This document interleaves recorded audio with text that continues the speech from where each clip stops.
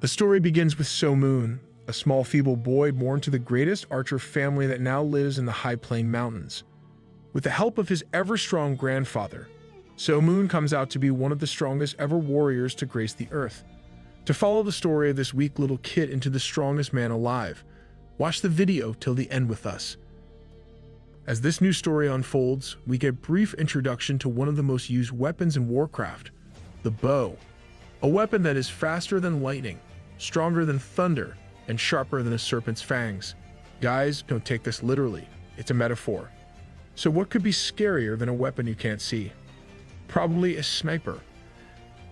Now finding ourselves in the foothills of the Pale High Mountain, we see a young black-haired kid, So Moon, polishing his archery skills. Right alongside him stands an old yet strong man, who happens to be his grandfather. I think we all can collectively agree that 60-year-old grandpas and 16-year-old teenagers are the most OP characters to exist in the shonen genres. So let's see what this old man has got. With his hands behind his back, he analyzes his grandson's skill and explains that archery is the act of shooting an arrow. Being somewhat of a prodigy, So Moon, as he shoots, the arrow hits exactly in the middle of the target. Taking another shot this time, the kid raises the bow above his shoulders and shoots another arrow from an uncomfortable position. While the grandpa explains that a standard shot comes from standard archery. But when there are multiple enemies or you're crunched, then there won't be enough time for you to take a calculated shot. So in that case, you got to use the rapid fire technique, in which arrows are shot in quick succession. Next up is the multi-shot, a technique that allows you to shoot multiple arrows simultaneously. The grandpa further goes on to mention that one isn't worthy of calling himself an archer unless he's able to use the multi-shot. Now taking the aim himself, the grandpa sizes up his target and tells the kid that he can use up to 3 arrows at once for the multi-shot. Saying this, he shoots the arrows that strikes into 3 different trees. He further goes on to explain that he can either aim at a single point or have different targets, allowing him to kill 2 birds with 1 stone. And lastly, there's the hardest technique, the key guided arrow. To give a demonstration, he sets his eyes on a small bunny hopping around. As the cute cuddly creature turns around the tree going out of sight, the old man shoots the arrow. Unexpected by both the rabbit and us, the arrow swishes around the tree and strikes right into the rabbit's heart. Can you guys guess what these two will be having for dinner? Oh, I know, rabbit stew. Showing some more of his cool moves, the grandpa dashes forward and then diving to his left hits a multi-shot using the key guided technique. The 3 arrows simultaneously hit some birds flying in the air, sending them to their demise. Guess they'll also be having some bird meat. Look at the falling birds. The grandpa mentions that this technique of his is called the head hunter, a combination of all the archery techniques. Later in the day, as the grandpa is catching some sleep, he's suddenly woken up by his grandson. Speaking in a muffled voice, he asks, "What is it?" Excited, So Moon yells ecstatically that he'd like him to assess his archery since he's found a way to overcome the wind. But instead of getting praised, the kid is struck on his head, as the grandpa tells him that he just interrupted his meditation and he was just about to figure a way to fly. Bro, what is this grandpa smoking? Not giving up, the kid also argues back and tells him that he was drooling all over the place instead of meditating. Finally giving up on his grandson's requests, he finally goes to assess him. Just as So Moon is sizing up his target, the grandfather walks up to it and stands right beside it. Having a questioning look on his face, the kid wonders if his grandfather has finally lost it. However, the old man asks him to hit the target, worrying that he might end up hitting his grandpa. So Moon hesitates. Looking at this, grandpa yells as he asks him to be confident since a man needs to have courage. But despite the verbal motivation, he ends up putting his bow down. As the day passes by, the kid suddenly runs up to his grandfather bringing a wounded pigeon. The grandfather asks the kid to show it to him, but running past him, the kid tells him that this is a gift from the gods, so he'll be eating it alone. Oh man, the vegans won't like this. But the grandfather once again hits him and tells him that it's not just a mere pigeon, but instead a gerfalcon, a sacred animal known as the king of the skies. Still not getting the point, the kid tells his grandpa that the animal is grub as long as it's dead. But the grandfather makes him realize that a gerfalcon is a loyal falcon that follows its owner to death if it has to. So will he starve for some time and save a life? Or shall he eat the falcon? Making the right decision. So Mu decides to save the animal. Following his grandpa's instructions, the kid begins preparing herbal medicine and then applying it to gerfalcon's wound. And just like that, within a few days, the king of the skies returns to soaring high on the horizon. Pleading its loyalty to the kid, the falcon sits on his hands. Ecstatic to see the coolness of the bird, the kid decides to give it a name. Recalling their first meeting, he remembers that the first time he saw the bird, it had blood running through its iron-like face. So he'll name him Iron Blood. As some days pass by, the old man tells the kid that now that he's quite proficient in archery, they should practice a new technique called wolf steps. This is a technique that has been passed down to their family for generations. As the name suggests, the technique is inspired by wolves. Curious, the kid asks if there are plenty of other techniques too. To answer that, the grandpa tells him that there's the defensive technique, Cloud Step, that is used by the Mudang faction. Then there's also the offensive technique, Frostbite Step, used by the Amy faction. Now taking a few steps back, the grandpa asks So Moon to watch closely. Following this statement, standing in a frog-like stance, he's able to cover all the distance between himself and his grandson in one jump. Giving some more demonstration, the grandpa uses this technique and hops around the place. However, So Moon isn't too excited about learning this technique as he feels embarrassed to see his grandfather jump here and they're like a frog. After giving the demonstration, he asks his grandson about how it is. Giving a fake reaction, the kid smiles and tells his grandpa that it's great. But catching on to his lie, the grandfather decides to give it another way so that he can understand the practicality of this skill. Once again, stepping into his stance, the grandfather jumps right at the kid. Scared by the sheer amount of intimidating force, he's left too stunned to even react, not realizing that he's peed himself. Not gonna lie, if I saw a wolf-like shadow jumping at me, I'd piss myself too. Grunting, the grandpa yells at the kid to stop acting so cocky if he's scared by something like this. Coming back to his senses, baffled, So Moon asks what that was. Having his interest piqued, he decides to give it a shot and asks his grandfather what that was. Looking at him with a serious expression, he explains that Wolf's Step not only imitates a wolf's movement, but also its vigor. If a wolf's hunting technique would be observed, you'd notice that a wolf first paralyzes its enemy's movements through his bloodlust. Once within attacking range, in one clean attack, the wolf strikes its prey in its vital region, rendering it incapable of escaping or countering. The grandpa further goes on to tell the kid that when he emitted a little bloodlust at him, he couldn't move. So if it was to be an actual fight, he'd be already dead by now. Awestruck, the kid looks on at his grandfather with starry eyes. To further emphasize the benefit of using this technique, the grandfather questions what was the distance between him and the kid before he jumped. Not paying much attention, he answers that it was approximately 30 feet. And then it suddenly hits him that since he was so focused on his frog-like stance, he completely dismissed the fact that he just covered 30 feet in a single jump. Giving more information, the grandpa tells him that a wolf step is something that should be used defensively. Surprised, So Moon questions if it should only be used for running away. Responding in a scolding tone, he asks the kid what he's going to do with a bow by running after the enemy. Smack him with the bow or stab him with the arrow. Since the wolf step allows its user to travel at super speed, it can be used to either increase the said distance between the user and the enemy or decrease the distance. He further explains to his grandson that if he chased an enemy whilst emitting bloodlust, he'd be scared. So the wolf step is an effective way to maintain a safe distance, while also being in attacking range. Telling his grandson that to see is to believe, he asks him to watch closely his footsteps and ingrain it into his body.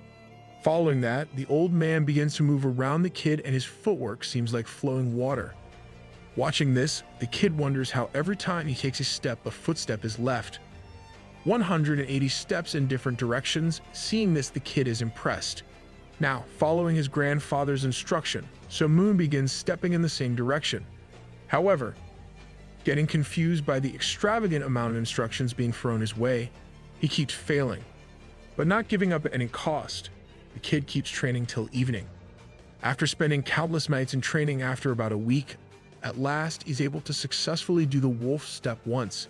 Seeing this, the grandfather is absolutely amazed as he realizes his grandson's prodigal talent, since he recalls that it took him a month and a half and his father 1 month to master this technique. But not going easy on him, he still scolds him and tells him that it's pathetic that such an easy technique took him a week. Asian Parenting 101. Never show your son that you're proud. Continuing his training in the mountains, So Moon begins practicing a new technique. Just then, the grandfather slips up about how amazed he is with the kid's skill, since he's doing so well despite having his inner ki limited by him. Reminds me of when Goku would wear clothes that weighed a ton just so he can kick some enemy butt without M. Let's see how OP this MC gets. Hearing that, the kid quickly raises an eyebrow. However, using his sweet talk, the old man subverts the topic and makes the kid believe that he finds it hard to master mental cultivation because his heart sutra visualization isn't being utilized. Getting lost in the big words, the kid continues to focus on his training. Now standing in a shallow flowing river, he balances some rocks on his shoulders and head whilst walking slower than a snail. Despite failing many times, he stays at it and at last is finally able to balance everything without fail. Having mastered the mind cultivation, the grandpa takes him to a vast place, and as the autumn wind blows past them, he asks his grandchild to use the wolf step. Taking heed to his orders, the kid quickly does so. Seeing his skills have improved so much with key limitation, the grandpa becomes certain that it's time his training was turned up a notch. Taking him to a seemingly harmless cave, the grandpa tells him that this is where they'll train from now on. Whilst So Moon will be trapped inside trying to survive against the beasts, the grandpa will take the responsibility of feeding him. However, seeing a chained-up wolf growling at him, he is overtaken by fear. But not going easy on his grandson, the old man reminds him that he has wolf step and much more techniques in his disposal. It's time that he learned the difference between reality and training. Saying this, the grandpa shoots a ki blast at Wolf's chain, freeing the beast and closing the door for good. I'm sure the old man is trying to kill his grandson. As the door closes, So Moon panics as it's too dark for him to see anything. Continuously knocking on the door, he asks his granddad to let him out. However, simply looking forth, the granddad thinks to himself that even though it's hard, he must endure it. Feeling violent gaze at him, the kid turns back suddenly, only to find that the wolf has gotten a lot more closer. Once again, hitting the door as hard as he can, he asks his grandfather to open the door, since what kind of a granddad feeds his only family to wolves? Trust me, dude, there are people doing way crazier stuff. However, it's too late now, and the kid is now in the wolf's range, as the furious beast jumps at him. Scared, he has no option but to escape using the wolf step. However, one dodge isn't enough to keep the persistent animal away. Jumping from side to side, the kid keeps on dodging. But soon enough, he realizes that he needs to find an opening and deal some real damage, since at the rate things are going, he'll be dog food in a few seconds. Denji would be proud to be that as long as it's for Makima. So this time, taking a firm stance, the kid stands right in front of harm's way, and as the vile beast jumps to sink its teeth in his skin, he is finally able to find an opening and land a clean palm strike. Getting hit like that, the wolf too realizes that the kid is no joke, and for the time being, takes a step back. Now using the free time he has, the kid sits down and begins practicing his cultivation technique to regain stamina. Dying of thirst, the only source of water he's left with is a water seepage in the roof of the cave. And after a long wait, finally, the light shines on our MC, as a small part of the door opens and his grandfather throws him the meal. Unfortunately, before So Moon can get to it, the wolf jumps at it and gouges it down. Pouting at the animal's selfish act, the kid tells it that it must feel great eating such a delicious meal all alone. Since then, 4 days have passed, and the only thing that the kid has been able to consume is tiny droplets of water falling from the roof. Finally, acknowledging that he has to be faster than the wolf to survive, the kid begins to materialize his plan. Playing possum, he acts to fall asleep while practicing his usual cultivation technique, not using much of its brain as the wolf sneaks up to So Moon in hopes of devouring him. He suddenly jumps and manages to gain a lot of distance between them. Just then, the small door is opened again and the food is thrown inside. This time, being closer to the meal, he at once jumps at it and begins gouging it down. Observing the scenario from outside, the grandfather appreciates his grandchild for accomplishing this task. Just as he opens the door, he finds his grandkid sleeping on top of the wolf's belly, whilst the growling beast is left tied up in ropes, unable to do anything. Please, nobody asked me in the comments that does it hurt the animal. Waking up, the kid complains to his grandpa that he left him alone. However, the grandpa replies that it was fruitful training and nothing more. Well, at least the kid can call his grandpa out. If it was mine here, right now, he'd be using all the techniques on me as demonstration. Not paying much attention to his grandfather's message, the kid dismisses everything and tries to leave. However, the grandfather then tells him that it's only the start of his training. After having acknowledged him for mastering the wolf's step, his grandfather then tells him that he must also master the psyche now. While he did use the wolf's step, he didn't immobilize his enemies with striking fear in their hearts. So for the next 100 days, he'll stay here with wolves, and every day a new wolf will be sent in along with no food. So he must survive on his own and fight to the best of his capabilities. Leaving him with only a dagger, the old man once again leaves. Old man really does want his grandson eaten, as it appears so. Taking on the challenge, the kid sits in there with Bravo. Just like that, 4 days pass by and 4 wolves enter the cave. Sitting there with his eyes peeled, So Moon wonders how he's going to tackle this obstacle. Just then the 4 wolves run towards him. However, using his intimidating aura, the kid pushes them back. Seeing as to there is no other option, the wolves decide to attack the weakest among them and feast on it. Looking on, the kid wonders if this is the battle key his grandfather mentioned. Too hungry to even think straight, the kid dashes towards the wolves so that he can also have some wolf meat. Once again, the vegans aren't gonna like this one. Seeing the kid try and take away their meal, the wolves lash out too and jump towards him. Not being able to catch up to the wolf's speed, he's bit on his arm. However, remaining calm, he pushes off the wolf and grunts in pain. But there isn't enough time for him to deal with his wounds, as the bloodthirsty wolves are still in pursuit of his flesh. Now taking a solid stance once again this time, So Moon lets the wolf make the first move, and just as the creature's horrifying teeth are about to sink deep into his arm, he plunges his dagger right into its neck, killing it for good. Too hungry to explore other options, he immediately skins the wolf and begins devouring its meat. Since then, 100 days have passed by and only 5 wolves remain, because some were killed by the pack of wolves, while others by none other than our protagonist. But now to make it out of here alive, he must kill the leader of the pack, the red-eyed wolf. Taking on this challenge, the red-eyed wolf charges towards So Moon and manages to ground him with his teeth sunken deep into his left arm. However, not giving up into the pain and fear, So Moon plunges his dagger right into the wolf's skull. As blood seeps out of it, so does the wolf's soul leaves his body. Now up on his feet once again, So Moon looks at the remaining wolves with bloodthirsty eyes. Not wasting any time, he leaps into the air and unleashes a powerful attack, sending all the wolves to their demise. Worried about the sudden silence in the cave, his grandfather calls out to him, trying to make sure his grandson is alright. Upon getting the confirmation, he takes a sigh of relief and wipes off his tears. "Oh, now you're worried."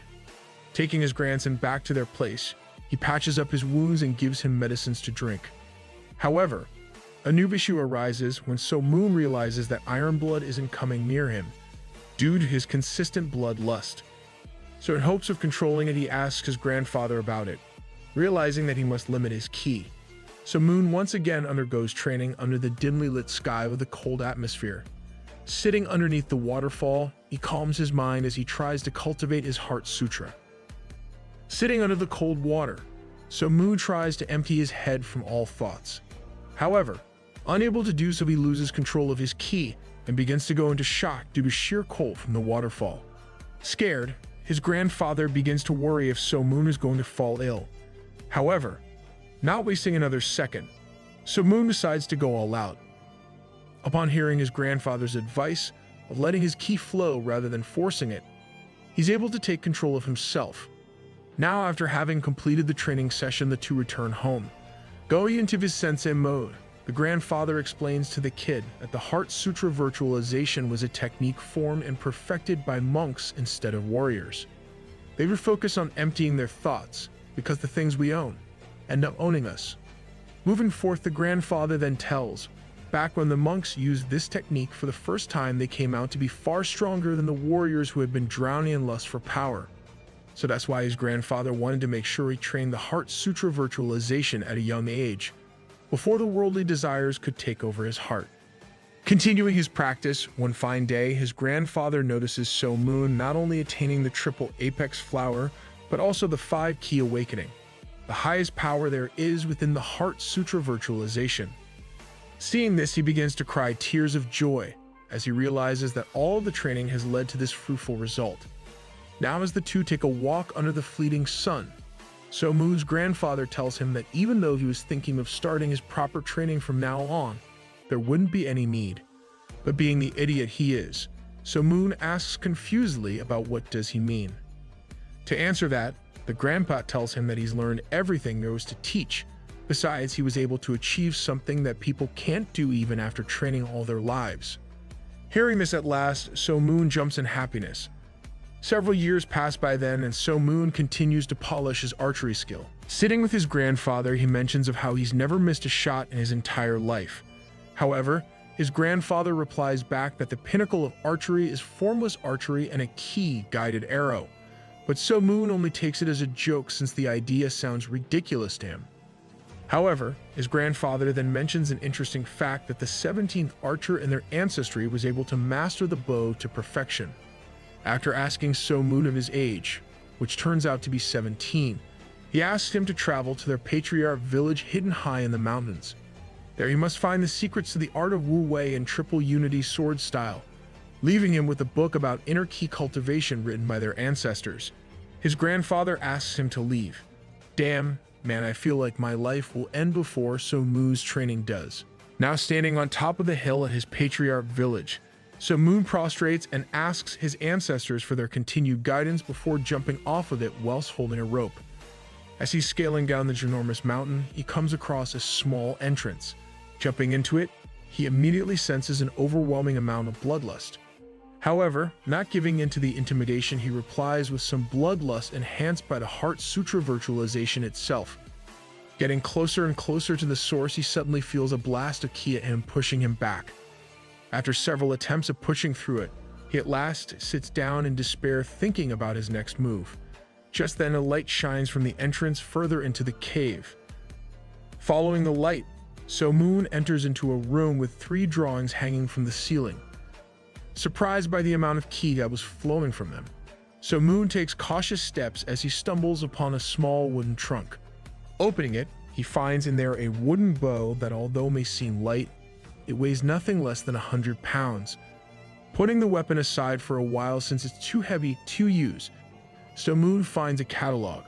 Reading through the pages, he finds his ancestor addressing to the reader of the diary, introducing himself as Yul Ji-hyuk, a 40-year-old man at the time of writing this. Even though he was proficient in archery, he ended up loving swords more than a bow. Since then, he spent 20 years learning the blade, and at the end of all this time, he was able to finally create the triple unity sword style, which he believed to be the strongest sword style ever. Reading this, So-moon mentions, "What an egotistical guy." But I think we can agree that ego is something that runs in his family. Flipping through the page, So-moon suddenly notices a change in handwriting. Reading through the text, a new character is introduced, Yulju. Unlike his grandfather, who happened to be the creator of the triple unity sword style, he didn't share the love for the sword, or rather a bow. Thus, following his own path, he made his own sword style and tried taking on the first scroll that included the key for path to Wu Wei.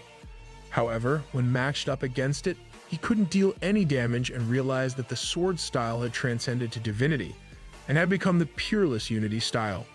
Hence, impressed by it, He perfected his archery, and taking inspiration from the sword style, he was able to create his own technique, formless firing, a technique that allows you to combine ki with the arrow and shoot it, ridding you free of carrying any arrows. Hearing this, So-moon is baffled, as he realizes that his grandfather wasn't bluffing to him but actually serious. You gotta start putting some respect on your grandfather's name, boy. Continuing his reading, So-moon finally realizes that 3 scroll are a combination of all the techniques that his ancestors came up with. So to leave the cave stronger and more OP than ever, he has to make sure all 3 scrolls are destroyed. Picking up the bow, So-moon decides to give formless firing a shot first. However, unable to handle its weight, he decides to learn the path to Wu-wei first. So sitting in the cave, he begins to meditate, and after some days have passed by, he's finally able to get a hang of it. Gathering the 2 keys that he's learned, the Heart Sutra cultivation and Wu-wei, So-moon sits patiently. However, this suddenly goes wrong for him as soon the keys begin colliding in his body. Realizing that this is bad, he wonders if he should quit training for now or keep going on, as he recalls his grandpa's advice telling him to quit whenever the 2 keys clash, since many of his ancestors were crippled due to this. But still not giving into the risk of death or lifelong injury. So-moon continues to try and control the keys, but realizing there's no other way to go, he raises his Heart Sutra visualization key and circulates the path to Wu-wei, allowing the 2 to merge with each other. The sheer amount of ki suddenly begins emitting an aura of red and blue from So-moon's eyes and body, making him scream out in pain as he yells that his body is about to burst. For a moment, the negativity gets to him as he thinks that this was a bad idea. However, reminding himself that it's do or die at this point, he continues, finally managing to overcome the obstacle and carry 2 keys simultaneously.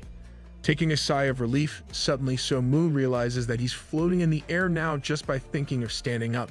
My man, bad skills. Now getting on with the next step, he begins training formless firing as he picks up the heavy bow and goes outside. Spending a fortnight in the forest, So-moon quickly gets a hang of the technique and advances onto the next step, Peerless sword style. Going back into the cave, he carves out a wooden sword and tries to understand how to use it.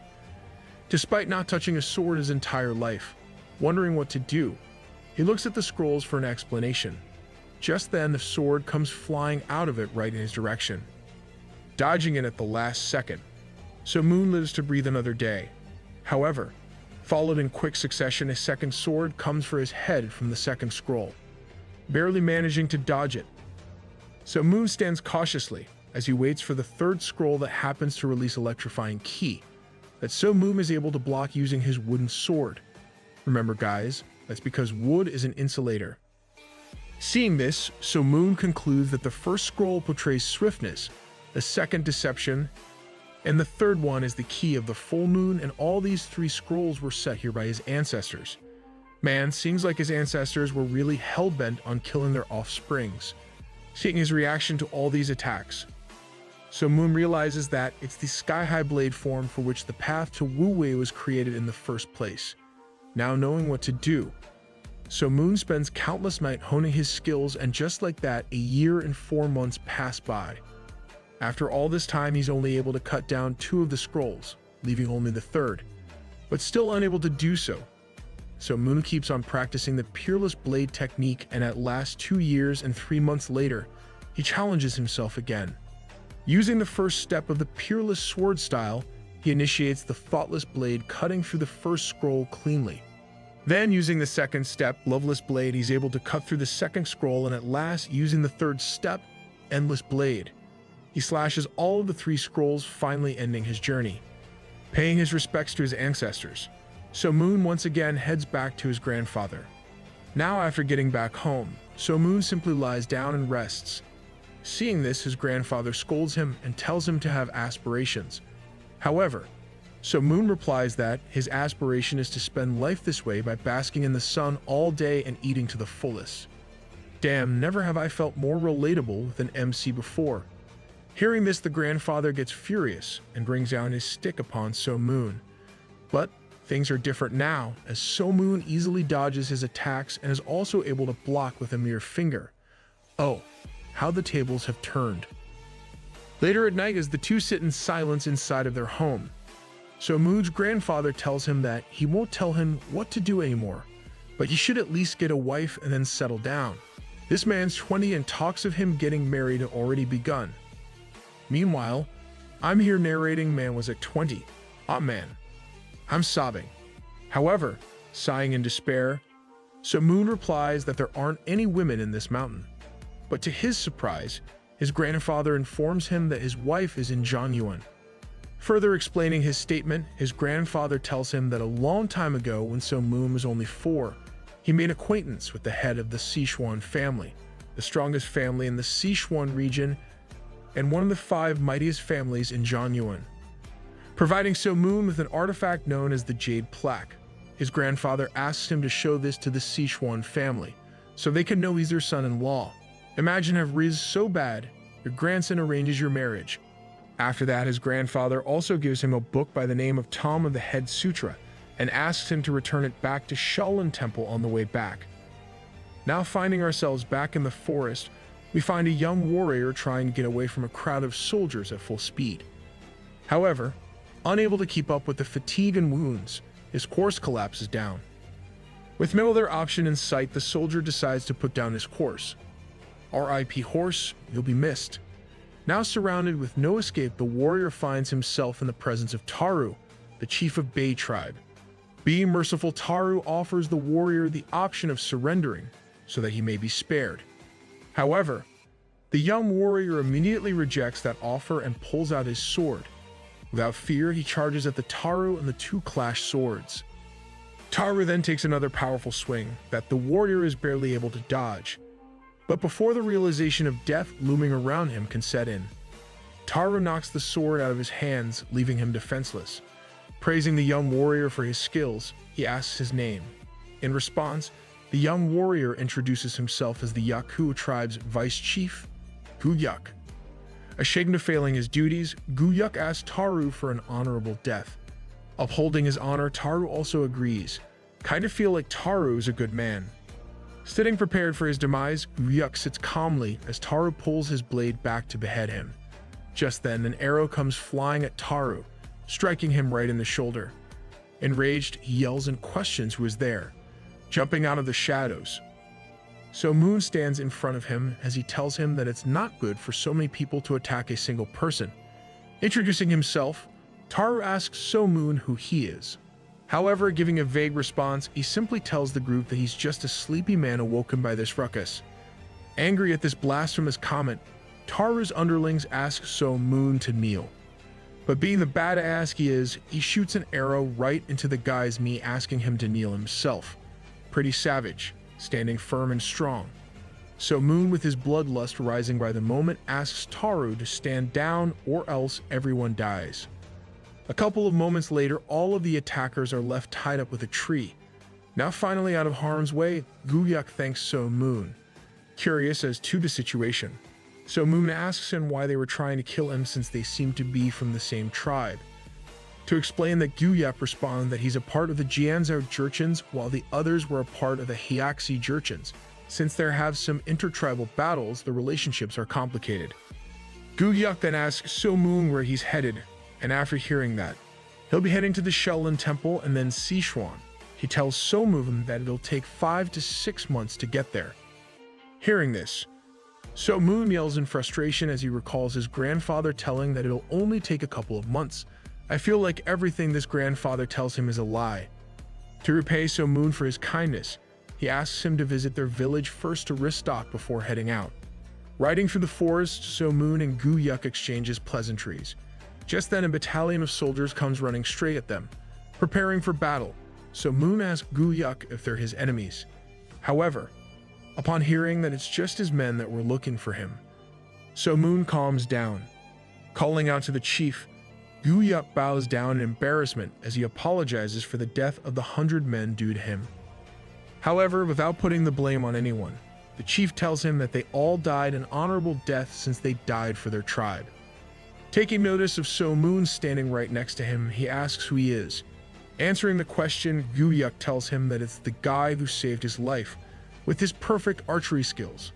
The way So Moon's becoming a celebrity here, he may just find a wife at Guyuk's camp. Hearing this, the chief introduces himself as Marinanta and shows his gratitude for saving Guyuk's life.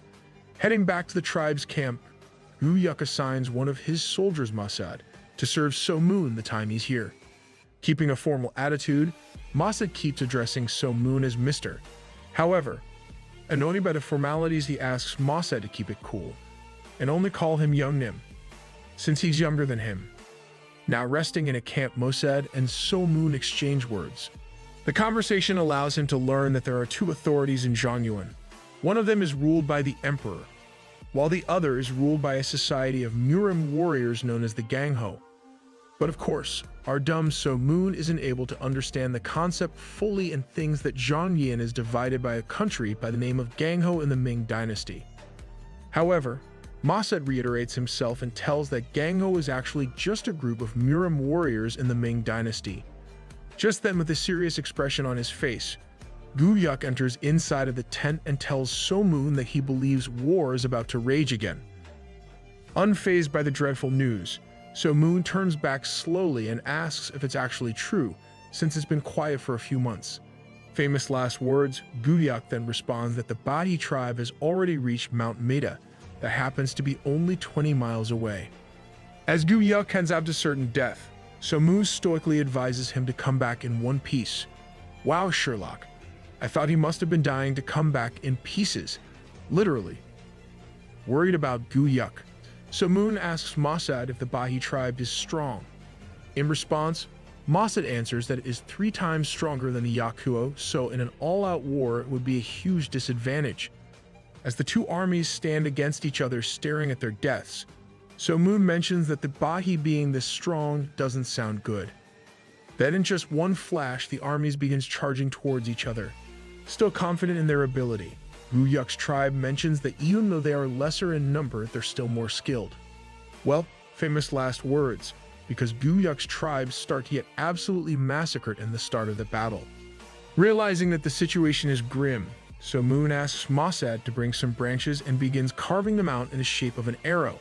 Standing on top of a cliff, So-moon takes aim, and even though he didn't want to kill anyone to prevent any more deaths, he snipes the arrow right into an enemy soldier's arm that was about to kill Guyuk. Noticing the wounded soldier, Guyuk reverts his attention to him and strikes him with his sword, assessing the situation. So-moon then notices another fierce warrior of the enemy forces, who sitting on top of a horse is massacring several men of Guyuk's army. Thinking to himself that to kill a serpent, his head must be cut. So-moon takes aim and then shoots his arrow in his direction. As the vile warrior raises his blade to cut through the several foot soldiers, suddenly, So-moon's arrow strikes him right in the heart, sending him to his demise. Seeing this, enemy soldiers are left shocked. I think we should name So-moon the White Death. If you guys don't know who he is, search it up, you'll be shocked. However, not giving the enemy a chance to settle, So-moon hits a multi-shot, killing several soldiers simultaneously. Noticing the blistering speed of the arrows, Masad is left shocked and impressed, while several of the enemy soldiers fall down injured or dead. Guyuk's army suddenly get a boost of morale when they realize that the reinforcements are here. Seeing the now fired up army charging at them at full speed, the Bahi tribe chief gives a frightened yet furious expression as he takes notice of So-moon. Standing next to him, the vice chief, Babu, tells him that he's the guy that single-handedly defeated all his battalion. Hearing this, even the chief accepts that he's never seen such a powerful and frightening display with the bow. However, Babu reminds him that he must not get impressed right now, since their cavalry must fall back and rally them. But in a disappointed voice, the chief tells him that there will be no need for that, since they've already lost the battle due to their soldiers' low morale. So with no other option left, the best tactic right now is to simply retreat. Hearing this, Babu gives his men the order to retreat, whilst the Bahi tribe chief is left thinking how terrifying the idea of a single archer changing the outcome of the war is. It's the first time ever that I've seen a character that actually takes the first cue not to mess with an overpowered protagonist. Good going, mate. Yes, you heard the boss music playing when So-moon showed up. Trumpets are then blown from the enemy side, signifying defeat and retreat. Hearing the sweet sound of victory, all the soldiers scream out in happiness. Whilst Masad also happily tells So Moon that they were keeping a stoic voice, So Moon simply tells him that they should get back now.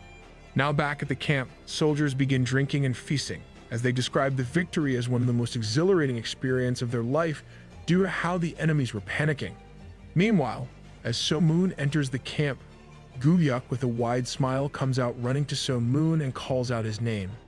Seeing his friend alive, So Moon smiles and tells him he's glad to see him back in one piece. But kneeling down, Gubyuk tells him that it's all thanks to his archery and that his father and the other war generals are waiting for him at the celebratory party. However, too tired after shooting so many arrows, So Moon tells him that he'll visit them later as he'd like to rest now. Dang, I guess when So Moon was born, it was the doctor that got spanked. Respecting So Moon's wishes, he lets him go. But as So Moon walks, he notices all of the village being burned down, and several women being lashed by soldiers as they are left defenseless. Seeing this with an enraged expression, So Moon asks who these guys are, to which Masad replies that they are the Yaku soldiers. Grunting, So Moon asks that why are they taking the villagers captive and burning their house if they already won the battle. In response, Masad tells him that apparently someone from the village helped the Bahi tribe. Still not seeing the point, So Moon tells Masad then they should only capture the person that helped the Bahi and not those that were innocent. Why are they being captured? In response, Masad tells So Moon that is so that they can be enslaved and then sold. Hearing this, So Moon's anger increases even more after realizing how cruel this is. Emitting his bloodlust, he tells Masad that they are heading to the party after all. As So Moon heads into the party, he finds several villagers tied up there and one that's about to be beheaded. But before the sword can cut through the villager's head, So Moon asks the soldier to stop that. Alerted by this insolent tone, the generals look in the direction the voice came from only to find So Moon there. Not realizing the situation, they welcome him with open arms and show gratitude for helping them win the battle. But not paying attention to their words or caring about them, So Moon asks the higher-ups why they are killing and enslaving innocent people when the war is over. They should let them go at once. But the war chief, hearing that, simply laughs as he claims that even though So Moon's skill with the bow is excellent, he lacks a firm heart. That's because he has no enemies, guys. Comment down below where this reference is from. In a mocking tone, he tells So Moon he understands where he's coming from, but nothing can be done, so he should sit with them and have a drink. Not finding anything funny, So Moon this time with "I will rip your throat out with my teeth" looks at the general and says that he beseeches that these people must be given freedom. Just then a sword is plunged into the ground at that very moment, and a guy yells how dare he say something like that. Does he not know who he's standing in front of? However, not intimidated in slightest, So Moon just gives a bombastic side-eye. Looking in his direction, So Moon sees a gigantic and muscular man who happens to be a general of the Yaku tribe. Carrying his berserker-style sword, he gives So Moon the criminal offensive side-eye and tells him that his achievements don't mean that he has to be pardoned for such modesty, so he asks him to leave at once. Calming down the situation, the chief tells him to let it be since So Moon is the one due to who they won this battle. However, letting his sense of pride and ego take over, he curses So Moon and tells him that his unremarkable archery isn't something he should be proud of. Some people just really want to get whooped. Gubyuk also intervenes as he reminds the general that it was due to So Moon that they came out as the victors today. However, the general asks Gubyuk to stay out of this, since according to him, disrespecting the chieftain means to disrespect all of the Yaku tribe. Acting more and more out of control by the moment, the general orders his men to capture So Moon and take him away. As the men approach So Moon armed till the teeth, he's simply emitting his bloodlust and tells them to screw off. This mere statement is enough to send a shiver down the soldiers' spines and make them rethink their decision. So the general decides to take matters into his own hands, as he claims that he's just as good with the dagger as So Moon is with the bow. Taking out of the daggers from his armor, he throws it at So Moon. Seeing this, the chief immediately get frightened as they realize that the general has crossed a line he shouldn't have. However, unfazed by the dagger coming straight for his chest, So Moon simply stares down his opponents. Just then, fearing for his master's life, Masa jumps in front of the dagger and gets struck right in the middle of his chest. Going limp, he falls into So Moon's arms, while So Moon yells out of worry and asks Mosed to keep it together. In a muffled whisper-like voice, Mosed laughs and tells So Moon that his body just moved on his own. Seeing his friend bleeding to death, So Moon screams out in pain. However, being the kind soul that he is, as tears drip down from Mosed's eyes, he tells So Moon to keep smiling, since he looks best when he's smiling. Giving into his request, So Moon tells him that he'll smile as long as he doesn't die. However, the light quickly begins to fade away from Mosed's eyes as he utters his last words. "It's been a pleasure knowing you. R.I.P. Mosed. You were a good friend and an even better human." Seeing one of his first ever friends pass away, So Moon yells out his name looking at the heavens. However, that is soon followed out by fury and rage, emitting bloodlust to his maximum capability. He takes out the dagger from Mosed's heart and tells the general, "Let's see you catch this." And before the general can react, the dagger is taken across the general's skull, all the way down to his legs, cutting him in half like a torn paper. However, still not having his wrath fully unleashed, So Moon yells that he's going to end all of the Yaku tribe, saying that he unleashes the peerless triple unity blade, endless blade, and kills all those he opposes, leaving only Gyuyuk. Seeing this, Gyuyuk falls to his knees as he cries and calls out So Moon. Hearing his saddened voice, So Moon looks back and tells him that he'll never forget him and Mosed. Saying this, he bids farewell to him and heads out once again as a solo player, whilst Gyuyuk on his knees cries and tells So Moon that he'll always be waiting for his return. 4 days later, as So Moon is traveling all alone, he comes across none other than Ironblood. Seeing a message with him, he opens the small paper and reads it out. The message is none other than from his beloved lying grandfather, mentioning that since Ironblood was getting lonely, he's sending him, and he also mentions that So Moon needs to get back as soon as possible since he can't be bothered cooking for himself. Reading this with frustration, So Moon throws the letter away and carries on with his journey. Now inside of a jungle, he decides to hunt down a tiger. However, as he's taking aim to put it down, the tiger takes notice of So Moon's presence and comes running at him. Not afraid of the deadly tiger, using his formless firing technique, So Moon shoots a key arrow at it, killing the tiger instantly. Carrying the heavy tiger corpse, So Moon is able to reach Beijing. However, hidden under the gigantic tiger, it seems as the animal is walking on 2 feet. All the shoppers stand in horror, fearing for their life, until So Moon finally drops the corpse and shouts out that the dead tiger is for sale. Without wasting a moment, the people gather around it and start bidding for the fresh tiger. The price starts from 10 gold coins until it goes higher and higher.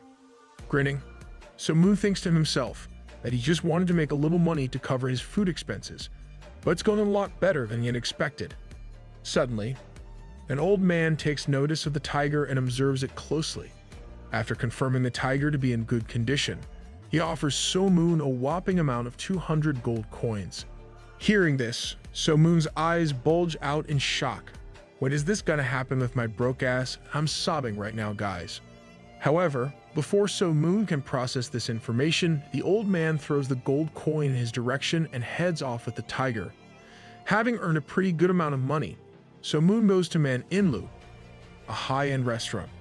But judging So Moon from his rugged clothes, the waiter at the door asks So Moon to go away, since he thinks it isn't a place that he'll be able to afford. However, he's left shocked when So Moon hands him the gold coin. Seeing this much money, the waiter immediately changes his attitude and begins addressing him as Sir and seats him. Offering him a wide variety of food, the waiter informs So Moon of the delicacies that are best served at Manhwa. Just then, So Moon, while ripping through duck meat, asks the waiter to bring him some new clothes. Damn, even narrating this is making me hungry. As he comes off to buy some clothes for So Moon, he hands him another gold coin. Having earned 2 years' worth of salary in a year, the waiter ecstatically goes to buy clothes. So Moon really out here flexing his wealth. After a while of surfing through the finest materials, the waiter brings out clothes made of pure silk that are best attributed to a warrior. Now sitting with the waiter, So Moon asks him if Sichuan is far from here. In response, the waiter tells him that the road there is long and very harsh, and especially difficult for those that are heading there for the first time. However, there are certain people that frequently travel there. Having his curiosity piqued, So-moon immediately questions who these people are. So the waiter tells him that it's an escort agency that often guard high authority personnel, navigate through such difficult areas, or carry important goods. So no matter how dangerous it is, as long as it is within the bounds of Zhangyuan, those guys will go anywhere. Suddenly, the waiter asks So-moon if he's a martial artist himself. After getting a confirmation from him, he then suggests that he should apply for the role of a warden, since all the expenses for a warden are covered. Now once again out in the market, So-moon walks around in his new clothes, and boy oh boy, is our So-moon looking hot. Looking for the 1,000-mile escort agency, So-moon looks here and there, but being the big dummy he is, he forgets the directions for it. So calling out to Ironblood, he asks him to search for the agency. Fortunately, since Ironblood isn't as stupid as So-moon, he quickly finds out where the agency is and helps So-moon get there. As So-moon enters the agency, he's suddenly stopped by the receptionist, who asks him what he's doing here. Ignorant of what's going on, So-moon simply tells him that he's here for a job. However, the receptionist tells him that the trials for wardens are already over, so he'll just have to come at another time. Talking in an apologetic tone, So-moon tries to bargain with him by telling him that he's come from a really far place, so he can't go back. But not giving in to So-moon's tactics, he simply tells him that he should have come earlier then. However, still not giving up, So-moon asks him when the next trials will take place. Keeping a stern attitude, the guy tells him that there's no set date, since more wardens will only be needed when there will be more jobs. But staying persistent, So-moon asks the guy to let him help out with odd tasks until then. Seeing So-moon's desperation, he at last offers him the work of a handyman. Even though So-moon isn't very pleased with that position, he has no option but to accept it. Well, beggars can't be choosers. 2 months pass since then, and before So-moon heads out on his 10th journey, one of his senior handymen asks him why he's always carrying a bow, but keeping his proficiency with a bow a secret. He simply tells that it is just a heirloom. Now as the escort agency travels through the beautifully snow-capped mountains, one of the wardens warns his colleague. Warden So cautions him to be extra careful. However, So mentions that since they have over 30 experienced wardens, there's no need to worry. Once again, I'll say famous last words. As the caravan travels deeper into the forest, one of the warden asks the caravan captain regarding what is the shortest path. In response, he tells him that if they were to keep heading south, then they'd reach precipitous cliffs of Mount Changam. However, there's also a different path through Hanam that will take 4 days. Seeing the shortage of time, the warden decides that they must keep heading south so that they can travel in time. However, the caravan captain tells them that the only problem that lies on this path is a place called the Tiger's Mouth Den. The last warden that traveled through here had some complications. Taking heed from the captain's advice, the warden leader asks everyone to be on guard as they enter the Tiger's Mouth Den. Two of the wardens talking with each other mention how it would be better if bandits showed up, since it would make the journey interesting at least. Just then, So-moon takes notice of bloodlust coming from his left side. Quickly anticipating the size of the bandit fleet, So-moon realizes that they are twice the number of the wardens. Suddenly, the warden leader asks the caravan to stop and a horde of men block their path. The leader of the bandits takes notice that the 1,000-mile agency is traveling through. In response, the warden leader introduces himself as Li Jin. Giving back the warm gesture, the bandit leader, showing his respects, introduces himself as Jiu Riak Wong. Noticing that he's a man of respect, Li Jin asks why he blocked his path then. To answer that, Wong replies that recently, due to the heavy rain, their fences have broken down. So they didn't come to block their path, but rather check who it is. Hearing that, Li Jin, being the respectable man he is, pulls out some gold coins to help out Wong fix the fence. Just then, a commotion occurs and an all-out fight breaks out between the bandits and the wardens. Seeing as how the fighting has already started, the leaders too begins fighting from their respective groups.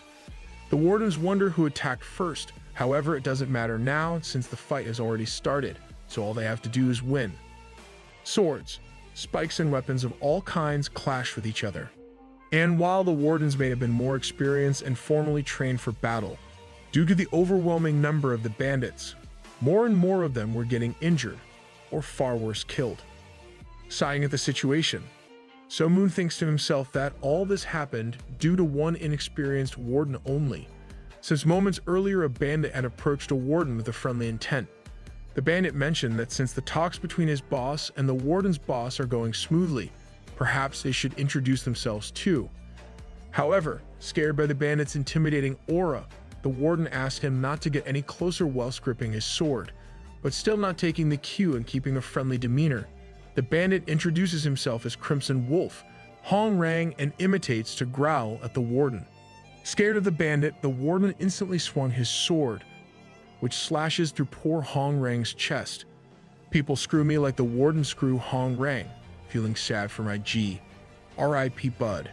Now coming back into the present, seeing as how the situation is only getting worse, So Moon climbs on top of the carriage and readies his bow. Unaware of the sheer talent and skill standing in front of him, the caravan captain asks him to come down and not attract any attention, since bandits let the handyman live most of the time. However, in response, So Moon only gives the captain a huge smile and proceeds to take aim. Taking his first shot, he manages to get one guy in the throat. Proceeding, he uses his infamous multi-shot, killing several of Wong's men that were guarding him. Distracted by the arrow, Wong asks who is the one shooting these arrows. But just then Li Jin swoops in close and cuts Wong down. Poor Wong seemed like a good guy. Seeing their leader fall, the bandits decide to do a tactical retreat and run back to where they came from. One of the wardens reports 11 casualties and 17 deaths to Li Jin, who feels disappointed about how the outcome of that negotiation turned out, asking the injured wardens to travel in the wheelbarrow. Li Jin shows his gratitude to So Moon and compliments his archery skills. After asking his name, Li Jin tells him that being a handyman for someone with his caliber of skills is a disgrace. But moving forth with the journey, at last the agency finally reaches their destination and decides to rest up there until all the wardens are completely healed from their wounds. Now at the agency's residency, as So Moon is passing by, he hears two men talking about the Shaolin Temple. Interrupting their interaction, he asks him if the Shaolin Temple is nearby. One of the workers, pointing to a mountain in sight, known as Mount Song, tells So Moon that the Shaolin Temple is there. After inquiring of the distance between Song and the agency's residency, which happens to be 50 miles, So Moon goes and asks his higher-ups permission to travel to the Shaolin Temple. This might just be the first MC who is so OP yet he still follows the rules. After getting permission from Li Jin, So Moon immediately heads out and reaches Mount Song before nightfall.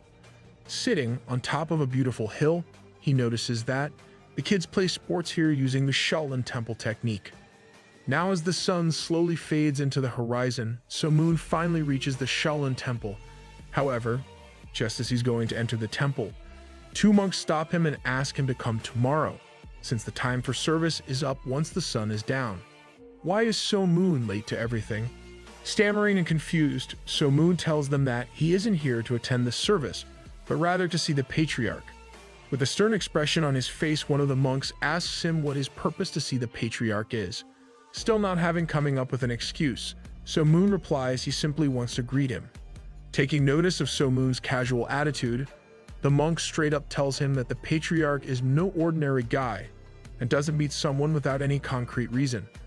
Realizing that there's no going past this monk, So Moon, with a stern expression on his face, tells him that he's Yolji So Moon and he's here regarding the Tome of Heart Sutra.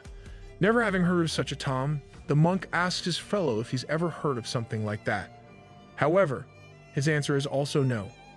Seeing as the matter is something beyond their understanding, they call a senior member who happens to be Yang Gak, the monk responsible for attending to the guests. Conversing with So Moon, he asks if he knows anything regarding the disappearance of the Tome of Heart Sutra. In response, So Moon tells him that yes, he's here regarding the very matter he's speaking about.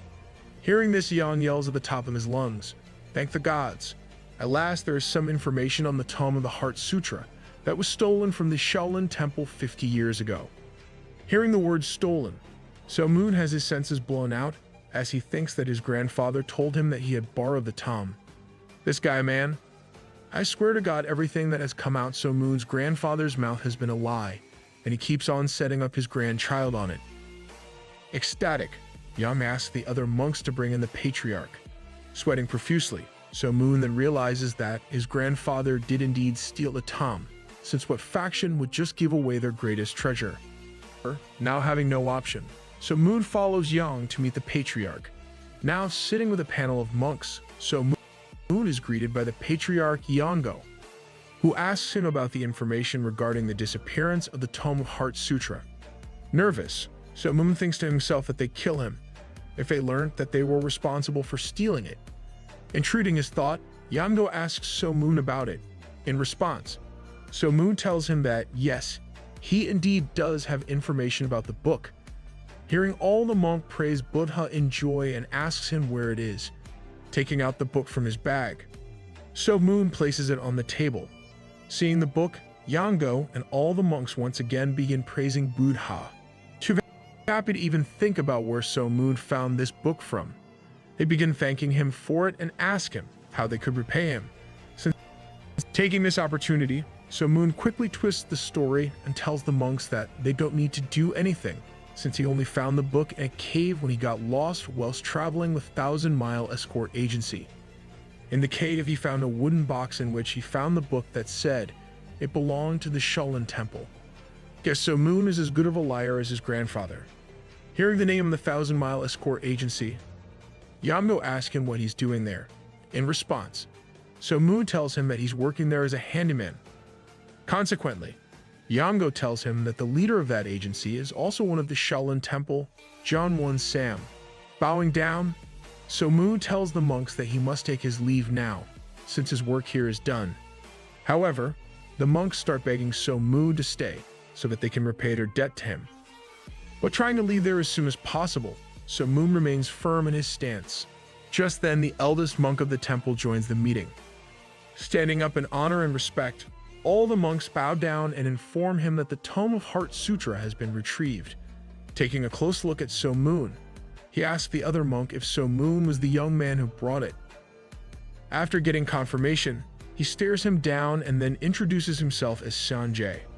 Following that, he tells the other monks that he'll have a word with So Moon alone, so they'll be going to the Sutra Depository.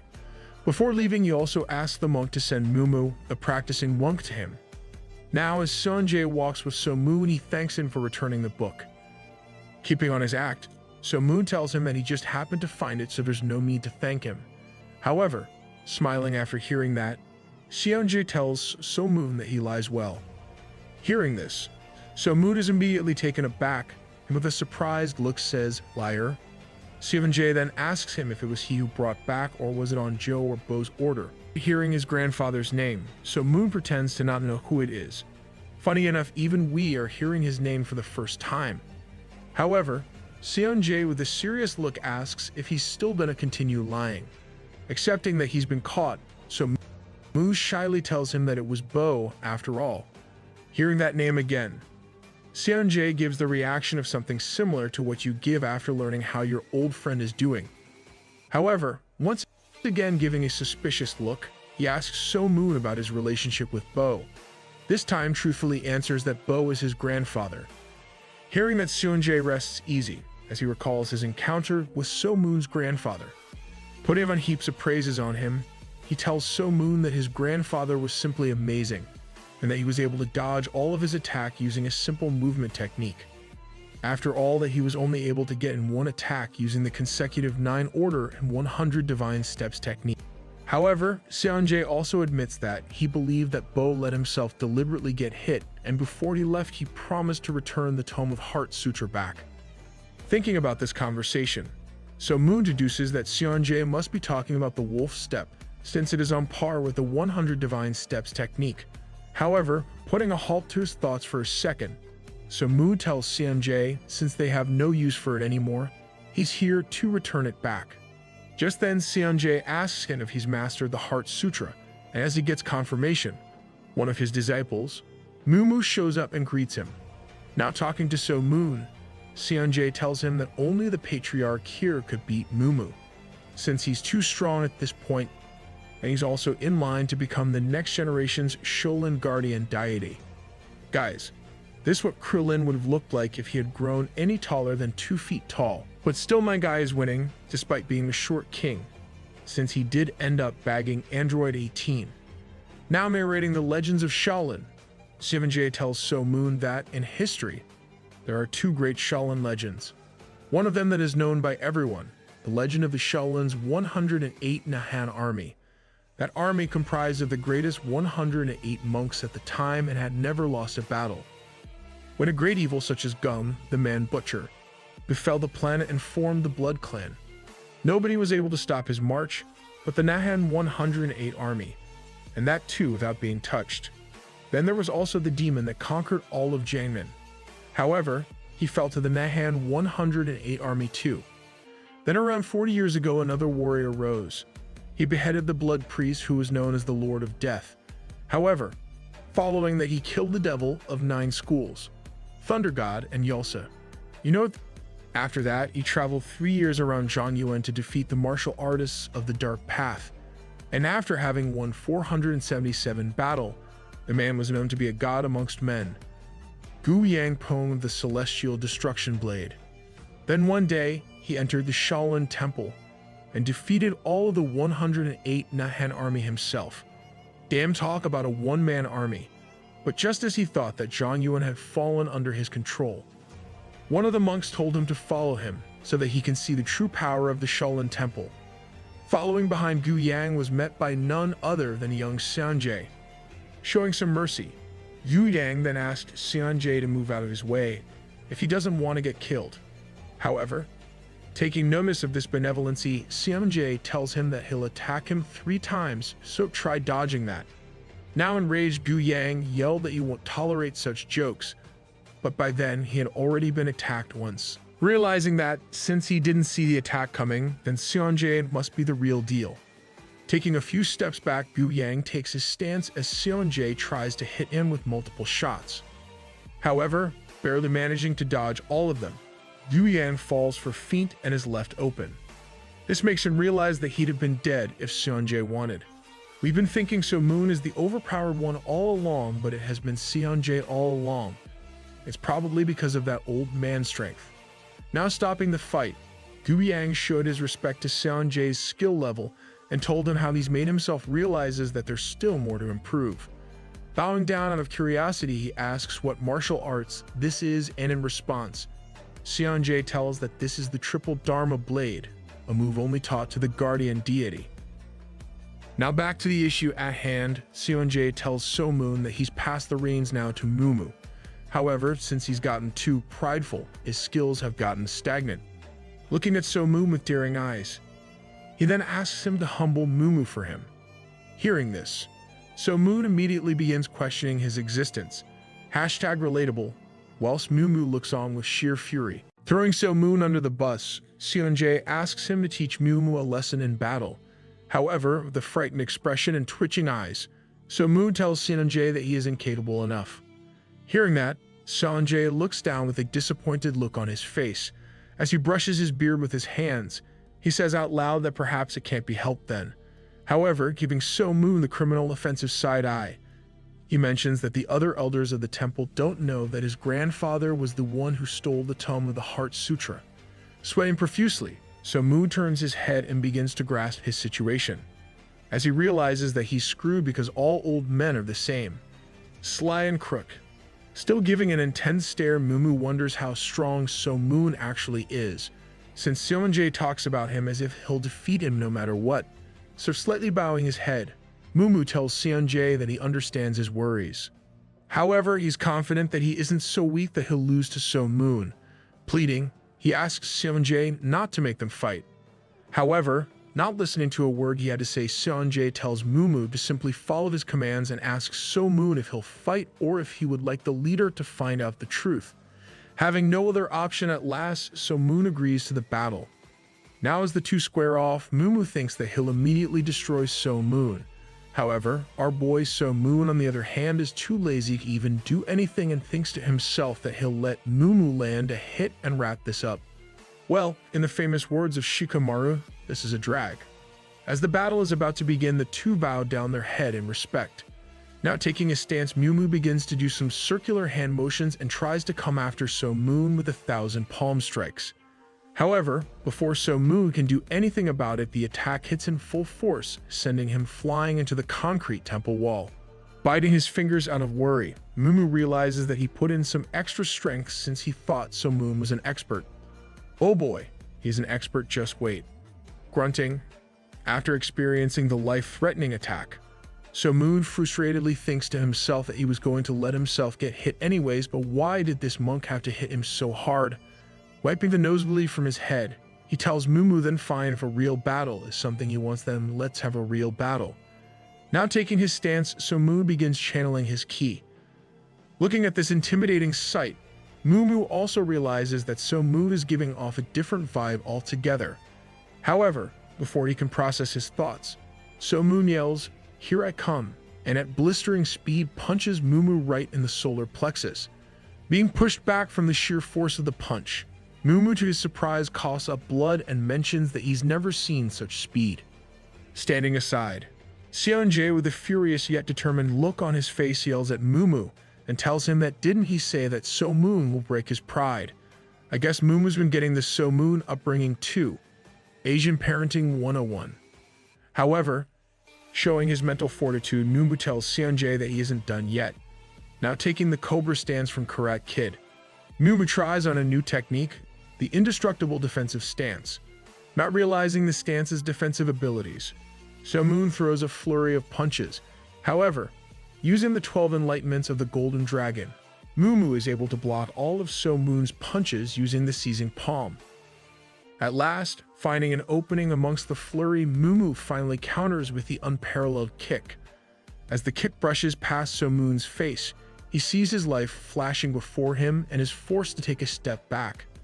Using the momentum, Moo proceeds to attack with the divine finger snap that So Moon barely manages to evade. And at last, finally finding a moment to breathe, So Moon pulls out his bow and tells Moo that he has something up his sleeve too. Drawing the bow, So Moon tells Moo that this is his specialty, and as Moo looks on baffled, So Moon uses the formless firing technique. Not expecting such an attack, the ki blast hits Moo right in his gut. Now paying respect to So Moon's power, he realizes that he wouldn't be able to stand another attack like that since his body isn't indestructible. As So Moon begins shooting several ki arrows at once, Moo has no other choice but to keep dodging them. Just then, Seonjae shouts and tells the two that the battle is over. Hearing this, So Moon stops midway of firing a shot, whilst Moo, tired and horrified, simply stands there. Now walking up to Moo, Seonjae tells him that this experience must have made him realize how vast the world is, so this must be a lesson to continue training. However, instead of accepting defeat, Moo tells Seonjae that there was one technique he wasn't able to use, and if possible, he'd like to try it out. Gotta give our boy Moo props. Immediately understanding what Moo means, Seonjae asks him if he's talking about Dharma's triple blade. After getting confirmation from Moo that this is indeed what he's referring to, Seonjae tells him that he wouldn't be able to handle it, so he shouldn't try it. Plus, he also tells Moo that this wasn't So Moon's full strength anyways. Responding to that, So Moon gives the Seonjae the confirmation that he does in fact have a sword style with 3 unities. So in layman's terms, Seonjae is telling Moo that he's a new in comparison to So Moon. Seonjae then asks So Moon to give a small demonstration of that technique, as Moo refuses to admit his loss. So after requesting to borrow Seonjae's cane, So Moon begins to demonstrate the peerless sword style. Referring to the first step, So Moon tells the 2 monks that since the first step has a very heavy bloodlust, it's unfit for a temple such as this. So he'll begin with the second step.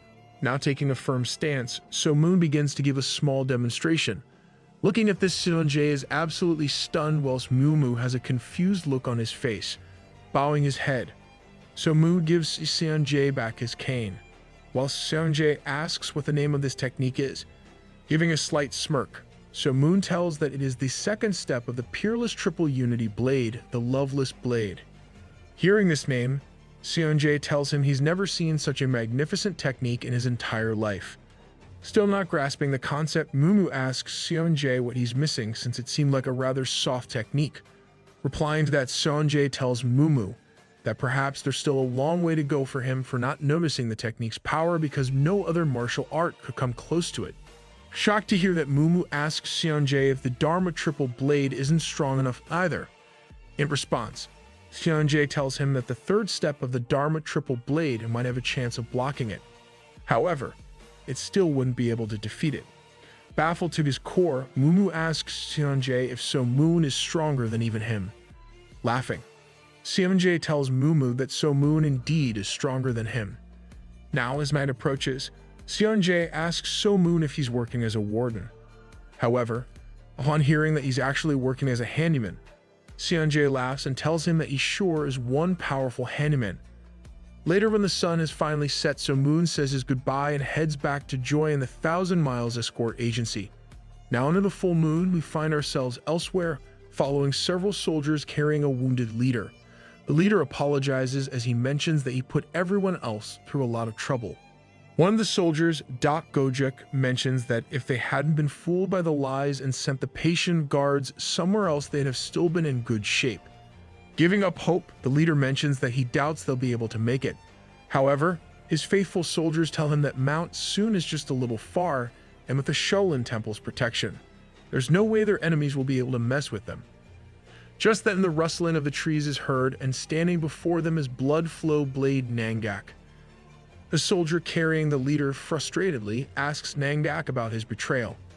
However, in response, he simply addresses the leader and tells him that he shall escort the Lord to heaven without any pain. Damn, that's kind of a badass line. Signaling to his henchmen, Nangak calls all of them to surround the group. Looking around as Gojuk realizes their hopeless situation, he furiously asks the Blood Slasher Corp if they are betraying him too. Just then, Nangak tells Gojuk to hand over his lord without any struggle. However, Gojuk tells him to shut up and tells everyone that anyone who'll get any closer will be sent straight to hell. After sending everyone a threatening message, he asks who amongst the enemy wants to taste his steel. "Why are you being sus, Gojuk?" But anyways, enough being distracted by Gojuk's steel. Realizing that the situation is grim, Gojuk asks Shun Leong to take the Lord to the Shaolin Temple while he takes on the enemies. And even though Leong feels humiliated by the idea of relying on the Shaolin, he has no option but to go there. Now running towards his death, Gojuk asks Leong to run with the Lord since he won't be able to hold them off for too long. After briefly thanking Gojuk for his sacrifice, Leong finally heads off deep into the forest. Somewhere else within the forest, as the sun finally comes out over the horizon, we find our boy So-moon resting under the shade of a tree. However, due to sheer hunger, he's unable to sleep all night. Being the lazy bum he is like us, he asks Ironblood to catch him a rabbit. But Ironblood turns his head away in rejection and frustration. Being desperate, So-moon has no other option but to apologize to Ironblood for scolding him. It seems that Ironblood had hunted down a rabbit in front of the monk, which came as disrespectful, so So-moon scolded him for it. However, now extremely hungry, So-moon pleads with Ironblood to forgive him and catch some rabbits. But being the stubborn and moody bird he is, Ironblood pretends as if it's asleep. This is me when I get whooped by my parents. Just as So-moon is sulking about the situation, he suddenly comes across Leong carrying his lord behind his back. Looking at Leong, So-moon wonders why he's carrying a corpse on his back. As Leong walks by So-moon, he alarms him of the danger approaching.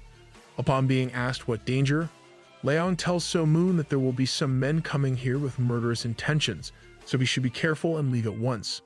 But hearing that, So-moon lets out a cackle as he asks Leong why they'd attack an innocent bystander. Not stopping in his path, Leong once again warns So-moon that it doesn't matter and that they'll still try to kill him. Just then, jumping out of the trees in front, Nangak and the Blood Slasher Corps surround Leong and tell him that it's time to end this cat and mouse chase. Grinding his teeth in frustration, Leong sets down his lord and mentions how close to Shaolin is. Taking off his robe and getting into a battle stance, Leong asks Nangak to at least spare the life of So-moon since he's only an innocent bystander with life ahead of him. However, Nangak tells Leong that So-moon's life was jeopardized the moment he laid eyes on him and the Blood Slasher Corps. Staying persistent, Leong asks Nangak that since when his tribe, the Patient clan, started killing untrained men. Does he have no pride? However, keeping a cold attitude and a subtle voice, Mangak tells Leong that there's nothing related to pride in this scenario. They simply can't leave any witnesses. Worried, So Moon finally gets up and realizes that the two are negotiating over his life. He then walks up to the Lord's body and checks it out. That came out wrong. Meanwhile, Leong at last calls out Nangak to come at him. Accepting the challenge, Blood Flow Blade, Nangak dashes toward Leong and their swords clash together. Being pushed back by the sheer force of the clash, Leong can't help but praise Blood Flow Blade Nangak's dancing butterfly blade technique. Blocking Nangak's move, Leong analyzes his sword style to be the bloodraying sword style, a style that's equally powerful when it comes to offense and defense. Paying respect to Nangak, Leong mentions that something like this is expected of the patient guardian commander. He tells Nangak that his skill lives up to his reputation, and in response, Nangak sends his respect back. Looking from the side, So Moon acknowledges the fact that both of them are very good. However, it seems that Leong is even stronger than the monk, Mumu. Getting things from Nangak's perspective, we find him planning to gang up on Leong as long as he's able to land the killing blow. However, before Nangak can put any of his thoughts into action, he finds Leong jumping at him at supersonic speed, whilst his body moves like a whirlwind. Using the bloodraying invincibility technique, Leong goes straight for Nangak's head. However, evading the attack, Nangak is able to put in a last-minute counter-slashing Leong right in the back. Falling near the resting body of his lord, Leong, with a saddened expression, apologizes to him for not being able to protect him and take him to the Shaolin. Now bowing down to the lord, Nangak tells him that it's time he also moved on to the other plane of existence. Hearing this, So Moon wonders if Nangak and Leong have the same lord. Using that logic, he concludes that Nangak is a traitor after all. Big brain moment, lad, as Nangak pulls his blade back to swiftly slash it through his lord's neck. He suddenly feels an insane amount of bloodlust directed at him. Distracted by the bloodlust, Nangak immediately starts looking around to find the source of it, whilst also commanding his troops to be on guard since there's no telling what can happen. At last, finally taking notice of So Moon, he realizes that the bloodlust is coming from him. As Nangak looks at So Moon, he sees his bloodthirsty gaze set on him. So Moon, with a deadly stare, tells Nangak that he's no man if he betrays someone's trust. Guess we're about to see Super Saiyan So Moon again. Furthermore, he tells Nangak that a beast such as him shouldn't be swinging a sword, now pulling out his bow. So Moon uses the formless firing technique and strikes a key arrow right into Nangak's shoulder. Growling in pain, Nangak places his hand on his shoulder and asks the blood slasher Cork to kill So Moon at once. Now as the Cork jumps to attack So Moon, he takes on the challenge and using his wolf step easily evades all of their attacks. Now at a distance, using the formless firing technique and multi-shot, So Moon fires several key arrows at the Corp, knocking out multiple enemies. Frustrated at this, Nangak, watching from afar, commands the corpse to get in formation and attack simultaneously. However, iterating his techniques once again, So Moon shoots multiple key arrows with such power that not only elite assassins are left humble, but a giant tree is also uprooted due to the sheer force of the attack. Looking at this, Mangak is left with a horrified expression on his face since he realizes that the Patient clan's strongest and most elite corp wasn't able to land a single hit on So Moon. With a bewildered yet terrifying expression, he wonders who So Moon is, since he's never heard of someone using a steel bow with no arrows. Well, Nangak, now you have. Seeing as how the Lord should die from his wounds anyway, Nangak commands the surviving corp member to retreat. One of the few times when an enemy has actually used his brain and tried not to go up against the MC when his background music spawns in.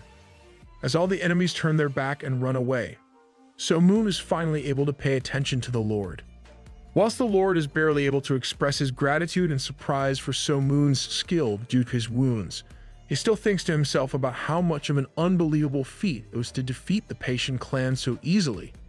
Just then, So Moon, sitting close to the Lord, inquires about his wounds. The Lord, now hanging on to dear life by a thread, replies that it's terrible. However, still not giving up, So Moon asks him if there's any way to keep him alive. The Lord, barely managing to form his sentence, replies that even though he may be able to repair the damage to his ki, his wounds are too deep and there's no medicine out here, so he'll probably die. Asking the Lord to wait for some time, so Mu sprints to the Shaolin temple to get some medicine. Speeding past the guards, So Moon goes straight to Mu Mu and asks him to arrange a meeting with Seon-jae. Confused, Mu Mu asks So Moon why he needs to meet the master. In response, So Moon, joining his hands, requests him and tells him that it's an urgent matter, sensing So Moon's ki. Seon-jae comes to welcome So Moon by himself and asks what the matter is. In response, So Moon tells Seon-jae that there's a wounded person on the mountain foot and he's here to find some medicine in order to save his life. Brushing his beard, Seon-jae tells So Moon that a medicine is nothing compared to a person's life. Having understood the situation's severity, he asks Mu Mu to bring the celestial pellet from the elders. Just as So Moon gets the medicine, he rushes back to Lord and hands him the celestial pellet. Seeing it, the Lord is left stunned as he asks So Moon if it's really the celestial pellet in front of him. Responding to that, So Moon tells him that yes, is indeed a very valuable medicine. However, as the Lord gulps down the medicine, he tells So Moon that the word valuable doesn't even begin to describe its worth, since this medicine can't be found anywhere but in the Shaolin Temple. Now as the sun has fully risen, So Moon introduces himself to the injured Lord, who seems to be out of harm's way for the time being. Lying on a stretcher, he asks So Moon if they are still far from Zhengzhou. In response, So Moon tells him that it will take another day for them to arrive there. Not moving a muscle, nor showing any gratitude, the Lord complains about So Moon going slower. This is me when interacting with my mom. Letting out a sigh of frustration, So Moon tells him that the reason he isn't going faster is because the stretcher gets rickety. Due to this, the Lord complains about his wounds hurting. With an expressionless face, the Lord then asks So Moon if that's the case, then he should go quickly and smoothly. Bewildered, So Moon wonders if the old man is thinking of him as his servant. I guess he should have just thrown this Lord at a riverbank or something. But keeping this thought aside, So Moon then asks why he was betrayed by his men. In response, the Lord tells him that even the most loyal dogs will turn savage if they are leashed up for too long. So in the end, it's all his fault, giving the Lord a nod. So Moon asks him what he'll do now. However, the Lord has no answer to that question and mentions that he'll just have to think about it carefully. On the other hand, So Moon isn't satisfied with that answer and explains to him that he's talking about where will he be going after this. The Lord, being unbothered, tells So Moon that he doesn't have anywhere to go either, making sure the old man doesn't get too reliant on him. So Moon tells him that he's a handyman for an escort agency, so once they reach Zhengzhou, their paths will be separate. Hearing that, the old Lord immediately breaks into a smile and says that perhaps he can work there for a while. Surprised to hear that, So Moon immediately shuts down the old man with reality and tells him that no escort agency would ever hire a wounded man. But still in high spirits, the old man tells So Moon that he has a very good grasp of Zhangyuan's geography, so he's sure he'll get hired by the escort agency. Wow, I need this type of confidence in my life. Here I am worrying if you guys will like this video or not. Hearing that, So Moon is also amazed to see his confidence, as he thinks that the old man is so full of himself to think that the escort agency exists for his own convenience. I'm starting to see a trend here that our boy might have started this journey to meet his wife, but he keeps on running into the old men. Poor guy. Wouldn't want to be So Moon right now. Trying to get the old back man off of his back. So Moon tells him that agencies don't just hire random people. However, the old man tells him that he's not some random person after all then, since he has him. Hearing this, So Moon looks back to ask what the old man means by that.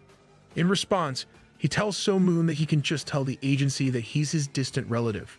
Frustratedly sighing, So Moon thinks to himself that the old man is totally getting ahead of himself. He has no intention of doing something like that for him. But trying to be respectful, he tells the old man that it isn't possible for him to do such a thing, since he needs to leave for Sichuan at once. So even though he'd like to be of help, there isn't anything that he can do. Now, with somewhat of a sad and yet serious expression, the old man tells So Moon that he must help him no matter what the cost. He further goes on to explain that he had given up on living even back then. Hearing this, So Moon wonders what the old man is reaching. The old man further goes on to explain that he wanted to die like a proud man. However, since he was saved by So Moon, his will has gone. So if the damage to his ki isn't restored, then all the training he's done throughout his life will go to waste, and he'll die like a regular old man. Furthermore, he tells So Moon that he's never relied on others for anything, but since So Moon has put him in this condition, it's now an obligation for So Moon to help him get back to normal. Thick-face old man. Before So Moon can give any argument against the old man's reasoning, the old man tells him to kill him right here and right now if he can't help him. Frustrated, So Moon looks at the old man and tells him that it's ridiculous. Pouting, the old man tells So Moon that if he can't do that, then he can find the men who came to take his life. So Moon, being the Giga Chad, asks the old men if he knows where they went. My guy was actually considering that option. However, ignoring that question, the old man tells So Moon that this is the only way to uphold his honor. This guy is more manipulative than freaking Johann Lippert. Grinding his teeth, So Moon is left grunting as he finally understands why people say no good deeds go unpunished. However, not worrying too much about it, So Moon concludes that even if he takes him over to the agency, there's no way they will hire an injured man. A day later, So Moon finally reaches the agency's headquarters. After exchanging pleasantries with his boss, So Moon is asked who the old man lying on the floor is. But before So Moon can answer, the old man speaks up and tells the agency that he's Yolji Going, a distant relative of So Moon, so kind of his grandfather. He further goes on to tell the agency employee that he lives near Zhangzhou and So Moon came to visit him yesterday. After he saw So Moon's face once again, he was reminded of his hometown, so he thought of traveling there. However, he then slipped from a cliff and grievously injured himself, so he thought of traveling with So Moon. Hearing this, the employee worriedly tells Going that So Moon still has work over here. However, keeping a friendly smile on his face, Going tells the employee that it's okay since he can wait. Giving some thought to the request, the employee decides to talk to the boss since something like this is out of his jurisdiction. Now finally alone with Going, So Moon with an angered expression tells him that he's certainly good at lying through his teeth, but unbothered by So Moon's harsh words, he tells him that a little white lie doesn't hurt anyone. Still confident in his theory, So Moon tells Going that the rules for this agency are very strict, so he's doubtful that they'll allow it. Well, famous last words, because moments later the employee comes running back telling So Moon and Going that the permission was granted. Now headed on another journey as So Moon is sitting bummed out by the old man's presence. All the other employees of the agency seem to be entertained by his jokes, whilst the agency and its members were being entertained by Going. Elsewhere, Nangbak was meeting up with his superior, Guanpei. Sitting on the throne, hearing that Going had gotten away, the Guanpei simply laughed in awe of his master. Standing in front, Nangbak gets worried as he fails to understand why Guanpei is laughing. With a sadistic look on his face, the Guanpei asks Nangbak if he isn't able to understand why he's laughing. Upon getting a confirmation, he tells Nangbak that it was expected that his master wouldn't be captured so easily, since he's one of the strongest men of this era. With a smirk on his face, the guy gets up from his throne and tells Nangbak since he's the guy who raised him, he deserves to at least get a second chance. However, Nangbak respectfully counters that argument as he mentions if his master's supporters in the Paitian Palace consolidate, then there might be trouble. Before I reveal who Going actually is, try guessing for a second. However, in an unbothered yet authoritative tone, the guy tells Nangbak that the palace was formed by his men who admired his master's unparalleled strength. However, they are old and feeble now. Plus, the ones that remain anyway want the successors to brandish their power. Once again smiling, the guy mentions that everything Going tried to restrain will flare up. So whether the master is dead or alive, the plan to control all of Zhongyuan will be continued as it was supposed to. With no one to stop him, the Guanpei announces throughout Paitian village that Guiyang Peng is dead. The man who assembled the Dark Path when he was only 30 is dead already. You guys remember now, he's the guy that fought Li Xianjie back when he was young in the previous part. Hearing this, all of Paitian breaks out into murmurs of worry as they aren't able to believe what they heard. A false story is then spread throughout the land that Guiyang Peng and the Blood Slasher Corp were all killed when a masked man attacked them in Mount Sung. Furthermore, the identity of the masked men is still unknown. However, they use the martial arts of the Light Path clan. As this news spreads throughout the land, the people of Peicheon get riled up and ready for taking revenge on the Light Path clans. Now addressing the Peicheon's best soldiers, the guy tells them that the reason they never fought with the Light Path wasn't that they were scared of them, nor that they were too weak, but rather it was because they respected the Lord Guyang Pung's wish to avoid harmony and live in harmony. Lying through his teeth, the guy enrages all of Peicheon's soldiers by riling them up with emotions, as he tells them that since the Light Path scorned Guyang's grace and killed him, they now must seek revenge. Ordering every man to avenge Guyang Pung, Wan Pei swears to this oath with his own blood and cuts his arm slightly. Following that, all of the soldiers begin their battle cry and the march to Shaolin Temple begins. This is a manhwa representation of how all the governments of the world work. Now, getting a look at the situation in the Shaolin Temple, we see 8 captains of different Light Path sects gathered together. One of the monks sitting there worriedly asks whose doing this was, because nobody seems to be involved in this incident. However, Woongumja, the Wudang sect's representative, tells him that the nitty details are unimportant now, since they've already declared war. So they first have to figure out how to defend themselves. Sitting next to him, Guak Muwan, who happens to be Mount Wa's captain, also agrees with Woongumja. The rest sect leaders, Wanchun, Siak Buzan, and Mok Inyum also agree to that. Then again, the monk mentions how strange the phenomenon of Guyang Pung's death is. Even though his hometown is in Fusion, he was still killed at Mount Sun, which happens to be thousands of miles away from Fusion. Giving a piece of his thought, Woongumja tells everyone that he's also skeptical of the nature of his death. What person can possibly kill him? Answering his question, the monk says that Guyang has done a good job of repressing the Dark Path's evil intentions. However, if he's truly dead as they claim, then they will surely try to conquer Zhangyuan under the guise of revenge. But diverting the focus back to the matter at hand, Wak Muong reminds the Light Path sects that the Dark Path sects have already begun gathering in Peicheon Palace, so they must quickly decide their countermeasure too.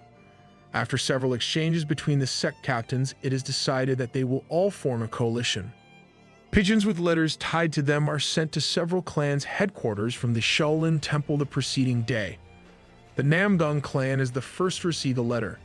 As he reads through the letter, says the following: to oppose Peicheon Palace, the 9 sects will do as follows. First, the Righteous Coalition will be formed to fight against the Peicheon Palace. The coalition is only a temporary arrangement and it will dismantle once the danger had subsided.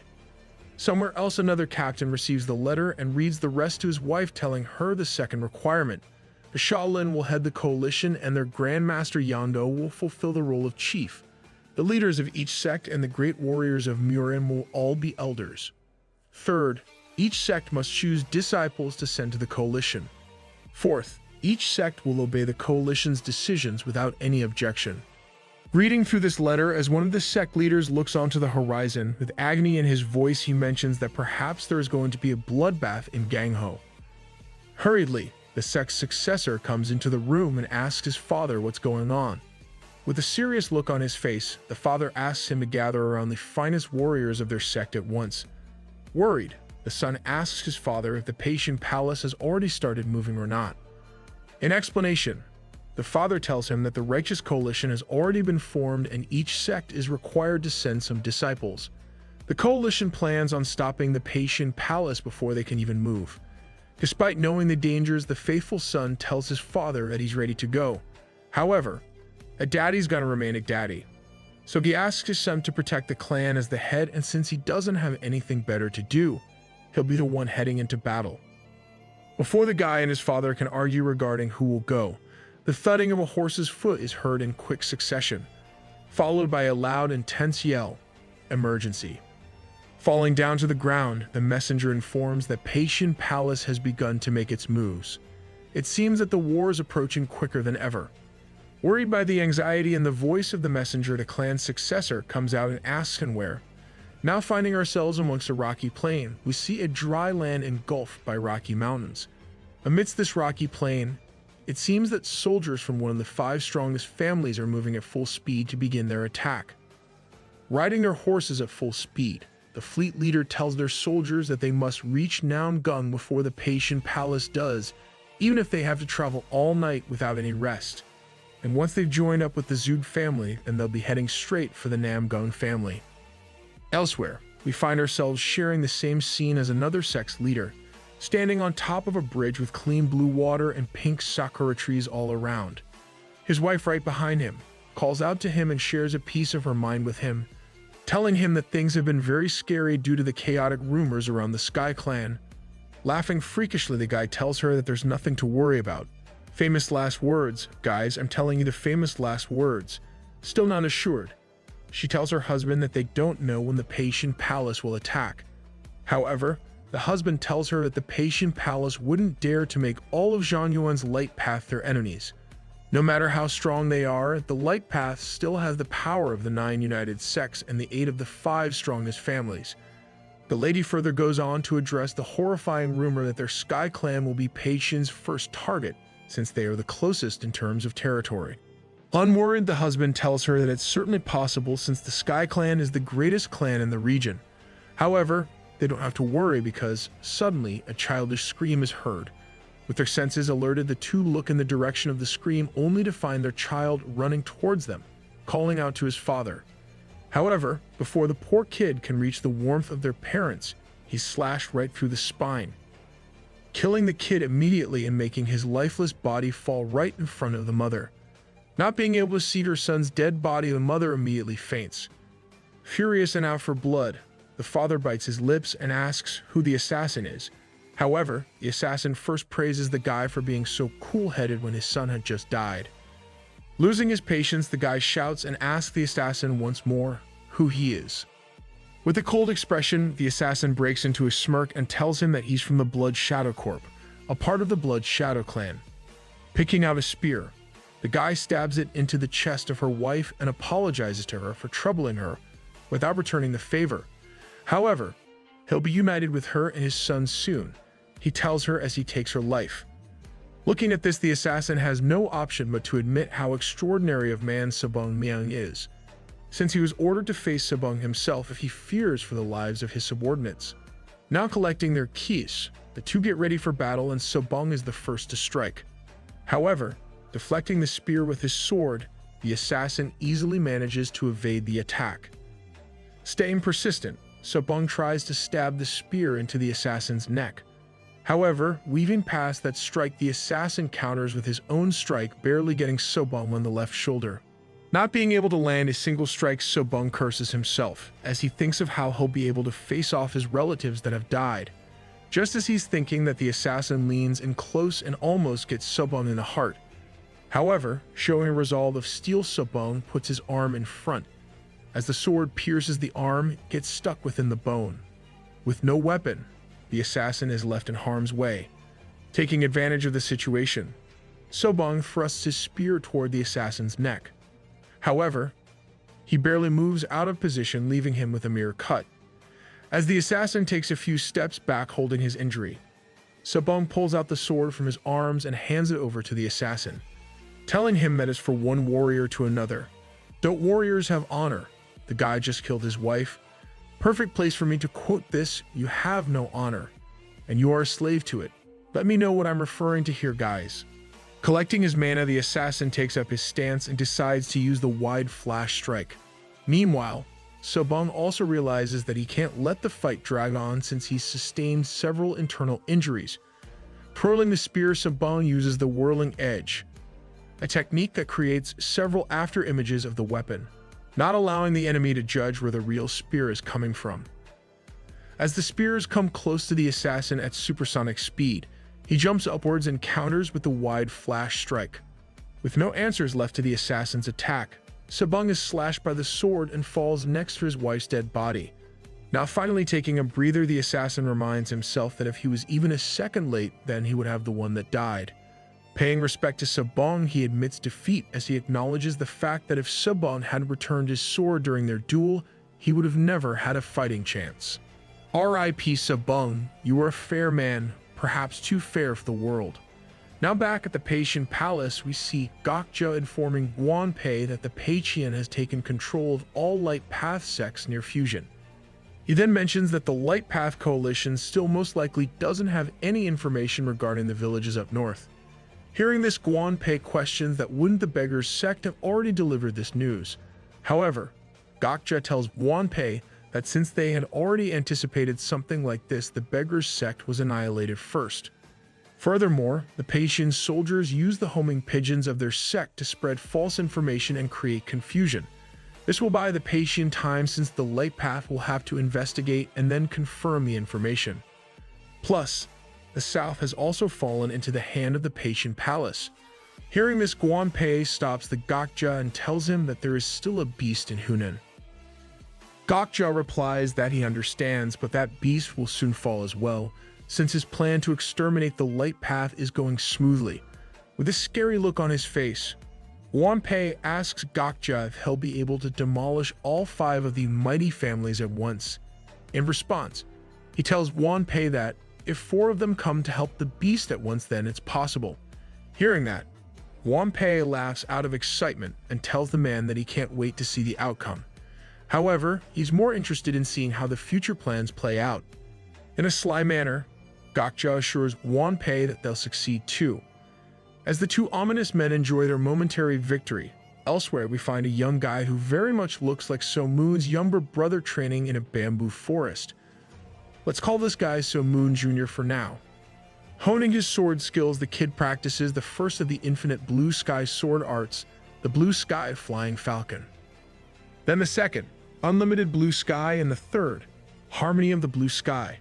Now taking a breather, the kid sits down to rest, and just then, an old man shows up calling out the kid to be Jin-ah. Well, there goes my chance to call them So-moon Jr. Perhaps I'll use it for So-moon's kid.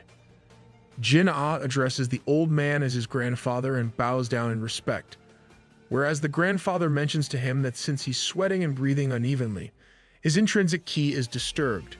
Hearing this, Jin-ah makes a pained expression. However, his grandfather reminds him that he himself and Jin-ah's father both hadn't even mastered the infinite blue sky arts at his age, so he doesn't need to be so hard on himself. I'm convinced that this is So-moon and his grandfather in an alternate world. Passionate Jin-ah mentions that he wants to master his grandfather's imperial sword arts as soon as possible.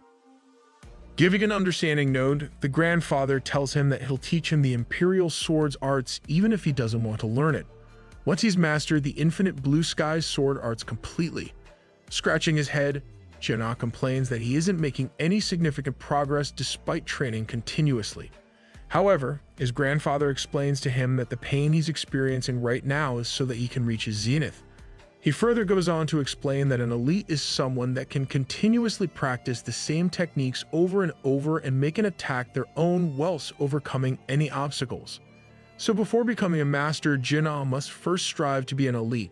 However, practically speaking, there aren't many who can be called a master, since having the skill and will to surpass the standard of an elite is called the zenith, and having the zenith is what makes one capable of becoming a clan elder. Tightening his yukata, Jin-ah asks what the state beyond zenith is, and his grandfather explains that beyond zenith is absolute zenith. It's for those with some extra ki and skill in martial arts along with experience. However, the true state beyond zenith is sublimation or divine sublimation. It allows the user to reach a state of divinity, and once that is done, one can begin learning the ki-guided sword. Ki-guided sword? Jin-ah asks in confusion. So the grandfather explains to him that it's the art of controlling the blade with your hands. There's another art that allows the user to control the blade as far as he can see, known as the sight blade art. However, the slight blade art is something that is achieved beyond sublimation in the void state. Curious, Jin-ah asks what level his grandfather is at. However, not giving a concrete answer, the grandfather tells him that once he's mastered the first stages of the infinite blue sky sword, he'll have entered the first stages of sublimation. Still not having understood the power scaling, Jin-ah asks his grandfather what it means. So the grandfather repeats himself and then further goes on to mention that if Jin-ah were to master the imperial sword arts, then he'll be at the peak of sublimation. Hearing this, Jin-ah finally understands that his grandfather is at the peak of sublimation. The grandfather then tells Jin-ah that many people in the central district have reached the same stage as he has.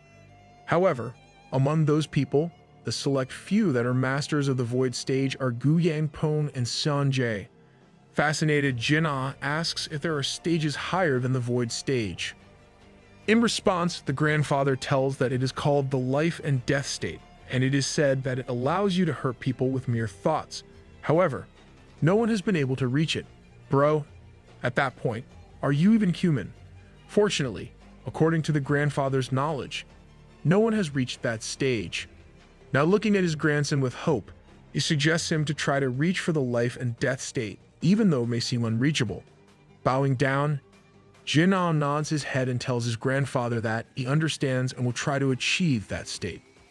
Now at the Namgung household, we find the senior family members sitting together in unison for discussion regarding the Patient Palace situation. One of the guys mentions that they've been extremely quiet, which is very odd. Pitching and the rest of the members in the meeting agree as they understand the Patient aren't scared of the light path. One of the guys is asked for his opinion on the matter. He mentions that there's definitely going to be some movement. However, either their eyes have been blinded or their ears have been blocked, so they can't take notice of Patient Palace's moves. I like this guy, he's smart. He further goes on to mention that it wouldn't be weird if they received news of the Patient Palace attacking somewhere right now. However, until they can be sure of the situation, they have to fortify their defenses as if the enemy is right next to them. The best thing to do is to gather all the Light Path clans in the Hunan province, so even if the enemy suddenly invaded them, they'd be prepared. Honestly, what a Chad. He's seen through all of Patient Palace's moves. Take that, tattooed man.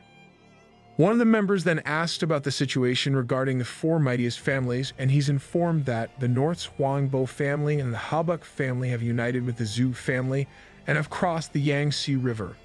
Whilst the Sichuan family elder, Dang Qianho, is making his way here directly along with a troop of elite soldiers.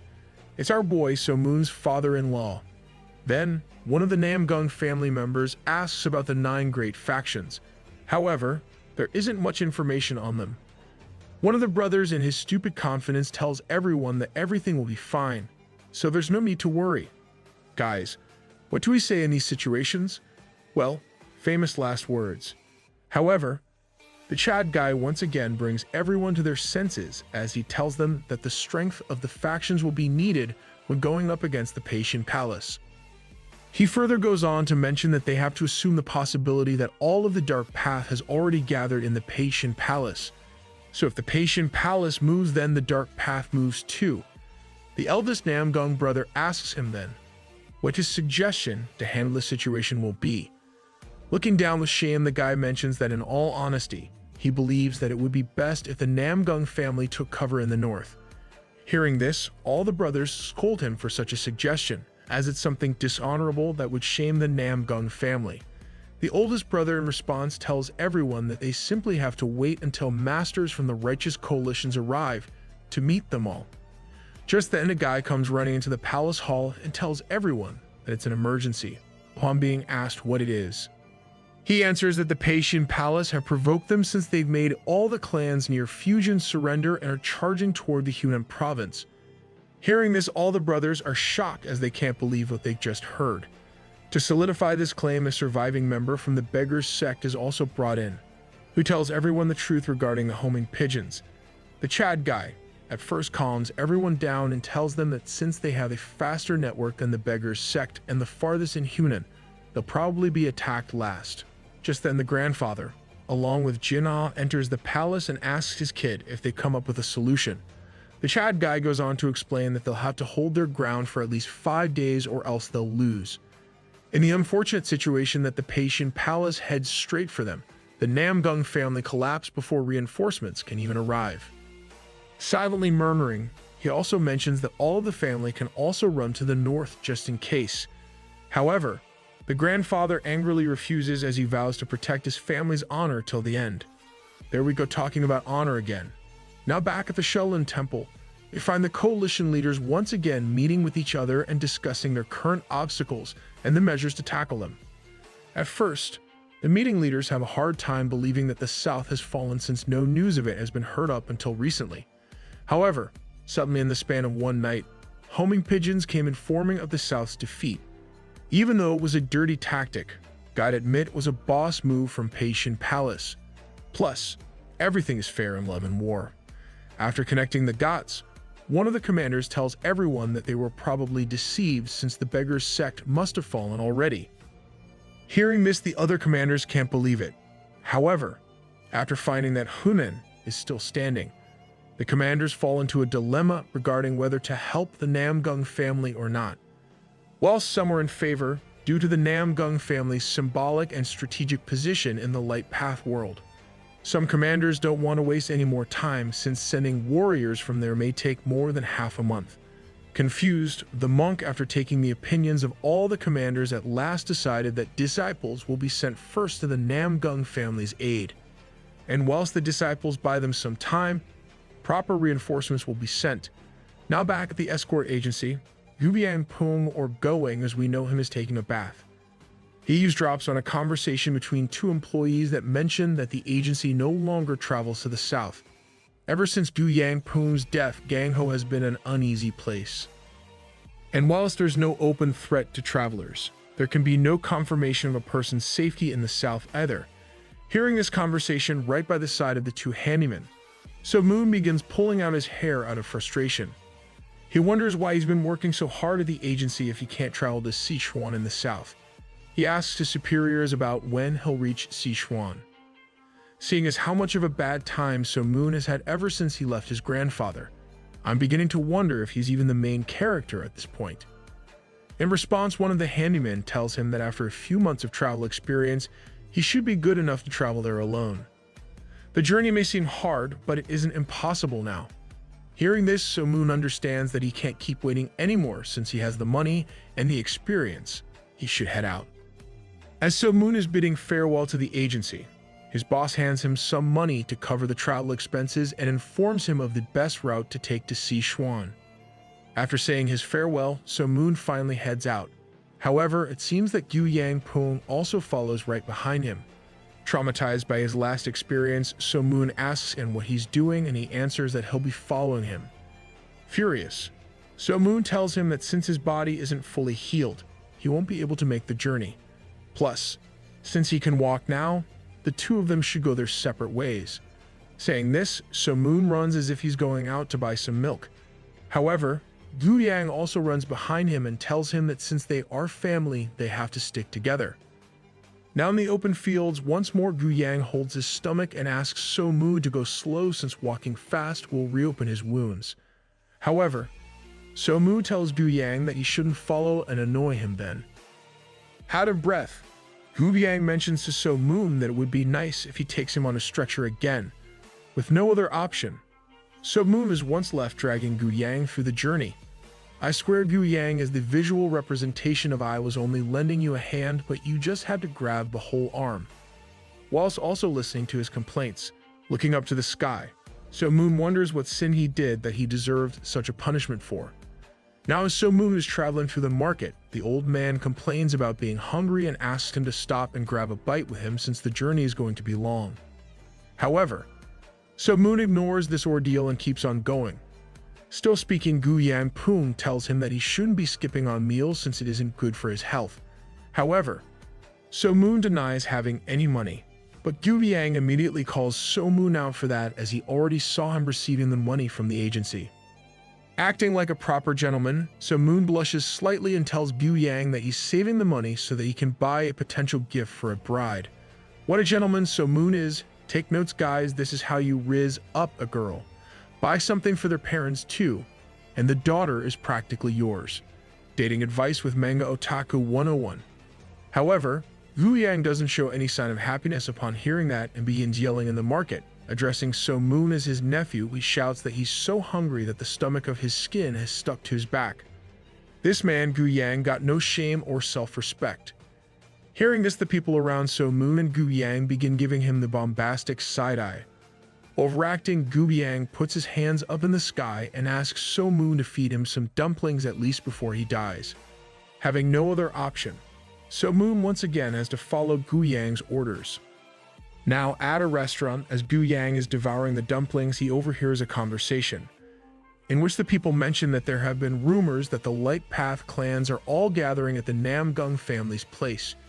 It seems that Gangho is about to be sucked into a war once more. Now as the two head out on the journey once more, as So Moon turns to head in the direction of the Sichuan province, Gu Yang stops So Moon and tells him that he's going the wrong direction. However, So Moon tells him that the board simply says that Sichuan is to the left. Worried, Gu Yang asks So Moon if he didn't hear their fight will be taking place soon in Sichuan. However, So Moon, turning his head away, tells the old man that he doesn't care about the fight, since it's got nothing to do with him. Furious, Gu Yang yells at him and asks why doesn't something so big concern him. In response, So Moon tells him that his only goal to go there is to find a wife. Looking at So Moon with a serious expression, Gu Yang asks him what he'll do if his wife is fighting in that battle too. Hearing that So Moon asks what's that supposed to mean, and Gu Yang begins educating So Moon on the matters of Gangho. He tells So Moon that the Namgung family is situated in the Hunan province and is one of the 5 mightiest families. So when the Dark Path Patient Palace attacks them, without a doubt the Sichuan family and the others will send their reinforcements. So could it be that So Moon's prospective bride is a part of those reinforcements? Hearing that, So Moon tries to brush this idea away. However, guilt-tripping So Moon, Gu Yang asks him if he's okay with a person who might be his bride getting hurt or even worse, killed. If that happens, is he simply going to turn a blind eye? Confused, So Moon asks Gu Yang then what he should do. In response, Gu Yang advises So Moon to head to the Shaolin Temple first. Still not getting this method of reaching Sichuan, So Moon asks why he should reach the Shaolin Temple first. Once again, with a serious look on his face, Gu Yang looks at So Moon and tells him to listen closely. He then goes on to say that the Patient Palace, the head of the Dark Path, is trying to take over all of Zhanyuan, and without a doubt, the Light Path will respond back.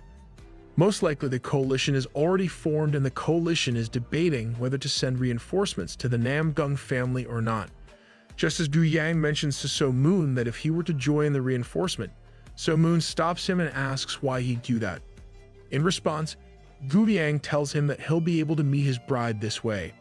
Plus, traveling with the reinforcements will reduce the risk of danger for him as well. Finally, asking an actually good question. So Moon questions what he'll do if his wife isn't there. However, being the witty old man Gu Yang is, he tells him that if he were to take a boat to the south and a horse to the north to reach Sichuan, he'd reach quicker from the south since there's a waterway. So even if his wife isn't there, he'll still be able to complete the journey back quickly. Plus, it's 100% expected that So Moon will be meeting the members of the Sichuan Dang family there, so he can at least introduce himself. Pouting, So Moon questions why they'd simply let him join the reinforcements.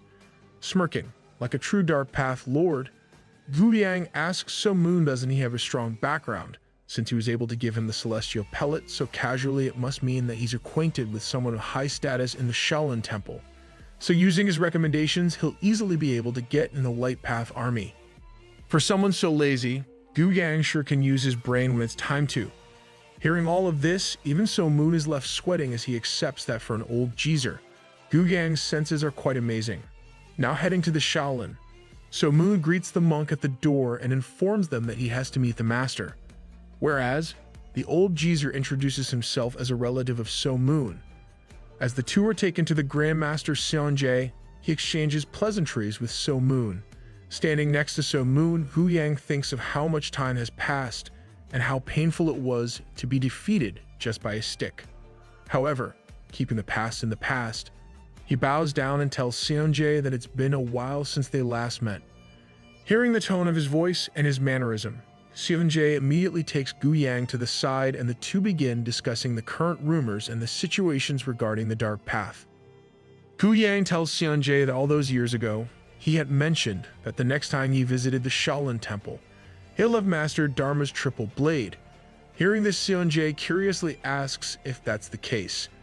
However, holding his battered body, Gu Yang tells him that he isn't in great shape, but his disciple, despite his young age, has already surpassed him. Damn, I wonder if Wanpei will finally be the one to give So Moon a challenge. Furthermore, his ability to command his forces is multiple levels ahead of Gu Yang.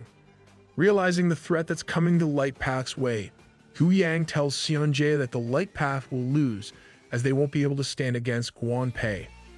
Now as the sun is setting standing on the Shaolin Temple grounds along with the reinforcements, the leader of the coalition announces that due to the shortage of time, they won't be sending any more reinforcement and this advance party will be the last stand of the Namgung family. The advance party will include the King of Arahat, the 18 Arahat, the Manhwa sect along with the leader Guak Muong and his 26 disciples. From the Beggars sect, the elder Guyuk and 13 disciples will be fighting. And finally, the North will be sending 5 martial experts, inclusive of So Moon and Gu Yang. So in total, the party will have 67 people and will join up with the muting forces on the path to the Namgung family palace. Now as the advance party is marching through the forest, the party leaders estimate that it would take them 3 days to reach Namgung without rest. However, if they were to do that, they'd be too tired to fight against the dark path, so it's best if rest is taken occasionally on this journey. One of the warriors, Hahu, asks if it would be too late, and the leader tells him that it's better to be well rested than not being able to fight at all. Plus, it seems that reinforcements from the 4 mighty families have already arrived, so that should buy them some time. Within the advance party, a beautiful woman pouts as she looks at So Moon and Gu Yang. The beautiful woman happens to be the daughter of Guak Muong, Guak Yang. Giving So Moon a stare, she asks her brother, Guak Myung, why people like him and Gu Yang are in the advance party. Being a chill dude, Myung simply says who knows and goes on with the journey. However, a simp from the sides, Hajiga begins to take Guak Yang's side. Still having her gaze locked on So Moon, she tells Jigjuk that the old man is glowing with the color of disease, plus So Moon isn't even from the clan. Now looking away, she once again tells her brother So Moon isn't even a warrior, but a handyman. Such things will ruin the quality of the advance party. Hearing all of this conversation, So Moon is left embarrassed and kind of flustered too. Oh, I see, so you're in that type of girls, So Moon. Well, no judgment here because I'm into the same type of girls too. Looking at her from afar, So Moon acknowledges that Guak Yang is definitely blessed when it comes to the looks department. However, her mouth seems to be just as cursed. Calming himself, So Moon at last is able to get a hold of his emotions. Fuming with anger and thinking to himself, So Moon tells Guak Yang that she's lucky that he's evaded murder or else she'd be dead. For some reason, I can sense the passion between these two. Traveling at full speed, the advance party is able to meet up with the muting reinforcements before nightfall. After Mount Wa's Guak Muong and the muting reinforcements leader Yoon Gyung exchange pleasantries, the respective group immediately set out on the journey to Namgung. As night falls, So Moon sits with his brothers in arms. Dan Gyun, the platoon leader of the Beggars sect, and Yun Jo Mun of the Mount Wa faction feast on the meals together. Dan Gaida mentions how good the food is, and Yun Jo Min also mentions how grateful he is to So Moon for hunting down the rabbits, since they have to survive on just dry fruits otherwise. Taking notice of So Moon's effort, even Guak Muong thanks So Moon and tells him that if he could do this for every meal, then the advance party's stamina would remain great. Giving a humble response, So Moon says that even though his skill is lacking when it comes to the bow, he'll still try his best. Sitting a little far, Guak Yang once again pouts and complains about the fact that even though they are going to battle, the boys are more obsessed with food. Being the simp he is, Hajuk agrees to every word she says. Sitting around So Moon, Guak Myung suddenly yells that since the Samwang is here, they should drink. The guy sitting next to him tells So Moon that the Samwang means 3 maniacs. The first brother, Yun Jo Mun, is a maniac for women. If he stops by a brothel, all the women there stop their business and gather around him. Yun Jo Mun is known for mastering the path of pleasure at the age of 27. I need to learn this path too, bro. Then the second brother is Jiam Myung, who happens to be crazy about swords. Once not only did he challenge the Shaolin and the great Buddhist priest to a fight, but was also beaten to the brink of death by his father. The third brother is Dam Gyun, a maniac for alcohol. In the Beggars sect, there's a saying that Dan Gyun would sell the sect to buy alcohol if he had to, since he's proficient in using the drunken arts. It's a sight to behold when he drinks and fights. The 3 of these met at a brothel in Beijing and became friends with each other. Leaning in close to So Moon, Yoon Jo Mun tells him that women are the pleasures and joy of living life, and if he'd like to learn the path of pleasure, then the opportunity is there. Why do I hear the Andrew Tate theme music? However, Jeon Myung stops Jo Mun since he doesn't want another maniac to be created. I was kinda hoping to see the path of pleasure and activities, stad life. Anyhow, Jo Mun mentions that So Moon was talking about finding a bride in Sichuan. He goes on to tell So Moon that if he wants to find the perfect woman, then he has several of them. However, So Moon tells Jo Mun that from where he belongs that there's a saying that a wife must follow her husband no matter what. So how could he leave such a wife for another woman in the first? Hearing this conversation, Wak Yong mentions that despite the way So Moon looks, he at least talks politely. However, focusing on how I look part, So Moon gets offended as he should. Wak Yong then proceeds to stop Jo Mun from talking about women as she states that even a hillbilly like So Moon knows how to respect women. Damn, this is like Conor McGregor and Dustin's fight. Hearing hillbilly, So Moon decides that he's finally had enough and speaking loudly himself mentions that there's another saying in his village that a misbehaving calf will grow its horns on its butt. He further goes on to explain the saying refers to people who act high and mighty without any manners. Understanding that So Moon was referring to her, Wak Yong tells him that she feels sorry for whoever his wife is going to be. Smirking, So Moon tells her that he won't ask her to be his bride so she doesn't need to worry. Losing patience, Wak Yong asks him who is asking to be the wife of the barbarian. To further salt the wound, So Moon tells her that he wouldn't accept a girl like her even if she came on a wagon. Heck, he'd bite his tongue off and die if that were to happen. Being too butthurt, at last Wak Yong draws her sword to So Moon's neck and threatens to kill him. Taking notice of the commotion, Jeon Myung scolds Wak Yong and tells her to sheath her sword at once. Feeling embarrassed, Wak Yong runs away as she cries. So Moon, on the other hand, also apologizes for saying something he shouldn't have.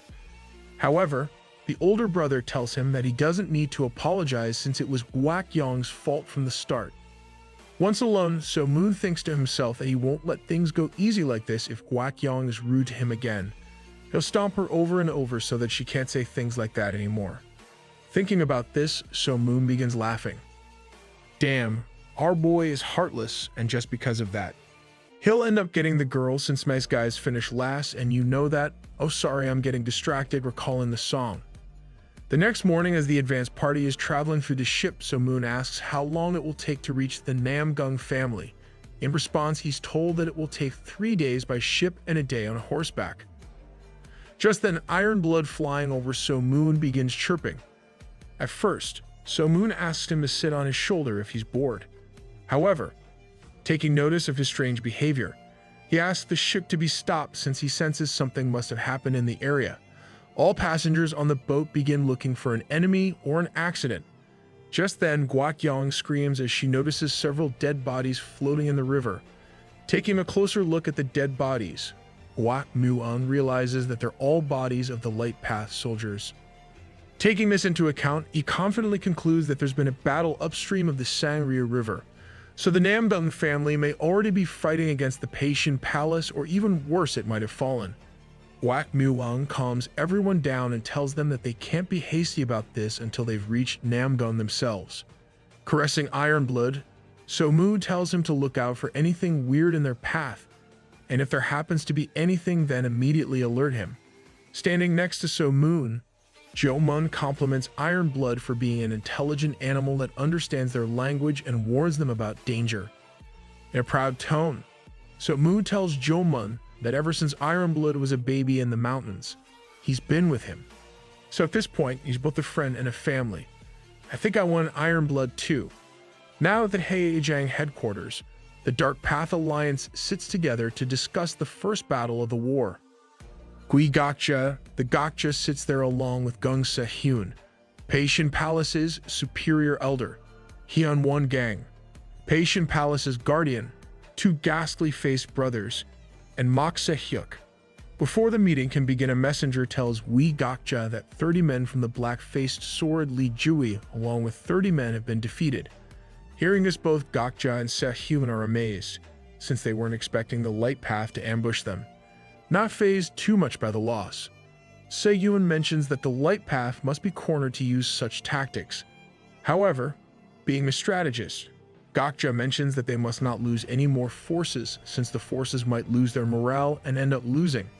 After a few exchanges between the different elders, Gokja agrees that they should attack as soon as possible and suggests that they do it tonight at midnight. However, the smaller groups that are traveling must be taken care of first. In response, Hyun-won Gang tells that he'll take care of those groups. When asked how he plans on doing that, Hyun-won Gang responds that he'll use their ambush tactics to lure them into a trap and then crush them. Whereas fighting with the Namgung family head-on will be a problem since there is a camp set up by the Zhu family. So Yoon asks Gokja what they should do about it. At first, Gokja mentions that solving this problem will take some time. However, breaking into an ominous grin, he then tells Se-Yoon that he has a secret plan to take care of the Zhu family at once. It seems a big clash is coming our way. Stay tuned to see So-Moon whoop some more Dark Path soldiers. Taking out a box of explosives, Gokja reveals it to be his secret plan. Seeing such a horrifying sight, Gung Se-Yoon is left shocked to his core and asks Gokja how he was able to acquire something like this. Staying calm and collected, he answers that when he learned about the camps of the mighty families near the Namgung family, he desperately acquired them. Still stuck in his thoughts, So-Yoon mentions that according to federal law, aren't explosives something that only the military can use. In response, Gokja tells him that it may be forbidden by law, but a small amount wouldn't matter much. I like Gokja as an antagonist. My man can do anything to assure his victory. With a shrewd smile on his face, Gokja tells Se-Yoon that the officials have already taken the necessary measures. Going into deep thought for a moment, Se-Yoon mentions to Gokja that the explosives won't be enough since the camp is so big. However, Gokja responds that if one part of the camp is down and out for the count, the rest won't be able to adapt. Furthermore, Gokja tells Se-Yoon that even after all of this, he still can't guarantee victory but only higher odds of conquest. As some time passes by, Nangak is called in and told about the plan. With a serious expression, Nangak tells Se-Yoon that the Namgung family won't go down easy since their reputation isn't there for nothing. So the Patient Palace and the Dark Path are bound to take a huge hit to their numbers by participating in this battle. And whilst it is the sour truth, Se-Yoon has no other option but to admit the Namgung family's status as a noble family with some of the most powerful martial artists in the world. Just then, Mok Se-hyuk intervenes and tells everyone in the meeting that he'll be the one to lead the army from the front lines. Whilst the Ghastly brothers agree on controlling the left, Nangak decides to lead from the right. But objecting to this strategy, Gokja raises his hand and tells everyone that the Blood Slasher Corps as the Patient Palace's main force will be the one leading the attack, so there's no need for anyone to participate in the beginning. Before the meeting can continue any further, just then Gokja receives a message from the north from a bloodless agent. Upon reading it, Gokja is shocked and frightened at the same time, since the letter contains information regarding the advance party having left the Yangtze River. Brushing his beard with his hands, Se-Yoon mentions that it wouldn't matter much, however, it could still be annoying to deal with in the battle. In response to that, Gokja suggests the Dark Path leaders gathered there to wait and ambush the advance party on their way to the Namgung family. Hearing that, Se-Yoon mentions how much of a good idea it is. Se-Yoon, once again with a tense look on his face, tells Mok Se-hyuk that the advance party will be formidable, so is he confident that he'll be able to take them on. In response with a determined expression, Mok Se-hyuk tells Se-Yoon that he isn't confident, rather he's certain. I think I'd like some lessons in self-belief from Mok Se-hyuk because the guy seems to have a ton of it. As Mok Se-hyuk is leaving, Gokja asks him to take the Blood Bow group along with him. The Blood Bow group is a collection of several archers of the Dark Path. They dress themselves in red armor and use powerful 5-feet bows and steel arrows. With 10 archers in each group, they can freely use rapid fire or burst fire, making them an invincible long-distance battalion. Oh, archer versus archer. So Moon versus the BowBlade group is about to be fire. Bowing to the Dark Path leaders in the meeting, Mok Se-hyuk heads out to slaughter the advance party. Now elsewhere, as the sun is setting, one of Dark Path's platoon leaders' poisonous ghost hand Mu Baek, along with his group, is running full speed to reach the military headquarters before nightfall. Bro, what are you, poor? Why are you running on foot when you can just use horses? As the group is hurrying back, suddenly a large shriek of pain is heard. As Mu Baek looks back in the direction of the scream, he finds some of his men slaughtered, whilst another man is killed when something stabs right into his neck. Realizing that it's an enemy attack, Mu Baek yells for his group to remain calm and form a circle. Whilst Mu Baek looks around to locate the position of the enemy troops, his subordinate quickly checks on the corpse and informs Mu Baek that the guy was killed by an unknown weapon covered in poison. Furious, Mu Baek shouts out to his enemy to stop sneak attacks like cowards and rather show themselves. Just then, once again, several weapons come flying at Mu Baek, but unlike his subordinates, he's able to deflect all of the weapons using merely his sword. Now riled up to the point that his veins are about to pop out of his forehead, he once again asks his enemy to stop with these cheap tricks and come out, so they can fight fair and square. Finally, showing themselves from amongst the forest trees, Jinna, as the soldier on the front line, comes out with a horrifying look on his face and asks Mu Baek, since when did people of the dark path start looking for fair and square? Even a stray dog would laugh after hearing that. Jinna looks like he's about to be on demon time. As the two commanders of their respective groups come face to face, Mu Baek asks Jinna who he is.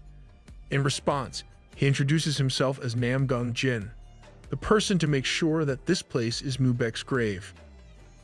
He then further goes to tell Mu Baek, whilst pointing his sword at him, that he shouldn't worry as he'll make sure he isn't lonely when he buries all of his platoon together. Well, don't know about the physical battle, but seems Jinna has already won in badassery. Mu Baek in response tells Jin to say all of these things again when his face is on the ground. Riling up his army, Mu Baek tells them that light path are simply wolves in sheep's clothing and today they must die fighting. As the two groups are rushed with adrenaline, they dash at each other and the groups finally begin their skirmish. Collecting his ki, Huangbo Jiang from the Huangbo family is the first to inflict damage on Mu Baek's troops. Using his Thunderbolt palm arts, he smashes the ki into the enemies, sending them all flying away. This isn't Thunderbolt palm arts, this is straight up Goku's specialty. Witnessing the magnificently powerful art in person, even Mu Baek accepts that it is extremely frightening. Holding off the opposing forces of the light path, Mu Baek asks his soldiers to create an escape path to the left. Following his command as the dark path soldiers run to their left, they are stopped by Huangbo Yang, a beautiful woman and the younger sister of Huangbo Jiang. Stopping the enemies in their tracks, she tells them that they are all just rats trapped inside of a jar. Following this dialogue, she initiates her attack, easily cutting through all of the dark path soldiers standing in her way.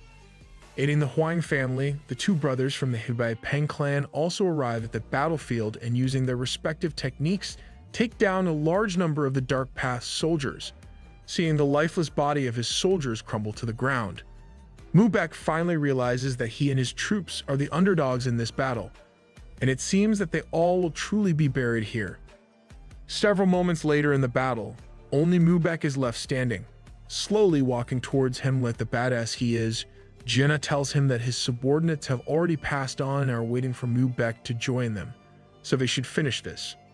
Enraged at his desperate situation, Mu Baek yells and dashes at Jin-Ah while utilizing the technique Human Hellblade. However, Jin-Ah sees right through it as he conveniently dodges the first attack whilst reading it to be a false attack. Similarly, the second strike is also a false luring strike.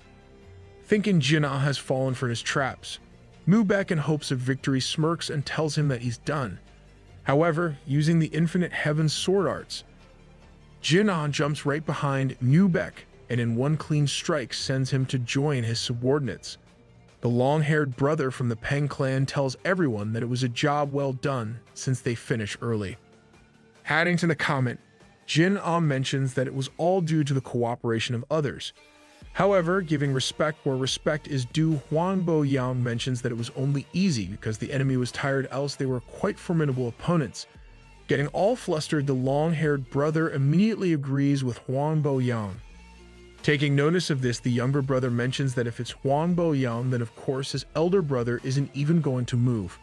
He further goes on to mention that seeing as how flustered his brother is, could it be that he has a crush on Huan Bo Yang? Hearing this, Huan Bo Yang immediately says, "Ara ara okawai kodo." However, deflecting the question like Shirogane, the elder brother from the Hibai Peng clan denies it. Hearing this blatant lie, the young brother has a "yeah, I totally believe you" expression. Classic sibling relationship, like I would kill for you, I will also kill you. Hearing this conversation, the rest of the soldiers laugh as they mention how could they blame pure love. Just then, an intimidating voice is heard that says, "Laugh all you want. It will be the last time you laugh in this lifetime." Being alerted by the voice, the warriors start searching its source. Just then, walking out of the shadows, Hyunwon Gang shows up along with his troops. With a scary look on his face, he tells the mighty family's allegiance that he's been scouring for them since the middle of the night, and boy, oh boy, finding them like this makes it totally worth it. Recognizing the intimidating aura, Huan Bo Yang asks the guy in front of her if he's really Hyunwon Gang. Hearing this, all the other members of the mighty families are alerted. Smirking. After getting the recognition, he mentions that he wasn't expecting that. Thinking to herself, Huan Bo Yang reminds herself that Hyunwon Gang is the person that grew up in the Dark Path's Blade Restoration Group and was exiled from Gangho at the age of 20. He is a warrior that only answered to Gu Yang Pung. Furthermore, his Yanluo Wang sword arts even awed Gu Yang Pung himself. Now getting a look into Jinna's thoughts, we find him reminding himself that even though Hyunwon Gang belongs to the Dark Path, his magnanimous and loyal nature earned him the status of a true warrior even in the Light Path. Plus, his overflowing spirit is also suffocating. Showing mercy, Hyunwon Gang tells the mighty family's allegiance to surrender since he doesn't want to kill or hurt such young fellows. So if they do surrender, then he promises to personally take the responsibility of their lives. However, clenching his sword, Jiuna tells him that even if they might die, they won't surrender. Sighing, Hyunwon Gang then tells them that he can't do anything if they choose death. Now preparing for battle, Hyunwon Gang asks who will be taking him on first because personally, he doesn't care if all of them attack simultaneously too. I don't know why, but this guy is giving me Madara Uchiha vibes. Mentally readying himself for battle, Jiuna tells himself that he too is the descendant of the great Myeonmun faction, so he'll surely be able to take on Hyunwon Gang. Bowing in respect, he tells Hyunwon Gang that he'll be the first to battle him as the eldest son of the Namgun family. Hearing this, Hyunwon Gang realizes that Jinna is the grandson of Jeomsang. Giving Jeomsang his due respect as his secret admirer, Hyunwon Gang wishes to see the extent of Jinna's skill. Now as the two get into their battle stance, Jinna reminds himself that he can't make even the smallest of mistakes against one of the greatest warriors of his times. Followed by this thought, Jinna initiates his first attack, the Infinite Heaven Sword Arts. First strike, Heavenly Leaping Kite. Jumping into the sky, Jinna comes crashing down at blistering speed to impale Hyunwon Gang. However, Hyunwon Gang easily dodges it. Without giving his opponent any chance to settle, Jinna then uses the second strike of the Infinite Heaven Sword Art, Heavenly Limitless Strike, and once again tries to jump at Hyunwon Gang. However, this time instead of evading his attack, Hyunwon Gang replies with his own counter that sends Jinna flying away. Being pushed back so easily, Jinna wonders if it is impossible to beat Hyunwon Gang. But pushing these negative thoughts aside, Jinna goes for his trump card despite not having mastered it fully. Taking his stance, Jinna yells out the Infinite Heaven Sword Art's third strike, Heavenly Harmony. A whirlwind of ki goes straight at Hyunwon Gang. However, in response, he simply gives a Santa laugh and tells Jinna that his technique is very good. Following this praise and encouraging words for the youngster, he brings down his sword staff and cuts through the ki whirlwind with his own overwhelming ki that heavily injures Jinna. Despite the sheer force of the attack being enough to uproot trees, Jinna is somehow able to withstand it. However, by the end of it, his body is weakened. As Jinna coughs blood, he realizes that Hyunwon Gang does live up to his reputation. Watching from the side, all of the other allegiance members are worried about Jinna's condition. Still untouched, Hyunwon Gang stands tall and tells Jin-ah that the skill he just performed was Yanlu Wang's presence. Having barely any strength to say anything, Jin-ah thanks Hyunwon Gang for showing him such a powerful move. In response, Hyunwon Gang also praises Jin-ah's spectacular swordplay, but also reminds him that he fell short in this duel because he couldn't keep up with his endurance and skill. As Jin-ah is about to fall, Wang Bojang catches him from behind and tells him that they've met too powerful of a foe. However, they can't die like this, so he suggests to everyone to escape whilst he takes on Hyunwon Gang himself. Unsheathing her sword, Hwan Bo-young tells her brother that she'll stay here too. However, Bojang tells her not to move, since it may be difficult for him to win, but that doesn't mean he's going to lose easily. After telling Won-ho to take care of his little brother, Hwan Bojang heads into battle and tells Hyunwon Gang that he'll be fighting him in Namgung Jin's place. In response, Hyunwon Gang tells him that he doesn't plan on going as easy on him as he did with Jin-ah. Still unintimidated by these words, Hwan Bojang tells Hyunwon Gang that he'll start first. Taking his stance, Bojang begins to gather his ki into his palm and strike with 1,000 palms. Just as he's about to attack, he asks the other allegiance member to hurry and run away. Following his commands, divided into groups of 2, the allegiance breaks off and heads into different parts of the forest. To stop them from fleeing, Hyunwon Gang's troops are sent behind them. With a tense look on his face, Hyunwon Gang asked Bojang if this was the reason that he was being sluggish. In response, Bojang tells him that they weren't confident they could defeat him, so they had no other choice but to retreat. Understanding their tactics, Hyunwon Gang tells them that he gets it. However, will all of them really be able to escape? Confident in his fellows, Bojang tells Hyunwon Gang that he leaves it up to them totally. Hearing this, Hyunwon Gang tells Bojang that he understands what he means and asks him to do what he must. Taking heed to his elder's command, Bojang begins to gather his ki in his hands. As he does this, he thinks to himself that he has no confidence that he'll be able to beat Hyunwon Gang in a fight. In fact, he isn't confident enough to know if he can break his stance. However, putting all of these overwhelming thoughts aside, it's time that he uses his strongest art. Taking a deep breath in, Bojang goes in for the Thunderbolt Sky Destroyer. As the ki blast travels towards Hyunwon Gang at blistering speed, it crumbles all the ground beneath. But unfazed, Hyunwon Gang then begins to bring down his sword staff in a similar fashion to when he fought Jin-ah. Once again, Hyunwon Gang's ki is too strong and sharp that it cuts through Bojang's attacks, and he experiences the full blow of the force. For some reason, this panel reminds me of Murin Rider from One Punch Man. As he falls down, experiencing what seems to be his final moments, he murmurs, "Bo-young, please live." After observing Bojang's injured body with an expressionless face, Hyunwon Gang tells his troops to take Bojang to the military headquarters since he isn't dead. Now back at the Namgung family household, a messenger comes running to 2 of the Namgung brothers and tells them that the Paitian Palace sent an envoy. The younger brother immediately seeks his counsel as to what they should do, and the old brother asks the envoy to immediately be brought in. As the elder Namgung brother lays eyes on the envoy, he sees a tall, muscular man with pitch-black eyes, who introduces himself as Seichung, Paitian Palace's Dark Energy Hall Master. Tensing up with a fearless expression, the elder brother mentions that it's Seichung who is known to be the famous flying sword of death. In response, Seichung tells him that it is merely a false name. Now cutting straight to the point, the elder brother asks him why he's here. Standing high and mighty like a mountain, Seichung tells him that he's brought a message from Sir Gukja of the Paitian Palace. The message states that there are several Dark Path clans and warriors that live in Hunan and Gangho. Unlike what the Light Path thinks, the Dark Path doesn't like to shed unnecessary blood. So as long as the Namgung family surrenders and promises to shut their gates for 3 years, the Dark Path and the Paitian Palace will back off too.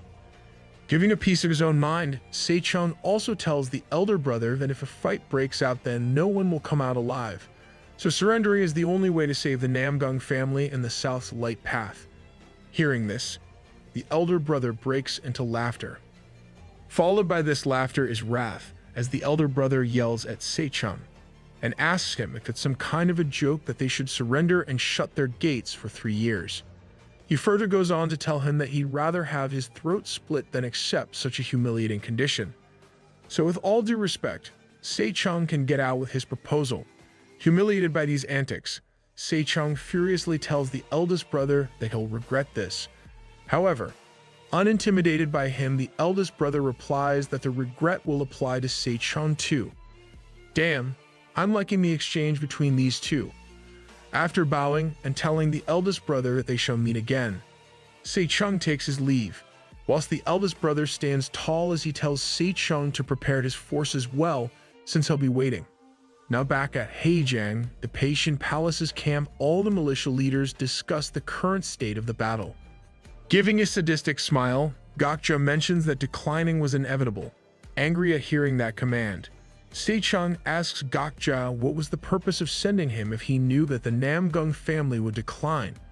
Laughing at Seichung's questions, Gokja mentions that it's nothing much but the duty of the strong to recommend surrender. Confused by Gokja's response, Seichung wonders why he's saying and doing something like hurting the opponent's pride. Is it because he's a tactician rather than a warrior? Just then, Gung Seyun asks when will they attack. In response, Gokja bows down to Seyun and tells him that he's achieved his objective, so Seyun can decide for them now. Hearing that, Seyun stands up and tells everyone that then they'll attack as planned. In an authoritative tone, Seyun calls on the two ghastly brothers and asks them to gather the troops to attack the Namgung family from the east side. Bowing down, the ghastly brothers immediately head out for their task, then calling out to Ma Jianpeng and Dok Pei John. He asks them to attack the Namgung family's west side, whereas Nangak along with the Blood Slasher Corps will remain here and protect the Patient Palace camp, and Seyun himself will lead the charge to take down the Namgung family with the aid of the Dark Energy Hall. Now at the Namgung family hall, we see all the family elders sitting together.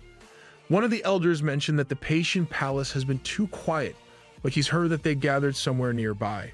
In response, Jian tells everyone that in the report he received, he learned that the Patient Palace is looking for a chance to attack.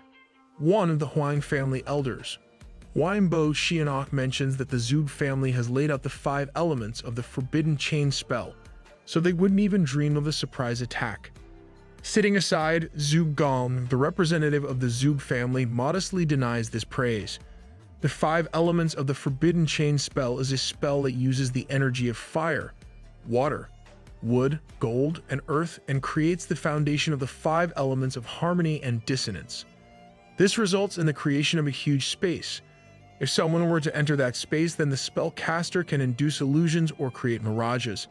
However, these illusions won't be able to land any physical damage. Suddenly, large explosions are heard, shaking all of the family elders gathered around in the Namgung household. In a tense voice, Jiam asks his soldiers to check out the source of commotion at once. Several moments later, the soldier informs that it's bad news. Using the explosion, the Patient Palace created an opening through the spell. This has allowed the Patient Palace to break through the Zug family's spell. Well, so much for all that praise about the spell. Hearing that the Peixian used explosives, the Namgung family and the other elders are left shocked. However, Jiam calms himself down as he tells himself that the government officials will take suitable measures against the dark path for this. Wow, some government this is. Ours wouldn't be here till 100 people have died. Now gathering all of their warriors, Jian tells them that if they lose today, then the south of the Yangtze River will also perish. He further goes on to tell that the Namgung family will be overseeing the front lines, whilst the Huangbo and Hebei Peng clans will handle the left, whereas the right will be handled by the Gang family and the South's Light Path clans. Before ending his speech one last time, Jiam wonders how many of his soldiers will live. However, pushing his sentiments aside, he yells out, "Do not die and let us shout together in victory. Onwards to victory. We shall win this fight." Just then, Jiam's younger brother, the Chad guy, shows up. Jiam asks him if he's moved the family members to a safe place. In response, the Chad guy tells him that he's already sent the family members to nearby villages and relative places, so the family member must have passed the Yangtze River by now. However, their third sister-in-law is still here.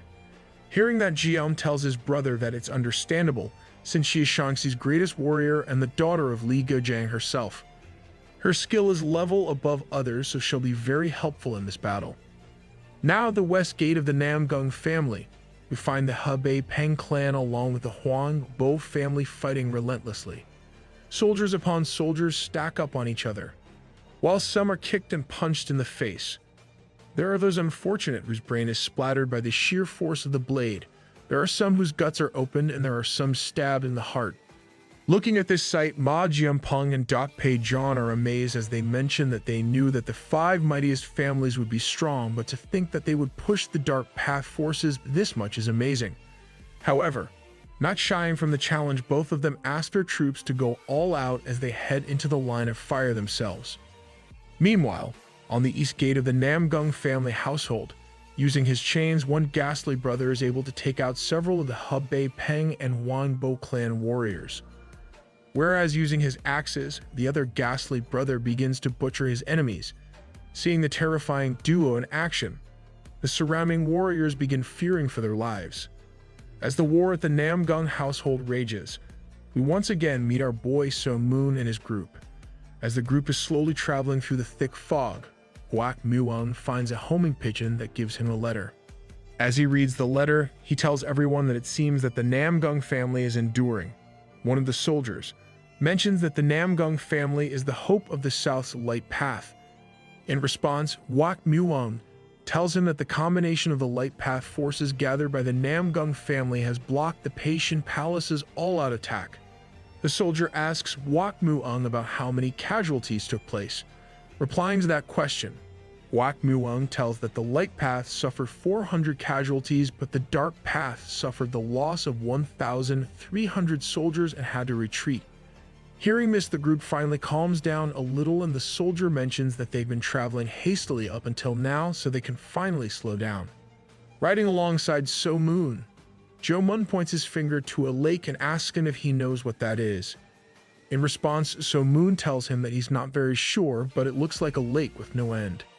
So educating So Moon a little, Jo Mun tells him that it is the renowned Dongting Lake. Intruding into the conversation, the beggar sect's Lord Wan Chum mentions that there are 3 great towers in the lake known as the Yuan Tower, the Yellow Crane Tower, and the Pavilion of Prince Tang Tower. However, the best of all these towers is the Yellow Crane Tower, because even a beggar such as himself can admire its beauty and extravagance. Narrating the history of the tower, Huang Chun mentions that the yellow cranes have long since left, and now only the tower remains. Once the yellow crane is gone, it doesn't return, and the white clouds drift slowly and emptily for 1,000 years. Wow, this yellow crane sounds like my ex. Now Jo Mun takes over and reads So Moon a poem that says, "The river is clear in Hamyang by the trees, and fragrant grass grows thick on Parrot Isle. In this dusk, whereas my homeland lay, the river's mist-covered waters bring me sorrow." Huan Chun mentions that this poem was read by Li Bai, and Jo Mun agrees with his elder. Looking back on So Moon, he asks him if he knew about this poem, and So Moon answers that he didn't. Smiling, Jo Mun asks if So Moon knows about Li Bai. However, going on to a deep thought, So Moon responds that he might have heard of him. Hearing this, all guys look at So Moon with disgust as they are shocked at the fact that So Moon doesn't know who Li Bai is. This is every English teacher's reaction when you don't know at what date and time Shakespeare went to the toilet to poop. Seeing the people's reactions around him, So Moon begins to wonder who this guy is and is only able to conclude that he may be a king from the Ming dynasty. Just then, Wak Yang begins talking and tells everyone what else could they expect from someone like So Moon, since someone like him from the countryside wouldn't know how big of a poet Li Bai is in China. Hearing this, So Moon thinks to himself that Guak Yang is provoking him again. It seems that she still hasn't come to her senses yet. Now walking to Guak Yang, as So Moon stands next to her, he asks her if she knows about the poet Zhang Wangju. Hearing an unfamiliar name, in a sassy tone, she asks So Moon why she should know about someone like that. Hearing this, So Moon, in a mocking tone, mentions how could she not know Zhang Wangju after he risked his life to protect Goryo's integrity. It seems that there is still an ignorant person who doesn't know about him. You know what, guys? I'd actually read a whole manga on So Moon and Guak Yong's fights because they hella entertaining. Furious in her squeaky voice, Guak Yong asks So Moon why should she know about someone from his country. Applying the same logic, So Moon asks her and why should he know about this Chinese poet, Li Bai. In response, Guak Yong tells So Moon that since China is the center of the world, to know about Li Bai is a given. Grunting, So Moon asks Guak Yong if everyone should know about famous Chinese people. In response, she tells him that yes, they should. Seeing that she's fallen for his trap, So Moon asks her that, if that is the case, then she must know when the Shaolin Temple priest goes to the bathroom. Hey, it's the same bathroom logic. I and So Moon think alike. Now shouting, Guak Yong tells So Moon how would she know that, and that he's talking nonsense. In response, So Moon tells her that it's very frustrating because didn't she just say knowing Li Bai is a given? Being the mentally slow person she is, she asks So Moon how the Shaolin Temple chief priest fits into the equation. Responding to her questions, So Moon tells her that the Shaolin is the center of Chinese martial arts, and the most important person there is the chief priest. So by that logic, she should know everything about him. At last, having her brains fried out, Guak Yong gives up as she says that she is speechless due to So Moon's ridiculous persistence. Just then, one of the soldiers calls on the platoon leader and tells him that 3 warriors from a raiding party for the Namgung family have arrived. As Gu Yuk Gai and Guak Muang meet them, he tells them that they made the right call to flee since Heon One Gang isn't their opponent. Seeing as how the soldiers are too injured, Gu Yuk Gai asks his subordinates to prepare a wagon for the 3 injured warriors. As So Moon and the advanced party travel, they reach the place where the soaring Buddha figure was sculpted. Jo Mun tells So Moon that seeing the carved shape of Buddha flying toward the sky is a sight to behold. In response, So Moon tells him that he'd like to see it. However, suddenly So Moon senses someone's presence from the cliff.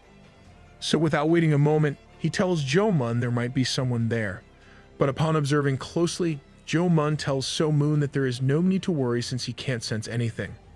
But still not assured, So Moon sends Iron Blood to check it out, as Iron Blood goes into the deep mist to find out what's happening.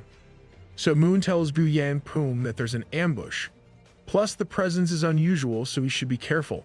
Waiting on Iron Blood's return, So Moon thinks to himself that it's unsettling having to go somewhere when you know the danger resides. As everyone waits for Iron Blood's return, thousands of red arrows come flying at the advanced party. Unable to see through the surprise attack, several soldiers are quick to die. However, now finally realizing that it's an ambush, Guak Muang asks everyone to get cover. Well, he sure realized it pretty soon. He commands everyone to stick to the cliff walls and hide their body. Taking notice of the red arrows, Guak Muang realizes that it is none other than the Blood Bow group. Feeling guilty for being too hasty, Guak Muang beats himself up as he understands he should have been more careful. As several soldiers lie dead or injured in the open, the advanced party has no option but to stay covered behind giant rocks. As the Blood Bow group draws their blade, standing on top of the cliff, Mok Se-hyuk introduces himself and tells everyone that he isn't a fan of childish ambushes, but he has no other choice. He then tells the advanced party that their path of retreat has been cut off and there's no way they can survive. However, if they surrender, their lives will be spared. So will the advanced party accept his offer? Responding from behind a rock, Guak Muang thanks him for the offer and tells him that his pride wouldn't allow him to surrender, even if it means that his bones will be buried here. In response, Mok Se-hyuk tells Guak Muang that he understands his heroism, but wouldn't it be better if he was to plan for his future? Still staying true to his words, Guak Muang tells Mok Se-hyuk that he'll never back away from his words. Trying to seek advice from Guak Muang, the platoon leader for the Shaolin disciples asks him how they can overcome this crisis. In response, Guak Muang tells him that currently they can't do anything but wait since they need to reach the top of the cliff, and with the Blood Bow group standing their ground is impossible. Squatting behind a rock, So Moon, whilst pouting, asks Jo Mun who they think they're shooting arrows at, picking a nearby red arrow. So Moon draws his bow as he tells himself that he's about to give the Blood Bow group a taste of their own medicine. Oh, things are about to get interesting. As So Moon takes aim, Jo-mun asks him what he's doing since shooting an arrow from beneath isn't of any use. However, So-moon tells him that he is good with arrows, so Jo-mun will just have to trust him. Scared, Jo-mun tells So-moon that they might get targeted, so it's best if he doesn't do anything dangerous. Sitting under the same rock, Gwakyong tells Jo-mun to leave So-moon since it seems that he's gone crazy from fear. However, So-moon tells them that even though he may not look like it, but he's a pretty famous hunter. Saying this, So-moon shoots the arrow high up into the sky. Gwakyong, not being able to shut her mouth, yells at So-moon and asks what good would shooting it straight up do. However, being 100% focused, So-moon asks her to stay quiet and not disturb him. Still not getting the point, Gwakyong continues to argue with him as she tells So-moon to stop fooling around. However, sitting aside, Gyu Yangpun asks her to leave So-moon alone as he has a keen sense when it comes to the bow and arrow. As the arrow goes straight up, it plunges into the neck of an archer. At first, the blood bow group thinks that the guy slipped. However, as soon as they find an arrow in his neck, another archer is taken down when an arrow hits him right in the brain. Frightened to see something like this, the archers begin looking here and there to find the source of this attack.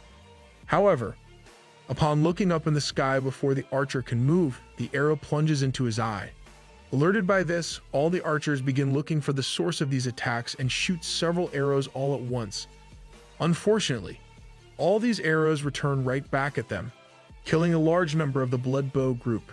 Seeing this, Mangacap asks all the blood bow group members to avoid the arrows at any cost or else they are all dead.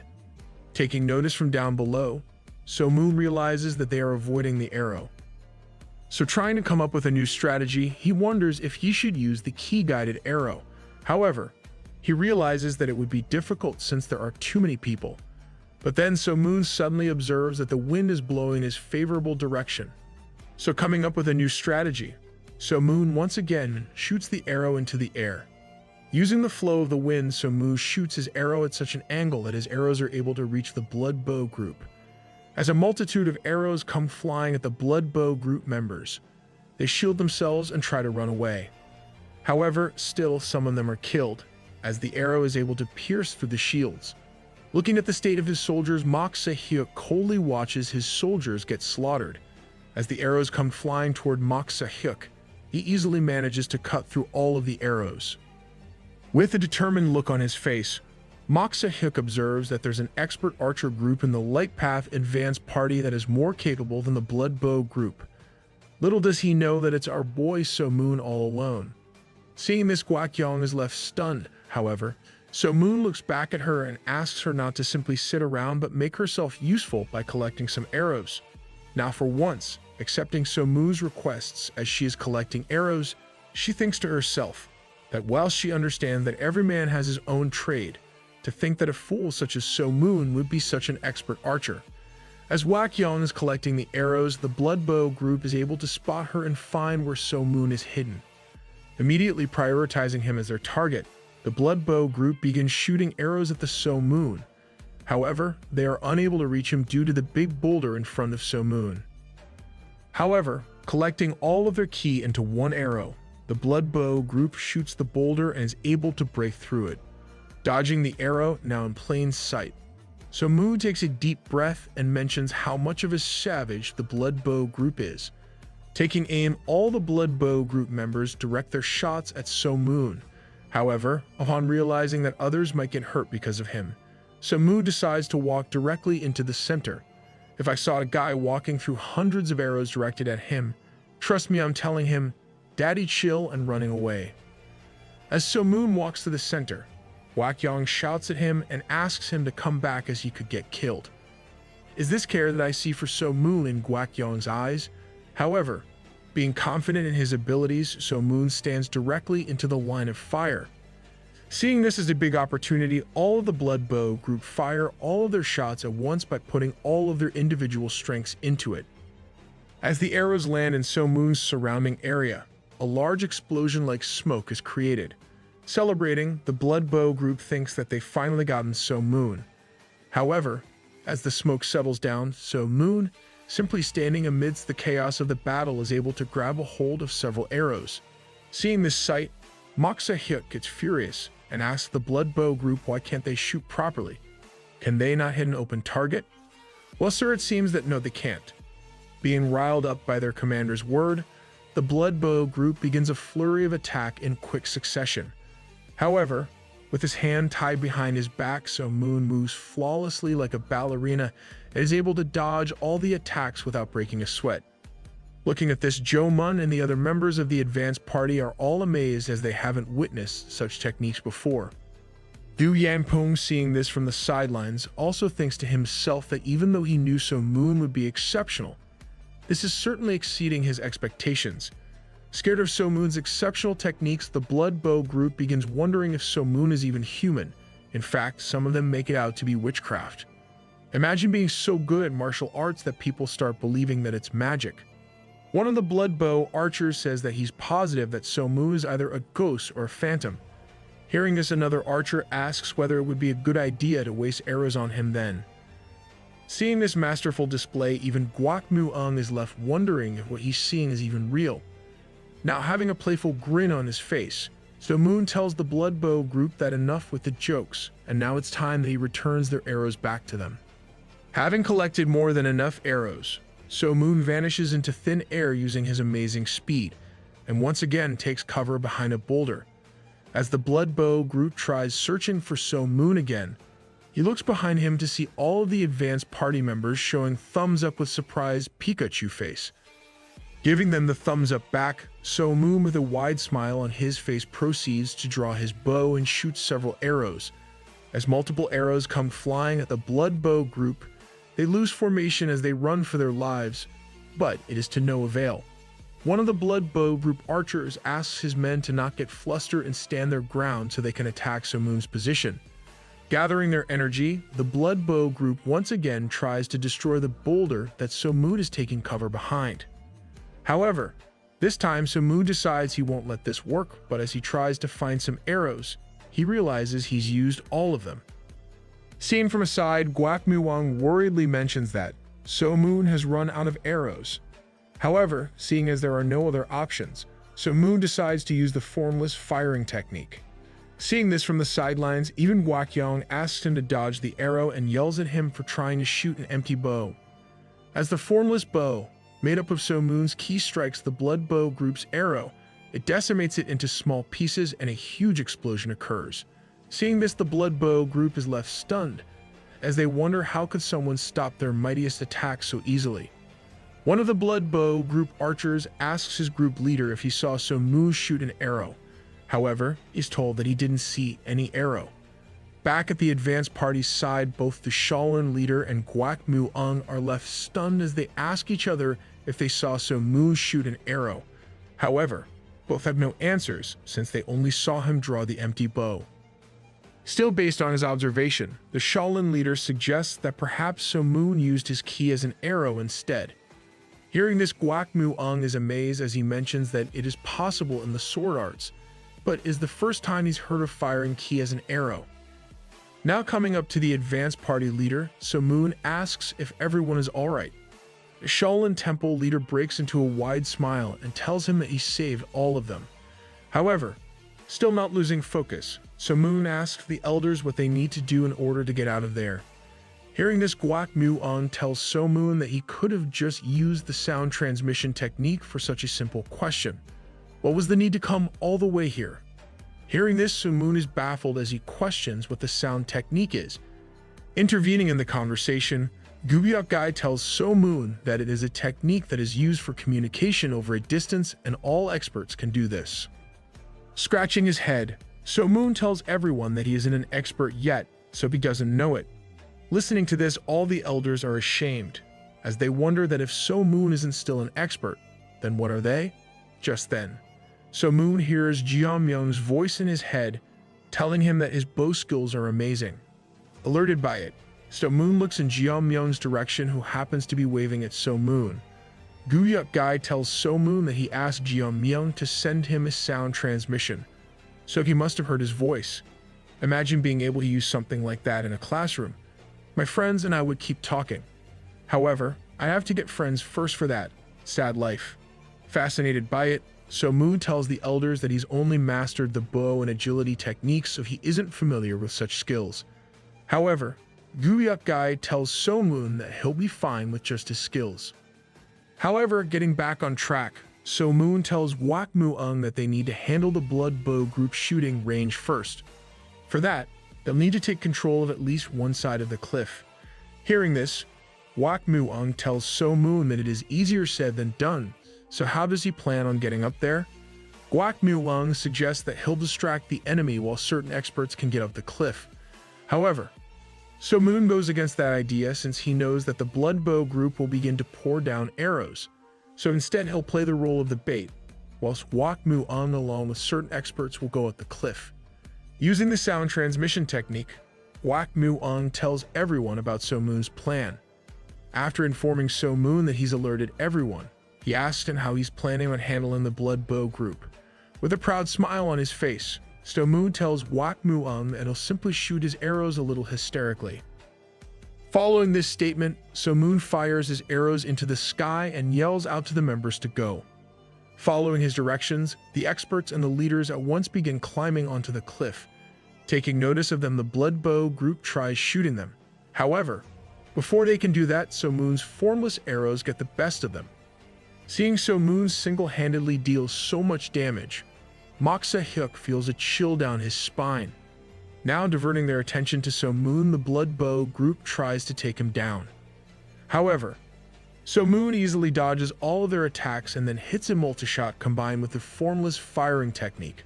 I mean, why do people even mess with So Moon? He is too OP. With each shot, more and more blood bow group archers fall, whilst the remaining survivors are subdued with the elite warriors and the leaders of the advanced party. Conquering one side of the cliff, the advanced party is able to take down all of the blood bow group. Angered by this, Moksa Hyuk sends his personal troops to kill the light path warriors on the front lines. As they rush on to battle, Wak Mu-ung and his warriors stand in the dark path's way. As Moksa Hyuk rushes into battle, he's met face to face with none other than Wak Mu-ung.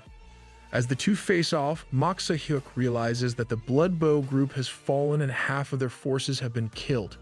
Even though he was certain they'd win, the reality of the situation now is that it would be difficult to escape defeat. As Wak Mu-ung stares Moksa Hyuk down, he tells himself that the only thing left to do is have an honorable death. Now addressing Wak Mu-ung, Moksa Hyuk says that he hadn't imagined that the light path possessed such an archery genius that would surpass the blood bow group. In response, Wak Mu-ung tells Moksa Hyuk that he's a rising member of the light path. With a tense and pained expression on his face, Moksa Hyuk asks Wak Mu-ung that which clan is So Moon from. In response, Wak Mu-ung tells Moksa Hyuk to ask him personally. As the advanced party makes way, Moksa Hyuk with heavy steps and seeping bloodlust walks up to So Moon. At first glance, So Moon is able to realize how much of a formidable foe Moksa Hyuk. Frowning, Moksa Hyuk tells So Moon that it was fun watching archery skills since it almost made his spirit leave his body. Yeah, man, sure seems like you're having fun. In response, So Moon tells him that he's been mastering this ever since he was a kid. However, he believes that he's still lacking. Still frowning, Moksa Hyuk tells So Moon that it is crowded over here so they should fight someplace else. As Moksa Hyuk leaves, So Moon tells the advanced party that he'll be back and follows behind. Seeing this, Guyak Guy wonders if So Moon will be alright, but Wak Mu-ung tells him that they'll just have to wait and see. Meanwhile, Dan Gayan mentions that while So Moon is facing off against Moksa Hyuk, they should clean up this area. Following that, Wak Mu-ung asks the remaining Dark Path troops to surrender so that they can be exempt from death. However, still staying persistent, the surviving troop members tell Wak Mu-ung that this place will be the Light Path Coalition's grave.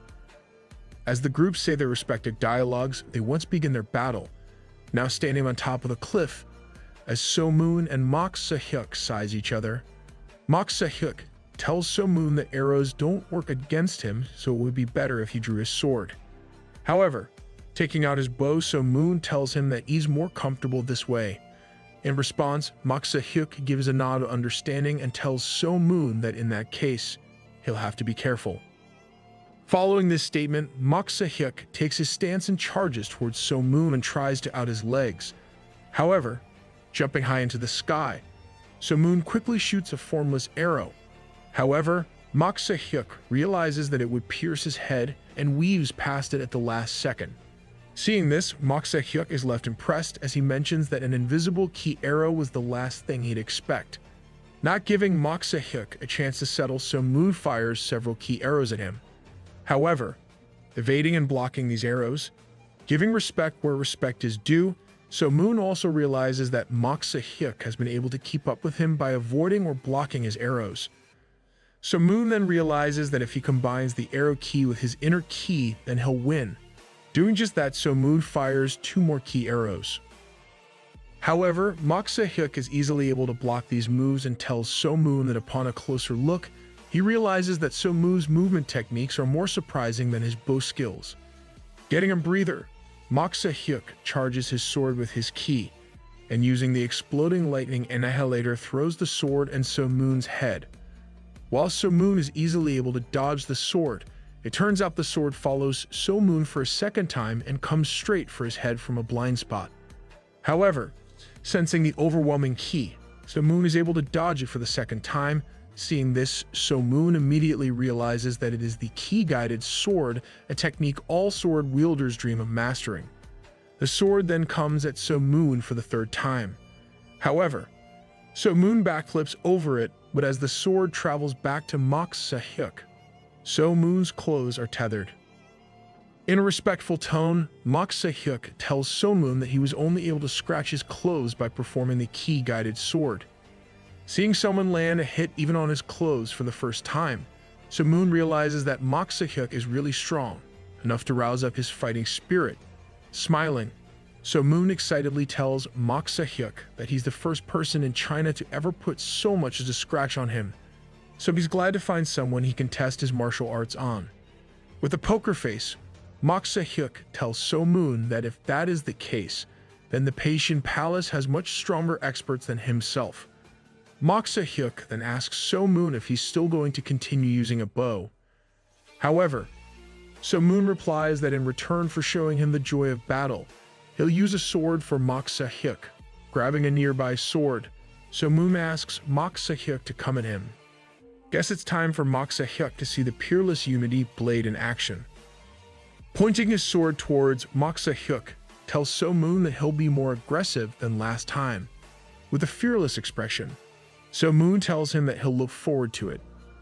Taking his stance, Hyuk, once again using the ki-guided sword, throws his sword at So Moon, putting every ounce of his strength into it.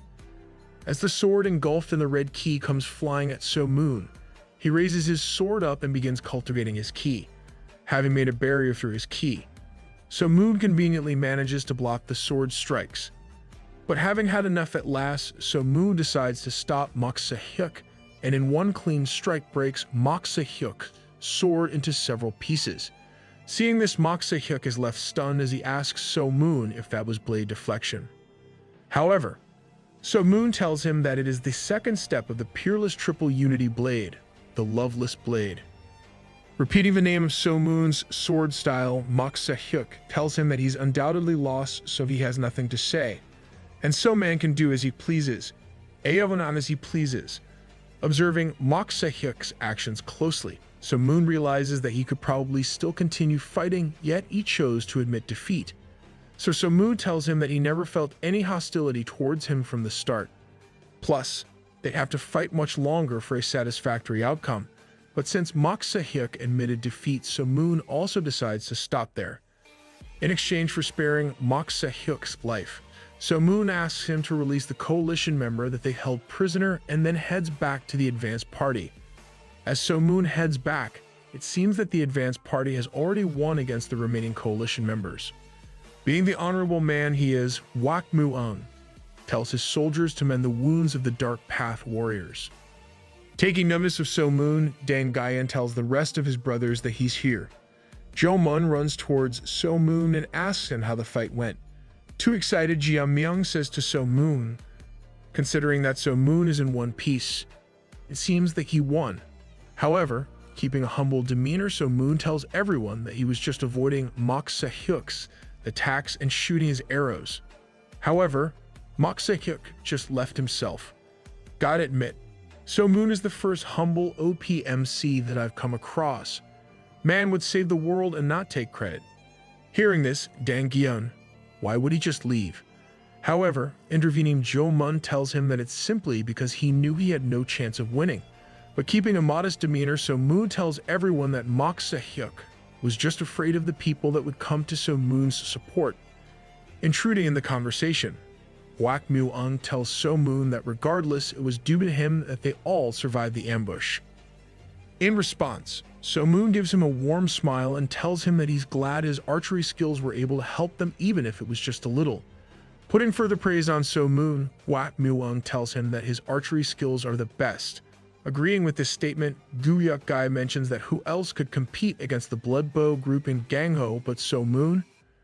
Now expressing his sadness, Wak Mu-eun mentions that they have over 30 people that are either dead or injured. Blaming himself, he further goes to accept his mistake and tells everyone he's ashamed since everyone suffered due to his carelessness. However, Guyuk Guy asks him not to be too hard on himself since the enemies suffer in much greater loss. As the advanced party then continues its journey, Gu Yang Pung riding alongside So Moon asks him about Mok Se-hyuk. In response, So Moon tells him that who knows what might have happened. Worried, Gu Yang Pung asks So Moon if he killed him. However, So Moon frowns and tells Gu Yang Pung what a kind-hearted thought it is. Moving forward, he dismissively tells Gu Yang Pung that he worries about the people that betrayed him. However, Gu Yang Pung tells him that the Light Path views the Patient Palace as a group of villains because he entered the Shaolin in pursuit of power. Since then, as a lord, he didn't exercise his power properly, so it's all his fault, giving him no reason to despise his former subordinates. Having a displeased expression, So Moon tells Gu Yang Pung that he's still upset at the fact that they betrayed him. Nonetheless, he doesn't want to meddle in the matter even a little. However, not minding So Moon's words, Gu Yang tells him that he's grateful for letting Mok Se-hyuk leave, and that he must have learned after fighting against him that he's a true warrior. Moreover, he tells So Moon that even though it may be hard to believe, but most of the experts in the Patient Palace are just like him. Nevertheless, the other dark clans that follow the Patient Palace are a greater threat, since even though they may have the same military government, they still have many differences with the palace. If the Patient Palace were to restrain them, they wouldn't go on a rampage. However, the Patient Palace will let them be. And if those Dark Path villages freely do what they want, then it will be harder to stop the Patient Palace. After several days of travel, at last, the advanced party is able to reach the Namgung family. Namgung Jium welcomes the advanced party and tells them all that he is deeply moved to see that all those years that the Namgung family spent protecting their friendship have finally paid off. Now keeping the formalities aside, he welcomes Mu-eung like a brother. In response, Wak Mu-eun also hugs Jium like a brother and tells him that he knows how hard it was for the Namgung family to endure the patient attack. Honestly, it's wholesome to see So Moon having such a brotherly bond with someone. Seeing some injured soldiers in the advanced party, Jium asks Wak Mu-eun about what has happened. Giving a shy laugh, he tells Jium that they were ambushed on the way here. At first, they couldn't do anything due to being stuck in between cliffs. Further, seeing the Blood Bow group arrows all around them was startling. However, in the end, they were able to get on the cliff and subdue them. Hearing this, Jium grieves as he mentions that then there must have been many losses. But Wak Mu-eun tells Jium that a single lad subdued the Blood Bow group by himself, lowering the number of casualties. Now as all the elders sit together to feast and celebrate their reunion. Jium mentions that it's a shame he couldn't see So Moon's archery skills firsthand. On the other hand, So Moon, sitting with his three brothers, is basking in praise as all of them are still in complete awe of So Moon's skills. Jium mentions that aside from So Moon's brilliant archery skill, he was more surprised by the agility skills technique that he used to climb the cliff. He also makes fun of the fact that it's hard to believe that someone who doesn't even know the sound transmission technique can use such agility techniques. Laughing, Dan Gyun and Jo Mun mention that no one would believe it until they've seen it firsthand. Just then, Jeon Myung stands up and pulls out his sword, too impressed by So Moon's skills. Jeon Myung tells him that he'd like to teach him a lesson. However, So Moon, raising his hands, tells him that he's lost. Still, going into demon time, Jeon Myung asks So Moon to draw his sword because there's no going back anymore. But So Moon stays adamant about not fighting Jeon Myung. Taking it as an offense, Jeon Myung chases So Moon around. Seeing this, the two remaining brothers can't stop laughing. Jeon Myung really does act like an elder brother since he is chasing around trying to fight someone who is younger than him. Now inside the Namgung family household, Jeon and the Hwang family elder check up on Jin-ah. The two ask what happened with the rest of the advanced party, and Jin-ah in a weakened voice mentions that whilst the rest of them were able to escape, Hwan Bo-jang stayed behind just so that they all can escape. Hearing this, Jeon says to the Hwang family member that he must be worried. However, breaking into a smile, he mentions that he couldn't be more proud of his eldest son for doing the right thing, and if it were to him, he'd have done the same. Now back at the Peichen family headquarters, as Se-yoon hears that the Mok Se-hyuk failed, he can't believe his ears. Admitting defeat, Mok Se-hyuk honestly narrates the events that took place in the battle and inform everyone that a single archer was able to take on the Blood Bow group, subduing all of them. Hearing this, Gokja worries as he tries to plan his next move.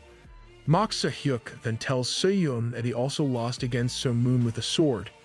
Hearing this, Se-yoon is left shocked to his core. To add more salt to the wound, Mok Se-hyuk tells Se-yoon that So Moon was able to destroy his ki-guided sword in one move. Hearing all of this, Gokja has a hard time even believing that such a warrior exists. But Mok Se-hyuk assures that it is the truth. Hearing the arrival of a new formidable enemy, Gokja tells the commanders that he'll now have to adjust some plans.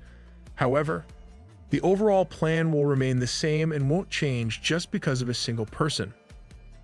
Now during a meeting between the elders, Jeon Namgung brings So Moon to his father and introduces him as the savior of the advanced party.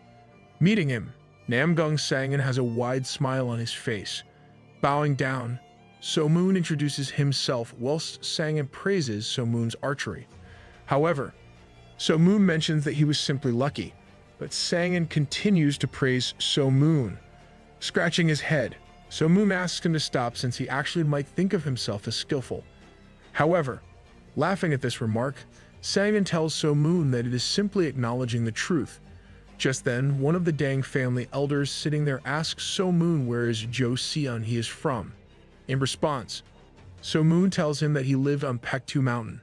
As the conversation carries on, So Moon is asked about his parents. However, he mentions that his parents both passed away when he was only just a child, so it was his grandfather that ended up raising him.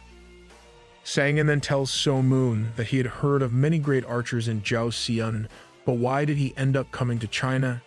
Sitting aside from the Dang family elder, Dang Qianho mentions that it is because he wanted to spread his name. So Moon tells them that it isn't the case, but rather he has some business with the Dang family in the south. Hearing this, the room gets quiet and Sangan tells So Moon that all the people apart from him and his son are from the Dang family, so he can freely talk to them. Well, it's the moment of truth, guys. Will So Moon get a wife or not? Dang Qianho then proceeds to ask So Moon what business he has with their family, and So Moon tells them that his grandfather had sent him to find a bride, and he heard that his future father-in-law had made a pledge with his father. Hearing this, Qianho wonders when his son made such a promise. Thinking back, he recalls that since his son did travel a lot, there might be such a connection. Assessing So Moon for a while, Qianho realizes that So Moon does indeed have all the qualities that he'd like in a groom. So at last, Qianho decides to give his granddaughter's hand to So Moon. Hearing this, Sangan also mentions that he has some granddaughters of the marriageable age. However, it seems that the Dang family has already chosen him. In a time where people riz up girls, So Moon is rizzing up their fathers, and that's how you end up with a double U girl. Hearing this, So Moon immediately bows down to Qianho out of respect. Qianho then asks So Moon for his age, which happens to be 22. He decides that he is perfect for his granddaughter So Hee, who happens to be 20 years old. Hearing his future wife's name, So Moon is extremely ecstatic, now in hopes of rejoicing. So Moon is taken out for drinks by the younger Dang family member. After So Moon takes his leave, Namgung Jiam mentions that he believes that whilst So Moon may be powerful, it seems that he lacks ambition. However, the two leaders tell Jiam and his fellow that So Moon has a martial arts style unlike anything. Hearing this, both Jiam and his fellow is left stunned, and somewhat of a sad tone. Sang questions himself as to why he desired So Moon so much. Wait, that came out wrong.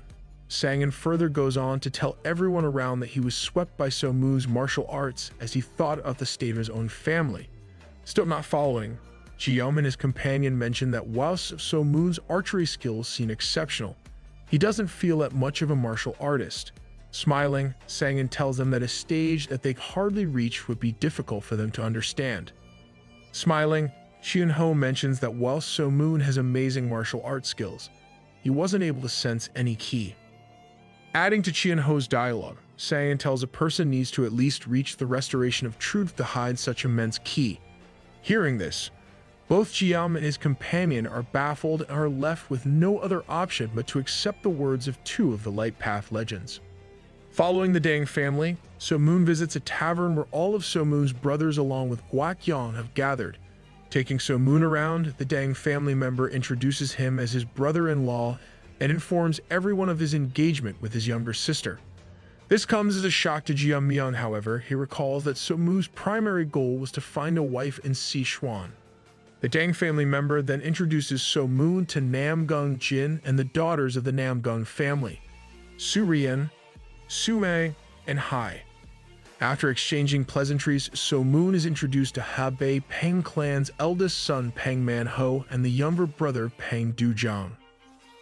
Alongside them is standing Huangbo Yang, who introduces herself to So Moon and tells him that she'll soon be a part of the Hebei Peng clan.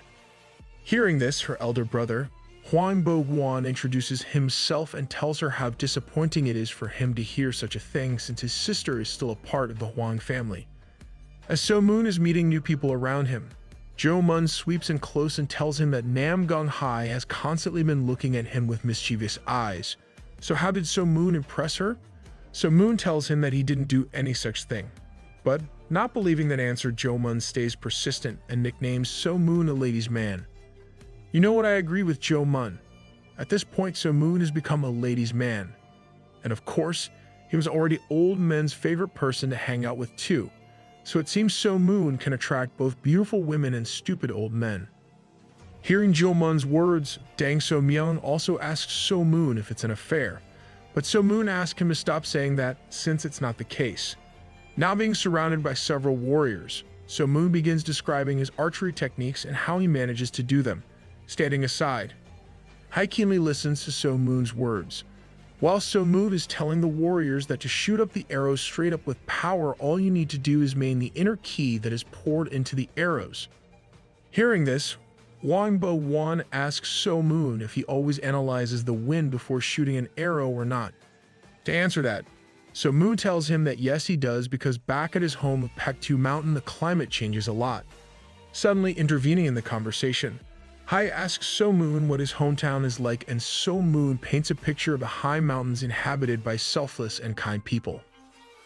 So Moon further goes on to describe that he lives in a small cottage near a river, and when the sun shone on that river, it seemed like the world was filled with gems. Reminiscing about his grandpa, So Moon mentions that he would be basking in the sun right now whilst the foot of the mountain would be blooming with wild spring flowers. Hearing this description, Hai is brought to tears, and even Guak Yang is flustered as she has to admit that So Moon has a way with words. Damn. So Moon has become the Rizzler in a matter of 2 chapters. I need his game. Seeing this, Jo Mun once again teases So Moon as he calls him ladies' man for making a woman cry just by his words. The following day, as So Moon is spending his time resting on a tree branch, suddenly Ironblood rushes to him in panic and tells him that multiple people with an ominous aura are headed this way. After getting all the details from Ironblood, So Moon jumps down off the tree and proceeds to collect a large number of sticks for arrows. He then gets on top of a tall building to use it as a vantage point against the enemies. Guess it's sniping time. Now standing on top, So Moon mentions how nice of a view it is. However, seeing as there's still some time for the enemies to arrive, So Moon lies down as he waits for the rest of the coalition members to take notice of the enemy's advance. On the other hand, as the two guards take notice of the enemy's movement, they immediately rush to alert the Namgung family elders. Within a couple of seconds, panic and disarray spread throughout the Namgung family stronghold, where soldiers rush to grab their weapons and get to their assigned stations. On the other hand, the Dark Path troops led by Se-Yun riding on horseback notice the Namgung family's front gates wide open. Seeing this, Se-Yun decides to ride straight through it. But one of Se-Yun's underlings brings it to his attention that they might get ambushed this way. However, ignoring those words, Se-Yun goes straight on as he can't care any less about ambushes at this moment. As Se-Yun along with the Dark Path soldiers crosses the Namgung family's front gates, they are all greeted by Sangin. As the two stand face to face, So-Moon, standing on top of the building, analyzes the force sizes and thinks to himself that the Patient Palace has twice as much force as the Light Path. With an expressionless face, Sangin tells Se-Yun that he's grateful for the gesture of goodwill since the eldest son of the Hebei Peng clan, Huanbo Jiang, returned this morning. Keeping the same poker face, Se-Yun replies that they only did that because they had promised it. Hearing this, Sangin is shocked as he says, "promise," in an inquisitive tone. In response, Se-Yun tells Sangin that they should be the ones showing gratitude since exchanging Mok Se-hyuk for Huanbo Jiang isn't a bad trade at all. Hearing this, Wak Mi-won thinks to himself that he had a gut feeling that even though Se-Moon won, he let Mok Se-hyuk go. Learning that Mok Se-hyuk, the hand of the reincarnated, had lost and his life was exchanged, Sangin is left baffled. Now standing in an authoritative stance, Se-Yun tells Sangin that he doesn't wish to fight them, so as a last favor, the Namgung family will be asked to seal their gates and no blood will be shed. Brushing his beard, Sangin tells Se-Yun that while he appreciates his kindness, the Namgung family doesn't plan on yielding, glaring at Sangin. Se-Yun tells him that if that's how it's going to be, then there is no other choice. Raising his hand, Se-Yun shouts and commands everyone to attack. Obeying Se-Yun, the Patient Palace soldiers charge toward the Light Path soldiers. Unfazed, Sangin also raises his sword high up in the sky and tells everyone that his bones will be buried here today. Following Sangin's commands, Dan Gian, Jo Mun, and Jian Mian take their battle stance, and as the two forces charge toward each other, bloodshed can be seen all around. However, this time without giving much of a fight, it is the Dark Path forces that are getting decimated. Looking at this from afar, Gokja along with Mi Jae-yoon, the leader of the Blood Bow group, mentions that he knew this fight was going to be difficult even with larger numbers. In response, Jae-yoon tells him that since their forces were gathered hastily, their military prowess wouldn't have made that big of a difference. However, grinning, Gokja mentions that they've already prepared something for this situation, saying that Gokja orders the Blood Bow group to go up front. Taking position alongside Ji-yoon, the Blood Bow group takes their formation and upon their leader's command starts shooting. Surprised by this attack, several of the Light Path soldiers are taken out. Now paying their attention to the Blood Bow group, the Light Path soldiers charge towards them. However, they fall short against the arrows coming at them at blistering speed. As the Light Path soldiers close the gap between themselves and the Blood Bow group, the Blood Bow group disperses and shoots several arrows, taking out the few surviving members. Looking at this sight, So-Moon pouts as he thinks to himself that it seems that the Blood Bow group still hasn't learned their lesson, since they dared to shoot arrows in front of him. Shooting a single wooden arrow, So-Moon immediately catches the attention of the Blood Bow archers and their leader Ji-yoon. Taking notice of So-Moon's position, Ji-yoon orders his troops to shoot So-Moon. But we've seen something like this happening before, haven't we? Drawing their bows, the Blood Bow group shoots several arrows towards So-Moon. As the arrows travel towards So-Moon at supersonic speed, he stands there unfazed. Looking at this sight, both Sang-in and Chien-ho wonder how So-Moon will face the arrows that are filled with Blood Bow group's aura of vengeance. Well, you're about to see. Awakening his ultra instinct, So-Moon bobs and weaves past all the arrows, smiling. So-Moon in a mocking tone tells the Blood Bow group that they are idiots, and if they want to hit him then they need to shoot properly. Enraged by this, The blood bow group shoots several arrows. However, without even breaking a sweat, Moon is able to catch these arrows with his bare hands. As he does this, he asks the blood bow group if they are shooting with their eyes closed. I say let So Moon cook. Seeing this, both Gokja and Ji Yoon are left grinding their teeth. However, still using his brains, Gokja mentions that if any more of the blood bow group archers die, then it will be impossible for them to recover. Bowing down to Moksa Hyuk and Hyun-won gang, Gokja requests both of them to block So Moon's arrows, else the blood bow group will be decimated. Accepting Gokja's request, both head over to the blood bow group's aid. While Gokja, standing alongside So Yoon, mentions that he's never seen such a skill. On the other hand, So Yoon has nothing but admiration for So Moon's skill, even though he's an enemy. Looking at this, Cheon Ho laughs and tells Sang-in that So Moon's the guy that will become Sobi's husband. Jealous of this, Sang-in pouts and tells Cheon Ho, who asked. Getting back to the battle, Se-yoon commands the Dark Energy Hall to advance. Led by Se-chun, the Dark Energy Hall initiates its attack. Countering this attack, the advance party led by Gwak Mu-ung faces off against the Dark Energy Hall. Amidst the chaos, Gwak Mu-ung orders the Mount Hwa sect disciples to take on the left side, whereas the 9 Wando Ha-hu gang takes on the right. Vibrantly running around in the battle, Ha-hu Yemin tells her father that she'll be taking on the rear. Using her colorful techniques, Ha-hu Yemin is able to take down several Dark Energy Hall soldiers. For someone who looks so dull like Ha-hu gang, his daughter sure is that much more colorful. Looking at Ha-hu Yemin's beautiful techniques, Cheon Ho mentions that it appears like an angel is punishing people from the skies, whereas Sang-in is more taken in by the fact that the martial art being used is the legendary Jade Fist arts. Seeing this, Sang-in begins to laugh in joy as he realizes that the Dark Energy Hall group is slowly avoiding Ha-hu Yemin. I want everyone to comment "Slay Queen" because she sure is slaying a bunch of Dark Path soldiers. Meanwhile, the other 3 Samwang are also fighting. Jo Mun, using his fan, is preoccupied with several soldiers, whereas Dan Gayan, using the drunken arts, knocks out several people at once. One real-life fighter that's mastered the drunken arts is John Jones, if you know, you know. On the other hand, Jian Myung takes on Se-chun. Swinging his sword in a careless yet calculated manner, he closes the distance between them. Seeing this beautiful display, even Se-chun has to admit that the Mount Hwa sect lives up to their reputation with the sword. However, he isn't the Dark Energy Hall master for nothing.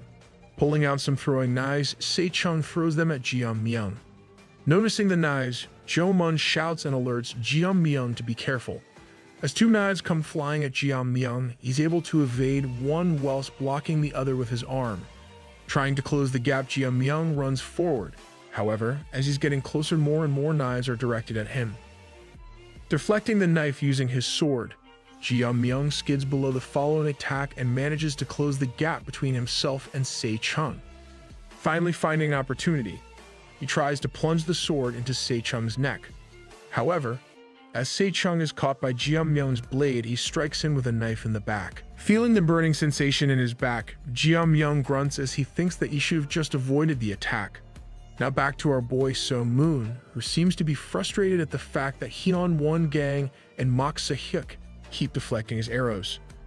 As time is of the essence, the longer the blood bow group lingers around, the more damage the light path soldiers take. Seeing this, So Moon finally decides to pull out his trump card. Even though he hasn't perfected it yet, he has no other choice but to do it. Drawing an empty bow, So Moon, using the formless firing technique, shoots a key arrow. Looking at this, Hyun-won gang is surprised as he wonders why So Moon would fire an empty bow. Disheveled, Moksa Hyuk tells him that it's a shadowless force, but it's very powerful. Taking their stances, Hyun-won gang compliments So Moon for pouring his ki into arrow form and shooting it. However, to both of their surprise, as the ki arrow nears them, it changes direction and goes right past them to shoot the blood bow archers. The two wonder how this is possible, while So Moon nervously smiles as he realizes that he managed to combine the formless firing technique and the ki-guided arrow despite it being too draining. Not taking any time to rest, So Moon immediately draws his bow for another attack of similar aptitude. However, as he's doing this, he realizes that the dark path is retreating, giving So-moon a cold stare. Nangak whispers to himself that next he'll be the one to take down So-moon along with the blood slasher corpse. Yeah, right, this pissy pants already had the opportunity but ran away back then. Check out part 2 to see that. Now as the battle dust settles down, standing amongst heaps of dead bodies, Chien-ho mentions that they've managed to hold up for now, but he's worried about the future. Standing next to him, Sang-in mentions that if they face the blood slasher corp right now, then it will be their last battle. Walking up to his father, Jiam tells Sang-in that their losses today were great, so it would be difficult to take on the blood slasher corp right now. Frowning, Sang-in tells Jiam that they must fight against injustice to the death and that there is no other path but that. Now as the Paitian Palace army is riding back to their headquarters, Se-yoon asks Gokja why he stopped the blood slasher corp from entering the battlefield and retreated. In response, Gokja tells him that it wouldn't be very easy for the Light Path forces to recover from the battle and chase them. However, if they had continued to fight, then their attention could have been drawn to the Paitian Palace's base. A little frustrated, Se-yoon tells Gokja that their job is to direct the Namgung family's attention toward them. Gokja in response tells him that they've benefited enough already. Curious, Se-yoon asks Gokja that it wasn't their purpose to attack in the first place was to capture the Namgung family. In response, Gokja tells him that whilst it would be nice to see the Namgung family's demise, it would mess up with the Paitian Palace's leaders' plans, so for just the time being, they all should simply be patient. Looking at Gokja suspiciously, Se-yoon asks him if he means to say that in order for the plan to succeed that he and the palace leader came up with, the rest of them should act as decoys. Hearing this, Gokja is immediately startled. Staring into his soul, Se-yoon asks him if there's something in the Paitian Palace that's being hidden from him. Stuttering after hearing the truth come out of Se-yoon's mouth, Gokja blatantly lies and tells him that it isn't like that. Whispering into his ears, Gokja tells Se-yoon the next action to take. After getting a better view of the situation, Se-yoon determinedly looks on as he mentions that they'll have to open up the retreat route. In response, Gokja mentions that once the Namgung family leaves, then the Paitian Palace will properly attack from behind. What is this evil guy up to now? After the battle, as the family leaders sit together to discuss their position, Jiam mentions that even though they won the battle, their losses were too great. Only 20 warriors from the Namgung family survived, so the Namgung family's existence is at stake. He further goes on to state that even though they won, the fight is far from over yet. Sitting in his chair with a saddened expression on his face, Chien-ho tells everyone that he also thinks that they can't beat the dark path. So they are only left with two choices, either to die fighting or back out for their future. Looking at Jiam, Chien-ho mentions that he's here to assist the Namgung family, so whatever decision that the family leader takes, he'll follow that. Wish my friends were this loyal, man. If I was ever getting beat up by bullies, they'd join in to beat me. Sad life. Jiam's younger brother, Namgung Ho-young, recommends that they should back out. Even though it's a humiliating decision, it still gives them a chance to live and fight back. The only person with a brain in this series, as Jiam is walking through the palace halls, he's stopped by Chien-ho, who mentions that Sang-in would never agree with backing away. Humiliated by his actions, Jiam mentions that they'll just have to convince him somehow. On the other hand, So-moon, resting under a tree, thinks to himself that the world is made for the strong, since most of the people that died were low-class warriors anyways. Walking up to So-moon, Jiam asks him what he's doing. Happy to see his brother moving again, So-moon asks Jiam about his condition. However, being the macho man he is, Jiam tells So-moon that it's nothing when compared to taking on Se-chung. Walking up to them, Jo-mun humbles Jiam as he questions how sloppy would one have to be to get stabbed in the back. Pouting, Jiam replies that it was because he fought he ended up with only 2 injuries. However, if it was Jo-mun, then he'd probably end up with more wounds. Now directing his attention towards pulling So-moon's leg, Jo-mun in a teasing tone tells him that Namgung Hai was asking about him with so much fear in her eyes. Namgung is cute. I think she'd make a good match with So-moon. Trying not to meet Jo-mun's eyes, So-moon looks away and tells him to stop joking around. However, Jo Mun in response tells him that he isn't joking around since he's an expert in female psychology. Andrew Tate's theme intensifies. Hearing this, Jeon Byung mentions that he also thought Nam Gung Hai had fallen for So Moon, but how troublesome it is since So Moon's bride is in the Dang family. Giving Jeon Byung the bombastic side-eye, Jo Mun tells him that's not all. Surprised, Jeon Byung asks if there is someone else. Now giving the criminal offensive side-eye, Jo Mun tells Jeon Byung that his younger sister, Wak Yang, was also very curious about So Moon. I swear Jo Mun is the guy that insinuates fights. Angry to hear what sounds nonsense to So Moon, he asks them both to stop saying things that even a dog wouldn't believe. Since how could a girl that tried to eat him alive also like him? As So Moon is frustratedly pouting over this thought, Jeon Byung mentions that So Moon has to admit that the torment and pressure a guy feels from a younger sister can't be explained. Not getting the point, So Moon asks Jeon Byung if his sister has tried to strangle him in every way. Having heard enough, Jeon Byung laughs as he jumps on top of So Moon and asks him to stop.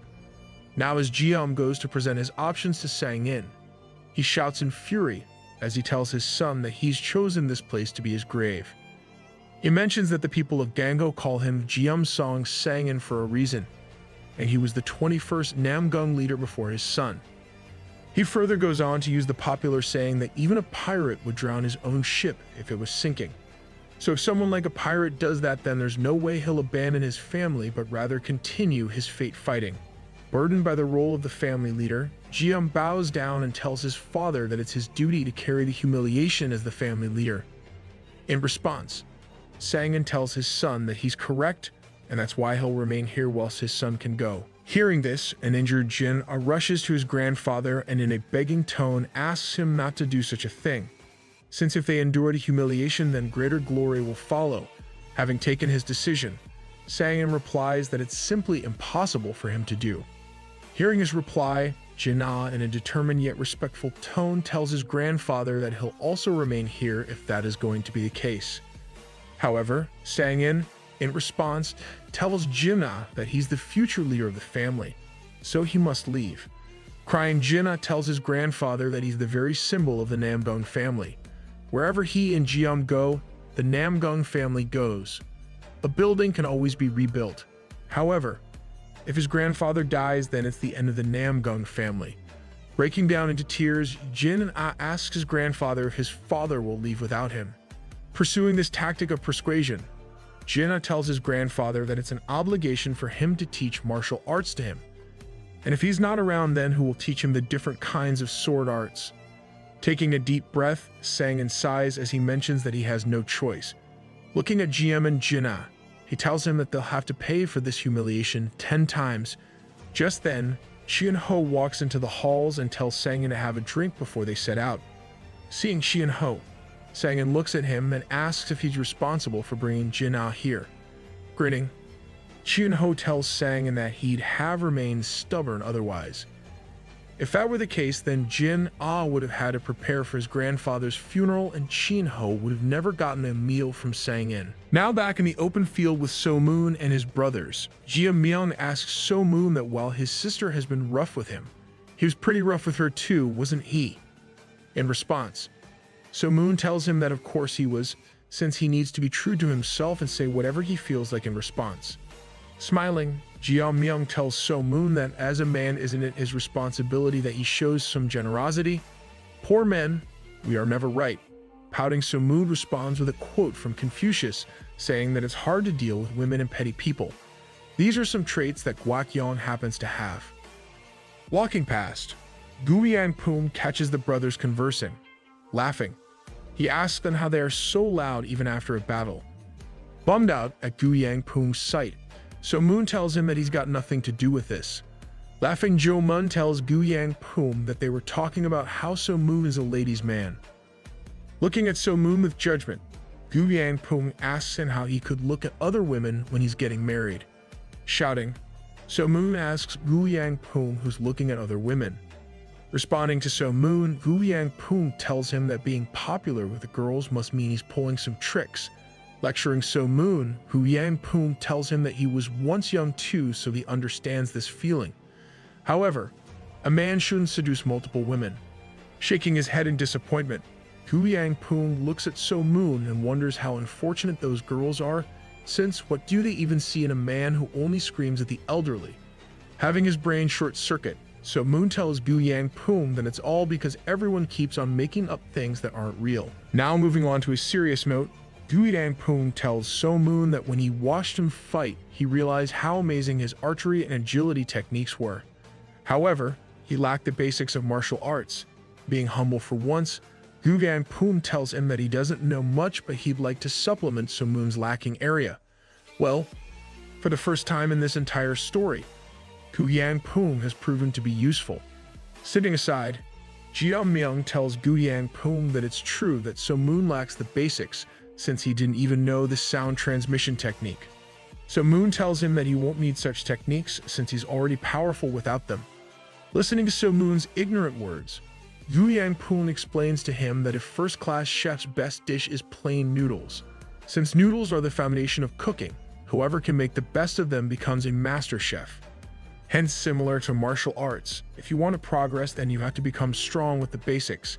Finally, getting Gu Yangping's point, So Moon realizes that he can't use a bow forever, nor can he simply run around trying to catch rabbits using the family treasure sword.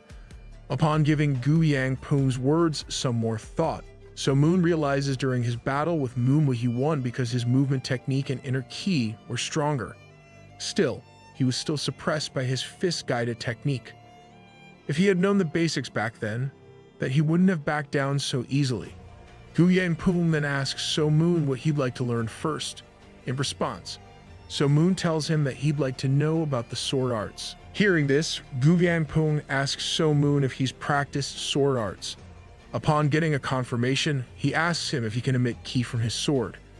After hearing a positive response, Gu Yangping mentions that it means that So Moon's skills are already at the level of a master, which is absurd considering he has zero knowledge of theory. Giving a nod of approval, he tells So Moon that even with his inner ki and the basics, he'll still produce tremendous force. So firstly, he must learn 3 techniques. Gu Yangping then tells So Moon that there are 3 basic techniques. 1. Total annihilation, a form that is used to attack and block left and right. 2. Pressure of Mount Tai, used for upward and downward attack. And thirdly, 8 directions of wind and rain, used to attack and block from all directions. After giving So Moon the brief information, Gu Yangping asks him to master these 3, and no one would approach him anymore. Looking at this, both Jia Myung and Jo Mun laugh as they think to themselves that this is something even a kid would know. Holding a stick, Gu Yangping begins to give So Moon a practical demonstration. Swinging his stick left and right, he states it to be total annihilation. Then swinging his sword upwards and downwards for the pressure of Mount Tai. Following Gu Yangping's shadow, So Moon first imitates total annihilation and then the pressure of Mount Tai. However, without even being directed for the 8 direction of wind and rain, So Moon is able to beautifully display the technique. Looking at So Moon's beautiful sword display, both Jia Myung and Jo Mun are left in total awe as they claim that So Moon's form looks like art. Now in the darkness of the night, we finally see the Namgung family members moving. Riding alongside his father, Jinna asks, wouldn't it be better if they had traveled to Hubei by ship and then crossed Dongting Lake? In response, his father tells him that the Peichin Palace would have considered that path, so they took the mountain path. Hearing this, Jin understands and tells his father that because of their dire situation, he forgot to consider the possibility of an ambush. His father then states that by now the Peichin Palace must have already realized that they've left and might be pursuing them. Learning this, Jin asks his father if he should reinforce the rear guard. His father tells him that they'll be prioritizing speed instead and heading north by northwest to Guryong Mountain. Since the Guryong Mountain spreads both east and west, it has several turns and corners, making it a perfect place to set up an ambush. Hearing this, Jinna asks if they'll be luring the Peichin Palace into an ambush. In response, his father tells him that even though they are abandoning the palace, they can still get revenge for the humiliation that caused them.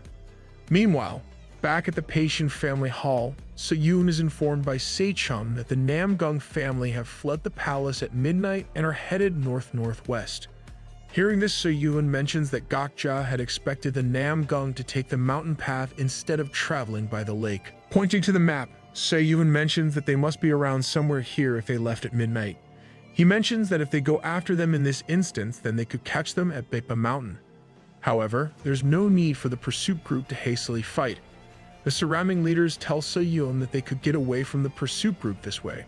However, Se-yoon begins laughing and tells them that the Namgung family is nothing but a beast caught in a trap, since they are bound to be caught.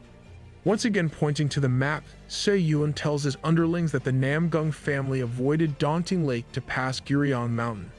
However, to recover their wounded pride, they will definitely set up an ambush at the mountain. The underlings tell Se-yoon that it will be dangerous to pursue them then, and alternatively, they won't have a choice but to suffer their attack either. Grinning with his teeth out, Se-yoon asks his underlings not to worry since the Patient Palace is military and the Blood Slasher Corps will be arriving at the mountain first and waiting for the Namgung family instead. So all the Patient Palace has to do is pursue and make them believe that they are being baited. Well, the Namgung family is totally screwed.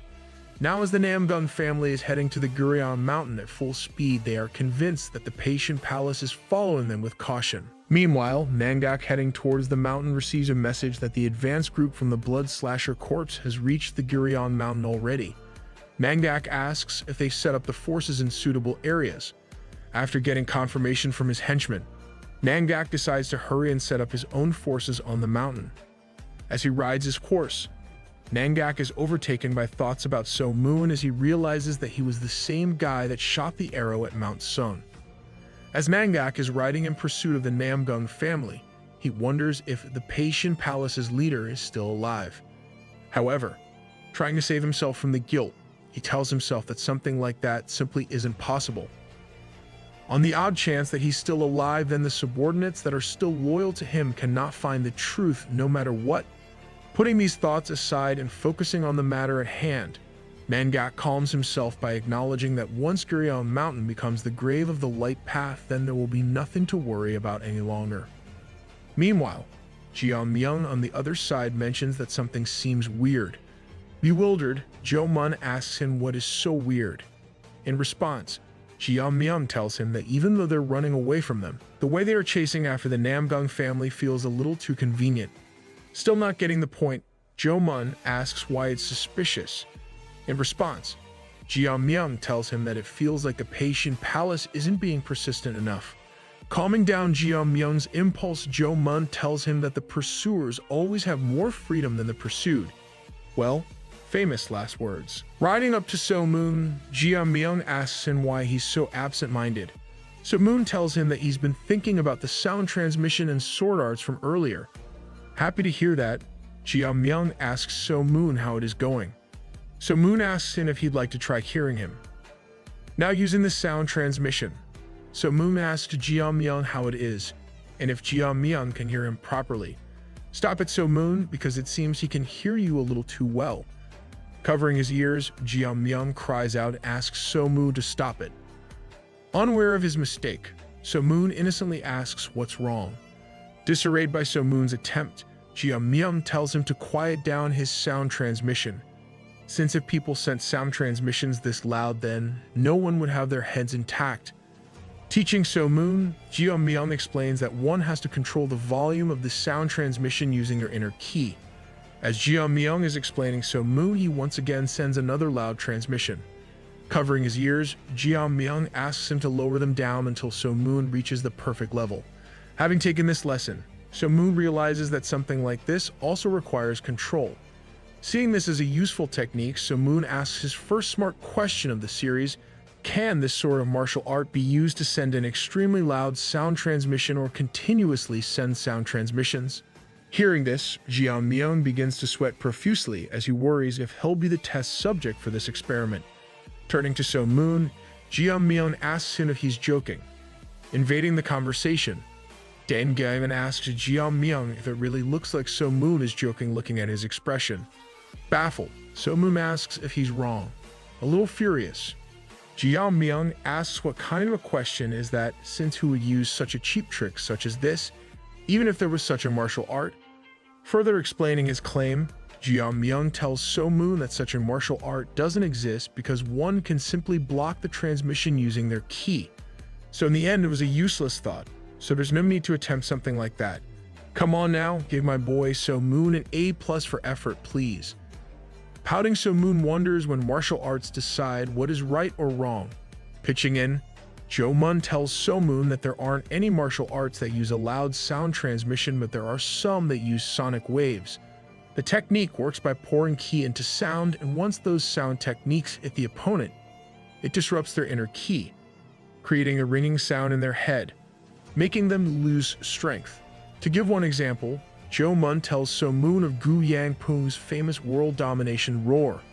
It's known to have a tremendous force.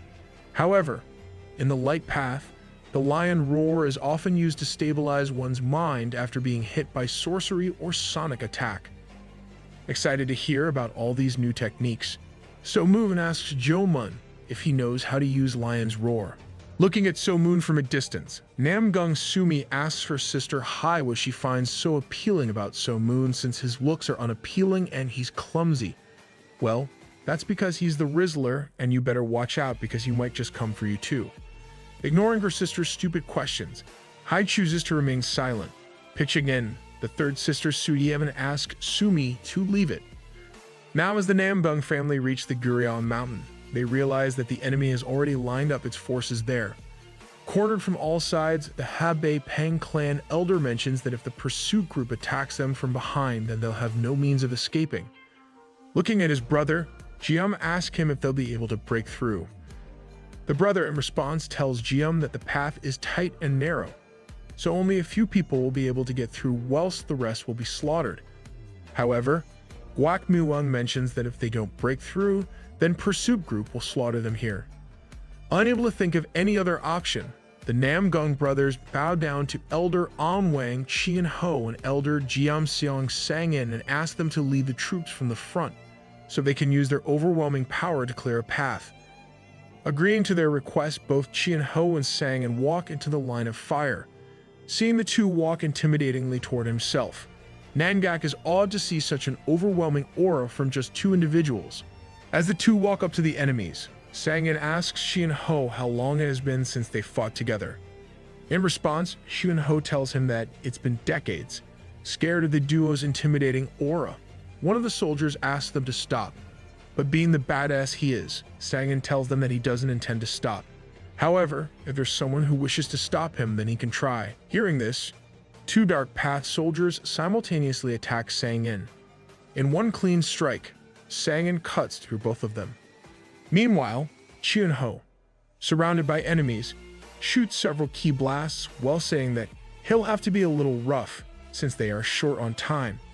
Signaling to the Blood Shadow Corps, Nangak orders them to go all out on the rest of the Namgung family troops. Passionate to try his new sword arts, So Moon asks the soldiers to come at him so he can give them a taste of his new sword arts. As several soldiers surround So Moon, he uses total annihilation to take care of those left and right of him. Then, using the pressure of Mount Tai, So Moon brings his sword downwards at several soldiers. As several soldiers succumb to So Moon's attack, they mention his attacks being poor and basic but too strong. At last, using the 8 directions of wind and rain, So Moon kills all the enemies in front of him. Seeing this, Dan Gaian mentions that So Moon is pressuring the enemy to back away with such basic techniques. Jiu Myung tells Dan Gian that while it may be basic, it's simply too fast and strong for the enemy. Not giving the rest of the Namgung troops any chance to stand still, several Blood Shadow Courts come running at the remaining Light Path members. Running rampant on the battlefield, Guak Muwang takes on several Blood Shadow Court members. On the other hand, Sang-in continues to cut down his enemies. Interrupting his sword dance, Qian Ho asks him to stand aside and collect his inner ki. He uses one of his strongest techniques, Heaven's Downpour. Following that, several ki blasts fly the Blood Shadow Court at once, finally opening a path for the Namgung family. As the path is cleared, all the Light Path troops run to escape a gruesome death. Just then, the pursuit party also arrives. seeing Hyun Won gang riding at him at full speed. So Moon thinks to himself that at this rate they won't be able to run. As Hyun Won gang's troops charge at So Moon, they yell that they should trample So Moon, as he's the gifted archer of Light Path. Using his formless firing technique and multi-shot, So Moon fires multiple key arrows, taking down the enemy's frontline soldiers, taking on multiple casualties. Hyun Won gang asks his troops to halt. Just then, So Moon is called on by Jo Mun, who asks him to hurry up. Looking behind, So Moon realizes that he was the only one left. Seeing So Moon standing all alone, all of the Blood Shadow Corps try to take his head to avenge their fallen brothers. Not giving up that easily, So Moon begins to run away. In attempts to stop So Moon, the Blood Shadow Corps shoots several arrows, but So Moon is easily able to dodge all of them. At last, So Moon reaches the escape path where two of the Namgung brothers are waiting for him. As So Moon runs past them, he asks if they are going to come. However, the two mention that they'll be staying behind in hopes of delaying their reach to the light path. Looking at each other, the two brothers smile as they mention how amazing it would be for the two of them to die together protecting the honor of their family. Meanwhile, So Moon catching up to Jeonmyeon tells him that this isn't right. Not understanding So Moon, Jeonmyeon asks what isn't right. In response, So Moon says that using two people as bait whilst they turn their tails and flee isn't something okay. Angry at hearing this, Jeonmyeon asks So Moon not to use such words for their divine sacrifice. Equally angry, So Moon asks Jeonmyeon what he means by sacrifice, since whether they live or die, they do it all together, not being able to live with the guilt. So Moon decides to run back to the Namgung brothers' aid. As So-yoon walks to the escape path, he asks who the two people standing in front of him are. Jeom introduces himself as Namgung family's leader, whereas his younger brother introduces himself as Namgung Homyeon. After introducing himself, So-yoon asks the two to open up the path. Prepared for death, Jeom tells him that the path will open up by itself after their death. Intervening in the convo, Gakja comes up to Se-yoon and tells him that if they wait any longer, then it might become impossible for Patient Palace to catch up to the light path. Looking back at Gakja, Se-yoon asks him to be patient as he believes that respect should be shown even on the battlefield. Acting like a little kid about to pee his pants, Gakja tells the superior elder that it's quite urgent. Calming him down like a kid, Se-yoon asks Hyun Won gang and Mok Se-hyuk to open up the path. Obeying their elder's command, both Mok Se-hyuk and Hyun Won gang walk up to the two Namgung brothers and give a brief introduction of themselves. Unsheathing his sword, Mok Se-hyuk tells the brother that since they have to clear the path, they shouldn't rebuke the Dark Path leaders for being too rough. Smiling, Jeom thinks to himself that these two will be learning something from him. Unable to do anything, standing on the sidelines, Gakja grunts as he finds it frustrating to see all these generals paying respect rather than pursuing the light path, as it's a much more important thing to do. Going after Jeom, Hyun Won gang tries to take him down in one clean strike. Jeom also shows that he isn't the Namgung family leader for nothing, since he barely evades the deadly attack, making some space in between himself and Hyun Won gang. Jeom thinks that if he had been even a second off in his timing, then Hyun Won gang's sword staff would have hit him. On the other hand, seeing Jeom's defensive ability, Hyun Won gang wonders how strong Sang-in is if his son is at this level. Meanwhile, Mok Se-hyuk happens to be easily overtaking Homyeon. Analyzing the situation, Se-yoon predicts that Warrior Mok will easily come out victorious. The same can't be said about Hyun Won gang versus Jeom, as the odds seem to be 50-50. Suddenly, Se-yoon sees a peculiar sight when he finds Jeom taking his stance to unleash the Emperor's sword arts. Despite having mastered only the 6th stage, Jeom decides to gamble it all in hopes of winning. Taking notice of the change in Jeom's ki and the atmosphere around him, Hyun Won gang is quick to realize that his opponent is trying to use a different martial art. Panicking, Hyun Won gang tells himself that this isn't going to be good, putting all of his power into one single attack. Second stance, Emperor's Heaven. Jeom shoots a powerful ki blast from his sword. Acknowledging the strike's terrifying power, Hyun Won gang mentions that it's truly terrifying. However, it's still not on the level of Yanlo Wang sword art's 3rd step, Yanlu separation. As the two kids collide, Hyunwon Gang is able to cut through Jium's attack, rendering him powerless and weaponless. Falling onto his knees with the acceptance of humiliating defeat, Jium asks Hyunwon Gang to kill him and reunite him with his brother. As Hyunwon Gang raises his blade to kill Jium, he cries whilst calling out to his father and son to protect the Namgung family. Just then, a formless arrow comes flying at Hyunwon Gang. In an attempt to cut through the ki, he brings down his sword staff. However, the ki arrow changes direction at the last moment and strikes him right in the gut. As Hyunwon Gang curses himself for getting injured, our boy So Moon walks towards the Patian Palace troop all alone. And he does all this whilst looking like a badass. When did BowBlade spirit turn to solo leveling in medieval times, I wonder? Holding Hyunwon Gang, Mok Se-hyuk takes notice of So Moon and the two give a glare to each other. Walking up to Jium, So Moon asks him if he's alright. Too disoriented, Jium asks So Moon why he'd come to his burial ground. Putting those thoughts aside, So Moon tells Jium that he'll be carrying him on his back. As Jium gets a piggyback ride from So Moon, several soldiers of the Dark Path surround So Moon, and Mok Se-hyuk asks him if he really thinks that he'll be able to escape. Famous last words, I'm telling you guys. Laughing. So Moon tells him that if the Dark Path opened up a way for them, they'd be able to cross easily. Hearing this, Jium thinks to himself about how So Moon is so calm despite being surrounded by such powerful enemies that even Sangin wouldn't be able to take on.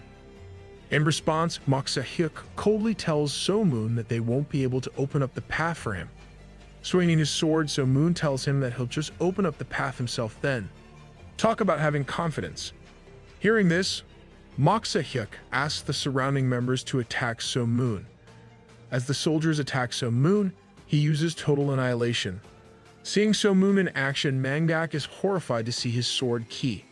As more soldiers close in, So Moon once again uses total annihilation. Seeing this, both Gokja and Se-yoon are horrified as they realize that these are moves even beggars can use. The amount of ki that is oozing out of the attacks is insane. As more and more soldiers charge So Moon, he leaps into the air and uses the pressure of the Mount Tai technique. Caught in So Moon's overflowing ki, several soldiers fall down. Furious at the Blood Slasher Crop's performance, Nangak asks them to attack simultaneously rather than individually. That is also to no avail since So Moon successfully uses the 8 directions of wind and rain.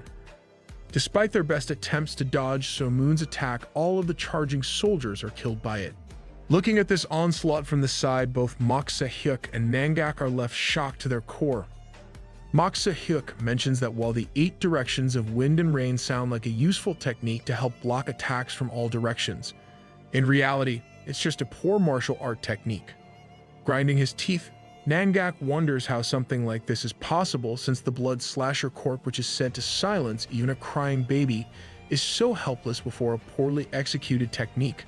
Frustrated, Nangak yells that this is a humiliation of the Blood Slasher Corps. Dashing towards So Moon, Nangak tells him to take on the leader of the Blood Shadow Corps. Meanwhile, the trio of 3 brothers resting on a mountain cliff wonders if So Moon is going to be alright. Dan Kyun is the first to mention that perhaps they should have stopped So Moon. However, Jo-mun argues if they even had a chance to do that since they were all running. Standing anxiously, Jeon-myeon mentions that So Moon was right as dying while fighting would have been better.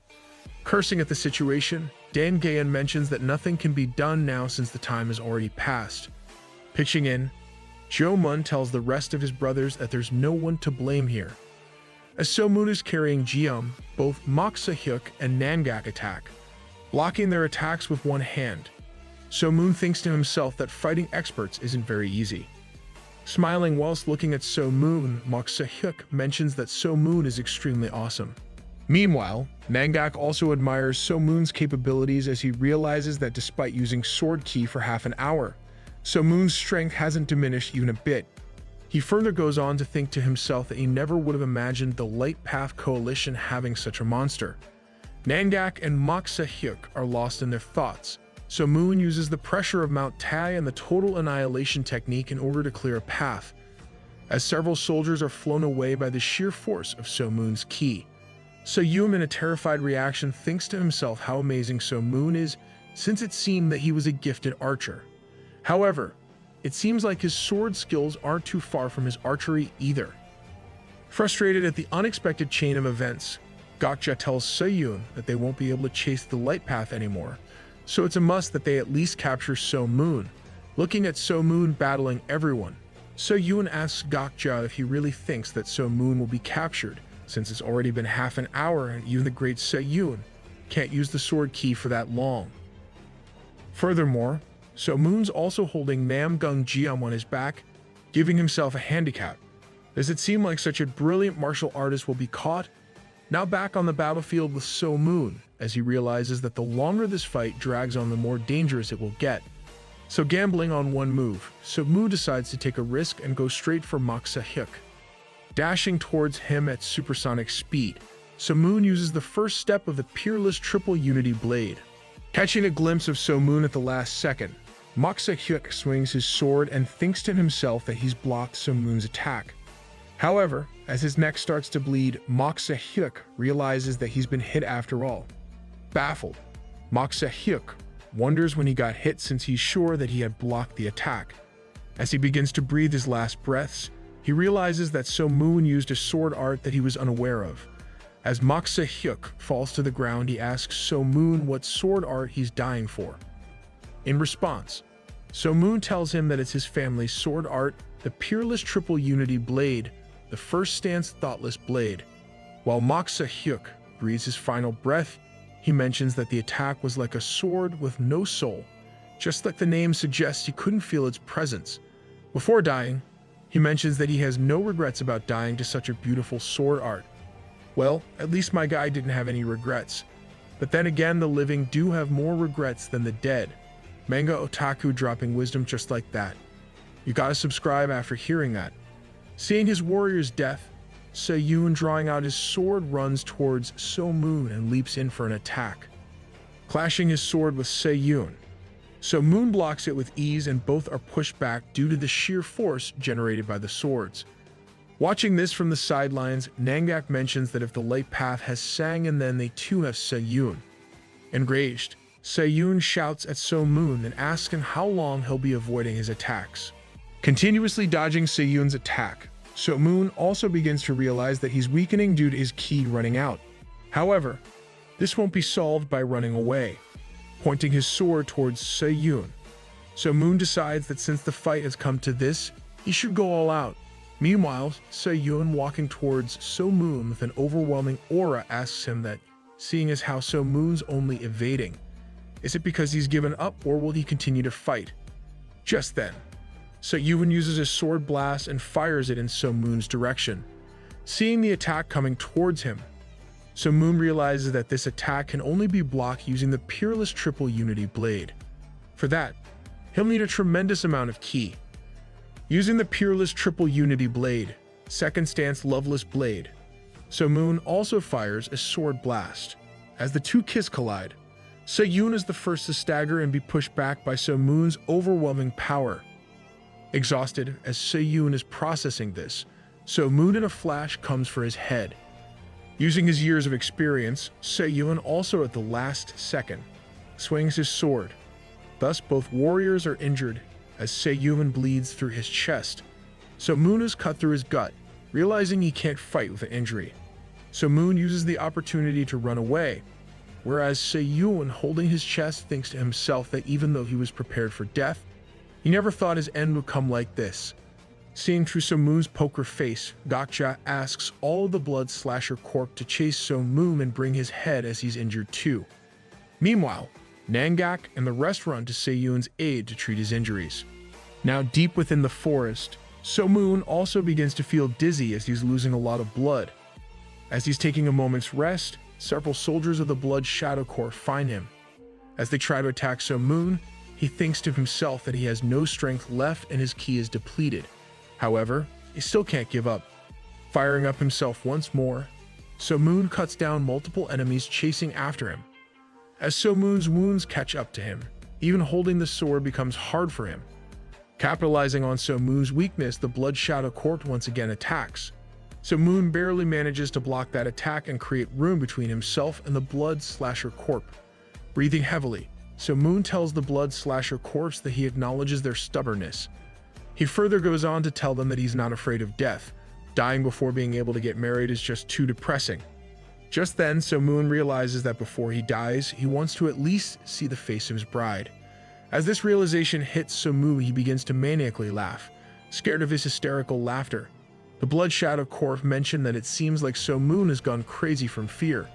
As So Moon continues to laugh, the Blood Slasher Corpse tells him that they should find out if this laughter will continue, when his head will be detached from his body. Damn, chill out, man. Just then, appearing out of the forest mist, Guyang Poom appears and asks So Moon if he still isn't done. Seeing Guyang Poom, So Moon asks him why he'd come here since his body isn't well. In response, Guyang Poom tells So Moon that since he didn't return for a while, he came back to check on So Moon.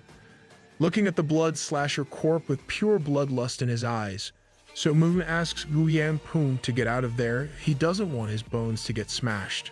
Guyang Poom in response asks So Moon if the Blood Slasher Corps would raise their swords against an old man, no matter how rude they may be. To answer Guyang's question, So Moon tells him that these people simply don't care about such stuff. Looking towards the Blood Slasher Corps, Guyang Poom asks So Moon what they would gain by killing an old man such as himself. Putting this nonsensical argument aside, So Moon asks Guyang Poom to carry the family leader back to safety. Guyang Poom tells So Moon that it's difficult for him to carry even himself around. In response, So Moon tells him that his injuries are so severe that even standing up for him is difficult. But being the stubborn guy he is, Guyang tells So Moon to take responsibility till the end since he made it this far. He then asks So Moon to go on ahead, as he will reason with the Blood Shadow Corps.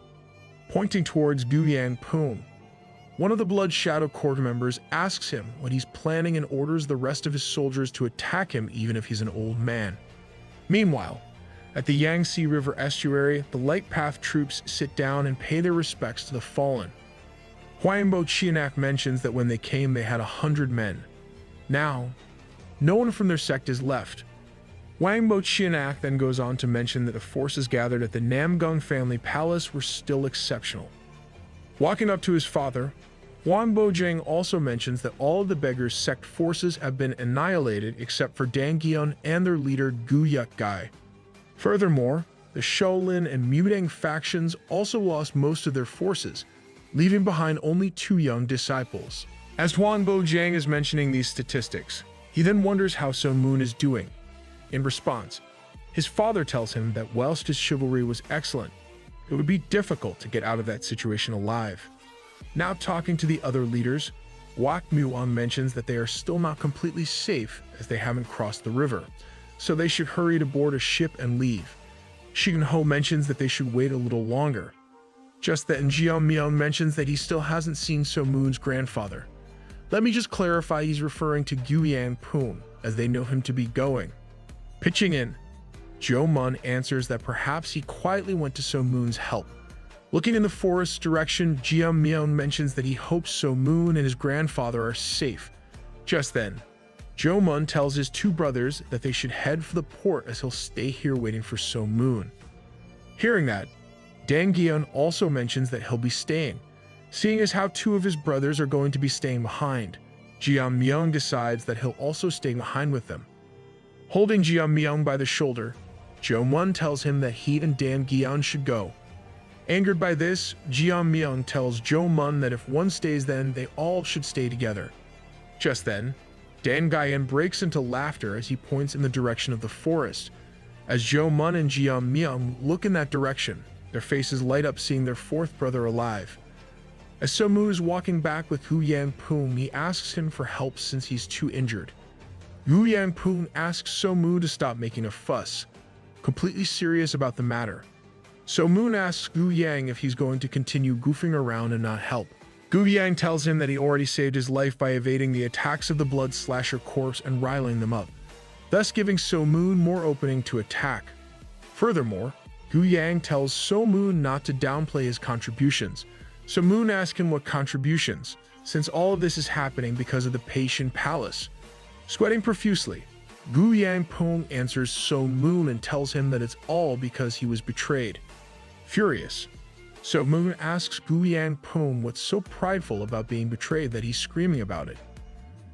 Looking at So Moon with complacent eyes, Gu Yangpung tells him that he can't console him for being betrayed, and then he goes a step further by insulting him.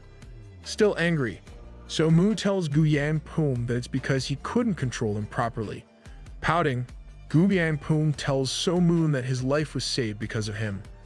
Barely walking, So Moon replies that if that were the case, then he saved him first. While smiling, Gu Yangpung looks at So Moon and tells him that it means they have both paid their debts to each other. Just then, Dam Gyeon and Jo Mun come running at So Moon whilst calling out his name. Walking up to So Moon, Stangen thanks him and tells him that he didn't think it was possible that any of those who remain behind would return alive. Resting on Dan Gyeon's shoulder, So Moon tells Sang that the family leader sustained some injuries but he'll live. However, by the time he got there, the younger Namgung brother had already died, saying that So Moon finally falls unconscious in his brother's arms. As So Moon's eyelids open, he finds himself in an unfamiliar place and in an anxious voice asks where he is. As he sits up straight, he finds himself covered in bandages with his hair untied. So Moon has to tell me what shampoo he uses because his hair is drop-dead gorgeous. Just then, So Moon finds Namgung Hai sitting next to his bed sleeping. As So Moon notices her, he wonders who she is.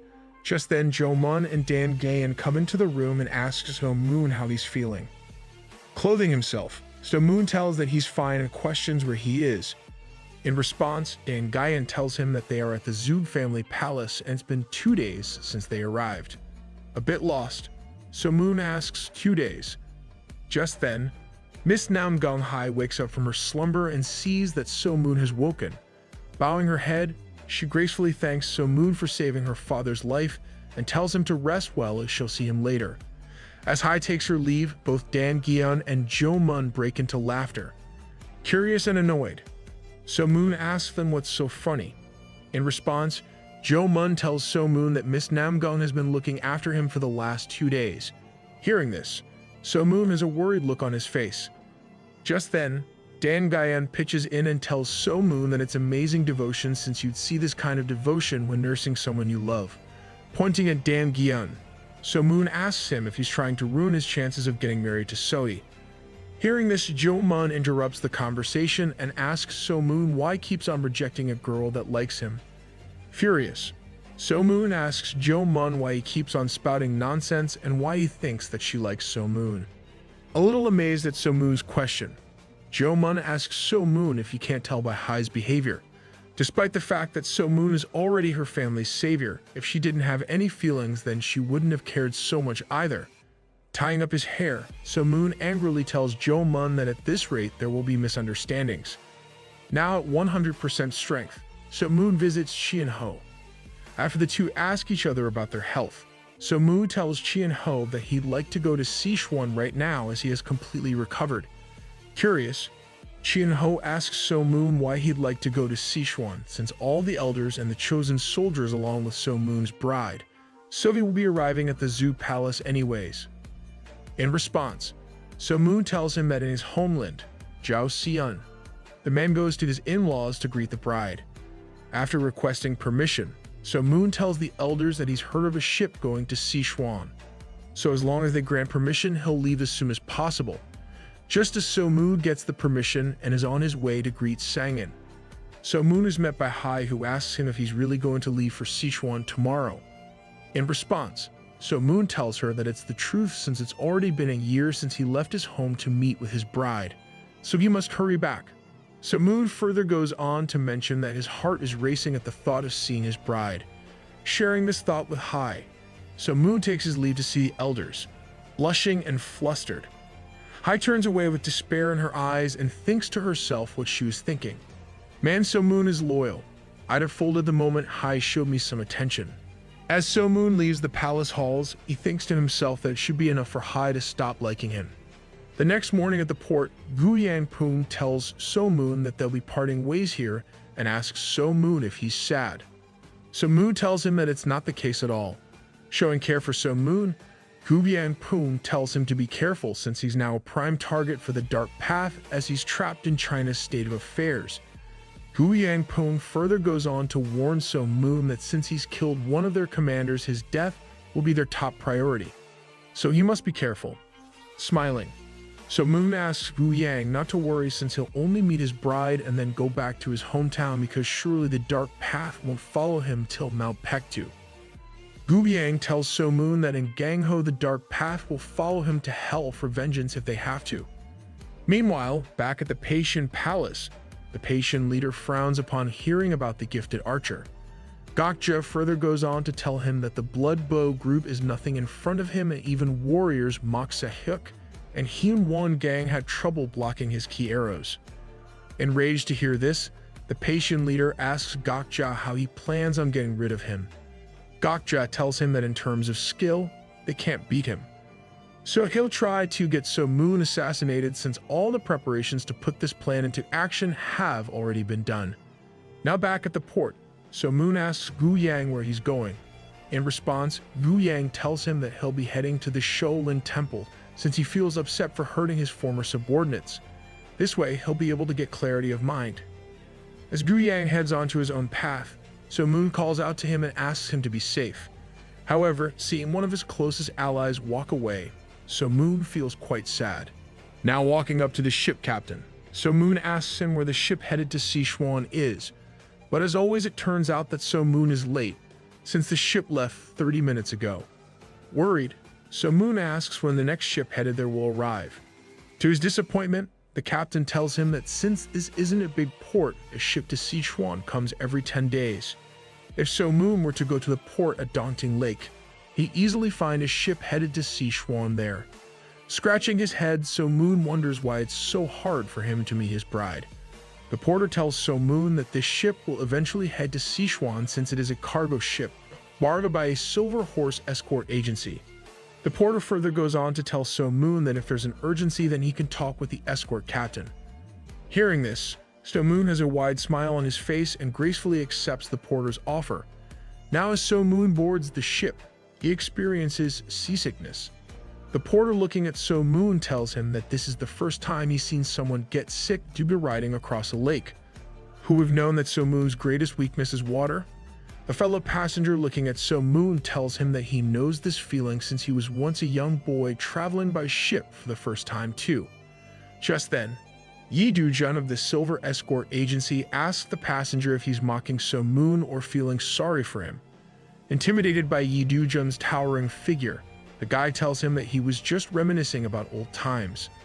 Coming near So Moon, Yi Do-jun tells him that during seasickness the whole body is covered by cold sweat, and a splitting headache is experienced, making the person eventually vomit all the food. That's only the start since depending on how much the ship shakes, your stomach will simply vomit bitter liquid. The good thing about reaching that state is that slowly the seasickness will end and the person will be fine in about 2 hours. Hearing that there are still 2 hours left, So Moon wonders if the person came to make fun of him or because he was actually worried about him. As the journey continues, So Moon keeps throwing up.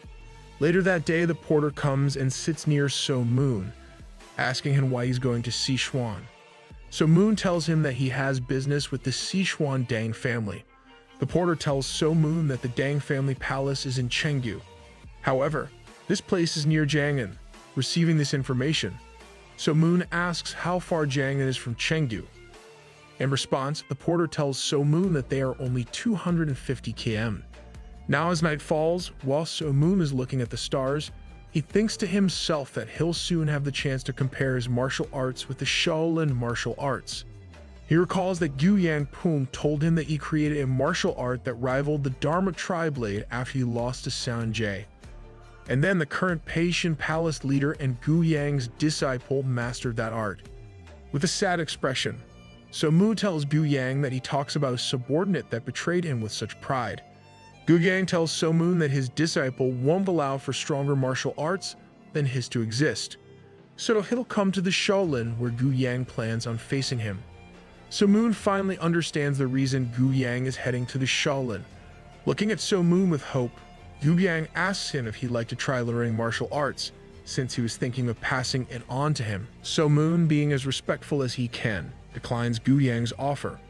Hearing this rejection, Gu Yang laughs, as he never would have anticipated someone rejecting such a brilliant offer, looking at the stars with a sad reaction. So Moon thinks to himself that if Gu Yang found out that his martial arts were stronger than the Dharma Tri-Blade, he'd probably faint. Just then, So Moon is invited by the porter to meet the escort captain. After introducing himself, So Moon tells the escort captain that the number of porters is less than the cargo. The escort captain tells So Moon that they can simply hire more people when they reach their destination. The only real problem is the pirates that can appear to plunder the cargo. The captain then asks So Moon if he's worked with an escort agency before. So Moon tells him that he did work as a porter for the 1,000-mile agency. The captain laughs as he mentions that So Moon is quite an oddball for working as a porter rather than an escort to reach Sichuan. Just then, the two are invited to have drinks, and as the passengers sit together, they talk about the gifted archer from the Light Path who is as fearsome as Gu Yang Poom. As the conversation carries on, So Moon goes away for a bit as he still feels a little unwell. Staring at So Moon from a distance, an assassin stares him down as he mentions that he's found several openings to take down So Moon. He wonders why he was so nervous and scared when he first took on this mission, since So Moon doesn't have an expert's presence and seems rather weak. Meanwhile, at the Dragon Blade stockade, no Juk Sam, the stockade leader, is informed that his ship is approaching. The informer worriedly asks Juk Sam what they are going to do. Cleaning his ear, the scarred-faced man replies that they'll be seizing the ship without question. After giving his reply in an authoritative tone, he asks what kind of a ship it is and where has it reached. In response, the informer tells him that the ship is currently crossing the unpleasant valley and it just so happens to be a merchant ship. Hearing the word merchant ship, Juk Sam is shaken to his core and immediately stands up from his seat, ordering his subordinates to set out with him to seize the ship. Standing beside, Jai Gu tells Juk Sam that seeing his high spirit can be safely concluded that he's planning on sucking the ship dry. Replying in an excited and energetic tone, Juk Sam tells Jai Gu that they were on the brink of death due to starvation. However, out of the blue, a merchant ship appeared. So it's a sign from the universe that there's no way they'll die. Well, that's some trust on the universe. Showing some principle, Jai Gu asks if they'll simply take the tolls and some good to let the ship through, or will they be breaking that principle? However, asking Jai Gu to take it easy, no Juk Sam ignores his words. Meanwhile, as So Moon is traveling through the lake, he yawns due to pure boredom. Us without internet be like. However, one of the porters advises So Moon to take in the beauty of the Yangtze River, since this mystical sight is simply to die for.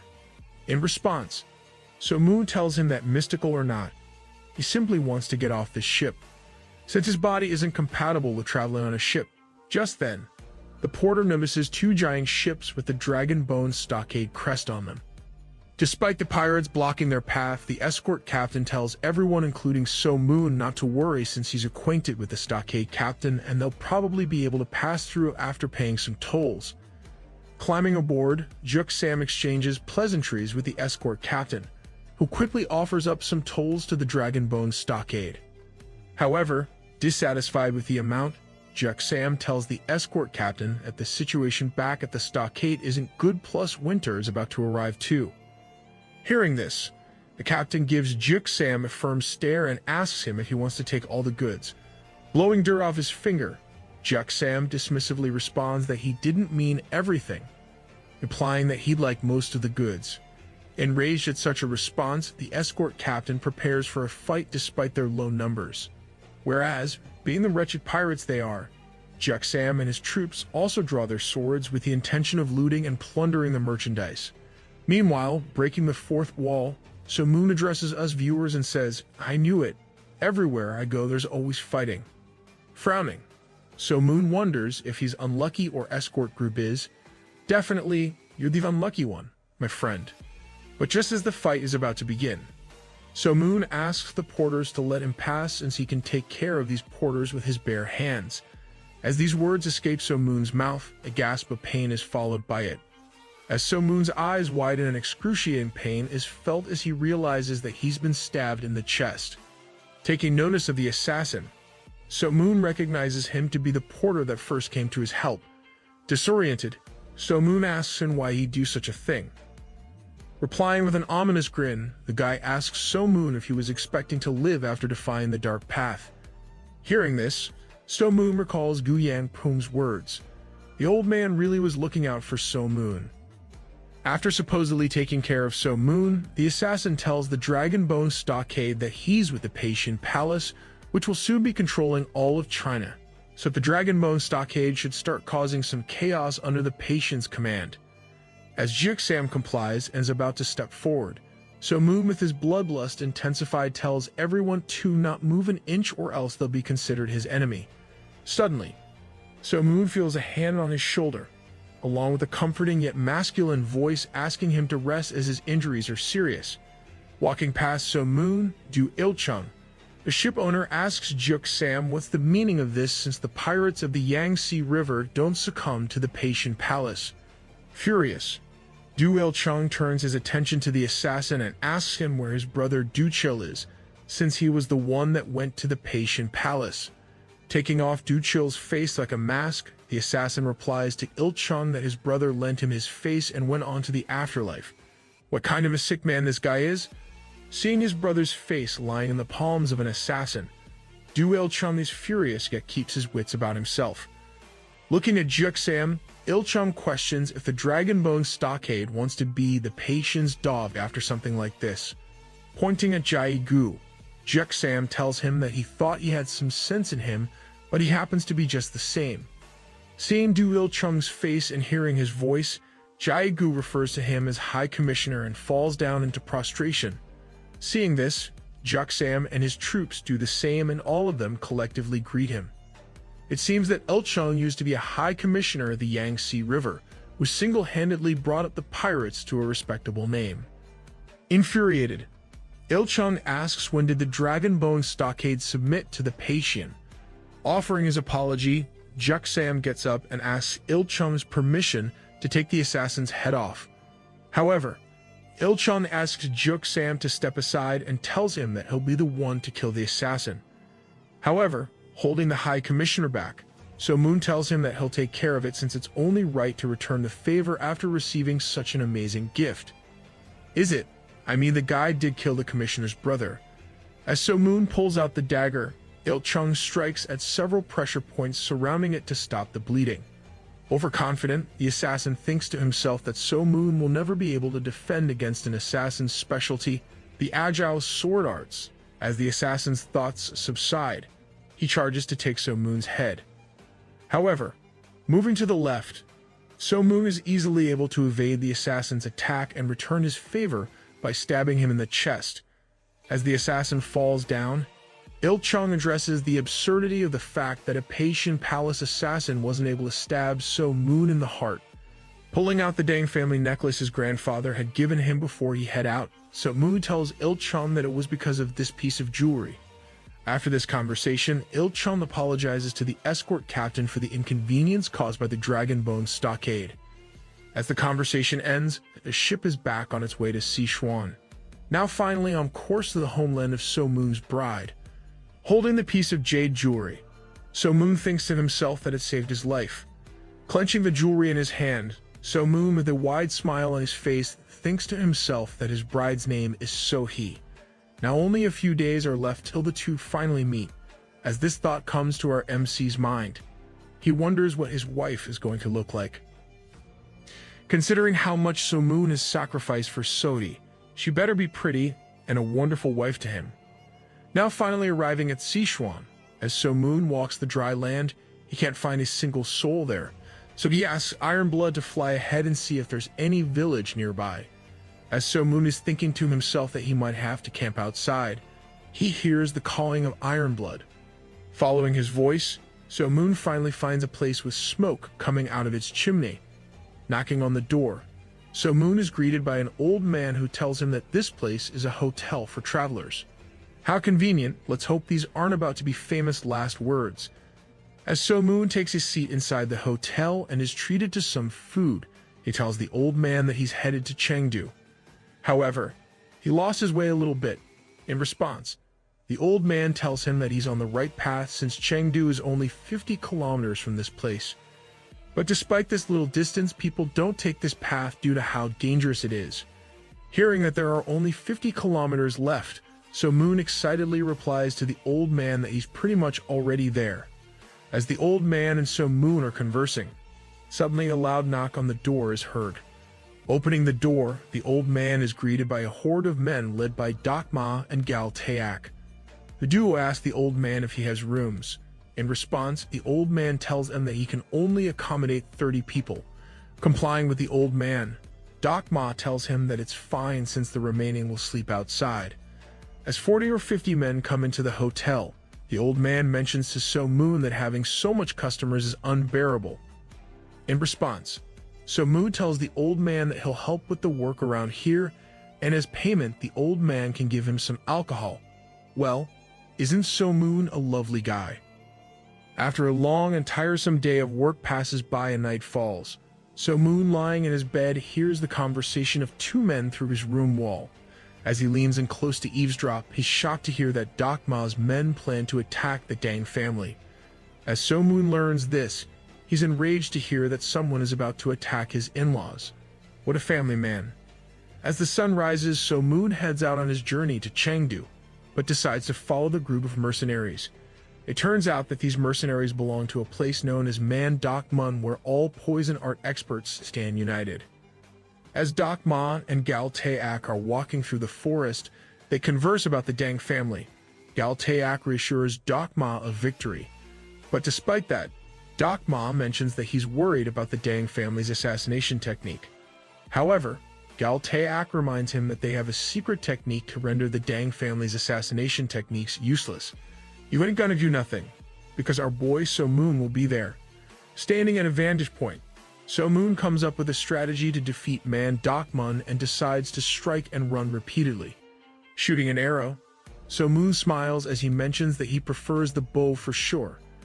As the key-guided arrow flies at blistering speed through the jungle, it pierces through one of Dak Mun's soldiers, grinding his teeth. Poison King Wang Mu mentions that over 20 people of his have died due to such sneak attacks, yet they don't even know what weapon is being used. Assessing the soldier's corpse, Gal Tayak observes that it was a chest wound caused by ki, and since the wound is much smaller as compared to the sword ki arts, or the divine finger snap, then it must mean that it is a ki arrow. Hearing this, Wang Mu is shocked and tells Gal Tayak that while something like this is possible in theory, who would be this good at archery that he can use something of this sort? Well, you're about to find out Wang Mu. Before the conversation between Wang Mu and Tayak can carry forth, another key arrow comes and strikes down a Dak Mun soldier. Seeing this, Wang Mu realizes that they have no choice but to stay back and try to figure out the archer's identity. Standing on top of a tree branch, So Moon smiles as he continuously shoots some more arrows, taking down several soldiers.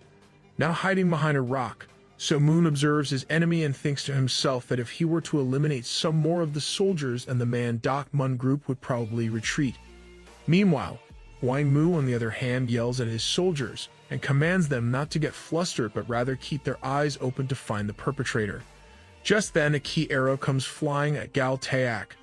However, using his sword skills, Tayak is able to block the attack. Seeing this, all of the ordinary soldiers scream in awe for Tayak. Using this opportunity, Dak Ma also riles up the soldiers and commands them to block these arrows. Meanwhile, the Dak Mun elders plan to escape the mountain whilst Dak Ma guards the rear.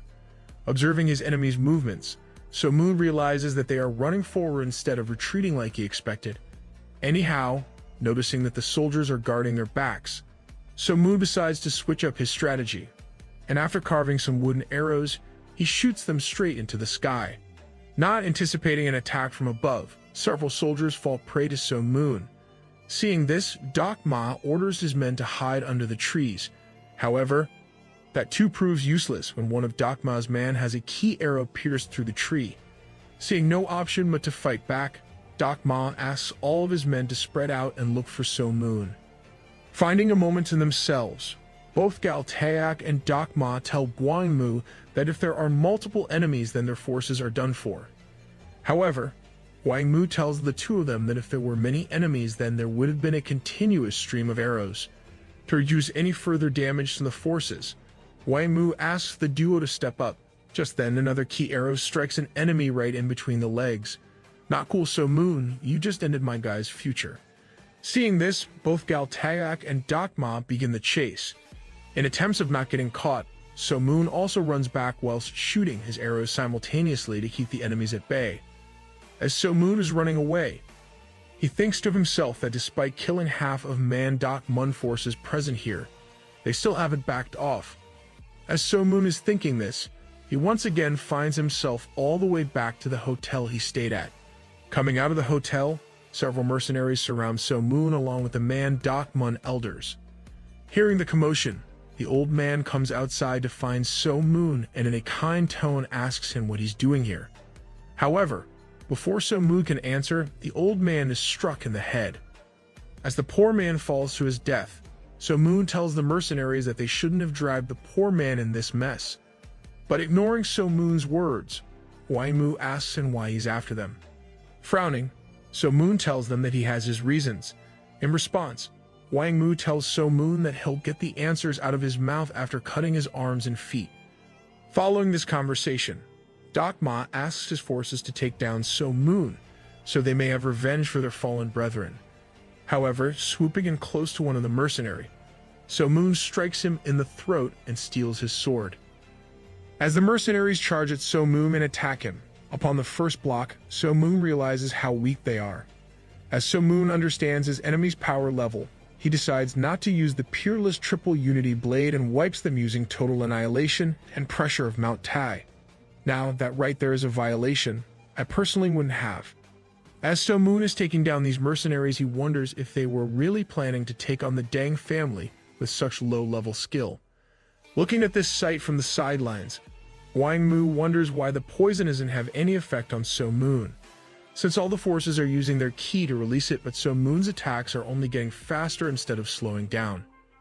The three elders wonder if So Moon is some sort of an expert from the Dang family, or someone who has mastered the poison ki art, since someone like that could absorb all the poison ki and use it to his advantage. Asking everyone to step aside, at last, Guangmu himself steps onto the battlefield and goes straight for So Moon's head using his bare hands. As Guangmu throws a barrage of strikes trying to rip through So Moon using his claw like nails, So Moon easily manages to maintain a distance between them. Realizing So Moon's strategy, Guangmu decides to use his most powerful technique, the disappearing Soul Dark Smoke Palm. Just then, a ki blast is shot at So Moon. As the ki blast gets closer to him, he wonders that even though Guangmu's ki isn't as strong as Se-Yun's, there's still something odd about it. However, ignoring this odd thing, So Moon decides to simply take on the attack. After having defended himself, So Moon strikes back by using the 8 directions wind and rain technique. Overpowered by this move, Guangmu is left wounded. However, So Moon has to stop the attack due to Galtaeak's interruption. Grunting, Guangmu tells the other 2 elders that So Moon is a 10,000 poison untouched.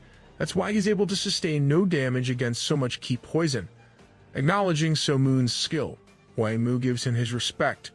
However, not caring about something so trivial, So Moon asks them to come at him without wasting his time. As So Moon says this, he thinks to himself that he has to eliminate anyone that tries to attack his bride. Okay, So Moon, you better quit being so romantic because you're raising the standard of all the girls watching this video. Seeing as there's no way to defeat So Moon, the 3 elders upon consensus decide to reveal their trump card that they had kept in store for the Dang family. Just then, several coffins are brought to the battle. Looking at this ridiculous sight, So Moon wonders about the purpose of doing this. Just then, the coffin doors go off flying and several zombies start walking out of them. Seeing the zombies, So Moon recalls that they have metal bodies and can't be killed since they are already dead. However, upon realizing that their movements are sluggish, So Moon is easily able to dodge all the attacks. But despite that, the main problem for our MC arises when he realizes that he can't cut through the zombies due to their metal bodies. So changing up his game plan a little, So Moon uses the sword key blast and sends all the zombies flying away. As the lifeless corpses fall, So Moon thinks that he's finally got them. However, that isn't enough since they get right back up. Shocked to see this, So Moon suddenly remembers the words of Joe Mun, who told him that to kill a zombie one must either behead them or chop their bodies into small pieces. Since when did BowBlade Spirit become Demon Slayer, or Zombie Slayer should I say? Following his brother's advice, So Moon begins beheading the zombies but immediately realizes that something isn't right since his key isn't connecting properly with him. Looking back on the fight, So Moon tries to recall if he sustained any injuries that would cause this. However, that isn't the case, so narrowing down the possibilities to only poison. So Moon decides to end this fight quickly before the poison spreads any further. As the fight continues, Waimu is unable to believe what his eyes are seeing, since he never would have imagined that there would be someone capable of taking 10 poison zombies all by himself. Standing next to Waimu, Taeak tells him that they can't waste all of their poison zombies, so it would be best if they attack simultaneously. With this plan in mind, both Doc Ma and Taeak head towards So Moon. Doc Ma is first to attack, as he throws several shurikens at So Moon. However, So Moon easily manages to block them. Okay, so we got ninjas now. What's going on, guys? Following the same attack patterns, Taeak attacks too, but to no avail. Just then several zombies come at So Moon, but they are quickly beheaded, as one of the zombies is falling down. He strikes So Moon on the arm. Nevertheless, to avoid getting poisoned even more, So Moon quickly runs his blade across the wound. Recollecting himself, So Moon realizes that one misstep could cost him his life. Just then both Taeak and Doc Ma charge towards So Moon, leaping right at the duo. So Moon counters their attack, yet still he is pushed back by the sheer force of the attack. Giving respect where respect is due, So Moon tells the duo that it was an impressive attack. In response, the duo tells So Moon that they respect his martial arts too. He should simply accept his fate and die a comfortable death. Enraged to hear this, So Moon looks at them with berserker eyes and asks them if they really think he was going to die with such an attack. Looking into So Moon's eyes, Taeak also feels an intense murderous gaze. Before any of them can react, So Moon raises his sword high in the air and ends up using the peerless triple unity blade, the third step, the endless blade. As So Moon calls onto his attack, a massive ki wave flows out of his sword that wipes out all the zombies in one clean blow. Realizing that the attack is bad news, Waimu orders all of his troops to retreat and take cover. On the other hand, just as So Moon finishes his attack, he questions himself if the attack was too much for him to handle, since he couldn't achieve the endless blade to its 12th ascension. He wasn't able to perform it properly. Now totally drained, So Moon wonders what he'll do next, since he's having a hard time even moving. Just then, So Moon senses the ki from the Heart Sutra visualization that was pushed aside by Wu Wei's ki, rising in him once again. Now finally regaining some of his ki, So Moon thinks to himself that he'll be able to escape now. However, just as the three elders of Man Doc Mun walk to So Moon, Waimu asks So Moon what sword arts he was using. In response, So Moon tells him that it was the peerless triple unity arts. Dragging the conversation further, So Moon then tells Waimu that the reason he attacked their group was due to ties with the Dang family. However, he doesn't wish to fight anymore, so they should just settle this matter. Hearing this, Doc Ma lashes out since he doesn't want Man Doc Mun to quit. Upon Waimu's order, they decide to finally accept defeat and humiliation. But before parting ways, Waimu asks So Moon for his name, and with teary eyes vows to carve it into his heart, so he may pay back the humiliation the Man Doc Mun faced. Well, at least the Man Doc Mun were all smart enough to realize that they aren't up to challenges. On the other hand, finding ourselves in the Amy faction household, we see some unfamiliar faces. Introducing himself as Huanya from the Paitian Palace, the leader of the Steel-Blooded Adventurers. He asks the Amy faction leader to close their gates for the next 5 years. Keeping a calm composure, the Amy faction leader asks Huanya to leave peacefully. Huanya makes it clear that it isn't an option, but he'd like to avoid any unnecessary bloodshed. So why don't they send a representative to fight, and whoever wins gets to decide the fate of the Amy faction? As the two agree to this method for settling the matter, their duel begins. Whereas, on the other hand, So Moon, whilst camping analyzing his mistakes during his fight with Man Dokmon, realizes that he was reckless in using the endless blade despite internal injuries. Due to this recklessness, he now has to wait a little extra for his wounds to recover. As the sun rises on a new day, So Moon smiles since his injuries have been completely healed, and now his ki is being restored. Meanwhile, back at the Patient Palace, Gokja grins after learning that Dian Kane, Kinching, and the Amy faction all have been captured, and now all that's left is the Dang family palace. Just then Gokja receives a letter from Man Dokmun, and as he reads it, Gokja is left frustrated and begins throwing a tantrum. Hearing this commotion, the Patient Palace leader asks him what's got him so worked up.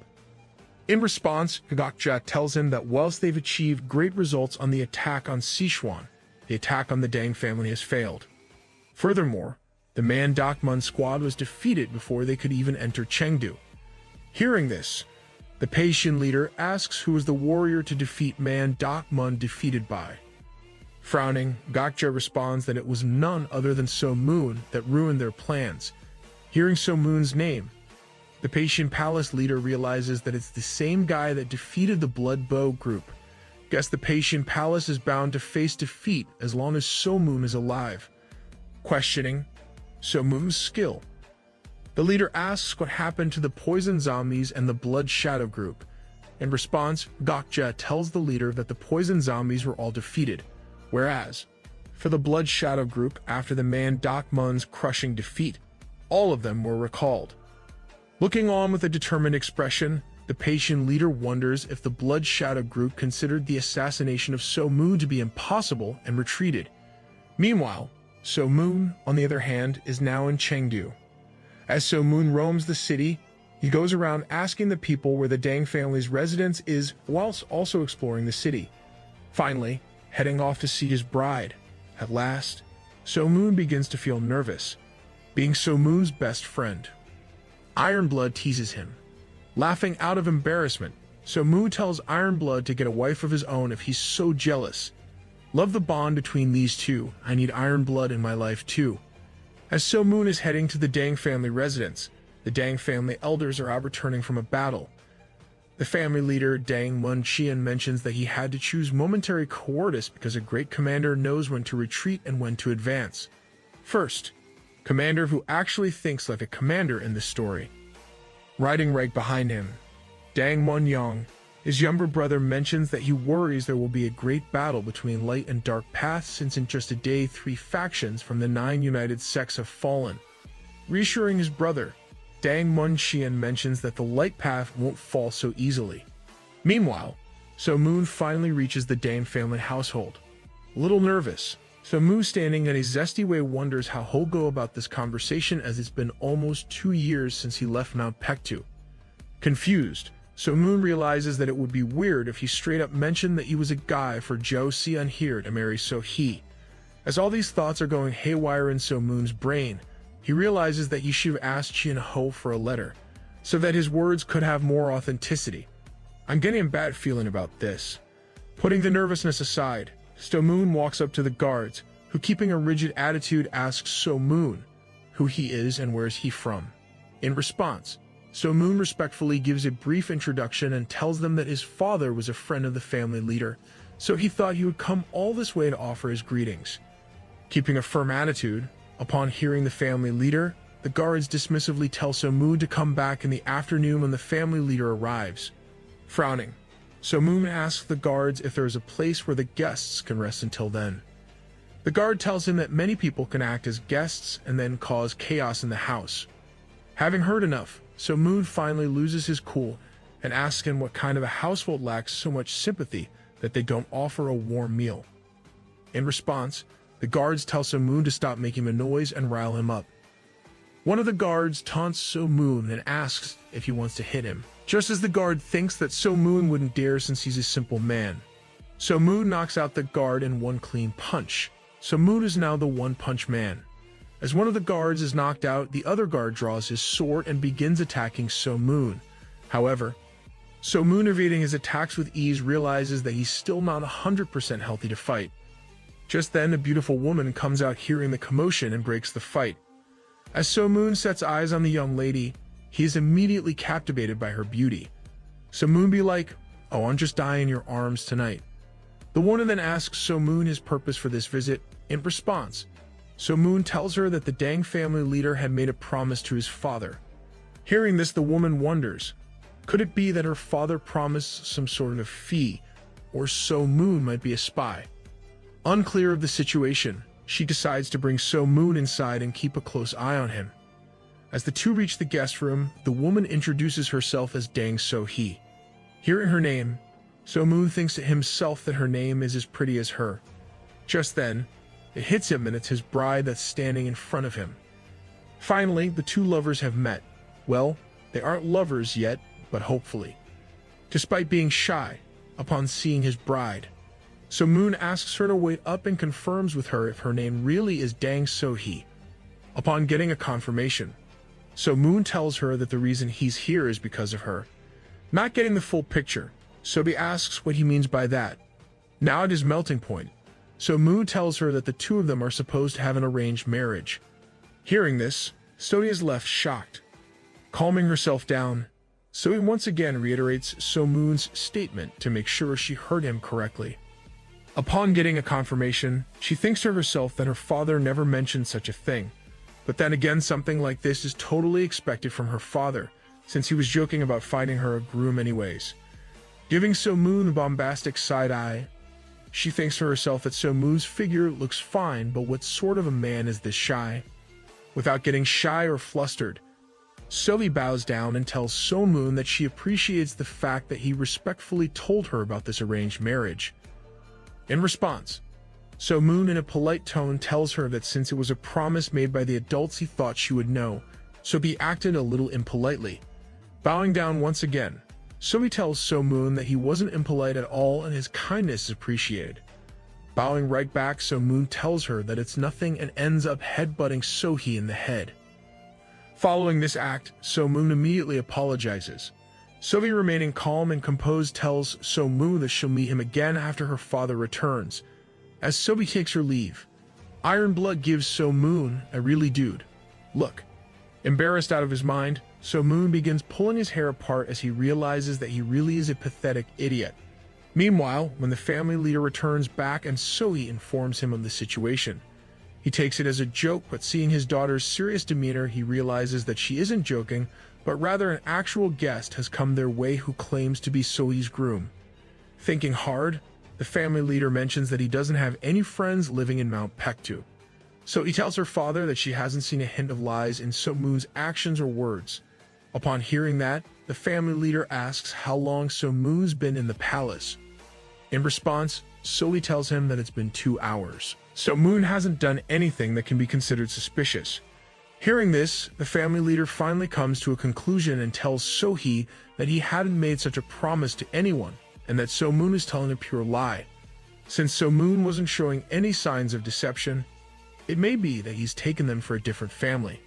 But then again, the Dang family's name is too far known for that to be true. So the only conclusion left to make is that So Moon is a spy from the Peishin Palace. Hearing this, So-hee asks her father if there really would be a spy who would enter the palace with such an obvious lie. In response, her father convinces her that So Moon was probably trying to take advantage of the fact that he wasn't there. Hearing her father's words, So-hee is enraged and decides to take off So Moon's head as she thinks that he took advantage of her hospitality. Her father advises that instead of killing So Moon, they should capture him by giving him a tea full of intoxicants, and once So Moon is unconscious and vulnerable, he'll be subjected to the torturous techniques of the Dang family, so he may spill out all the information he has. Well, So Moon sure is getting a warm welcome from his in-laws. Meanwhile, sometime later, as So Moon opens his eyes, he finds himself in a pitch-black room. Unable to move, So Moon realizes that he's been chained up against a wall, and right at his feet lies Iron Blood completely still. As So Moon sees his best friend lying down, he yells to check if he's still alright. Just then, So-moon is hit by a hard metal object in multiple areas of his body. Just then, an unfamiliar voice is heard that tells So-hee that it would be a problem if So-moon died. Now standing right in front of So-moon, So-bi asks him if he knows who she is. Barely opening his eyes, So-moon sees his future bride. Full of fury, So-bi tells So-moon that it's his arranged bride. Broken both physically and mentally, So-moon asks why she's doing something like this. In response, So-bi tells him that if he wouldn't know, who would? Well, poor So-moon always gets the shorter end of the stick. Putting the baton up to So-moon's neck, she asks him what he thought he'd get out of deceiving the Dang family. Bruised and battered, So-moon tells her that he's undoubtedly her groom, so what is she talking about? Hearing this, So-bi goes for another attack but is stopped by Dang Il-jai, the one in charge of Dang's family's law enforcement. Having barely any strength left, So-moon asks him why they are doing this. In response, Il-jai tells So-moon that since he was from the Peishin Palace, the Dang family thought he'd be hard to take down. So-moon still fell unconscious to one of the weakest drugs their family has. Hearing this, So-moon recalls that after he had eaten and was drinking alcohol, he suddenly felt sleepy, and as his eyes felt heavy, the last thing he saw was Iron Blood fighting for his sake. Keeping a cold attitude, looking at So-moon, Il-dang then tells him that it was admirable to see an animal fighting so hard to protect its owner. For that reason, they didn't kill Iron Blood. The animal had to pay the price for slashing Il-dang's neck. Heartbroken, So-moon asks him what's their reason behind this, and if it is that they want to back out of the marriage, then it's fine because he doesn't want this sort of marriage either. Poor So-moon, his whole world has come crashing down. Hearing this, both So-hee and Il-dang ask So-moon to stop lying and quit being so stubborn. So-moon asks them why he'd lie after traveling thousands of kilometers, looking on at the Dang family with fury. So-moon tells them if they don't want their daughter to marry a guy like him due to their reputation, then he'll back out of this repulsive marriage. Just then, the family elder walks in and tells So-moon that he never made such a promise, and asks him for some sort of evidence for such a claim. In response, So-moon asks them to take out the token his deceased father left as evidence, providing further backstory on the jewelry. So-moon tells the family leader that he had received help from his grandfather at Mount Pektu and promised that he would get married to his grandson. Clenching the piece of jewelry in his fist, the family leader tells So-moon that something like this is impossible since he's never even traveled near Mount Pektu. So the arranged marriage So-moon is speaking about is simply impossible. As So-moon hears these words, he realizes that his grandfather had him chasing a lie all this time. After having learned the truth, So-moon is once again asked who he is, and in response, So-moon gives a brief introduction and tells them that he came to meet his bride. Of course, some mistakes were made, but he isn't as spy as the Dang family thinks he is. But despite that, not believing a word he says, So-bi continuously beats So-moon and asks him who he is. Mentally exhausted at last, So-moon tells them that he's just Yeolji So-moon and no one else. And as So-moon nears his death, he hangs by the chains and thinks to himself that why'd he fall for the words of an old geezer such as his grandfather and get so worked up about an arranged bride anyways? Forget the Peishin Palace, the real antagonist of the story is the grandfather. Freaking hell. Still not believing So-moon, Il-dang rips out So-moon's thumbnail. After ripping out one of So-moon's nails, as he hears his shrieks of pain, he rips out another. Despite So-moon's heart-wrenching screams, Il-dang, without showing any mercy, dips So-moon's hand into a plate of salt. As So-moon's wounds come in contact with the salt, he screams in agony and asks Il-dang that no matter how serious his mistake is, how could someone put a person through this much torture? Yeah, the Dang family seems more animals than humans. No worse than animals because our boy Iron Blood is an animal too, and there should be respect for his name. With both his eyes swollen shut, So-moon tells the Dang family that Chi and Ho wasn't like their stupid and spiteful descendants. Just as So-bi hears her grandfather's name, she asks So-moon if he's met him. In response, So-moon tells her that he fought alongside Chi and Ho and risked his life for him. Pouting, So-hee looks at So-moon angrily and tells him that first he was lying about being her groom and now he lies about her grandfather. Having heard enough, Ildang finally decides to use his last resort, which happens to be a certain kind of insect that will lay eggs inside So-Mu's body within 2 hours.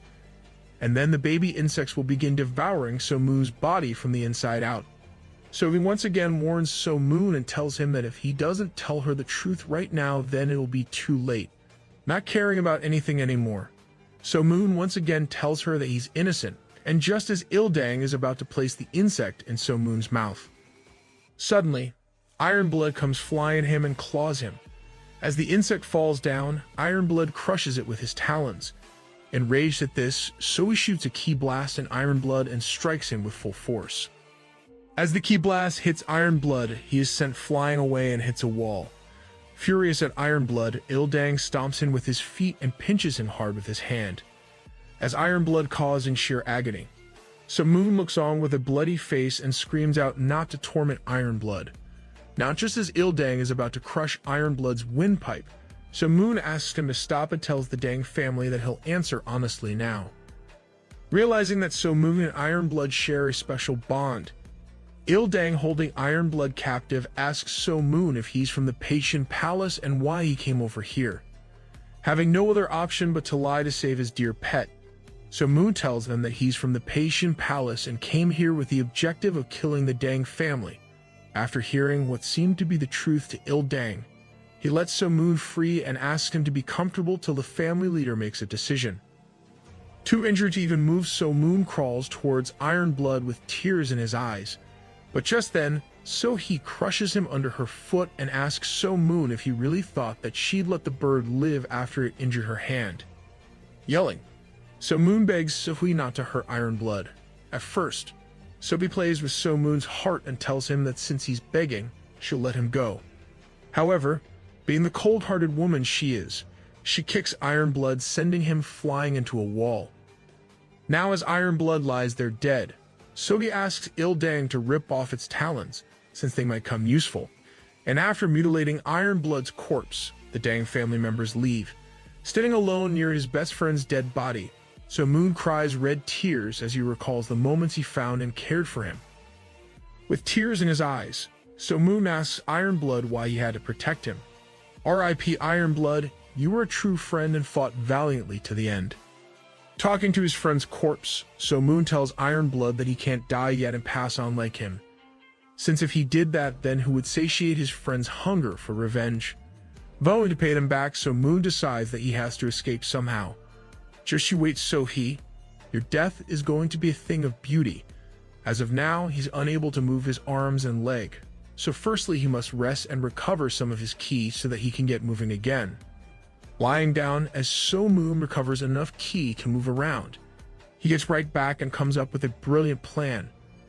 Using the chains near him, So-Moon ties himself up to a beam and gives the guard the impression that he's trying to take his own life. Seeing this, the guards hurriedly rush him as they fear that So-He might suspect them if a Patient Palace spy died on their watch. As the guards run in and try to put So-Moon down, he wraps his legs around one of the guard's neck and chokes him to death, whilst the other guy is knocked out by a vicious headbutt. Now finally finding an opportunity to escape, So-Moon gets out of the torture chamber. News of So-Moon's escape spread like wildfire, and all the Dang family warriors head out in search of So-Moon. Leading this search party, So-He tells all her warriors to block all escape routes and capture So-Moon, and whoever accomplishes this task will be rewarded handsomely. Hiding in the trees, So-Moon thinks to himself that if he had even a quarter of his ki, he would have been able to take care of the Dang family right now. Meanwhile, So-He asks all her soldiers to attack So-Moon on sight, but not take his life, since she wants to do it herself. Resting on a tree branch, So-Moon regrets his decision of recovering some ki. However, considering his options to either run away by using all of his strength or hiding, So-Moon decides that it would be best if he tries to get away. As So-Moon tries to escape the clutches of the Dang family and runs away at full speed, his movement is caught by the Dang family when the rustling of the bushes is heard. Catching So-Moon's sight, So-He is the first to run after him at full speed. As So-Moon is running through the forest, he realizes that his ki is about to hit rock bottom. Keeping a persistent pace, So-Moon tries to keep running. "Come on, you old witch," gives So Moon some rest. Following behind, Zoe smirks as she realizes that So Moon is running towards a cliff that connects to the Yangtze River's tributary. As So Moon reaches the cliff, he realizes that he has no place to run to. Looking at the river behind him, So Moon wonders if he were to dive, then would he live? Looking at Zoe with rage, So Moon tells her that even though he doesn't have the strength to fight her right now, one day will come when he will wipe the smile off of her smug face. In response, Zoe tells So Moon that he's awfully talkative for someone who's going to die soon. However, as Zoe runs behind So Moon to stab him using his last resort, So Moon jumps from the cliff in hopes of diving into the river. But just as So Moon is falling down, Zoe throws the sword at So Moon and strikes him right in the chest. Meanwhile, at the Zood family palace, as all the Light Path Coalition members are gathered, one of the Shaolin monks brings a message from the Amy faction. As the Shaolin monk reads through the letter, she finds out that after the Amy faction leader lost the duel against Huanya, she decided to starve herself to death. Crying, the Shaolin monks also tell the other elders that the Diankang faction has been annihilated and the Qinqing sect and the other warriors have lost their lives. Standing up, one of the elders asks what is going on with the Dang family. In response, the Beggar's sect leader tells everyone that the Man Dok Mun family had led an attack on the Dang family. It failed miserably. Hearing this, Chunho asks if it was the Dang family was the one who overpowered him. The Beggar's sect leader answers that it was someone else instead, who happened to be a young warrior that killed all of their poison zombies too. Hearing this, Chunho asks if the guy was someone who carried a bow. Answering the question, the Beggar sect leader responds that it was someone who did have outstanding archery skills. As Chunho hears this, he erupts into laughter since he realizes that it was none other than So Moon who protected his family. Yeah, right, and look at what your family did to him. Meanwhile, at the Paishin Palace, one of the informants tells Gokja that Dang Mun Qian has left to meet with his father, Qian Ho, at the Zood family palace. However, more focused on So Moon, Gokja asks what's going on with him. In response, the informant tells Gokja that for some odd reason, the Dang family sent So Moon to confinement and was tortured by them. Even though So Moon was able to escape, he was then hit by Sobi's sword and fell off a cliff. So as of now, So Moon is presumed dead. Hearing this, Gokja breaks into laughter as he realizes how much of an idiot the Dang family is since they took care of So Moon for the Paishin Palace. Meanwhile, the Dang family, on the other hand, finally arrives at the Zhu family palace. After the family ends their greetings, Qian Ho asks where So Moon, his son-in-law, is. In response, Dang Mun Qian questionably asks Qian Ho regarding what he means by a son-in-law. Just then, Soli comes running at Qian Ho and jumps at him. Acting like a little brat, Soli tells Qian Ho that she was attacked by a spy's bird.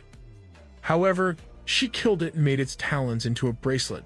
Following that, Soli offers a steel bow and tells her grandfather that she heard there was an archery expert here, so this bow was brought as a gift for him.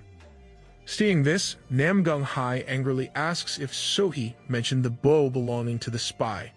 In response, Sohee tells Hai that even though at first the guy denied it, eventually he admitted to being a spy.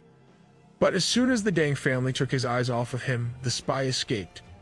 Sohee then proudly mentions that she went after the spy and stabbed him just before he fell off a cliff. Hearing this, Hai worriedly asks if the spy is dead.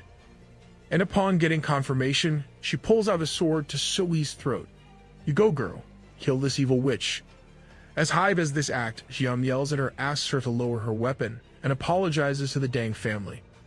Looking on at Jiam with anger, Sangan asks him to settle down and closely look at the bow, since it's none other than So Moon's.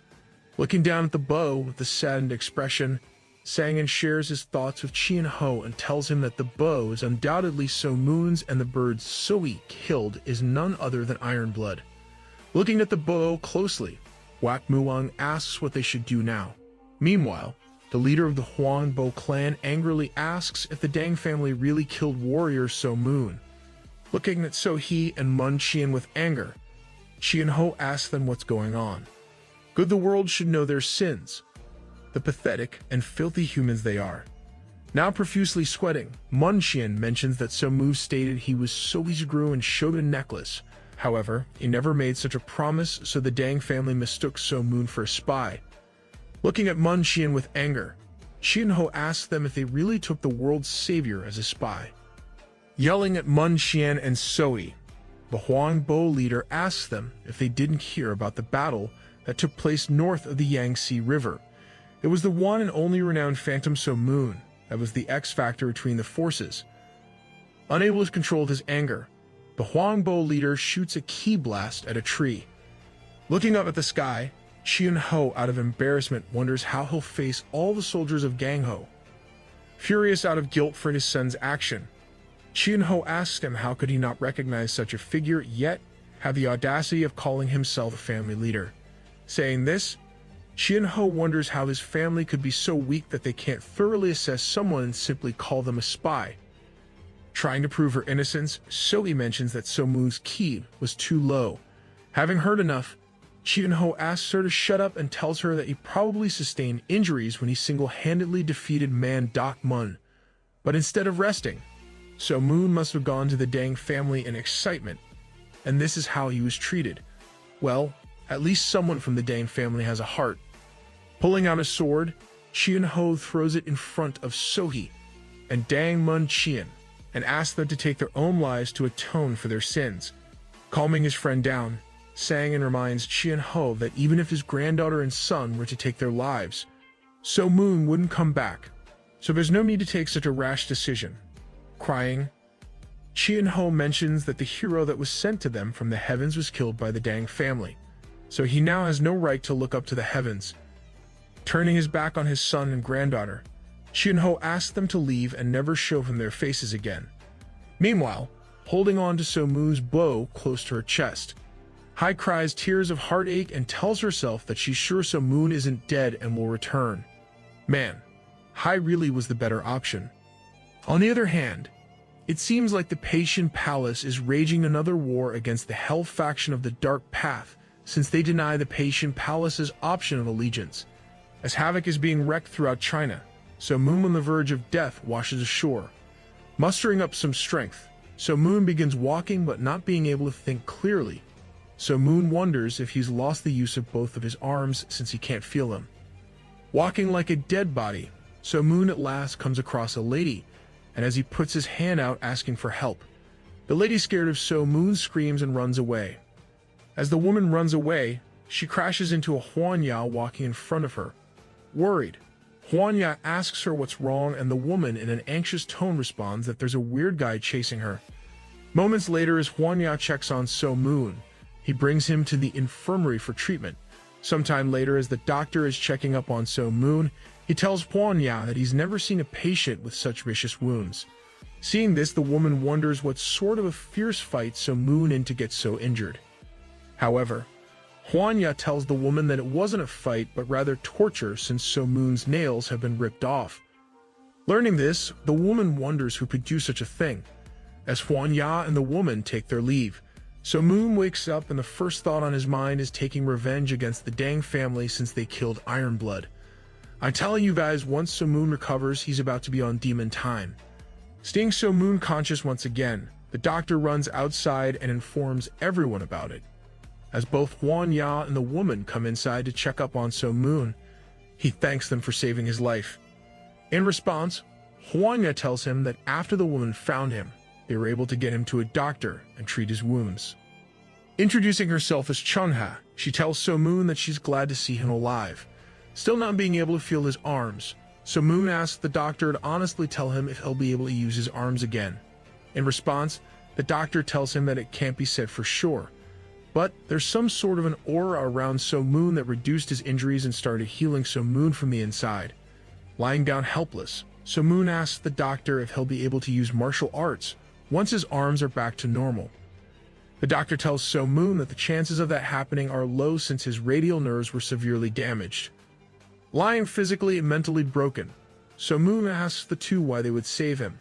In response, Huanya tells him that he's just trying to atone for his wrongdoings, whereas Chunhe tells him that her father taught her to help others. Apologizing for suspecting them, So Moon continues to be treated by the doctor, and as some time passes by, So Moon is finally able to walk freely again. Unfortunately for our MC, he's no longer to even make a fist. Now back at the inn, Chunha is feeding So Moon. Hwanya pouts and mentions that it would have been great if someone fed him too, looking at him with really dude eyes. So Moon tells him that he should break both his arms too if he wants to be fed. Hwanya tells So Moon that he doesn't need to get injured for that, but rather make a girl fall for him. Pouting, So Moon asks Hwanya why someone would marry him just to feed him. However, laughing, Hwanya tells So Moon that once he makes the girl fall head over heels for him, then she'll also take out her gallbladder for him. Okay, Hwanya is officially a psychopath. Looking at Hwanya with mundane eyes, So Moon responds that he would really just get married to someone for their gallbladder. Now as 1 month passes, the doctor finally takes off So Moon's braces, setting sight on his arms for the first time in 1 month. So Moon is shocked to see that his arms now look like dead tree branches with no movement. The doctor tells So Moon that the bones have healed, but using them right now would be hard since his muscles would be stiff right now. As several days pass, So Moon begins training his arms by rock climbing. As he's trying to reach the top, So Moon slips and lands once more on the ground. But instead of showing disappointment, So Moon erupts into laughter as he lets out a scream of victory. Looking at So Moon whilst hiding behind a rock, Hwanya and Chunha converse about how bad they feel to see So Moon in such a state. Just then, So Moon, giving them a side eye, asks them how long they are going to hide. As the two come out, Hwanya asks So Moon about how he knew of this. In response, So Moon tells him that whilst his hands and arms are a problem, his inner ki was restored ages ago, so he knew that they were watching from the beginning. Yeah, I think we're forgetting that even without having full control of his arms, So Moon is pretty OP. A little confused, Hwanya asks So Moon why'd he call them out today if he knew they were there from the beginning. In response, So Moon, clenching his fists, tells the two of them that he can finally make a fist. With a stern look on his face, So Moon then tells Hwanya and Chunha that it was because of them that he was able to exert and muster this strength. In hopes of rejoicing at this moment, Hwanya hugs So Moon and decides to have a drink when they get back home. Meanwhile, Chunha, on the other hand, thanks God for accepting her prayers. Man, do I need a woman like this in my life? Now as more time passes by and night falls, So Moon decides to go out and train under the cold winter sky. Standing beside So Moon, Chunha tells him that she'll be following him there too, since she feel weird if she missed out on watching him train because she's been doing it for a long time. Now as So Moon sits near the river canal, he thinks to himself that the Dang family's actions were understandable since they could have easily mistaken him for a spy as the family was on high alert. However, So Moon then suddenly reminds himself that they were still responsible for killing Ironblood, so they must pay. Just then, sitting behind So Moon, Chunha begins to cough. Hearing the cough worsening, So Moon touches Chunha only to realize that she has a severe fever. Realizing this, So Moon immediately carries her on his back and rushes to the infirmary. Meanwhile, lying on So Moon's back, Chunha wonders if So Moon's heart is as warm as his back. Now as So Moon heads to the infirmary and the doctor checks Chunha's condition, he disappointingly tells So Moon that he can't believe he let a patient's conditions get to this point. Worried, So Moon asks the doctor about Chunha's condition, and in response, the doctor tells him that it's very serious. Anxious, So Moon asks the doctor if he can cure Chunha or not. Upon not getting a serious answer from the doctor, Hwanya interferes and asks him if he could cure So Moon, then he can surely cure the flu. But in response, the doctor tells both of them that flu can be a fatal disease to those with weak bodies. Looking at his beloved Chunha, So Moon asks the doctor if her body is so weak. In response, the doctor tells him that Chunha's body really is so weak that she might as well be dead right now. Hearing this, So Moon thinks to himself what kind of a man he is since he never noticed the lengths Chunha went to for him. The doctor then tells So Moon that the fever should be controlled first and then something about the body can be done. Determined to save Chunha, So Moon asks what he needs to do. In response, the doctor asks him to cool Chunha with a wet towel and take off all her clothes to let the heat evaporate. It should have been me. not him. As the doctor takes his leave to get some medicine, he asks So-moon to take off Chungha's clothes. Just as So-moon is about to do this, Hwanya asks him to wait and suggests that they should bring a woman from the village for this job, since no matter how close they are with Chungha, it doesn't mean they can unclothe her. Gotta admit, Hwanya sure is a man of honor. With a stern expression, So-moon tells Hwanya that Chungha has helped him through thick and thin and has seen him in every possible way. So now isn't the time to differentiate between a man and a woman. Furthermore, So-moon tells Hwanya that if there were to be any problem, then he would take responsibility. Hearing this, Hwanya asks So-moon if he means marrying Chungha by taking responsibility. In response, So-moon tells him that if he does get married to Chungha, it will be because he wants her more than anything. Oh, our boy has finally found the one. Crying, So-moon tells Hwanya that seeing Chungha in agony makes him feel unbearable pain. So he wants to share her pain because he loves her. After hearing his brother's emotional speech, Hwanya goes to get some medicine and leaves So-moon and Chungha alone. Now all alone, So-moon in a very gentle tone tells her he'll be taking off her clothes now. So if she doesn't like it, then he'll call a lady from the village. As So-moon takes off Chungha's clothes, unable to say anything, Chungha thinks for herself that she too loves So-moon, but is simply unable to say it back to him due to having little strength. As So-moon is doing this for a moment, he gets flustered. However, punching himself, he comes back to his senses and carries on with the treatment. And at last, thanks to the efforts of So-moon and everyone else involved, Chungha's fever breaks down and she's finally able to move the following day. Just then, Hwanya and So-moon return from fishing and have some banter about who caught the biggest fish. Directing his attention towards Chungha, So-moon walks up to her and asks if she'll be fine in such cold wind. After getting a confirmation, So-moon with a serious look on his face asks Chungha if she can give him an answer today. Hearing So-moon's question, Chungha takes a nervous breath. Seeing this, Hwanya asks So-moon what kind of a question he asked. In response, So-moon tells him that he proposed to Chungha yesterday. Shocked to hear this, Hwanya asks So-moon why he proposed all of a sudden, since Chungha seems so shocked. Meanwhile, Chungha, with a saddened expression on her face, tells So-moon that she's grateful for the proposal but she can't accept it. Seeing this, Hwanya decides to give the two some space and goes away. Looking at Chungha with a questionable expression, So-moon asks her why she's rejecting him and questions if it is because she doesn't love him. However, Chungha tells him that isn't the case. As tears flow through her eyes, she tells So-moon that she doesn't deserve to be his wife. A little confused, So-moon asks her if isn't love enough for two people because things such as money and status hold no value. Hearing this, Chungha slightly covers her mouth and embarrassingly tells So-moon that she's Kizang. Without giving it a second thought, So-moon tells her that he'd known this from the start, but things like this don't matter. Burying her face in her hands, Chungha begins to cry uncontrollably and tells So-moon that she wants to marry him. However, her past doesn't allow her to. Hugging Chungha, So-moon tells her that the past has already gone by, and now the only thing that matters is the present and the future. With these words, So-moon promises Chungha that he'll cherish her. As Chungha looks back at So-moon with teary eyes, the two kiss.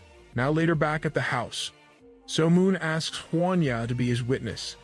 At first, Hwanya pouts and says he doesn't want to, since he's jealous of them. However, seeing Chungha's cute expression whilst requesting him, he's left with no other choice. The following day, with Hwanya acting as a witness, the two lovers tie the knot and So-moon has officially found a wife. In search of gold, my guy found a diamond. As night falls whilst Hwanya is out drinking, he sees So-moon training, standing in the river with the sheer force of his ki. So-moon is able to make a wave. Jumping towards it, So-moon cuts it in half. Now standing underneath the water, So-moon uses the first stance of the peerless triple unity blade, a thoughtless blade. This time, a much larger wave is created, now jumping towards the incoming tide. So-moon strikes with the third step of peerless unity triple blade and makes a huge water tower. Seeing this from the shore, Hwanya is left completely in awe. As So Moon ends his training, Hwanya praises him for his skill and asks him what martial arts he uses. In response, So Moon tells him that it's the peerless triple unity blade. Happy with his achievement, So Moon tells Hwanya that he couldn't use the third step of the peerless blade even once before, but now he can do it several times in a row.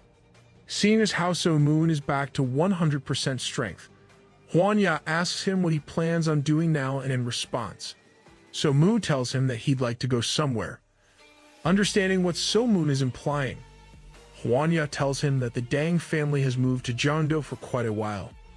So Moon in response tells Hwanya that he knows but he still wants to go to Chengdu. Complying with his brother, Hwanya and Chum has set out on the journey too.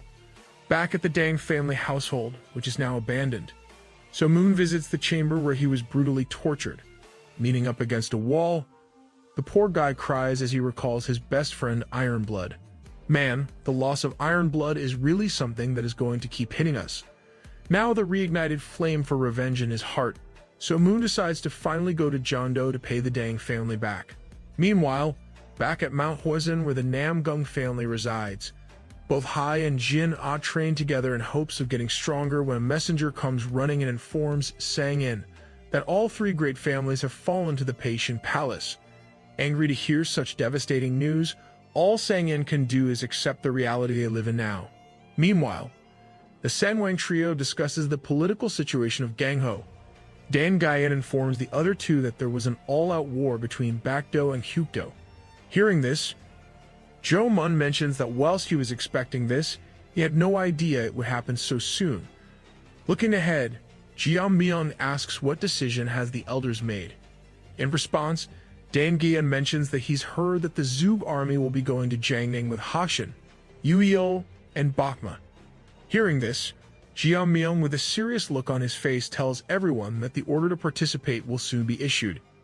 Meanwhile, at the Shaolin Temple, the leader monk briefs everyone about the war they're going to fight in Jiangning, as the monk tells them that the future of Jiangning lies in the hands of all the soldiers. War cries from one end to the other begin. However, Huangbo Qianak and Guat Mu Ung know that it's going to be a gruesome fight.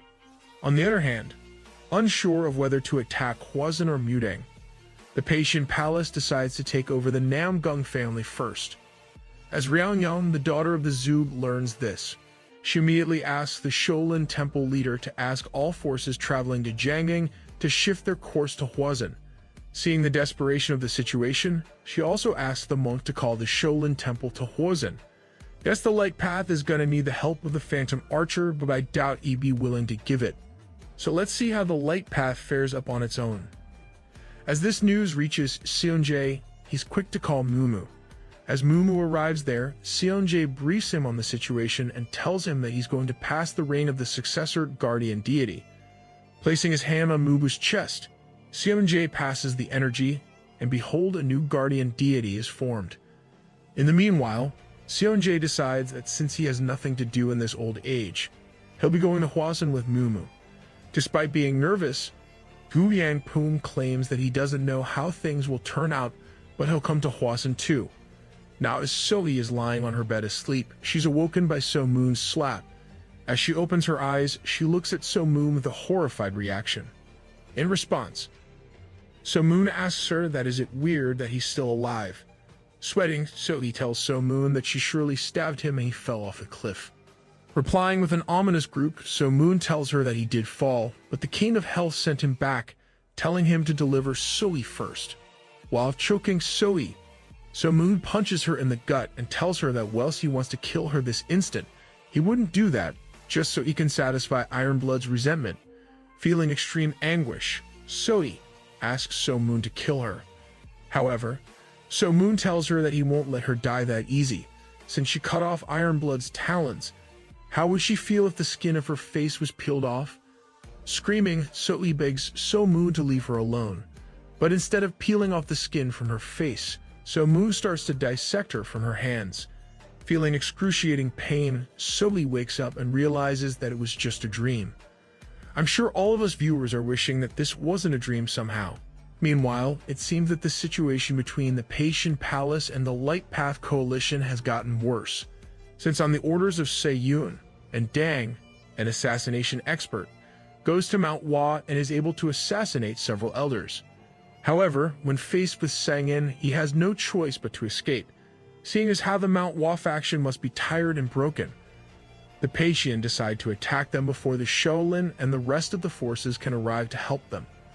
But hiding in the trees, the three Sangwang decide to act as a wall between the Mount Hua faction and the Paitian palace forces. Just as the Sangwang jump down from the trees, they begin taking on the Dark Path soldiers. Hordes of men then charge at the trio in hopes of overwhelming them. However, using their superior skills, the Sangwang are able to hold on their own. Tired. For a second, Jo-mun thinks to himself that no matter how many he kills, the guys won't stop attacking. In an attempt of capitalizing on this opportunity just then, a guy tries to behead Jo-mun, but fortunately, Jeon-myung is there to save Jo-mun from becoming headless. However, asking Jeon-myung to duck, Jo-mun stabs another enemy right behind Jeon. As the two brothers rest their backs against each other, they wonder since when the Dark Path became this vicious, probably since So-moon single-handedly altered their plans. Conveniently fighting the enemies with his drunken arts, Dan Gyeon mentions that the Light Path has the upper hand in this battle. Hearing this, Jeon-myung tells him that it's good news. But just then, all the soldiers covered in the battle's smoke begin coughing blood and falling to the ground. Having just arrived there, Wak Mu-wang wonders what is going on. In response, someone yells that the Dark Path has released poison zombies.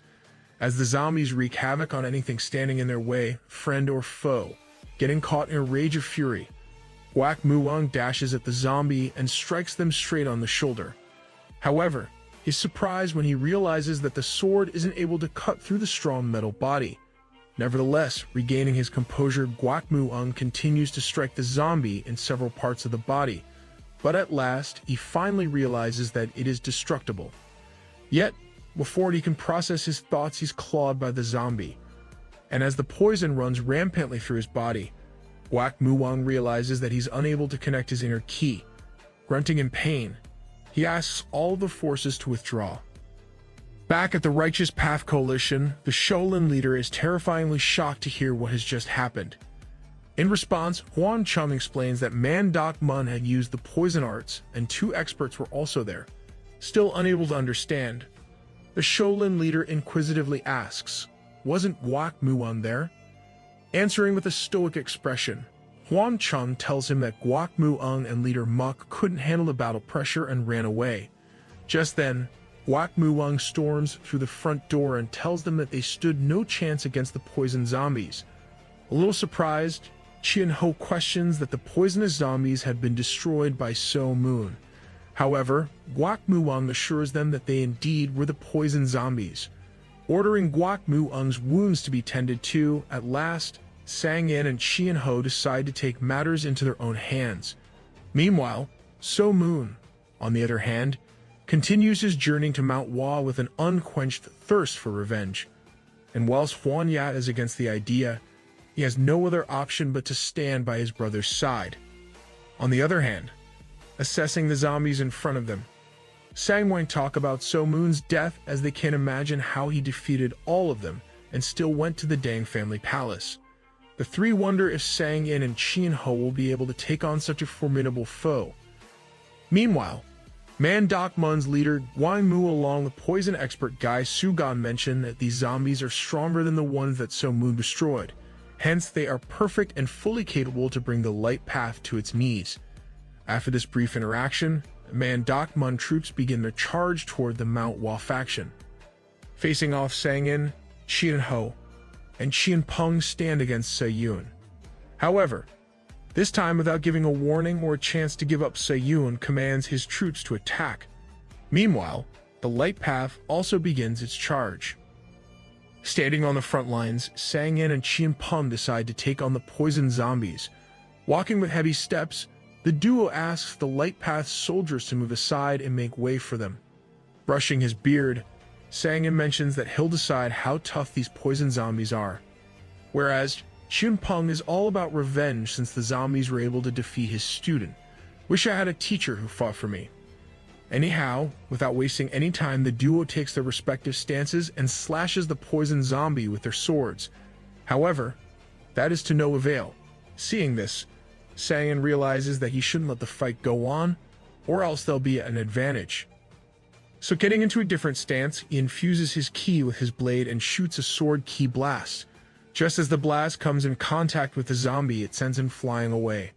But as the battle smoke settles, Sang-in is amazed to see the vile creatures still standing. Meanwhile, in an anxious tone, So-yoon is informed by his subordinate that the Buddhist master Yang O along with several light path experts has arrived at the battlefield.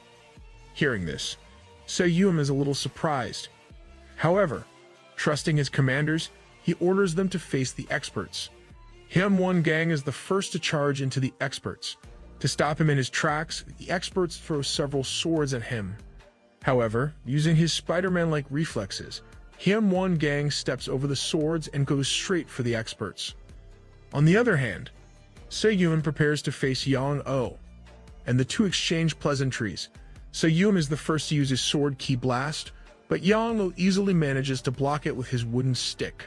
Just then, chaos ensues everywhere as the great Buddhist disciples group of the 108 Passions run into the battlefield and single-handedly turn the tide of the battle in the Light Path's favor. Well, not exactly single-handedly, they 216 hands. And last but not least, Mumu arrives too. Carrying a sword, being the OP character he is, he beheads all the zombies standing in their path. Seeing this, Se-yoon commands the Patient Palace to step back. Bowing down, Se-yoon tells Yang-oh that he accepts defeat and will be retreating for now. However, before going away, Se-yoon tells Yang-oh that he's never seen such a monk. In response, Yang-oh tells him that he's the Shaolin guardian deity, standing like a badass version of Krillin. Mumu hears praises for himself all around. Now back, the Righteous Coalition gathering, the Light Path statistically analyzes their losses and realizes that they suffered a loss of around 1,000 men, along with 250 of them being from the Manhwa and Jeonnam faction. Saddened, Yang-oh mentions how much of terrible news this is. However, keeping her head high, the Zug family woman mentions that the Paitian too lost 700 men, which is still more than half of their original headcount. Trying not to get too far ahead of himself, Yang-oh reminds all the leaders that the Paitian's military headquarters is yet to join, so they'll have to prepare thoroughly. Well, Yang-oh is the one leading the coalition for a reason after all. Meanwhile, back at Patient Palace's headquarters, Won-fei hears a brief summary of the events of the battle by Gok-ja.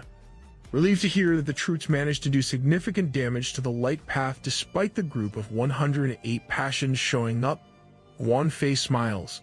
Well, at least this guy has emotions. In response, Gok-ja tells him that it was due to the man Dak-mun that they were able to corner the Light Path army, since their poison zombies were too strong. Surprised, Won-fei asks, weren't those zombies destroyed by one person? However, Gok-ja assures him that these zombies are 10 times stronger than the previous batch and won't be taken down so easily.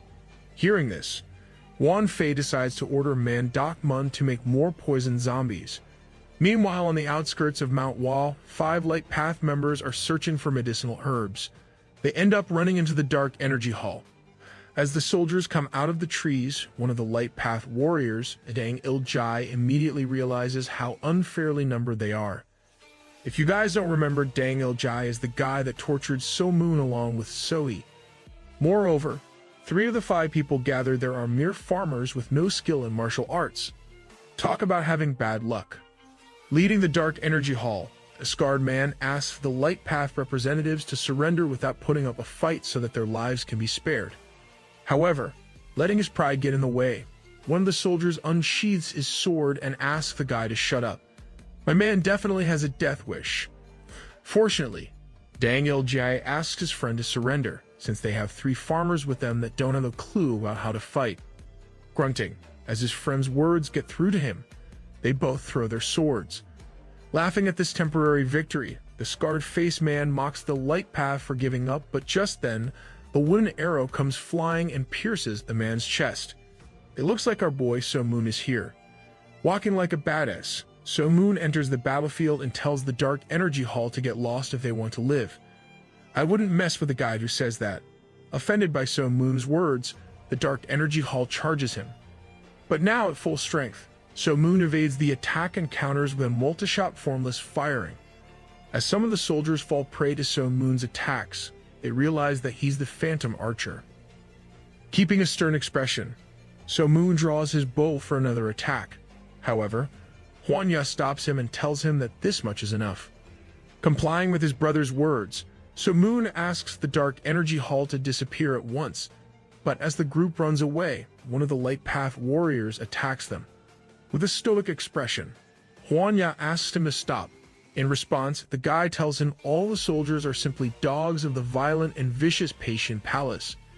Hearing this, Hwanya tells him that Patient Palace is a place that reveres strength.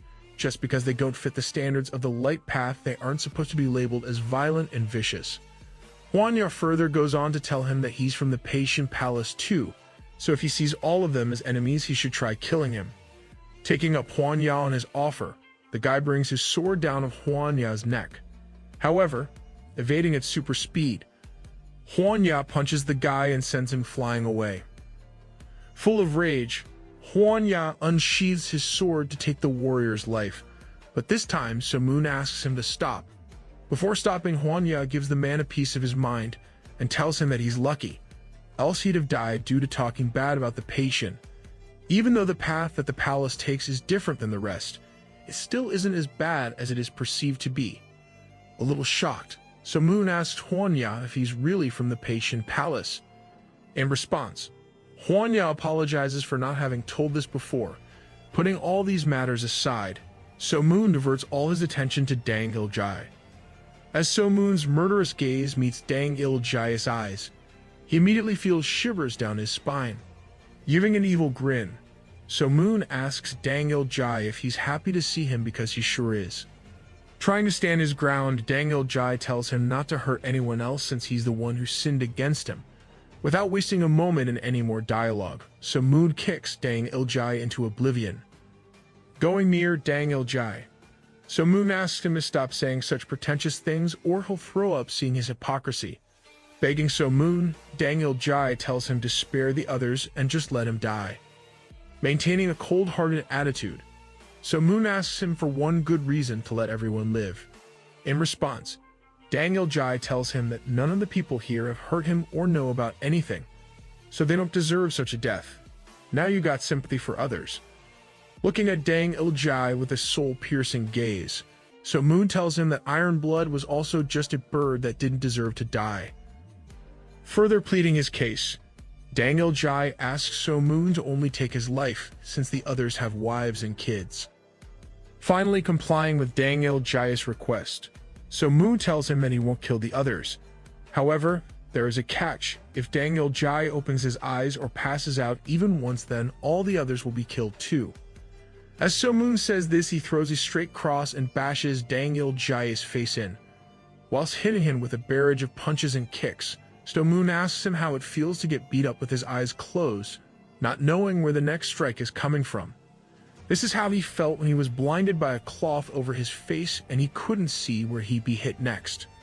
Next, grabbing a stick, So Moon asks Dang Il-jai to stand up since he's only started, recalling that he was beaten till both of his arms were broken. So Moon tells Dang Il-jai that he'll break his arms too. Damn, my guy So Moon is on demon time.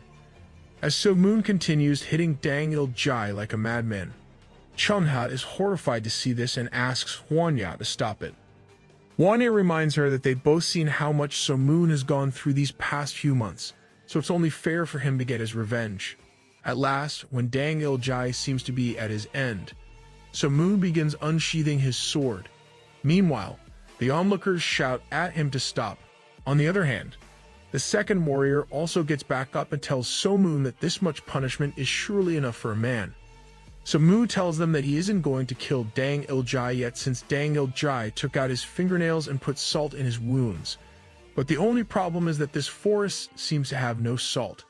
Hearing this, the warrior is shocked to learn how cruel So Moon was treated. But having seen enough violence, Chungha runs at So Moon and holds him tight from behind, asking him to stop. Still full of rage, So Moon tells her to get away, since he doesn't want her to hurt. Crying, Chungha makes So Moon realize that what he's doing isn't right and this isn't the person she fell for. Seeing Chungha's tears, So Moon finally realizes that he got a little carried away. Comforting Chungha, So Moon thanks her and tells Dang Il-jai that he better not meet him anywhere. Guess Chungha is the strongest creature in the BowBlade universe, since she can control So Moon. As Dang Il-jai is taken by the farmers, Huan Yao with a slightly saddened expression tells So Moon that they'll part here. Surprised to hear that, So Moon and Chungha ask why. Replying, Huan Yao tells So Moon that they don't have any other choice, since the Light Path and the Peiqian are fighting. If the people in Wazen saw So Moon coming with a Dark Path member, then he'd be in trouble, wouldn't he? Smiling, Huan Yao goes on to tell So Moon and Chungha that this isn't goodbye and that they'll meet again. Just as the trio part ways, Huan Yao asks So Moon where he's headed to after Wazen. In response, So Moon tells him that he'll be heading back to his hometown. It's about time that old Geezer got walked by So Moon. Meanwhile, at the Peiqian Palace headquarters, Nangak comes running in to inform Elder Taizeng, Heaven One Gang, and Se Yun that a message from the Dark Energy Hall states that So Moon is still alive. Hearing this, Taizeng takes the report lightly and wonders why Nangak is fussing so much over a single person. However, having seen So Moon's skills, Se Yun immediately asks all the elders to not engage in combat with So Moon if they see him and run away at the first instance. As Taizeng hears this, he's baffled. Meanwhile, news of So Moon being alive also reaches the Namgung household. As Hai hears this, she is unable to express her happiness. On the other hand, Jinnah also smiles as he believes that So Moon wasn't dead. Zhu Yangyang exclaims that this might just turn out to be a problem in the end, since So Moon hurt someone from a prominent family and might have left him crippled for life. Hearing this, Hai responds to Yang Yang and tells her that Dang Il-jai should be crippled for life, and moreover, if the Dang family were to persecute So Moon, then she would fight against them. You know, I low-key like Hai more than Chungha. What do you guys think? Now walking with Jinnah, Yang Yang tells him that there were reports that some of the Light Path members were injured apart from Dang Il-jai. As the report claims, a guy with So Moon who claimed himself to be from the Peiqian Palace did this act. Listening to her words closely, Jinnah wonders what's going on. To clarify what she meant, Yang Yang mentions to Jinnah that So Moon might be on the Peiqian Palace's side. Jinnah denies any possibility of such a thing and tells Yang Yang that even if such a thing were to happen, the Namgung family wouldn't turn their backs on him since he's their hero. Guess the Dang family can learn a thing or two from the Namgung family. Meanwhile, at the Dang family household, Dang Mun Young narrates the recent turn of events that have occurred. Giving a sad and yet firm look, Dang Mun Qian accepts that anyone would seek revenge after going through what So Moon went through. And whilst Dang Mun Qian is adamant about facing and atoning for his sins, his younger brother suggests that they send an assassin after So Moon to avoid being humiliated. However, Dang Mun Qian denies this request and tells his brother that he's ready to face being humiliated. Meanwhile, So Moon and Chungha finally reach the base of Mount Hua and decide to take a short break there, since it seems that Chungha is quite tired. Just then, So Moon feels the presence of several warriors. Calling out the warriors, So Moon asks them who they are. However, he's responded to with a question himself. Are you the one they call Yolji So Moon? Locating the enemy's position, So Moon draws his bow and shoots a key-guided arrow at one of the positions. Fortunately, though, the guy dodges at the last second and begins running away. Without paying any attention, So Moon shoots a second key arrow, but as he does this, he realizes that the guy is his brother Dan Gyeon. Running away from the arrow, Dan Gyeon is able to direct it toward a tree and escape death by a few seconds. I mean, maybe he should have introduced himself first rather than asking whether or not So Moon is there or not. Anyhow, following Dan Gyeon's arrival, the other two brothers also come out of the closet. The bushes. Seeing each other after a long time, the brothers hug as tears of happiness roll down their cheeks. Asking all the important questions first, the trio asks So Moon who the woman accompanying him is. In response, So Moon tells them that she's his wife. Hearing this, the trio run towards Chonha and respectfully congratulate her. But it seems Dan Gyeon has a few screws loose as he's about to ask So Moon about Namgung High, but luckily at the last moment, Jo Mun covers up Dan's mouth. Dan is definitely the friend that blurts out the most awkward things. Now hiking at Mount Hwa, Jeom Myung mentions that he was too surprised when he heard about So Moon's death. Furious to hear that the Dang family were the perpetrators behind this, Jeom almost tried to attack the Dang palace, but it was Jo Mun who stopped him. As the four of them continue walking, Jeom asks So Moon what he'll do now. In response, So Moon tells them that he'll simply repay the debt he owes the Dang family. Unsure of So Moon's words, Jeom once again asks So Moon if he'll be fighting against the Dang palace. In response, So Moon tells them he will if he has to. Upon hearing this, the Sambang immediately helps So Moon realize that things aren't going to be as easy since all the other factions of the Light Path would simply let So Moon hurt the Dang family. Walking beside So Moon, Jo Mun also asks him what he wants from the Dang palace, replying. So Moon tells him that he simply wants Sohee's life, but the Sanwang asks So Moon if he really thinks that Dang family leader would let him touch his daughter. And if the family leader were to make a move, so would all of the Dang family, causing an all-out war. The trio further goes on to explain to So Moon that even though he was in the right, he must be the bigger man and let go of revenge. Jo Mun further goes on to explain that even though the Light Path understands his situation, if there's a fight, then ultimately they'll support the Dang family. So overcoming the Mount Hwa faction, Hwanbo, and the Namgung family all at once would be quite difficult. Frowning, So Moon tells them that he won't back down from a fight. Meanwhile, Jo Mun, further elaborating his point, tells So Moon that he'll have to kill countless people unrelated to the matter. Moreover, he may have to fight the Beggar's Sect, disciples of Mount Hwa, and the Sanwang themselves. So would he be able to kill them all? Knowing that Jo Mun is speaking the truth, So Moon turns his head away. Furthermore, Jo Mun asks So Moon that if he were to die, how would the people that drew swords against him would feel? Moreover, what about his wife? How would she feel? Not having any answers to such tough questions, So Moon stays silent. Looking at So Moon with a saddened expression, Jo Mun tells him to plan his revenge thoughtfully. On the other hand, Jeom explains that the Dang family hasn't had it easy either. Ever since the news of So Moon's death, the Dang family leader and Sohee have been in a bad place mentally. Jeom further goes on to explain that when Elder Chien Ho learned about So Moon's death, he asked his son and granddaughter to commit suicide. However, when they couldn't, he tried to behead them, but he was stopped by Sang In. Despite all that, Chien Ho still wouldn't talk to his son or Sohee. Deserved, I'd say. Hearing this, So Moon thinks about how happy Chien Ho was when he sent So Moon to marry Sohee. Having heard and processed his brother's words, So Moon at last tells them that he'll decide what to do once he meets the Dang family. As the day passes, So Moon finally reaches Mount Hwa and is given a warm welcome by the Light Path, except the Dang family are afraid to even look him in the eye. Whereas, looking at So Moon from afar, Hai is beyond happy but wonders what kind of a relationship Chonha has to So Moon.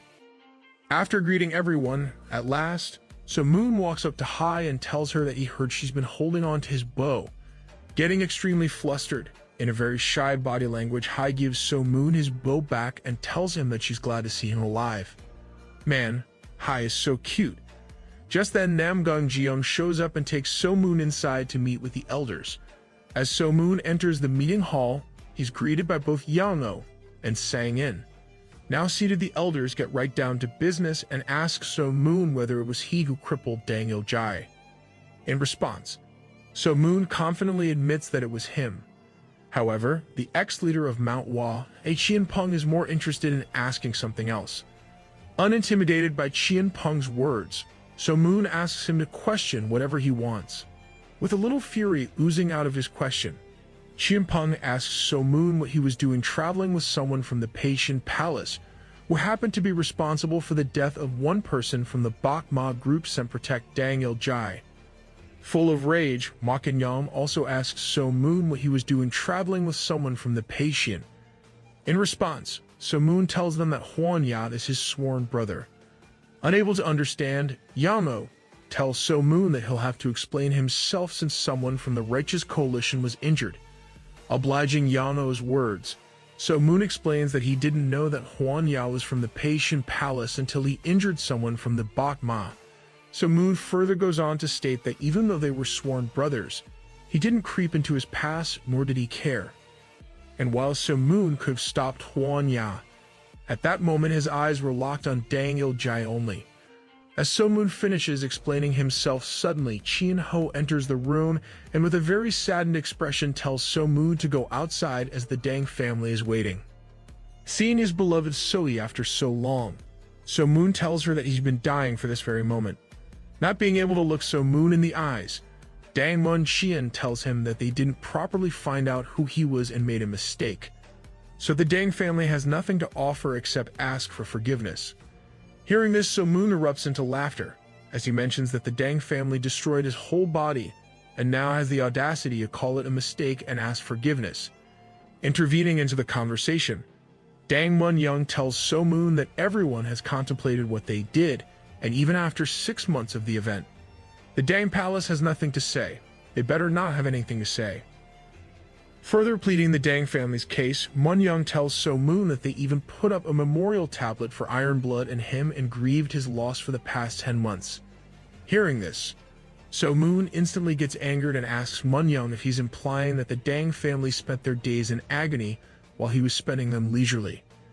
Tearing off his shirt, So Moon shows the cruel family how they scarred his body forever. With his voice shaking out of pure fury, So Moon tells them that he couldn't make a fist. The doctor said he may not be able to use his martial arts again.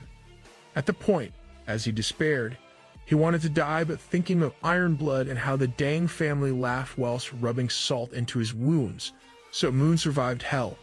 As all the atrocities of the Dang family are learned by everyone gathered, Dang Mun Chien falls to his knees and asks So Moon to take his life. However, unable to see her father sacrifice herself, Soi offers up herself and tells her father if she dies then everything will be all right eventually. Thank God, Soi finally gets it. As So Moon walks towards the murderer of Iron Blood, Chun-ha in a low voice tells So Moon that it's enough and that everyone understands So Moon's agony. She goes on to tell So Moon that the Dang family has already contemplated their mistakes. Plus, killing someone's parents in front of them is just too cruel, and killing someone's child is even worse. However, without paying any attention, So Moon continues to march forward. Continuing her dialogue, Chun-ha states that she hates to see So Moon lose his life, no matter how right he may be. She doesn't want anyone to die. And then at last comes the big reveal when Chun-ha tells So Moon that she doesn't want her child to grow up without a father. As these words ring in So Moon's ears, he immediately wonders what is going on. To clear So Moon's confusion, Jo Mun tells him that since Chun-ha's complexion wasn't good, they asked the clinic to check her pulse, and it seems that there is a new life forming inside of her. Well, that escalated quickly. My man So Moon has come from being a child to a freaking dad. As So Moon hears that, all his rage quiets down, and he comforts Chun-ha, still upset by everything around her. Chun-ha asks So Moon to forgive the Dang family and leave, but still adamant about taking revenge for Iron Blood's death. So Moon asks her woman what about Iron Blood. Just then, Chien Ho bows his head and tells So Moon that it's all his fault since he was negligent in leading the palace properly. However, So Moon being the kind-hearted man, he asked the elder to get up. Seeing Chien Ho in such a state, So Moon asks Dang Mun Chien to take his father inside and tells him that he'll leave and forget everything. As the Dang family shows their gratitude to So Moon for his forgiveness. However, before So Moon takes his leave, the Samwang surround him and tell him to stay here so they can have fun together after all this time. As So Moon is walking with his brothers, he looks up to the sky and sees a bird flying around. As So Moon sees this, he recalls Iron Blood and how Soi killed him. Recalling this memory, So Moon asks the Dang family to return Iron Blood's talons to him. Just then, he sees Soi wearing it as a bracelet. Looking at this blasphemous act, So Moon fills up with rage and fury. On the other hand, at the Shaolin Temple, Seonjae and Gu Yang Pung are playing a game. Seonjae mentions that he's worried about So Moon's return since he must be looking for revenge.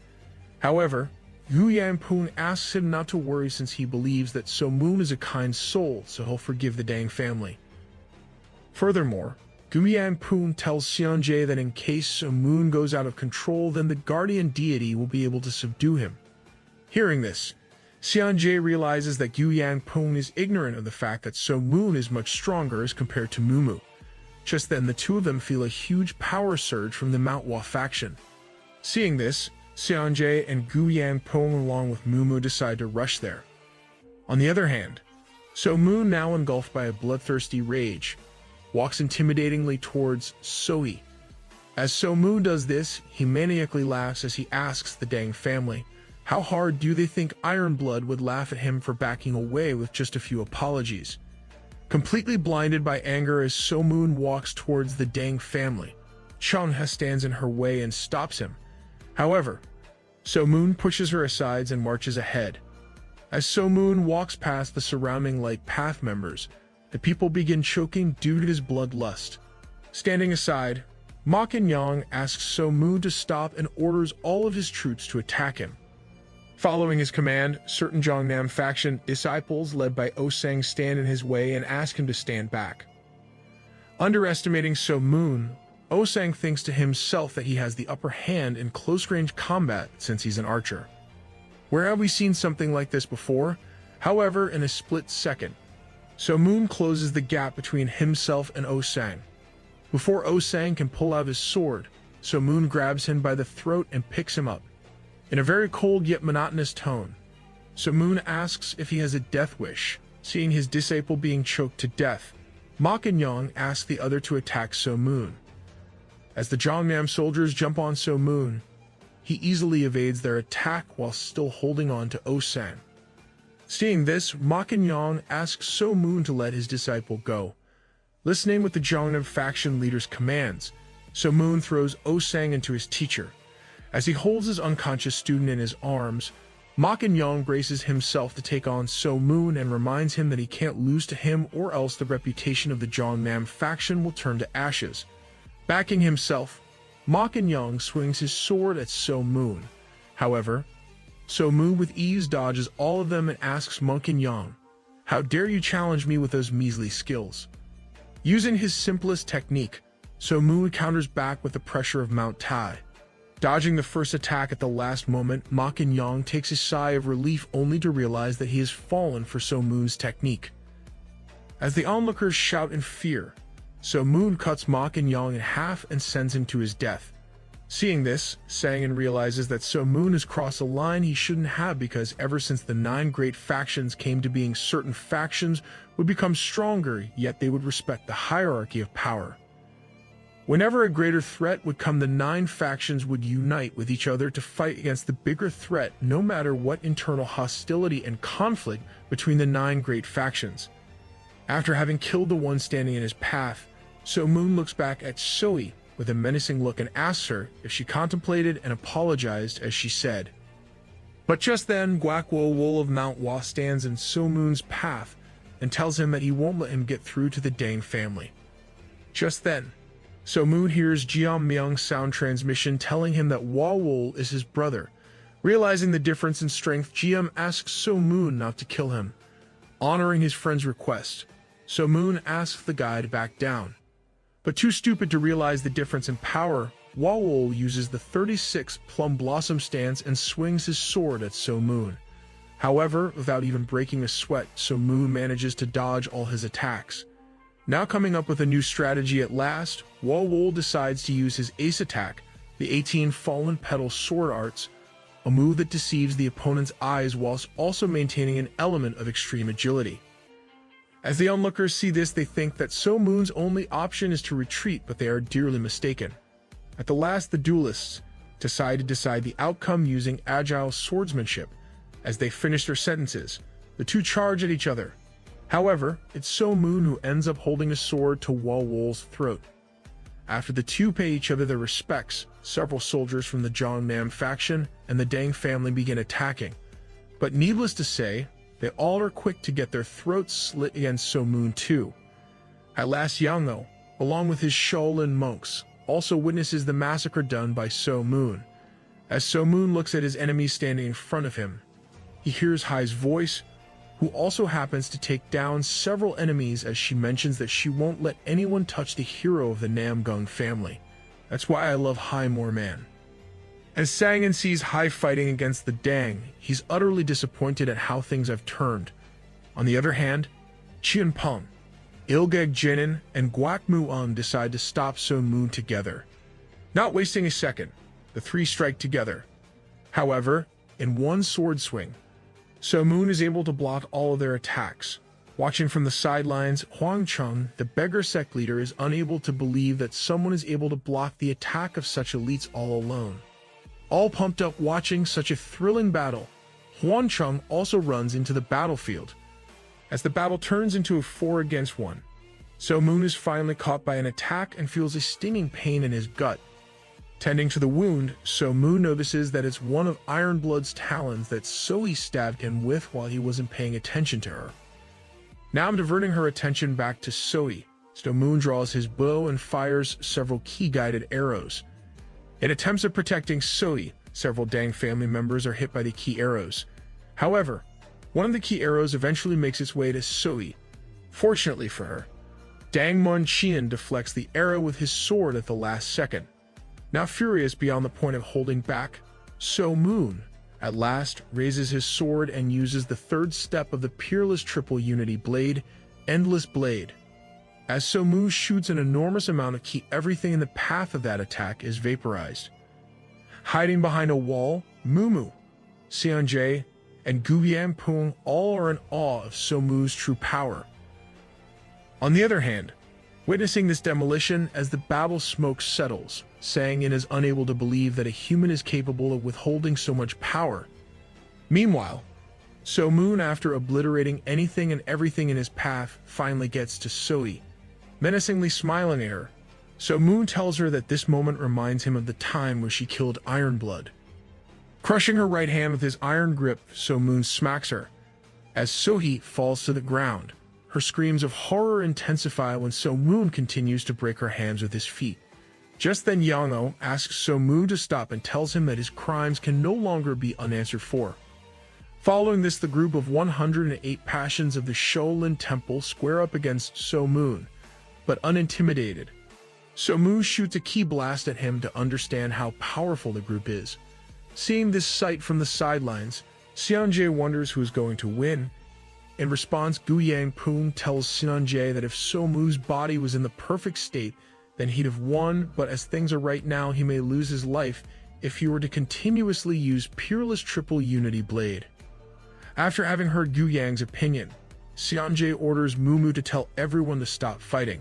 Well, I'm glad at least So Moon has some friends left, and whilst Mumu relays this information to the other monks, suddenly, Qian Ho appears and tells So Moon that all this mess happened because he failed as the family elder. Requesting So Moon to talk to Soe, Qian Ho walks up to her granddaughter. Seeing a semblance of hope, Soe screams out "Grandpa," only to realize that he's here to take her life. As Qian Ho chokes Soe to death, he apologizes to her for doing this and tells So Moon to no longer pursue revenge because of Soe, because she's already going on to the afterlife. Okay, that took an extremely dark turn. As Qian Ho picks up his granddaughter's lifeless body in her hands, he tells Dang Mun Qian that it is due to his mistakes that such fate became inevitable. Crying, Qian Ho tells So Moon that he's extremely ashamed that his family denied the blessing from God and that he failed to make the strongest warrior in China a part of his family. Seeing Qian Ho in such a state, at last, So Moon also tells him that everything is good now and he no longer wants revenge. But then, Oh Sang stands up and tells So Moon that he wants revenge for all the Light Path members that have fallen. But giving Oh Sang an angry look, both Sangin and Qian Ho ask him to leave the matter aside, else this vicious cycle of revenge will never end. Listening to the elder's words, the John Man faction also decides to back down. Well, glad this is over. I was sweating worrying about how this would end. Just then Mumu pops out of the blue and greets So Moon. After the two exchange pleasantries, Mumu tells So Moon that Seonjae has invited him to meet privately. Following Mumu's lead, So Moon is led to the Dragon Temple. There So Moon's wounds are tended to and he finally reunites with both Gu Yangpong and Seonjae. After all of them greet each other and meet So Moon's lovely bride, all of them sit down together. There Gu Yangpong asks So Moon what martial arts he used. In response, So Moon tells him that it is the peerless triple unity blade. Hearing that, Gu Yangpong smiles and mentions that he now understands why So Moon refused his martial arts. Jo Mun, also accompanying So Moon, joins them and asks his grandfather to know the same martial arts as him. Hearing this, So Moon smiles and tells him that he just happened to meet this old man when he was in Jungwon. Confused, Jo Mun wonders what's going on. Smiling, So Moon tells Jo Mun that it's Gu Yangpong, the legend himself. Hearing this, Jo Mun claims that he heard that Gu Yangpong had died. However, So Moon reminds Jo Mun of the rumor of his death, now speaking in a more serious tone. So Moon tells Jo Mun that his life was saved by Chun Ha, and he happened to save the life of the old man. But getting to the main point, Jo Mun asks So Moon what he's planning on doing now. Without giving it much thought, So Moon replies that he'll be going back to his hometown. Well, it's about time that grandfather got a beating. But just then, Seonjae asks So Moon to wait a minute and tells him to stay here till the battle with the Dark Path is over. Frowning, So Moon tells Seonjae that he doesn't want to stay here any longer. However, Seonjae reminds So Moon that half of the Light Path forces were injured whilst trying to stop him, so it's his responsibility to stay back. I mean, that's fair game in all honesty. However, favoring So Moon, Seonjae tells him that he doesn't have to fight but only gives the army his protection. Understanding Seonjae's words, So Moon's expression immediately changes into a sad one as he thinks about how Jeon is doing. In response, Jo Mun tells him that he doesn't know since he accompanied So Moon immediately after the battle, but it may be that he's with his family since many of them were hurt during the fight. Ashamed of his actions, So Moon thinks that Jeon must be blaming him. However, Jo Mun reassures So Moon that it wouldn't be the case since Jeon would understand. After reflecting on his actions, So Moon realizes that he ended up hurting a lot of people because of his revenge. So to make up for it, he'll stay back for now. Someone play the Thorfinn music, guys. Meanwhile, at the Patient Palace, Gokja informed the leader about So Moon's return. However, the leader pays little to no attention to it since he's more excited to hear that Hwanya is back in action. Hearing this, Gokja wonders how the leader can keep So Moon on a lower status than Hwanya even after hearing all of his feats. But Guanfei assures Gokja that Hwanya is a talent, unlike anyone since he was trained in martial arts by Gu Yangpong from a very young age. Even though no one has seen Hwanya's full strength, the leader himself speculates that Hwanya might just be even stronger than him. As Gokja hears this, he's baffled. On the other hand, Hwanya finally arrives at the Dark Path headquarters near Manhwa. As he meets So-yoon, he's asked about his brotherhood with So Moon. Not shying away from the truth, Hwanya tells So-yoon that he saved him without knowing his identity, and the two of them eventually became sworn brothers. Just then, Taesing also enters the scene and gives Se-yoon a report narrating the events that had gone down at the Manhwa faction. Learning that the Light Path is now at half of its original strength, Taesing encourages Se-yoon to attack tonight so they can capitalize on this opportunity. Unsure about the matter, Se-yoon asks Hwanya's opinion on the matter. Responding to Se-yoon, Hwanya mentions that it's better for them to wait until So Moon leaves for his village since things might turn out in the Light Path's favor if So Moon fights for them. First time ever seeing an MC's power being respected in a manhwa. Meanwhile, near the surrounding area of Mount Hwa, an unfamiliar face appears. As one of the medicinal herb collectors from the Light Path is roaming around the forest, he happens to see the old man and wonders about his business here. But to his surprise, the old man notices his presence, quivering in fear as the farmer comes out. Using his overwhelming bloodlust, the old man asks if So Moon is still in Mount Hwa. What is it with So Moon and old man? After learning the truth about the matter, the old man leaves the farmer unharmed. Realizing that he just leaked information without confirming the old man's identity, the farmer too runs back and forms the righteous coalition of the matter. On the other hand, the weirdly suspicious old man reaches the patient headquarters set up nearby. Not recognizing him, the guards try to stop him. Using his agility techniques, the old man easily manages to get away and meet Nangak. As Nangak and several other higher up of the patient meet the old man, they bow in respect to their elder Samahu. But keeping the pleasantries short, Samahu and the rest sit down together for a meeting. Samahu immediately makes it clear that he's here for the phantom archer, So Moon. However, trying to learn about his enemies, he asks the one person who is close enough with So Moon, Huanya, if he thinks So Moon will be able to beat the great Samahu. In response, Huanya, whilst maintaining a smile on his face, tells Samahu that So Moon will definitely overpower him if he's not careful enough. As Samahu hears these words, excitement and adrenaline begin running wildly in his veins as he's dying to meet the phantom archer. Meanwhile, at the Manhwa faction, as all the elders sit down together and ask the farmer several questions, Stangin is the first to anticipate Samahu to be the Bow King. As the rest of the elder, Samahu's name chaos and panic erupts all around.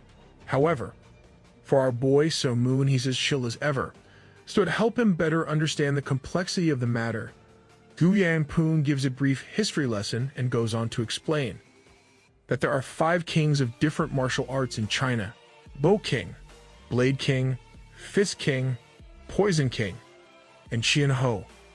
Gu Yang further goes on to state that whilst Sangin could have been the Blade King too, at the top of his fame, he lost a duel against the Blade King at the time, not allowing him to carry the title.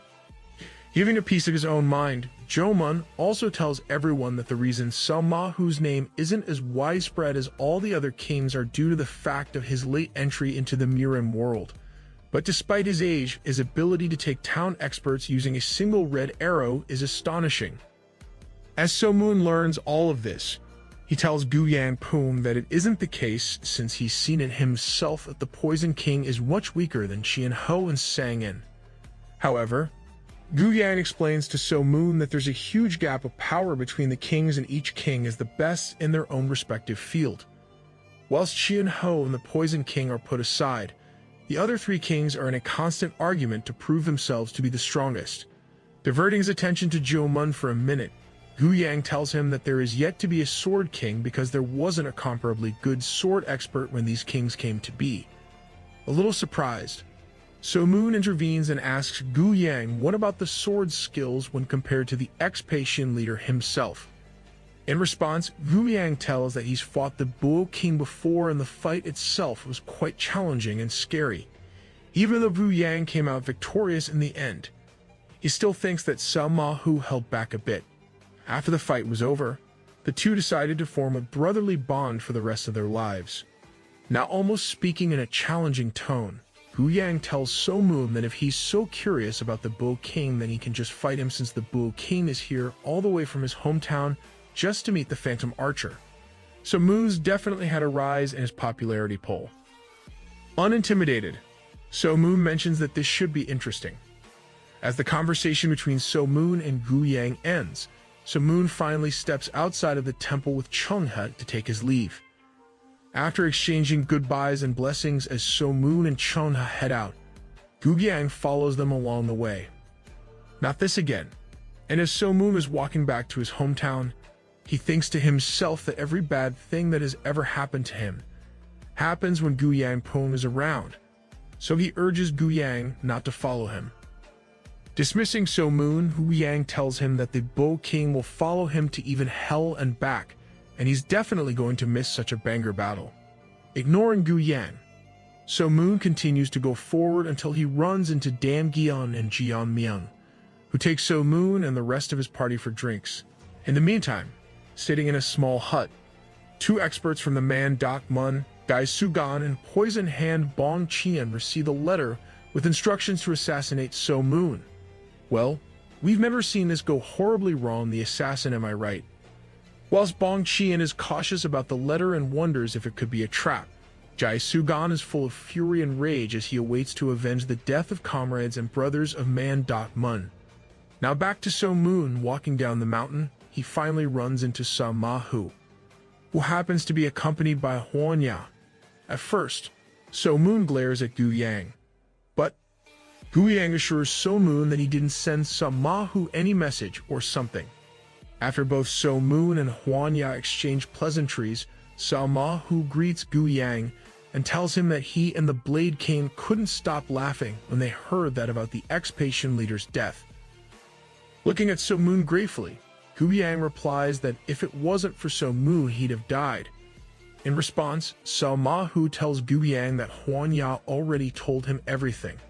Hearing this, Gu Yang scolds Huan Ya for sharing such information since it could put his father at risk. Samahu assures Gu Yang that it was Huan Pei himself that came to him and told him all the details. A little saddened and curious by the events taking place, Samahu then asks Gu Yang that even though the underlings had many complaints, why didn't he take care of them and let his student turn into the most despised human in China? Hearing this conversation closely, So Moon and the Sangwang finally realize that Huan Ya is the current patient leader's son. Suddenly, with a dejected expression, Gu Yang replies that he didn't want anything to do with war. All he cared about was to see the Shaolin martial arts that defeated him over 40 years ago. In those 40 years of peace, the Patient Palace got extremely strong. Eventually, this strength got to their head and they betrayed their leader so that they can attack the Light Path.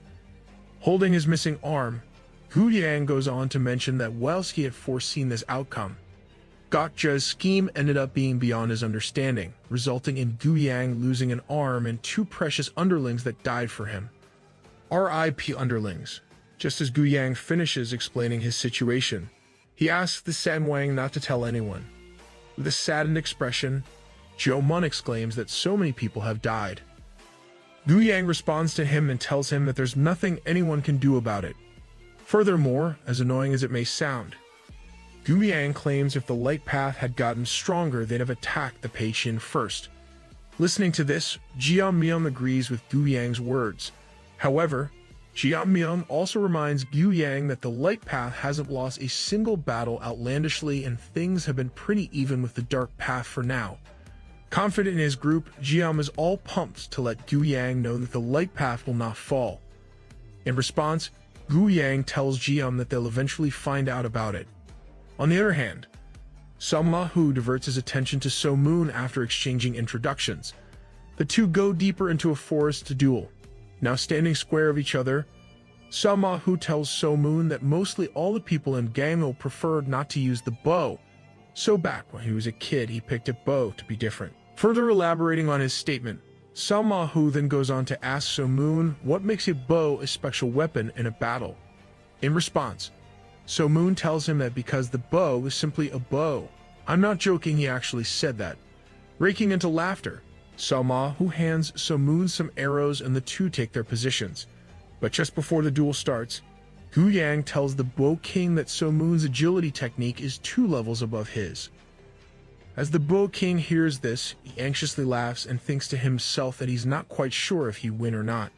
However, loving the adrenaline rush, he decides to duel So Moon anyway. Drawing their bow, both So Moon and Samahu begins enwrapping their arrows in their keys and shoot simultaneously. Barely moving, So Moon manages to dodge the attack, and so does Samahu. Now as the battle's smoke from the sheer force of the arrows settles, So Moon thinks to himself that he finally understands why Samahu is called the Bow King. Walking towards So Moon, Samahu makes his excitement clear and tells So Moon that he's finally met the person he has been searching for. Saying this, he shoots 3 more arrows, but So Moon, standing his ground, also replies with shooting 3 arrows.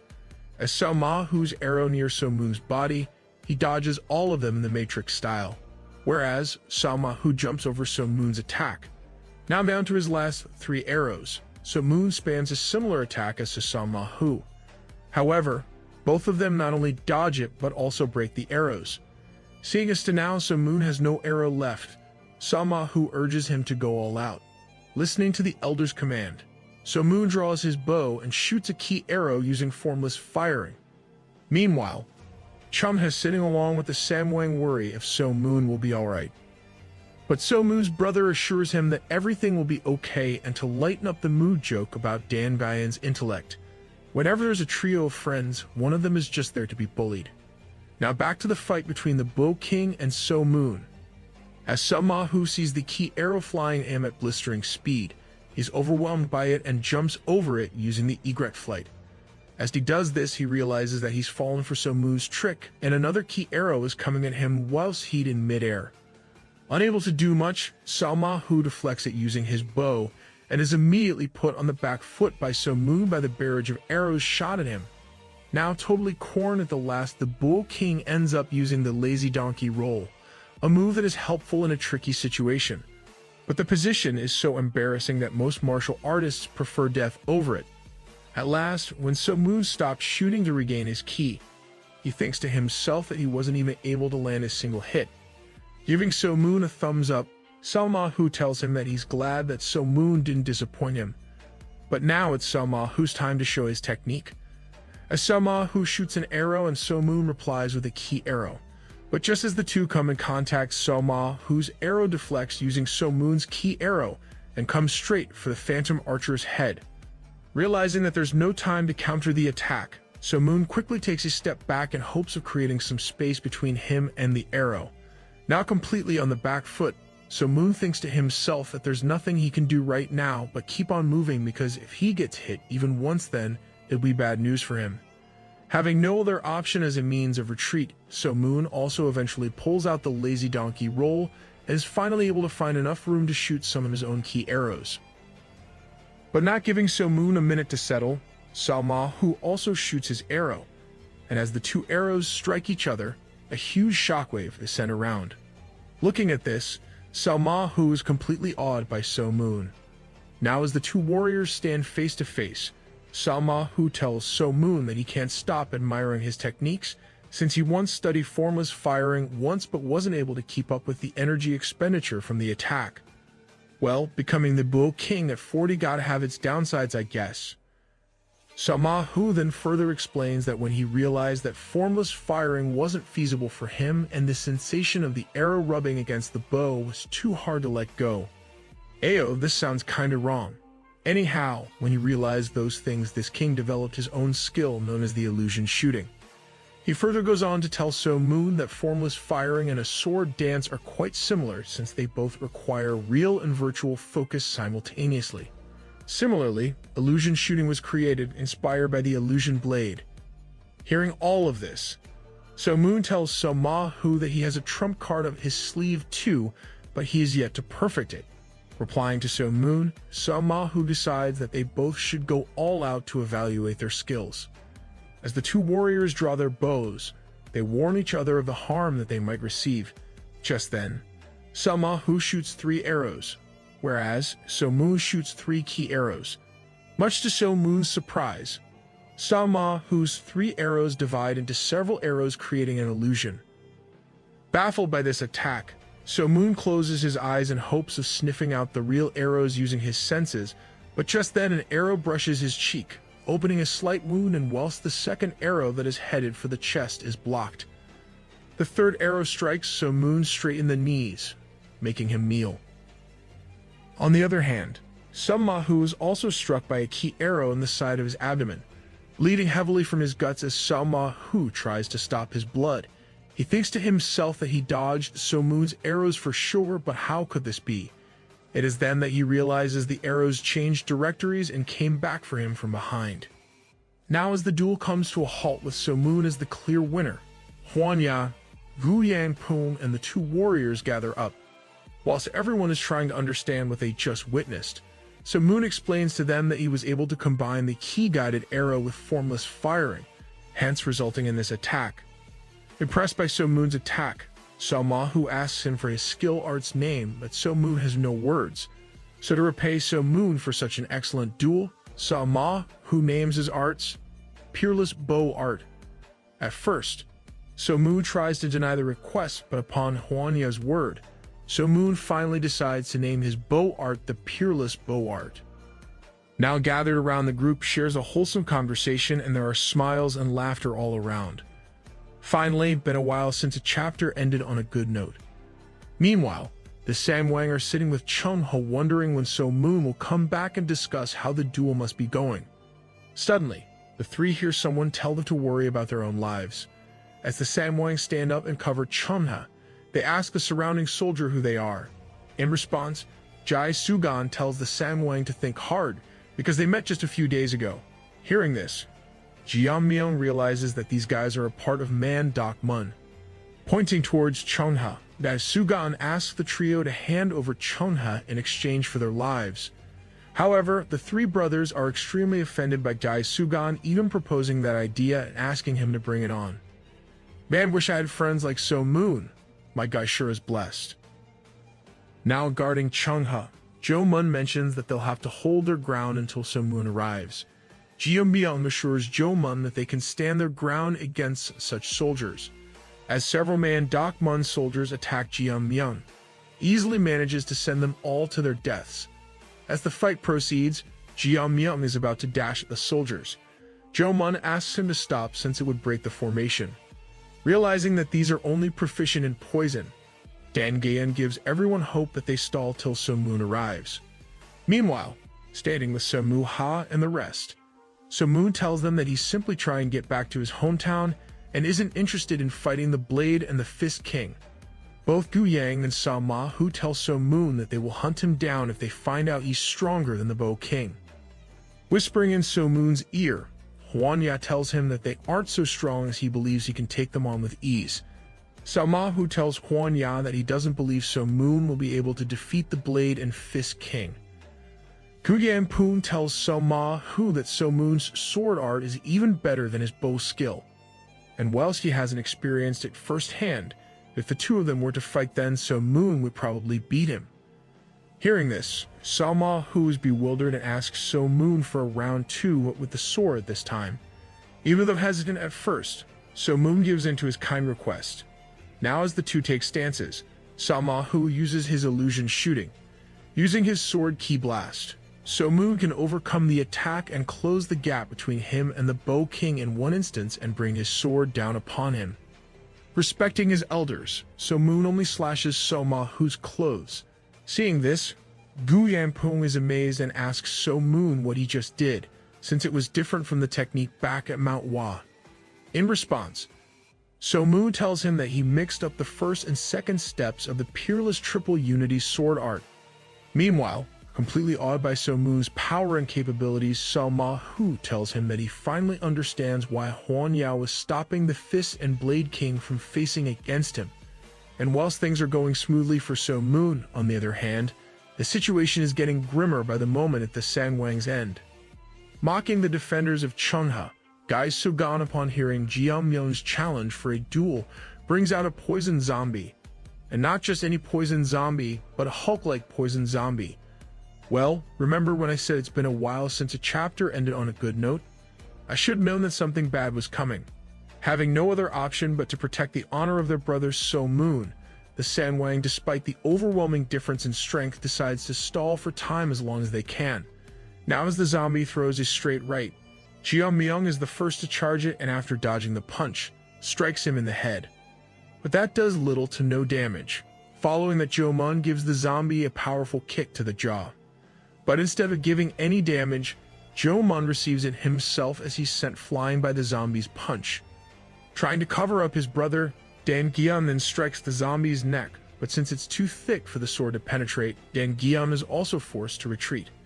Now at last, seeing how this fight isn't going anywhere, Jeonmyeon decides to use his trump card by utilizing the destructive sword arts. Taking his stance, he uses Ascending Flying Dragon technique, which is essentially a sword Ki Blast. As the sword Ki Blast hits the zombie, he blocks it with his hand. Trying to capitalize on this opportunity, Jeonmyeon then dashes at the zombie. However, he's easily punched away. Now as Jeonmyeon lies down on the ground defenseless, the zombie charges at him. But fortunately, Dan Gaeun comes to his rescue and shields him with his own body, but ends up getting clawed by the zombie in the back. Distracting the monster from his brother, Jo Mun kicks it in the head, but is easily sent flying away by the poison zombie right under the feet of Gai Sugan. Grinning at his victor, the evil man orders the zombie to kill Jo Mun, and as Chunha hears this, she screams in horror. However, Gai Sugan asks her to shut up and tells her that she's next. Now as the zombie picks Jo Mun to land the final blow, So Moon senses something to be wrong and fires Kibo that strikes the zombie's hand. But before Jo-mun can fall to the ground, using his agile technique, So Moon grabs him and asks the other Sangwang to take care of him. Finally seeing the phantom archer himself, Jai Sugan expresses his acknowledgement. However, So Moon is too angry to even think straight and simply asks Gai Sugan who he is. Hearing So Moon's question, Gai Sugan is amazed as he reminds So Moon that he's the successor of Man Dak Mun, and he remembers how So Moon not only humiliated but also caused the death of over half of the Man Dak Mun's forces. Recalling this, So Moon realizes that there wasn't any need for him to fight Man Dak Mun since it led to him getting injured and then Ironblood's death back when he was tortured by the Dang family. A little ashamed of his actions, So Moon frowns and tells him that it was a canon event. Hearing this, Jai Sugan is infuriated and orders the poisonous zombie to kill So Moon. With the help of Dan Gaian's weapon, So Moon rocks the zombies' heads hard. And as the two face off in a battle of ki and poison, So Moon starts degenerating due to the poison. Seeing this, Gai Sugan tells So Moon that this Hulk zombie isn't a normal zombie that was a corpse, but rather someone with an intellect. Okay, now that's messed up. But then suddenly the other Dark Path experts such as the Bo King and Guyan Pum arrive. Now answering to the superior, Gai Sugan lies and tells Soma Hu that he had planned on challenging So Moon after their duel, but since So Moon arrived first, they thought he had killed the Bo King and were trying to avenge him. Mate, be a story writer rather than a warrior because you sure know how to paint a narrative. On the other hand, So Moon heals his hand using the pure Semity fire and runs to his brother Jo-mun's aid. However, it's too late for him. Crying, Jo-mun tells So Moon that he was happy he met him and was able to protect his wife. With such sad words, at last, Jo-mun departs from the world. Now furious at his best friend's death, So Moon stands to fight back. But it seems that Gai Sugan has taken Chunha hostage in the meanwhile. With bloodshot eyes, So Moon tells Gai Sugan to leave Chunha or else Man Dak Mun will be history. Gai Sugan also claims that he can't forget all the comrades that were killed by So Moon. Keeping a sword to Chunha's neck, Gai Sugan apologizes to Samahu for using him as bait, but also tells him that if he orders him to stop, then the Man Dak Mun will withdraw. Giving it a thought and analyzing it from a practical viewpoint, Samahu asks Man Dak Mun to withdraw. Obeying to the command, Gai Sugan pushes Chunha into So Moon, and as he lives he gives an ominous smile and tells So Moon that he has a surprise waiting for him. Carrying his brother Jo-mun's lifeless body, So Moon arrives at the Righteous Coalition in Mount Hua. Seeing one of their finest warriors having passed away, Yango worriedly asks what's going on. In response, So Moon tells him that Jo-mun has succumbed to the wounds inflicted by a poisoned zombie. Inquiring about his two surviving brothers, So Moon asks about Dam-gyeon and Jeon-myeon. In response, Nam-gung-jeon tells him that their lives are hanging by a thread and the Dang family is trying their best to cure them. Worried about So Moon's health too, Jeom asks if he's alright. Responding to Jeom, So Moon tells him that he's okay since he had a duel with a Bo King and came out on top. Just then Mumu with a panicky voice rushes to So Moon and exclaims that Miss Chunha collapsed whilst resting. Hearing this, So Moon immediately rushes to the love of his life. Entering her chambers, he finds Gu Yang-pong and Seon-jae already tending to her wounds.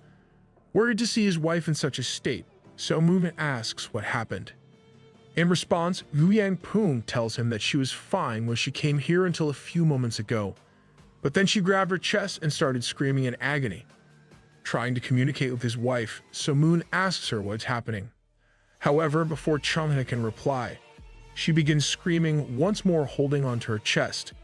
Baffled, So Moon asks Seon-jae what's going on, but he's unable to diagnose Chunha, so he calls in Chien-ho. Reading Chunha's pulse, Chien-ho mentions that a parasite venom has been planted in her body and that there isn't a cure for it yet. Nevertheless, being less knowledgeable about parasite venom, Chien-ho decides to call in a friend. Sitting in a wheelchair, Dang-il-ji enters the room and assesses her closely. Looking back at So Moon, he tells him that the starving ghost bug was planted in Chunha's body. The bug immediately starts eating the person from the inside.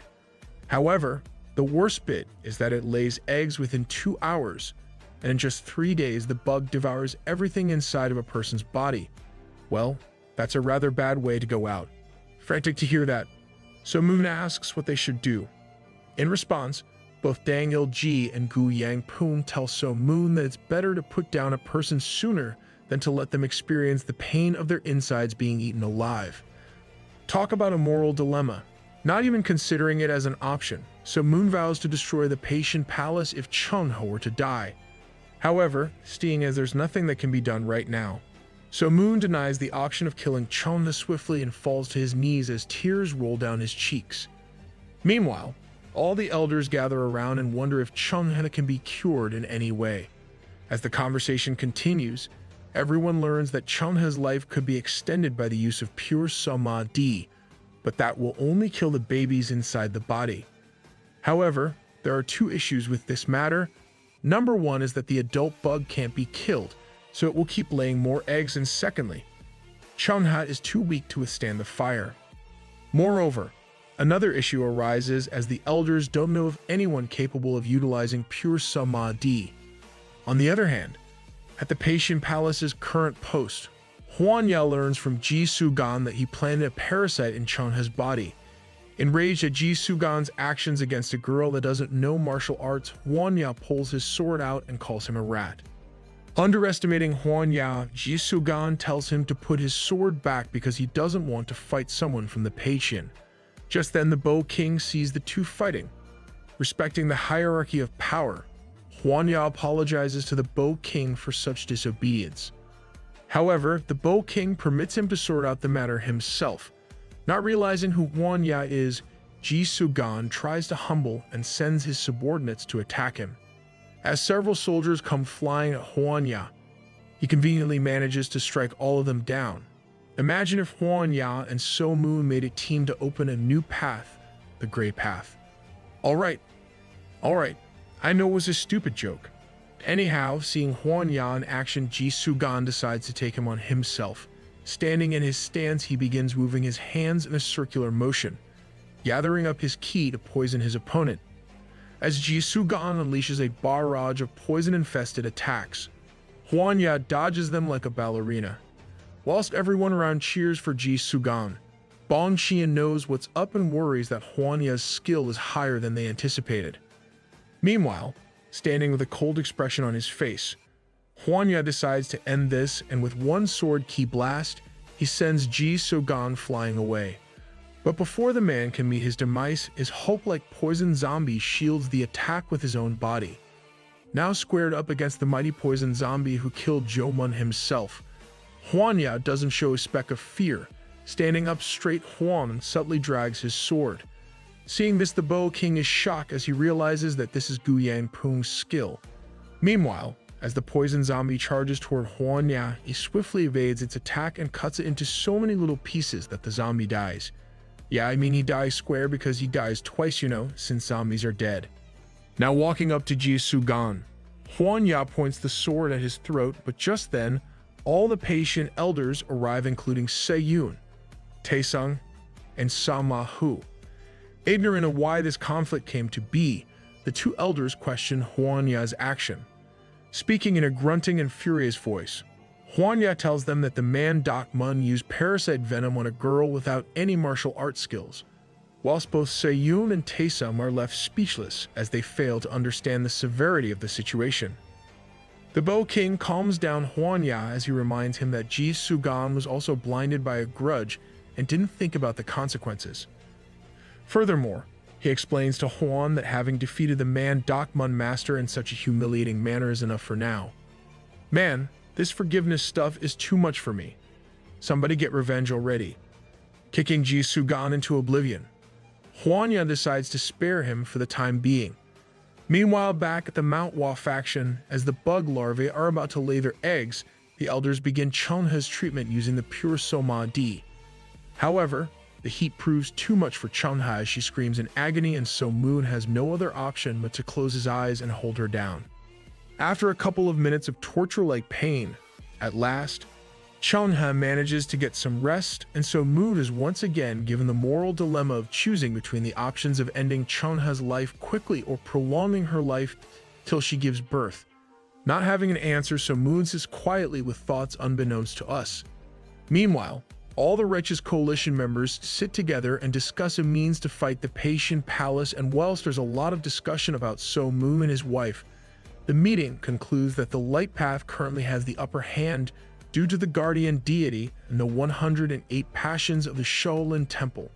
Now finding ourselves in an entirely new place, we accompany So Moon's grandfather who has come to China in search of his grandson. I hope So Moon beats this guy to death. He happens to be the antagonist of the story after all. Traveling through China, at last, So Moon's grandfather manages to get a hold of one person who narrates So Moon's entire journey so far, listening to him closely as he hears the tale of the fight at the Yangtze River and how So Moon single-handedly saved the Namgung leader and got crowned with the title of the Phantom Archer. His grandfather can't be more proud. But that pride soon turns into guilt and regret when he learns that So Moon fought off the man Dak Mun and despite getting injured went to the Dang Palace where he was mistaken for a spy and got tortured before being killed. As the old man learns this, he's riled up and furious. Swearing to take revenge on the Dang family, he takes his leave. Now as night falls, standing amidst trees, the old man punches the trees in frustration as he accepts his mistakes and realizes that So Moon, his one and only grandchild, was killed due to his lie. Well, I'm glad So Moon's grandfather is suffering. Now as the old man's travels continue, his thirst for revenge remains for a little while as he hears two men conversing about the event that took place at Manhwa and how So Moon turned it into a wasteland despite plenty of light path experts fighting against him. Hearing this, the old man immediately asks the man, wasn't So Moon dead? In response, the guy tells him that everyone believed him to be dead, but he came back alive. Hearing this, So Moon's grandfather falls down due to shock. Now heading towards Mount Hua, he thinks to himself that he's going to punish by breaking his legs. Man, if I was allowed one murder in life, I use it on So Moon's grandfather. This guy is toxic as hell. Now standing at the base of Mount Ha, the old man blames So Moon for everything, since he believes that So Moon made his own choices and failed due to his own stupidity. Meanwhile, cowering in the bushes, the Zhongnam faction takes notice of So Moon's grandfather and mistakes him to be the Bow King due to the similarity in looks and overwhelming aura. Leading the Zhongnam faction, Osang asks his subordinates to relay this message to the Light Path leaders and decides to wait on the attack until So Moon's grandfather is closer to the palace. Now as the palace comes into the old man's sight, Osang jumps out with his forces and surrounds the old man. Asking the old man to stop, Osang goes into deep thought as he thinks of how strong the supposed Bow King must be to not feel overwhelmed at all. However, putting those thoughts aside, he challenges So Moon's grandfather to a duel and comes dashing at him. Seeing this as disrespectful, the old man evades all of the Zhongnam's attacks and pulls out his bow to teach them some manners. As the old man goes around punching his enemies and knocking them out unconscious with his bow, the righteous coalition experts arrive at last and wonder who this guy is since they notice the old man fighting like a street beggar. Well, that's a violation I personally wouldn't have. Now as the fight continues, only Osang is left standing. Try and teach him a lesson. As the old man draws his bow, one of the light path experts dashes towards him. Without giving it a second thought, So Moon's grandfather uses the formless firing technique. Seeing this, all the experts are amazed as they realize the technique to be similar to So Moon's. Meanwhile, Osang gets his butt handed to him when he's slapped into oblivion by the old man. Now as Osang falls to the ground, with foam coming out of his mouth, So Moon's grandfather tells the elders of the righteous coalition that he's sorry they had to see this side of him, but the guy was just too rude. However, Chinpeng gets straight to the point and asks him if he's the Bow King.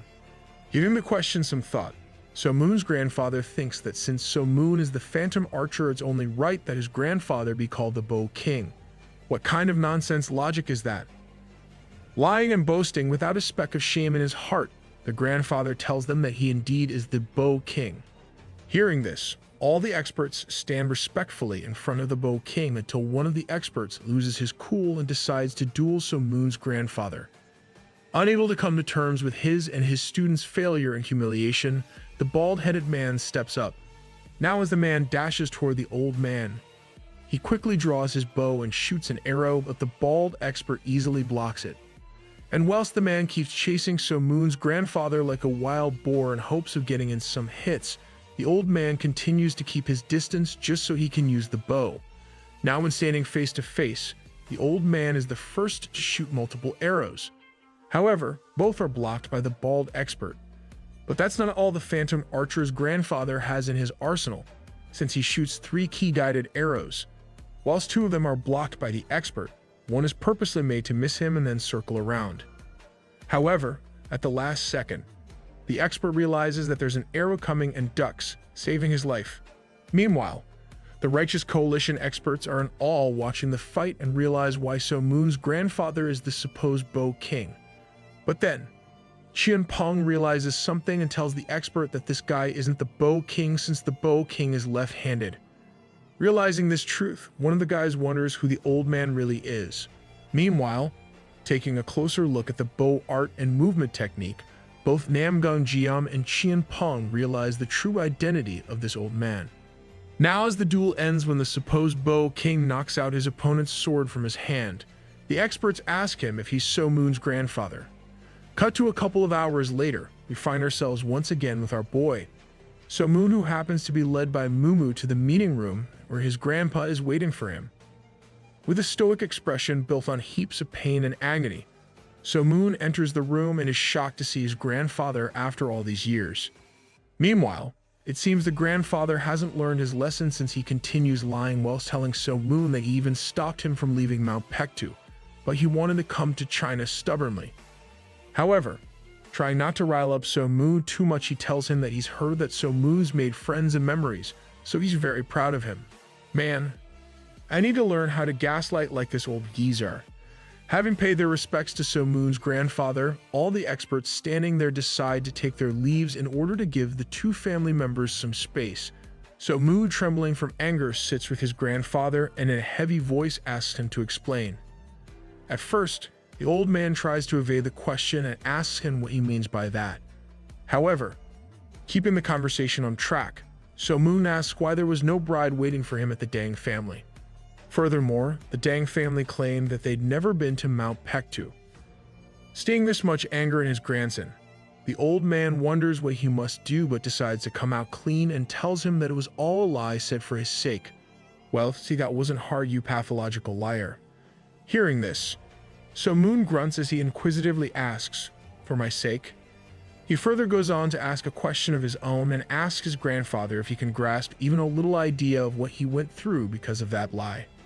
Standing up once again, So Moon smashes the table and tells his grandfather that it was due to his lie that countless people died, and his grandson barely escaped death. Still stuck on his best friend's death, So Moon asks his grandfather if Iron Blood also died for nothing due to his lie.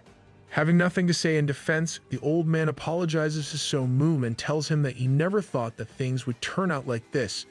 Still angry at his grandfather, So Moon asks him what he meant when he said that he lied for his sake. Was it to teach him how to lie to people? Oh, that's a burn. Now deciding to counter So Moon's arguments, the grandfather tells him that back at Mount Pektu before So Moon left, he did nothing but stay at home, wasting his life. The grandfather tells So Moon that it was difficult for him to watch his grandson waste his life. Moreover, he had to come to China anyway. Further explaining his comment, the old man tells So Moon that his great-grandfather's dying wish was to travel to China and meet a lot of people. However, he himself couldn't do so because his own son and So Moon's father got crippled and he had to take care of him. A classic Asian family, putting the dreams of their elders onto the young uns of the family. Still keeping a stoic expression, So Moon tells his grandfather that if this was the case, then he should have simply said so. However, pinning all the blame on So Moon, the grandfather tells him that if So Moon listened to him at first, then he wouldn't have had to lie to him. Furthermore, the grandfather even claims that the cause of Iron Blood's death is So Moon himself since he got too reckless and overconfident, resulting in fighting Man-Mun in close quarters and getting injured. Realizing his grandfather's tactics, So-moon is knowledgeable of the fact that his grandfather is deflecting all of the blame from himself and pinning it on the victim. However, diverting the conversation, So-moon's grandfather asks if he has a wife. After hearing a positive response, he urges So-moon to take him to her. But sadly, So-moon tells him that she's been infected by the starving ghost bug. Hearing this, the grandfather immediately goes to his daughter-in-law. Crushed to see her in so much pain, he uses the pure So-ma-di and some needles to relieve Chun-ha of her torment. But a sucker for household traditions, he asks So-moon and Chun-ha to pay their respects together. Getting up despite her broken body, the pure and soft Chun-ha complies and bows down to So-moon's grandfather. Now with a horrific expression, So-moon's grandfather explains to her that she should give up on the baby because even if they did kill the larva, there's no guarantee the baby will be born healthy. Moreover, Chun-ha will have to experience the excruciating pain of the pure So-ma-di 6 times a day till she gives birth. However, despite hearing such horrors, Chun-ha determinedly tells So-moon's grandfather that she wants to give birth because after all So-moon and she's been through, she can't leave without any results.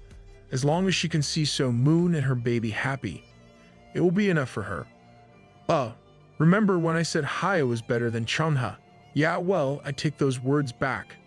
Since then, almost 9 months have passed, and Chun-ha along with Gu Yang-poon, So-moon, and his grandfather have arrived back at Mount Pektu. Running with the midwife on his back, Gu Yang-poon enters So-moon's house, and as the midwife lays eyes on Chun-ha, she's scared out of her wits. Seeing Chun-ha's zombie-like body, the midwife wonders how Chun-ha is going to give birth with a body like that. However, So-moon's grandfather requests her to help since Chun-ha is determined to give birth. Still not sure if the childbirth will be successful, the midwife mentions that unless the 3 legendary gods of childbirth descend themselves and help. Nevertheless, upon hearing Chun-ha's requests in a fading voice, the midwife rolls up her sleeves and gets ready to give it a try. Whilst the midwife does her job trying for Chun-ha to successfully deliver the baby, So-moon and Gu Yang-poon stand outside waiting for some good news. Engulfed in an anxious atmosphere, So-moon mentions that he's sorry for saying this, but he cares more about Chun-ha's life than his own kids. Feeling guilty, So-moon mentions that he's greedy because even though he knows Chun-ha's death is approaching, yet he wishes for a miracle that will allow her to live. However, Gu Yang-poon reassures So-moon that wanting someone you love to live isn't greed. Just then, the midwife comes out and tells everyone that a healthy baby boy has been delivered. From a kid to having a kid, So-moon has really grown. Hearing this news, tears come flowing out of So-moon's eyes. Rushing to his wife, he praises her and tells her that their baby has his mother's looks. Too frail and weak, Chun-ha wishes to breastfeed her baby but isn't able to do so. Looking at So-moon's grandfather, Chun-ha apologizes to him for not being able to serve their household. However, So-moon's grandfather tells her that he's forever indebted to her because she has continued their household for a generation. Kissing her baby with tears in her eyes, Chun-ha tells him that she'll always be by his side. Now looking at the ceiling, Chun-ha tells So-moon that she was able to come all this way due to his help, and a moment ago she saw her father in a dream telling her she did well. Things Asian kids only hear in their dreams. Don't get offended, just trying to lighten up the mood, friends. Crying at Chun-ha's words, So-moon tells her that he didn't even know his parents, so he's glad to hear about what Chun-ha just thought. Looking at her beautiful baby, she tells So-moon that she's saddened by the thought that their baby won't have a mother. However, thinking about her beautiful son, she tells So-moon to find love again as she wouldn't want her son to grow up without the love of a mother, nor would she like So-moon to spend the rest of his days lonely. Man, who's cutting onions in here? Anyhow, hugging Chun-ha, So-moon tells her that he'll be the baby's mother and father, and as long as she's in his heart, he'll never be lonely. Now almost whispering in So-moon's ears, Chun-ha asks him not to hate Hwan-ya even though he's from the Peishin Palace because the time they spent together was something that she cherishes. Promising his wife that he won't hate Hwan-ya due to his association with the dark path, So-moon sees his wife's life fade away, and as her hand falls flat onto the bed, So-moon screams in agony. poor guy has once again lost someone so important to him. Since then, several months have passed by and as So Moon is training Iron Mask. Just then his grandfather arrives. Talking about Gu Yang Poom, So Moon's grandfather mentions that he will be back soon. However, talking with a complacent attitude, So Moon mentions that he may be slacking off somewhere. Angered by this childish behavior, the grandfather asks So Moon if he's even once brought the nanny or gone to the village himself with Hiso. Pouting and making excuses, So Moon tells his grandfather that traveling with Hiso isn't good for his health. Plus, it also looks weird. Yes, So Moon's failing the fatherhood test. Just then the nanny arrives, and after Hiso has had his stomach's fill, So Moon's grandfather asks him what he plans on doing next, looking at his grandfather with a serious expression. So Moon tells him that he's planning on visiting the Righteous Coalition after he's dealt with Man.Mun. Realizing So Moon's true intentions, the grandfather mentions that it seems So Moon wants revenge. Frowning, So Moon replies that the Paishian used Chonha as a scapegoat and no matter what he does, he can't let it slide. However, his grandfather questions what So Moon will do when all of the Paishian palace comes after him. In response, So Moon tells him that he'll fight the Paishian head-on if that were to happen. Agreeing with So Moon's wishes for revenge, his grandfather's only remaining concern is Hiso. Meanwhile, it seems that after the incident at Mount Hua, the war between the Light Path and the Dark Path reached a stalemate centered around the Yangtze River. Since then, the Paishian Palace took control of the north and is expanding its influence. Now finding ourselves amongst the Righteous Coalition, we learn that the Paishian have been harming escort agencies and similar businesses owning to the people of Light Path in order to cut their military funding and increase their own. So to protect these escort agencies, Yang decides to send one warrior to each escort agency. Following this order, it is Osang that happens to accompany an escort agency on its travels. Now, just as the escort agency leader John Won Sum and his subordinates are discussing how there's talk of Osang being very cocky, they are suddenly stopped by Ba Myung, the Eunja faction's great leader. At first, John Won Sum asks Ba Myung to step aside, but of course, it can't be that easy. Laughing in overwhelmed joy, Ba Myung tells John Won Sum that he's glad he's getting a chance to fight against the one they call the Overflowing Iron Fist.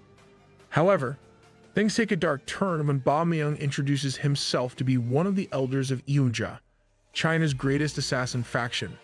Taking notice of the commotion, Osang comes to the front and asks Ba Myung to bring it on. In response to Osang's attack, several Eunja soldiers fight back but are easily defeated. Underestimating his opponents once again, Osang tells Ba Myung that he shouldn't dare talk about taking the supplies of a caravan that Osang is protecting. However, Ba Myung tells Osang that the soldiers were mere bandits that he had hired and the real assassins are yet to appear. Overconfident, Osang responds by telling Ba Myung that even if he brings the assassin of Eunja to the fight, they'll easily defeat them. Just then, an assassin with Wolverine-like claws comes out of the ground and tries to take down Osang. Whilst Osang blocks some of the attacks, it isn't without the help of John Won Sum that he is able to stand at a safe distance. Furious, Osang orders his troops to go wild and attack the Eunja faction. And as chaos ensues everywhere, our main gang arrives at the scene. So Moon carrying Hiso, along with his grandfather and Gu Yang Poom, take notice of the battle. It is then he realizes that this escort agency happens to be the one where he worked as a handyman. Handing over his son to Gu Yang Poom, So Moon draws his bow and begins shooting arrows. As the arrows strike several soldiers surrounding Ba Myung, he looks around to find who's the one shooting. Observing the direction the arrow came from, Ba Myung orders his troops to find So Moon and cut him down. However, as the troops try to go after him, they are shot by multiple key arrows. Now cornered into a situation where he may lose, Ba Myung thinks of his next steps and asks everyone to get into the circular formation, so they may understand where the arrows are coming from. Suddenly, an arrow strikes one of the assassin's chest. Looking around, Ba Myung asks if anybody saw the direction it came from. But then, one of the assassins points upwards to the sky. As all the other members of the Eunja faction look upwards, they see a barrage of key arrows coming straight for their heads. Taking cover under a tree, Ba Myung wonders how the arrows are falling from the sky when there aren't any tall trees around. I'll tell you, it's because the Phantom Archer has decided to whoop you guys. Unable to pinpoint the Archer's location, Bao finds it very annoying, but then one of his subordinates suggests that it may be the Phantom Archer. Hearing this, Bao gets goosebumps, but just then, he hears a baby crying and goes to check out the noise. There he finds Gu Yangping and So Moon's grandfather trying to calm down Hiso. Walking up to the old men, Bao asks them if they were the ones that attacked the Yunja faction. However, ignoring Bao and his men, both Gu Yangping and So Moon's grandfather are more concerned with Hiso's hunger and his crying. Offended by getting ignored, Bao asks them to answer his question or he'll kill them both along with the baby. Meanwhile, So Moon, sitting on a branch, thinks to himself that he'll let the elders figure this one out on their own and he'll just watch this time. Conversing amongst themselves, the two decide that they don't feel like fighting and begin running away from Bao and his men. But soon enough, the old duo's luck runs out and they run into a dead end. With no means to escape, at last Yu Yangping hands Hiso to So Moon's grandfather and decides to fight back. After handing over Hiso, Yu Yangping immediately begins taking on the Yunja faction, knocking them out unconscious with one clean strike. Taking a sword from one of the assassins, Gu Yangping charges straight toward Bao. However, shielding their elders, several assassins stand in his path, only to be slashed by Gu Yangping's blade. With no other option left, Bao also comes at Gu Yangping. Nevertheless, Gu Yangping decides to take on the assassins before going for Bao and easily knocks out all the assassins standing on each side. Meanwhile, as So Moon's grandfather is in complete awe of Gu Yangping's skill, So Moon shows up from behind and whilst playing with Hiso, tells his grandfather that indeed Gu Yangping's skill is superior to most martial artists out there. As So Moon is playing with his baby, suddenly one of the warriors from the Zhongnam faction realizes that it's the Phantom Archer, Yalji So Moon himself. On the other hand, it seems that Bao isn't able to fight any longer, and as his blade falls from his hands, he accepts defeat. However, giving him and his men another chance at life, Gu Yangping tells him that he's only knocked out his assassins, so the Yunja faction should take their leave at once. Now with the looming threat of death gone, John Won Sum thanks the heavens and exchanges greetings with So Moon and co. Smiling out of the memories of his previous compadre, Elder Gang Rang, So Moon asks if he didn't participate in this escort. However, John Won Sum is disappointed to tell So Moon that Gang Rang and all of the others are dead. Shocked to his core, So Moon stutters and asks when, who, how. In response, John Won Sum tells him that once So Moon left the escort company, it didn't take any trips to the south and only the safer side of the north. Despite that one day, they were all attacked and everyone in that caravan, from the bodyguards to the escort captain, gang rioting, everyone was killed. As So Moon hears this heartbreaking news and remembers his days as a handyman, his hate for the Patient Palace increases even more. Omitting an insane amount of bloodlust, So Moon ends up scaring Hiso, who erupts into tears. However, Gu Yangping and So Moon's grandfather ask him to control himself and take their leaves since Hiso can't handle the smell of blood. Best believe, it can't handle the smell of blood right now, but my guy will be drenched in it in a while. Meanwhile, in the Patient Palace's South Station, we find ourselves amidst a conversation between Gokja and Guanpei. Gokja, being the shrewd strategist he is, tells Guanpei that they will have to stop attacking escort agencies for a while because ever since the merchants started complaining, the council might get involved. Hearing this, Guanpei decides that they'll focus on their main objective and attack the Murim world once again. Arranging a meeting with all of his top commanders, Guanpei tells them that he's planning on attacking the south once again. Not questioning their leader's command, Seyun asks when the attack will take place, and with a stoic expression, Guanpei replies that they'll attack tomorrow. Explaining the plan to the members over there, Gokja tells them that whilst Elder Qian Suyu will take care of Patient Palace's north base in Hubei, the main forces here will be the Blood Slasher Corps and the Dark Energy Hall, alongside the assistance of Man Dokmun's Hell faction. Guess all of these corps are about to get whooped at the hands of So Moon. One of the experts, Haegushin asks, will the light path be preparing? In response, Gokja informs them that all of the righteous coalition forces are gathering in the Henan province. Haegushin then asks if it will be a minor battle. However, Gokja tells him that it's going to be an all-out war, one that will decide the fate of the Gangho. Further explaining the plan, Gokja tells that the Eunja and Blood Slasher Corp will take care of the rear's parts of the Righteous Coalition. Using their assassination techniques, several branches of the Righteous Coalition will be broken down. Now looking at the Eunja faction leader, Bu Ingok, Gokja tells him that the fate of this battle lies in his faction's hands. Hearing this, Bu Ingok gets extremely excited and riled up. However, the Blood Slasher Corp leader, On-Dan, claims that Gokja is just leaving them to die first. Well, at least someone has a brain. Standing up at last, Wanpei tells everyone that this battle will tell everyone the power of the Dark Path, so everyone must fight with their all. Meanwhile, in parts of Hubei, as some soldiers guard the fort for a Light Path family, the two are joking around when one of them is struck with an arrow whilst the other with a sword. Well done, man. Very good job defending the fort. Having breached the walls, Dark Energy Hall's Guilok decides to decimate the whole castle. Now as the whole of the fort is covered by the Dark Energy Hall forces, one of the guards hardly gets to the fort leader and informs him of the situation. However, knowing that it's impossible for him and the others to stop the Paitian, he calls Mu Yang and asks him to inform the Righteous Coalition of the situation. Meanwhile, in Henan, as the Paitian Palace receives the letter sent by the homing pigeon, all the elders discuss the situation. Nambung Jiam mentions that all of Hubei fell to the Paitian Palace in one night. However, Sangin sees this as an opportunity to make the upcoming battle the final showdown. Meanwhile, training in an elsewhere area, Dan Gayan mentions his frustration for not having done anything despite it being a year at Jomun's death. Giving him company, Jiam Myung reminds Dan Gayan that even though he's frustrated about his elder brother's death, they shouldn't put revenge above the Light Path's wishes. On the other hand, standing tall in front of his men, the brilliant Commander General, Lee Song-jin, assembles his troop. Yelling in an authoritative tone, he tells them that they'll soon be facing the Paitian Palace.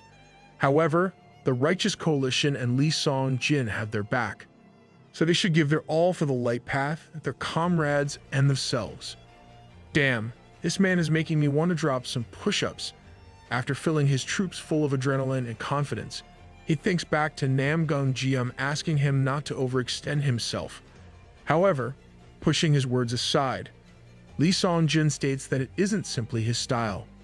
Now back at the beggar's sect, Dan Gayan barges into the sect leader's room and asks him why they haven't been commanded to fight in the battle and only the Hochian group get to fight.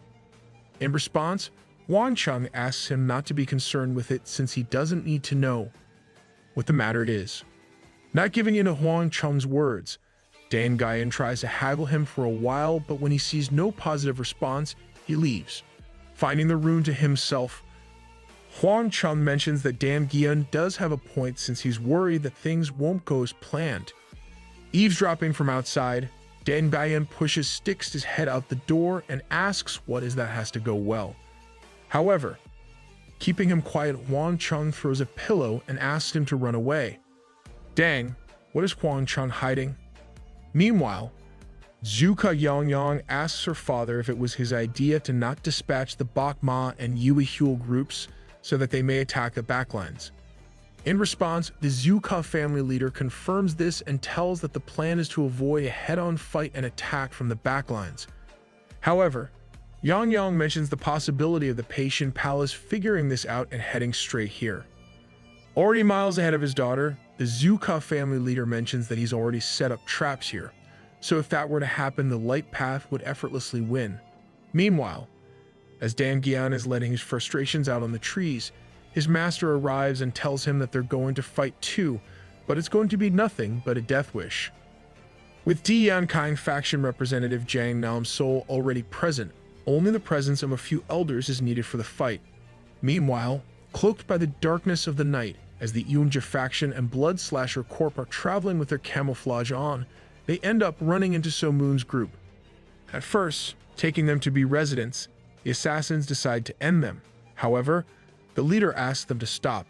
Anyhow, as they pass through So Moon and Gu Yang Poon, the leader immediately recognizes them to be the Phantom Archer and ex-leader of the Patient Palace.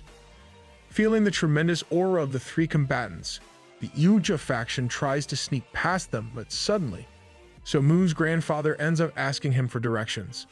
Nevertheless, acting calm and composed after guiding them, the Yunja and Blood Slasher Corps take their leave. Now somewhat in the safe zone, both On Dang and Bu and Gok take a sigh of relief. Having just experienced a tremendous aura from So Moon and Co., he wonders who they were. In response, On Dang tells him that the one with the baby was none other than So Moon, the Phantom Archer. So Moon's like the Mike Tyson of BowBlade spirit. Now as So Moon and Co. are walking together, they mention that as soon as the guys saw So Moon, it seemed that they almost peed their pants. I mean, I'd pee my pants too if my opponent was the Phantom Archer. Now resting for the night, the trio begins to converse with each other. It is then that So Moon learns that the Light Path had informed the Patient Palace of his traces, wondering who would do such a thing. So Moon asks for the source of this news. In response, Gu Yang Poon tells So Moon that according to Huan Ya's intel, it was Yuka Yang Yang. Amazed to hear this, So Moon wonders why she'd do such a thing.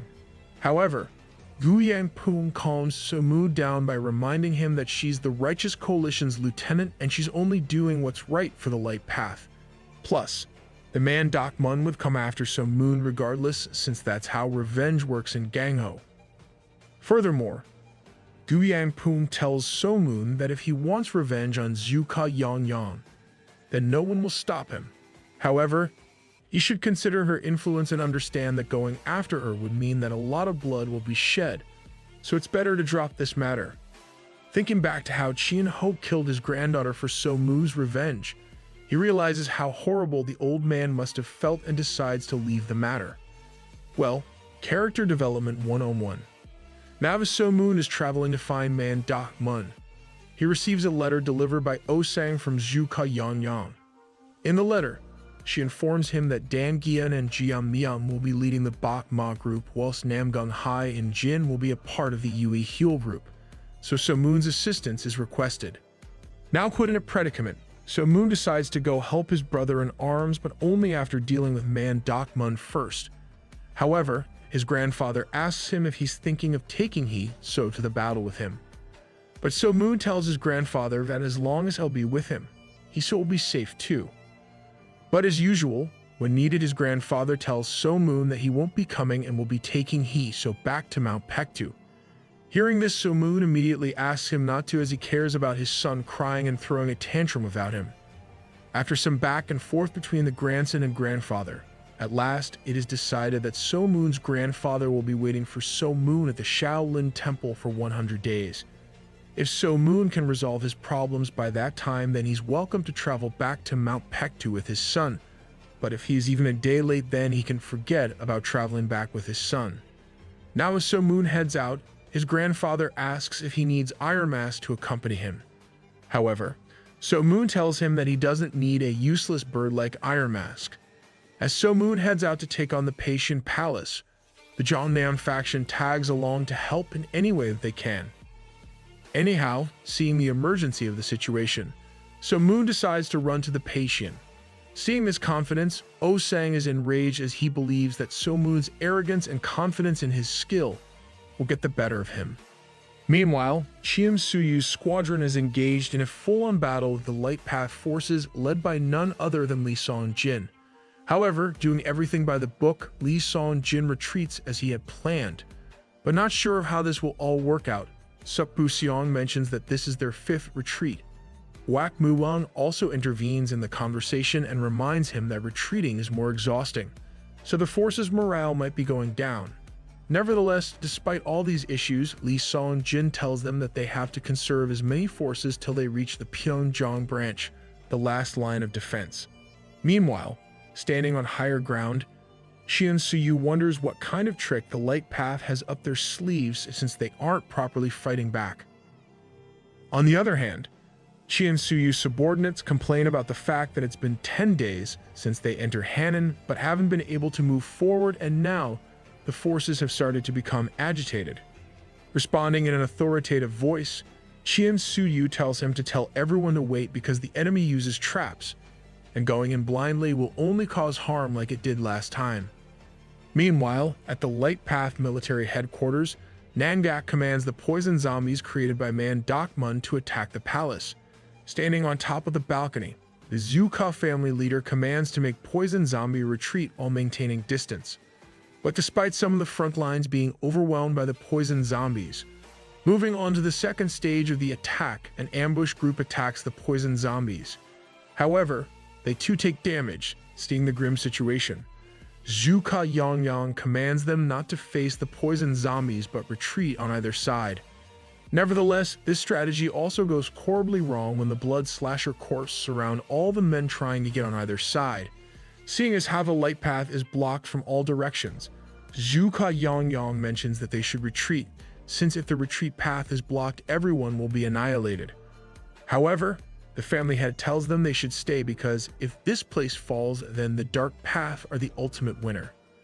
Just then, one of the Jeonnam faction warriors, Bon Hak Young, comes in clutch, raising the morale of several other soldiers.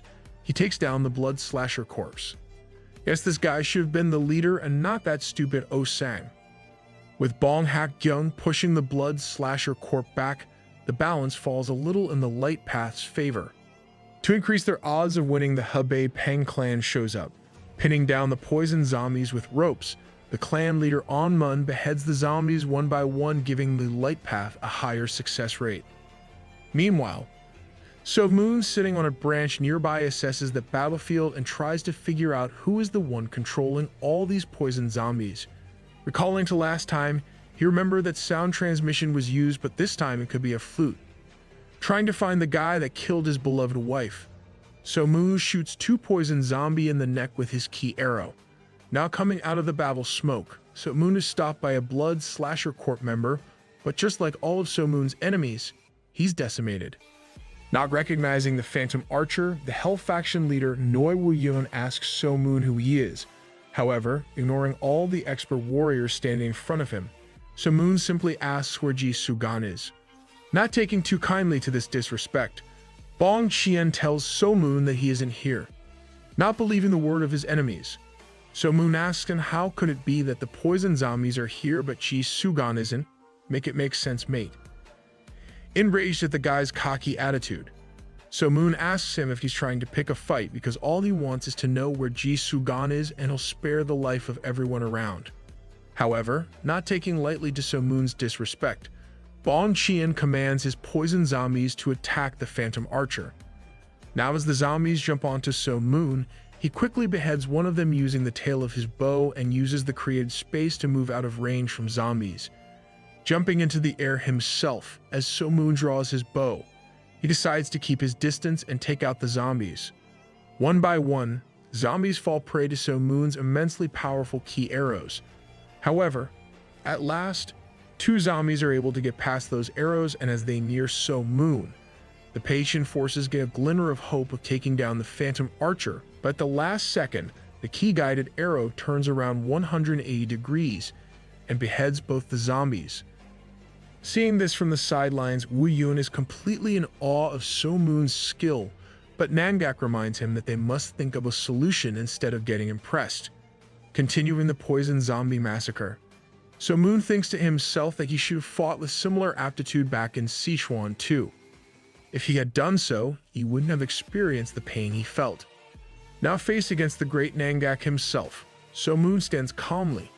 Unfortunately, the same can't be said about Nangak as he looks on at So Moon with anger and rage. Looking at So Moon with a furious and intense gaze, Nangak asks So Moon what's talking about after killing all of their poisonous zombies. Following this dialogue, Nangak swings his sword at So Moon, but So Moon dodges using his agility technique and the wolf step.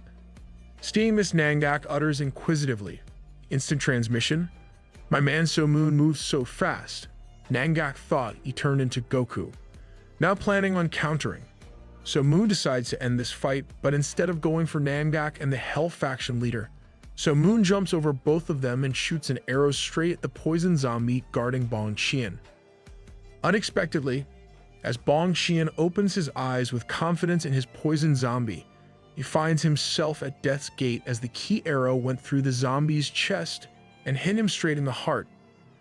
Now his blood pours from Bong Qian's mouth and he falls onto his knees. So Moon asks once again where Ji Sugan is in exchange for sparing the lives of Man Dak Mun. Taking So Moon's promise not to hurt Man Dak Mun, with his last few breaths, Bong Qian tells So Moon that Ji Sugan is currently in the Patient Palace's South Station.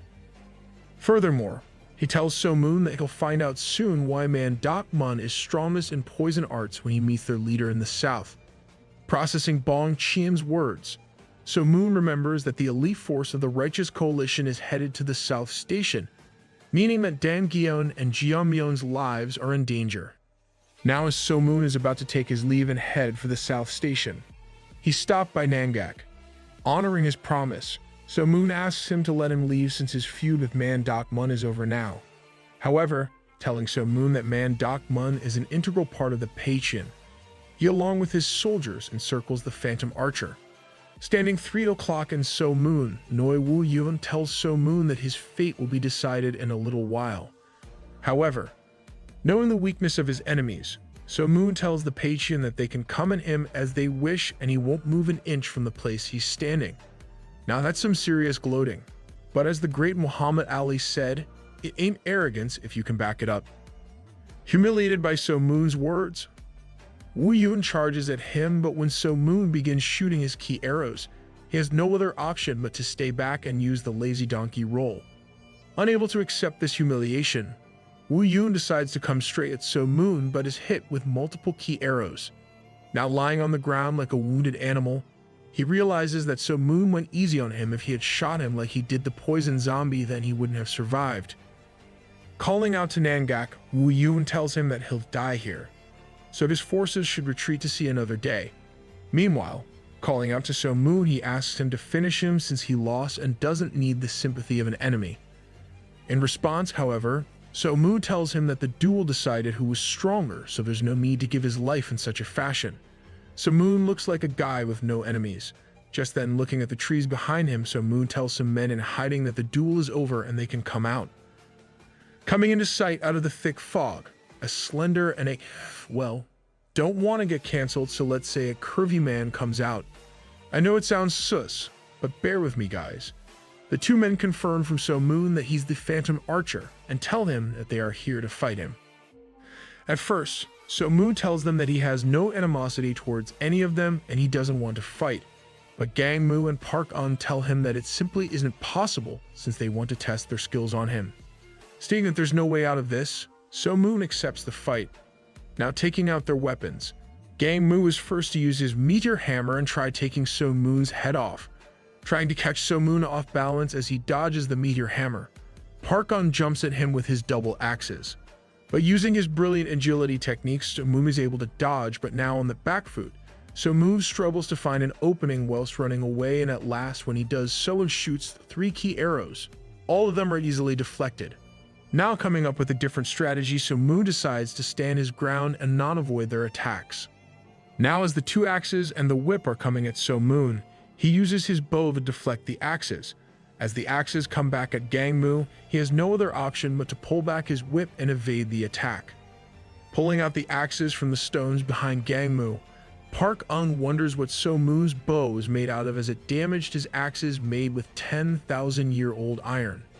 However, getting back to the fight, Park Moo-won throws the axes once again. Trying to deflect it with his key arrow, So Moo shoots the axes, but at the last second one of the axes changes its direction and comes straight for So Moon's head. Seeing this, he realizes that Park Un used a key-guided axe and blocks the attack using his bow. Holding his axes once again, Park Un unleashes the key-guided twin axe technique, trying to stop the axes. So Moon fires key arrows, but capitalizing on this opportunity, Gang Moo takes So Moon's bow using his whip. Taking So Moon to be harmless without the bow, Gang Moo offers him the chance to give up if he wants his life to be spared. Watching this duel from the surroundings, the Patient Palace begins cheering and Nangak tells his seniors not to show So Moon any mercy. Meanwhile, the Light Path forces gathered there can't believe their eyes as they think that So Moon has lost. Getting ahead of himself, Park-ong with a smug face tells So-moon that he's unskilled and was famous for no reason. Ignorant of So-moon's past, he asks him if he thinks he'll be able to protect his woman with his skills. Hearing this, So-moon's horrible memories are flashed in his brain. Taking out a sword, So-moon calls Park-ong the pig and asks him to shut up. Ignorant of the fact that So-moon's about to go John Wick on them, Park-ong begins spinning his axe. Meanwhile, So-moon strikes Park-ong with the peerless triple unity blade, the first stance thoughtless blade. Before Park-ong can even react, So-moon slashes his sword through Park-ong's shoulder. But just then, Gang-mu takes hold of So-moon's sword with his whip once again. But this time as he tries to pull it, So-moon doesn't let go of his sword. Seeing this, Gang-mu is excited to see So-moon's full power. Just then, Park-ong jumps at So-moon. Cutting through Gang-mu's whip, faster than any eyes can catch So-moon's movement, he cuts both of Park-ong's arms. Damn, seems So-moon went more Kratos than John Wick. Following this, Gang-mu is the next to fall as he tries to strike So-moon with his whip. However, dodging the attack and closing the distance, So-moon slashes him through the chest. Nearing death, Gang-mu claims he has no regrets about dying at the hands of So-moon. Accepting defeat, he takes the life of Park-ong and the two fall together. Seeing this, the Light Path celebrates, and So-moon tells Mangak to fall back as he promises he wouldn't hurt the man Dak-mun. Realizing that they've lost far more than they've gained, Mangak decides to retreat. However, the Light Path claims that they won't let the patient leave. Nevertheless, despite the tension between the two forces, So-moon asks the Zyuka family that they should stop here for today since he made a promise. But some of the Light Path experts claim that you should forget about the promise, but being the honorable man he is. So-moon tells the Light Path if they don't fall back, then he'll make them fall back. Despite being tempted by the convenient battle, respecting So-moon's wishes, the family leader lets the Patient Palace retreat. Now as So-moon heads to the South Station, Zyuka, Yang and Yango discuss the matters of the Light Path, noticing that Yang looks upset about something. Yango asks what the matter is.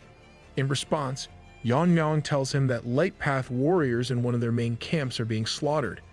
Plus, they can't send any more soldiers to their aid since they'll be needed for the counterattack plan. Hearing that the coalition has no soldiers to spare, Yango tells Yang that Mount Wall will fall without any backup since the Dark Energy Hall and other assassins group are too hard to handle in the night. Meanwhile, as Bu Yanpeng and So-moon's grandfather are traveling together to the Shaolin, they sense a group hiding their key. Peeping through the bushes, Bu Yanpeng realizes that it's the Blood Shadow group led by none other than On Dang. With a very serious expression, On Dang asks about the reports from the Shadow Striking group. In response, his subordinates tell him that they showed splendid results. However, unsure of what the Blood Slasher Corp is doing here, he asks On Dang what their next move will be. In response, On Dang tells him that they'll be attacking the Shaolin since all the warriors in the temple have been dispatched. My man is about to get his butt hawked by Mumu and Seonjae. Hearing this, So-moon's grandfather confirms from Gu Yanpeng if the Yunja and Blood Slasher Corp is planning on taking down the Shaolin. In response, Gu Yanpeng nods his head, processing all of his thoughts. So-moon's grandfather recalls that the Shaolin helped him immensely with Chungha, and it was because of their help that Iso was born. So he can't just ignore their statement and will be fighting them on, but without killing them. Meanwhile, it seems the Yunja faction is struggling too as their numbers have fallen and many of the men have been killed due to the ambushes by the Light Path. Too angry and worried about his men, Guangok is furious and unable to calm his mind. On the other hand, as some time passes, On Dang is furious as his men keep getting injured due to being shot in the leg, and despite being assassins, they can't find the sources of these arrows in the darkness of the night and the thick fog, having his squad's number dropped from 70 to just a mere 19. On Dang wonders if it's the Phantom Archer. However, one of his subordinates tells him that it's impossible since So-moon was in a fight with Mangak elsewhere. Not knowing his enemy's identity, On Dang wonders who's attacking him. Now as So-moon's grandfather continues taking down the Blood Slasher corpse, he notices Gu Yanpeng to be a little upset. Seeing his expression, So Moon's grandfather rhetorically asks if he just wants to let the blood slasher corp go to the Shaolin. In response, Wu Yang Poon tells So Moon's grandfather that these are all people who followed him and On Dang was a disciple of his. Hearing this, So Moon's grandfather tells Gu Yang Poon that he knows about this and that's why he's only hitting them in the leg so they would retreat. Meanwhile, On Dang sitting under a tree wonders what should be done to tackle the situation since they can't even dream of attacking the Shaolin as they are. Viewing a piece of his mind, one of the subordinates suggests that they retreat since there's nothing they can do and that's what the enemy might want too. Accepting his subordinate's suggestion, On Dang decides to retreat, but just then he hears the cries of Hiso. Alerted, all uninjured guys from the blood slasher corpse surround the area and On Dang asks his enemy to come out.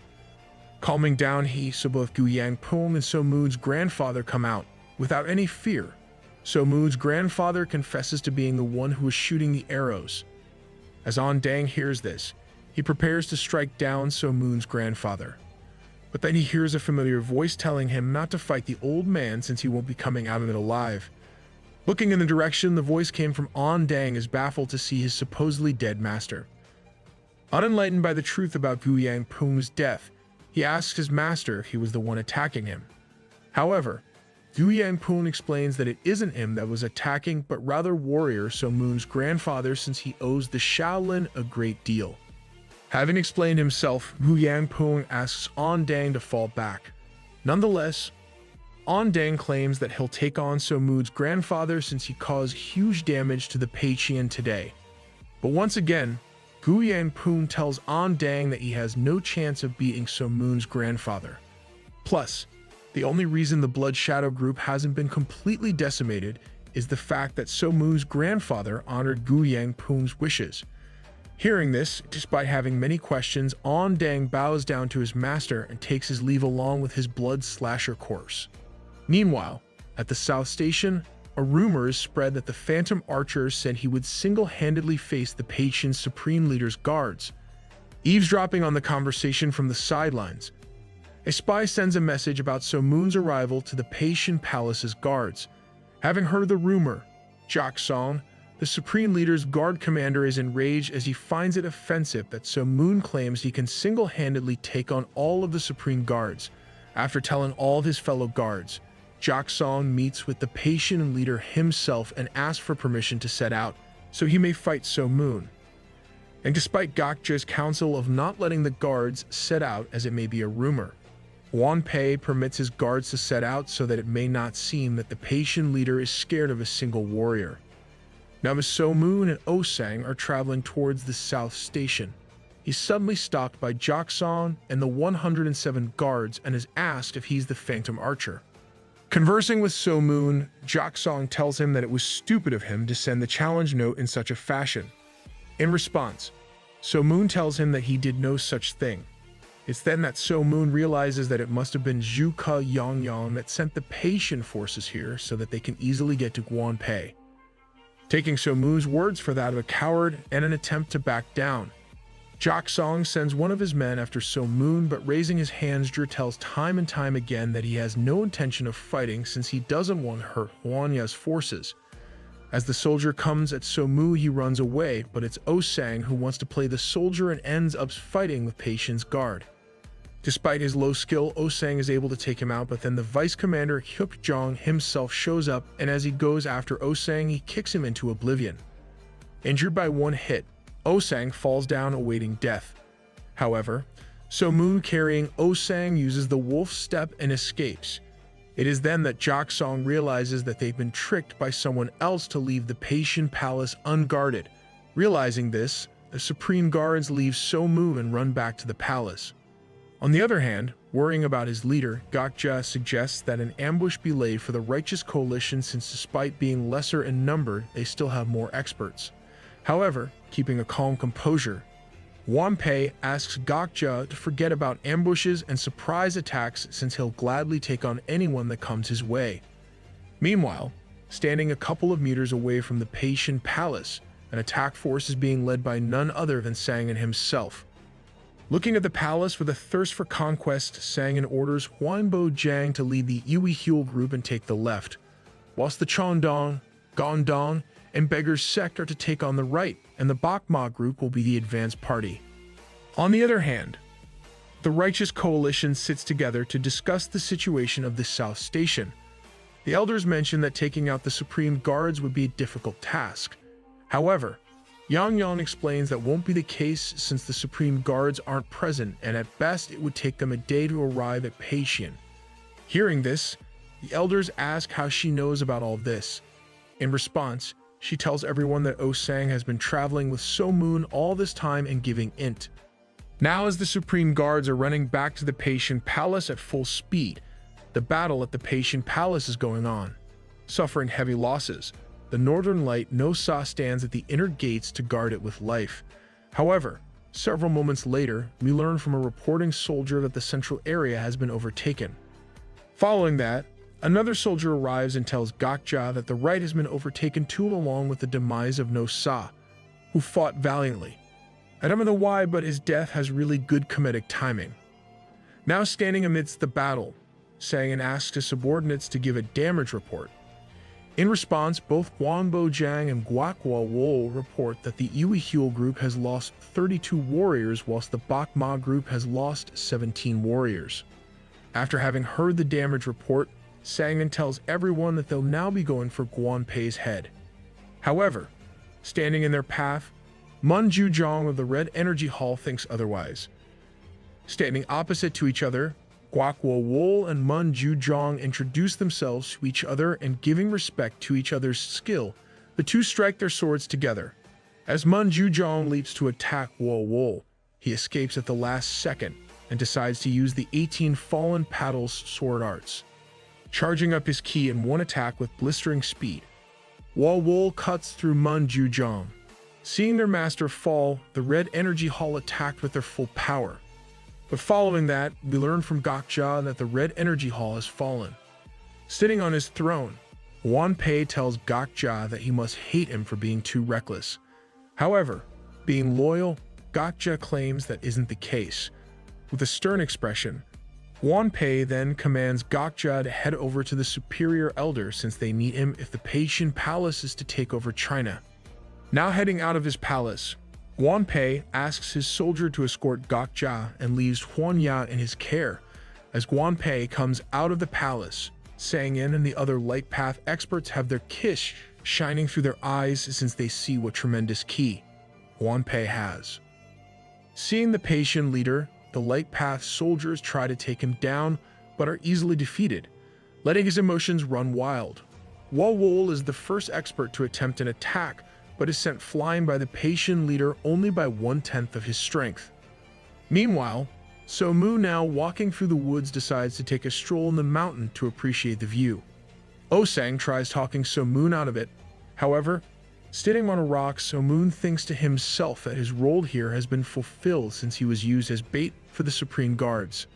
But then it hits him that Jie Sugan is also at the South Station, and if he were to die, then he wouldn't be able to have his revenge. But reassuring himself that Jie Sugan wouldn't die so easily as the master of a clan, So Moon calms himself. However, it would be problematic if he were to go into hiding. As this thought comes into So Moon's head, he begins running towards the South Station. Can't wait for the fight between So Moon and Jie Sugan. Meanwhile, Jie Sugan, sitting in a cave, awakens as he stands up with a red aura emitting all around. But this time something is different as Jie Sugan stands up as a poison zombie. Okay, so it's basically So Moon versus the Incredible Hulk. Now running to the battlefield, Jie Sugan takes on several soldiers by himself and decimates everything standing in his way. Walking up to the Peixian leader, Jie Sugan bows down and asks what's going on and why the Supreme Guards aren't here. In response, Huanpei tells Jie Sugan that the elite warriors of the Righteous Coalition have attacked and the Supreme Leader guards went out and won't be back till tomorrow evening. Hearing this, Jie Sugan asks Huanpei that if the situation isn't that good, why is he not running? In response, Jie Sugan tells him that as the palace leader, it's his duty to stay back. Meanwhile, Jian Myung and Dan Ji Yun look at Ji Sugan and wonder what's different with him. Maybe the fact that he's freaking green, guys. Walking up to Guan Pei, Sangin introduces himself and the two pay their respects. Sangin takes his stance in hopes of wearing down Guan Pei. But Guan Pei, on the other hand, thinks that he has to finish this in one blow. Using the Emperor's sword arts, the second stage Heavenly Emperor, Sangin shoots his sword ki. However, Guan Pei counters with his sword ki blast and easily overpowers Sangin's attacks. Falling into the arms of his son, Sangin spits blood from his mouth. Now coming in as a replacement, Mumu steps in to fight. After the two exchange pleasantries, Guan Pei pulls out his sword and tells Mumu that the skill he's going to use was created by his master after he lost to the Dharma's triple blade. Calling out the twin dragon blade, Guan Pei throws immense ki at Mumu, which takes the shape of two dragons. Easily the coolest move in all of Manhwa. Anyhow, despite the unreal strength, Mumu is able to cut through the ki and face the attack without a scratch. Showing his appreciation for Mumu's skill, Guan Pei tells him that he'll have to use the Dharma blade this time or it will be difficult to block the next attack. Charging up his ki, Guan Pei uses the 3 destroyer blade arts. First stage wave of 1,000 blades. The trait of this attack is that it overlaps and neutralizes an enemy. Now as the huge ki wave is directed at Mumu, he uses the first stance of Dharma's triple blade, the immeasurable blade, and cuts through the attack. Following this, the Peishin leader uses the second stage, 1,000 shadowless blades. As several blades come flying at Mumu, he wonders if these are all illusions. Unable to find the real blades amongst the illusion, Mumu uses the second stance origin blade and creates a wall of ki to block the attack. With their respective attacks taking a toll on their bodies, both are pushed back and begin bleeding from their mouth. However, not taking a moment to rest, Guan Pei uses the third stage Heaven Destroyer. Leaping at Mumu, he tries to stab him with his sword. Getting into his stance, Mumu also uses the third stance, the Cycle of Life blade. Now as the two warriors strike and go past each other, Mumu stands unscathed while seeking support from his sword. Guan Pei wonders if this is the power of the guardian deity. Bleeding from his mouth, Mumu stands victorious, yet claims that it was only because Seonjae bestowed his ki on him. Seeing that the Pei Qian Palace has lost, Gokja sends a message and rushes to his lord's care. Meanwhile, as Guan Pei begins breathing his final breaths, he accepts his loss to Mumu. However, Mumu replies that he was merely lucky and that's all. But acknowledging the guardian deity's power, Guan Pei tells him that skill is needed even for luck. Just then, Gokja finally reaches his lord and holds him close. Crying, the Pei Qian leader tells him that he should escape when he had the chance. But Gokja is more concerned about the palace leader. Saddened, Guan Pei expresses regret for murdering Guyan Pum and not being able to unify Gungo and defeat the guardian deity. Reassuring his lord, Gokja tells him not to lose hope as Huan Yao will fulfill this dream since he's already surpassed his father in skill and getting the strength of the Senate. Hearing this, Guan Pei mentions that Huan Ya is capable of achieving what he couldn't, but whenever he thinks of him, the tragedy of his mother comes to mind. As Guan Pei lets out these words, his soul escapes his body and it falls limp on the ground. Crying, Gokja decides to take his own life and tells the Light Path that he'll be watching their match against Huan Ya from above as he's certain that Pei Qian will be victorious in that battle. Who's gonna tell Gokja that he ain't going to heaven? Seeing the palace leader die, Ji Sugan decides to run for the time being as he's heavily outnumbered and vows to return. Meanwhile, as Huan Ya is homing his skills at the Senate, he's asked to take a break since he's already very strong. However, Huan Ya claims that he's still not confident as his sworn brother, so Moom is extremely powerful. Just then, Huan Ya is brought a letter from the Bo King. Reading it, he realizes that his old man and Gokja have been killed in battle. Crushing the paper in his hand, Huan Ya cries and goes into solitude. On the other hand, as the forces of the Light Path are traveling back, GM suggests that they rest since everyone seems tired. However, Huang Chung counters the argument and tells him that it wouldn't be safe since the Pei Qian guards must have noticed the South Station's destruction, and there's a possibility that Hyun-won gang and the Blood Slasher Corps would have joined the station guards in hunting them.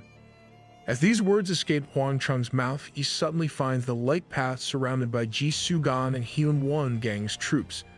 Without any hesitance, the two groups clash with each other in a battle of death.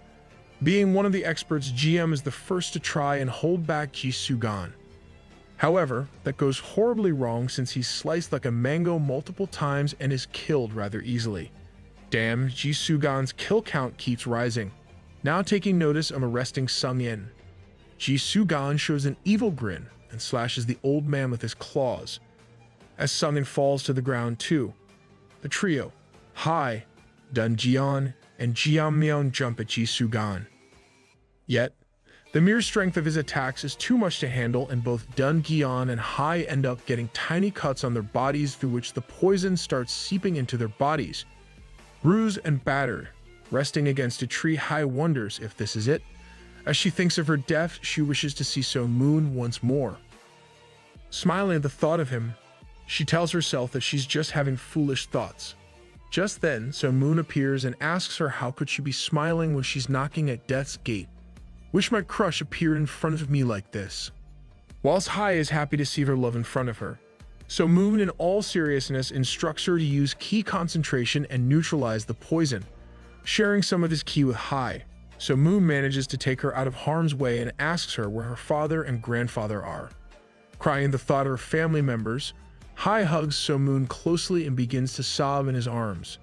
Embarrassed, So Moon tries to talk to Hai, but Jian Myeon explains that the Numbung family elders were killed by Ji Sugan, and it is due to him that Dun Jian is now missing a leg.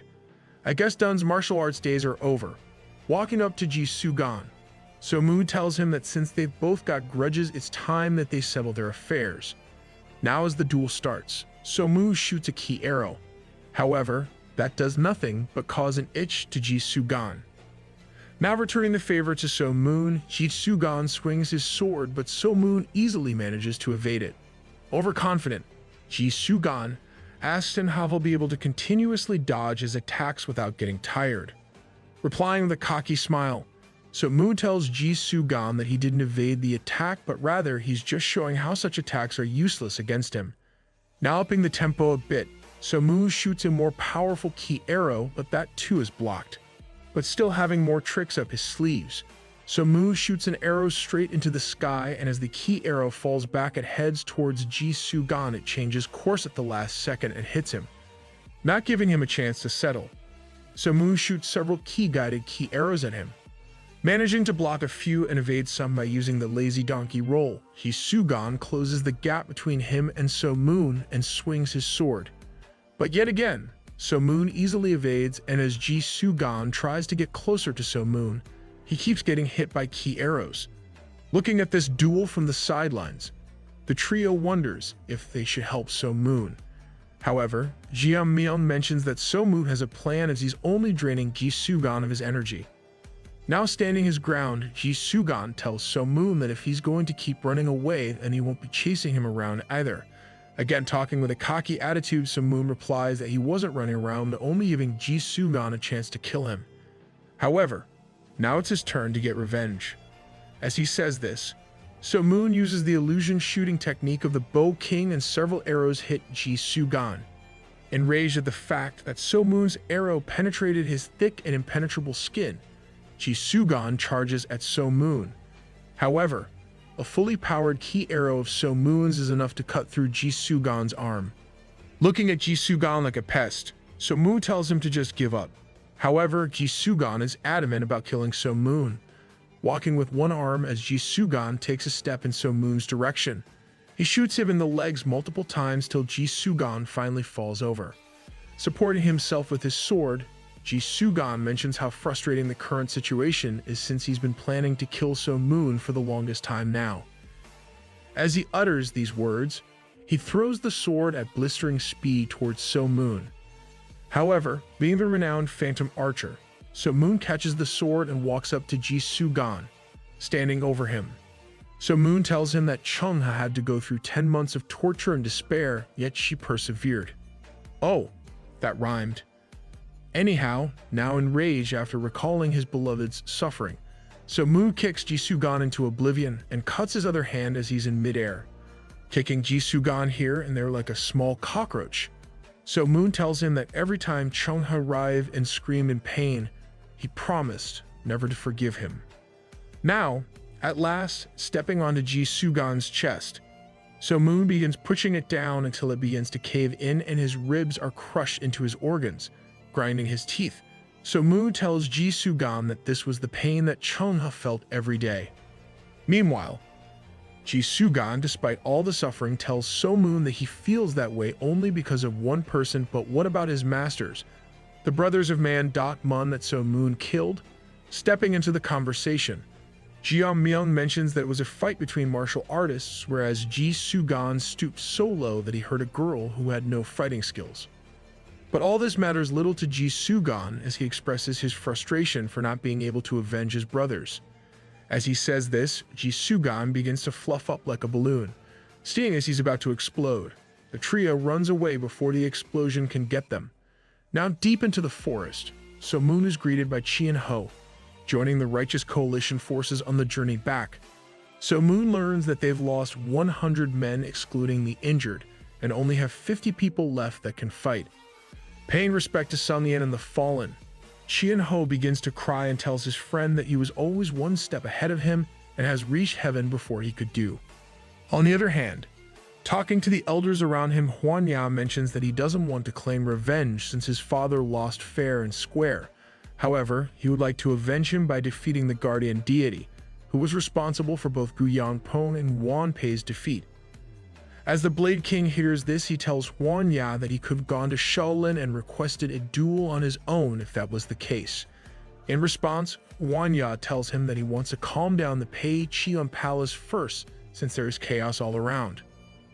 And once that task is done, then he'll be heading off to the Shaolin to settle his affairs. Meanwhile, as the Light Path troops catch a break, Huang Chun looks around keenly as he wonders where Heelan Wan Gang and his troops have gone. Just then the Blood Slasher Corps sneaks up on the Righteous Coalition, jumping onto the attacking Pei Qian soldiers. Huang Chun pushes them back. Seeing this, both Chien Ho and Guak Muong realize that Pei Qian forces have passed them and have set ambushes for them. Just then shurikens and arrows come flying at the soldiers. Realizing that they've already walked into an ambush, So Moon gets onto a tree and decides to find the enemy by sensing their ki. Closing his eyes, So Moon locates each of his enemies one by one and using formless firing shoots several key arrows to annihilate his enemies. Jumping from branch to branch, changing his positions, So Moon continues to shoot his key arrows, pushing the enemies back. Now out of danger, the elders mention that they were saved once again by So Moon. However, another problem arises when there are only 30 soldiers left, meaning that if they were to meet the Pei Qian Supreme Guards in this state, then death surely awaits them. On the other hand, though, the good news is that the safe house isn't too far away and they'll be able to reach it in a day. Meanwhile, covered in the sheath of the night as the Pei Qian Supreme Guards are traveling, they discuss Heelan Wan Gang's request of retreating.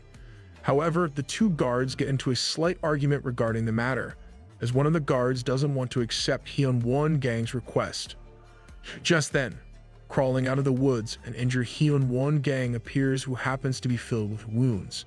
Supporting himself with his sword staff, he tells the guards that experiencing the Phantom Archer's powerful arrows was truly terrifying. Breathing heavily, Heelan Wan Gang tells the guards that the enemy is hiding 30 kilometers west of their location and their numbers are ranging from 30 to 40, so taking them on won't be a problem. However, at the same time, Heelan Wan Gang suggests the guards to be careful since the Phantom Archer has joined the League of the Light Path, and if the guards aren't cautious enough, they will pay with their lives. As these words escape Heelan Wan Gang's mouth, he passes away. Respecting the commands of their senior, the Pei Qian guards rush to the location where the Light Path forces reside. Meanwhile, as the sun rises on a new day, the Qinqing sect's senior disciples Choi Jin-won and Chan Sang-il decide to get married. Wow, most of our troops are dead, what happy occasion to get married. Attending this auspicious ceremony, all the bystanders pass their comments, but our girl Hai is absorbed at the thought of how being married to So Moon would feel. Seeing the smiles of the beautiful couple, So Moon smiles gently and wishes that they don't go through the pain that he went through. Seeing his brother's saddened expression, Dun Gyeon walks up to So Moon and tells him that if he's feeling jealous, he can just marry again. Turning his face away, So Moon tells Dun Gyeon that he isn't one to think about marriage. However, grinning, Dun Gyeon gives Hai the bombastic side-eye and tells So Moon that he doubts that he'd have trouble finding a wife. Hearing this, both So Moon and Hai are embarrassed. However, that embarrassment quickly turns into So Moon's anger, and Dun Gyeon is forced to take back his words and claim that it was just a joke. Just then, So Moon places his hand on Dun Gyeon's mouth and signals him to stay quiet. Sensing the overwhelming kiss of the Pei Cheon guards, he immediately concludes that the enemy is 600 meters away. As So Moon learns this, he immediately informs Chi and Ho of the news and taking pardon from Dun Gyeon and Hai. So Moon takes his leave. Meanwhile, at the south station of the Pei Cheon Palace, the Bow King, Fist King, and Blade King meet up with Huan Ya. Reporting the situation of forces, the Fist King tells Huan Ya that he doesn't need to head into the battle. However, Huan Ya insists, since he believes that he's the only true opponent for the guardian deity and wants to see how his opponent fights. Hearing this, both the Blade and the Fist King insist Huan Ya on taking them with him.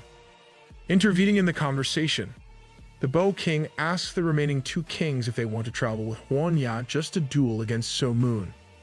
As Huan Ya hears this, he questions how So Moon is tied into this matter.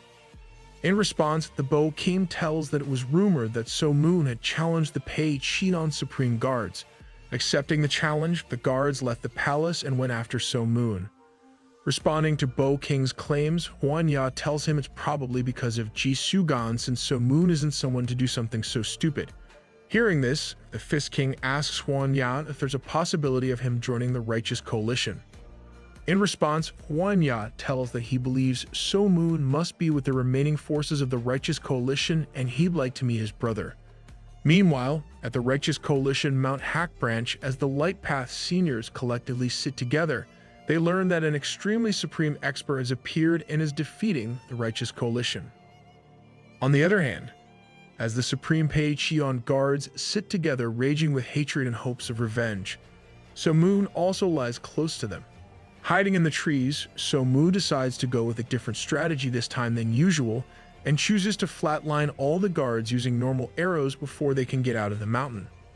Simultaneously, faced off against some of the Righteous Coalition members, mysterious Dr. Lim Jong-da and Master of Assassination All-Killer Song-mu easily overwhelm them with their presence. This message of overwhelming difference in power is processed by the Righteous Coalition members when Lim Jong-da easily takes on Dang Mun-chin's Heaven's Downpour and counters with the same move, killing him. Seeing this, all the Light Path members realize that they're dead. To further trouble the situation, even more experts show up, such as Yu Yan from India. Shout out to India. Tung Mun Ji, and lastly Jo Hui Woon. Seeing all these elders standing up against them, the Ak Jibong wonders how they'll be facing all these experts. You won't, mate, you're dead. Standing all squared up, Ak Jibong mentions that they need time to retreat. However, Wek Muon claims that since it's the third retreat for them, it's quite troublesome. Hearing this, Lim Jong-dae asks the Light Path members if they think that they can defeat them. With these words, the battle begins. However, a couple of moments later, we learn that the Light Path members are retreating again. One of the bald Light Path members, standing all bloodied up in front of the Fist King, charges at him. But despite putting all his force into the punch, the Fist King easily manages to counterpunch and send the Light Path expert flying away. Pushed back, the Lee Song-jin charges again, but the Fist King dodges the attack and counters with a palm strike, but the Lee Song-jin evades at the last second and tries to attack the Fist King from the back. However, hitting with the back of his fist, the Fist King sends Lee Song-jin flying away once again. Now with broken arms and legs, as Lee Song-jin lies down unconscious, he begins moving toward the Fist King. Respecting the guy's warrior spirit, the Fist King with one single move knocks Lee Song-jin out and hands over his body to his vice commander Hajimu. The Fist King tells him that he's happy to see him have such a faithful subordinate. As Lee Song Jin and Hejimu leave, the Bow King asks the Fist King if he's pleased. Smiling, the Fist King responds that he's just glad he got to fight someone with such a fighting spirit. Meanwhile, the Pei Cheon Supreme Guards are occupied with So Moon's fearsome arrows. As more and more guards fall, the leader asks them to take cover. Now hiding behind trees, the Pechen guards lie still awaiting the arrows.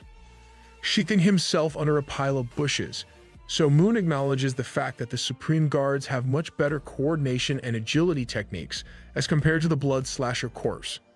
But that still isn't enough, as So Moon begins shooting arrows into the sky and uses his ki to guide them straight into the bodies of his enemies.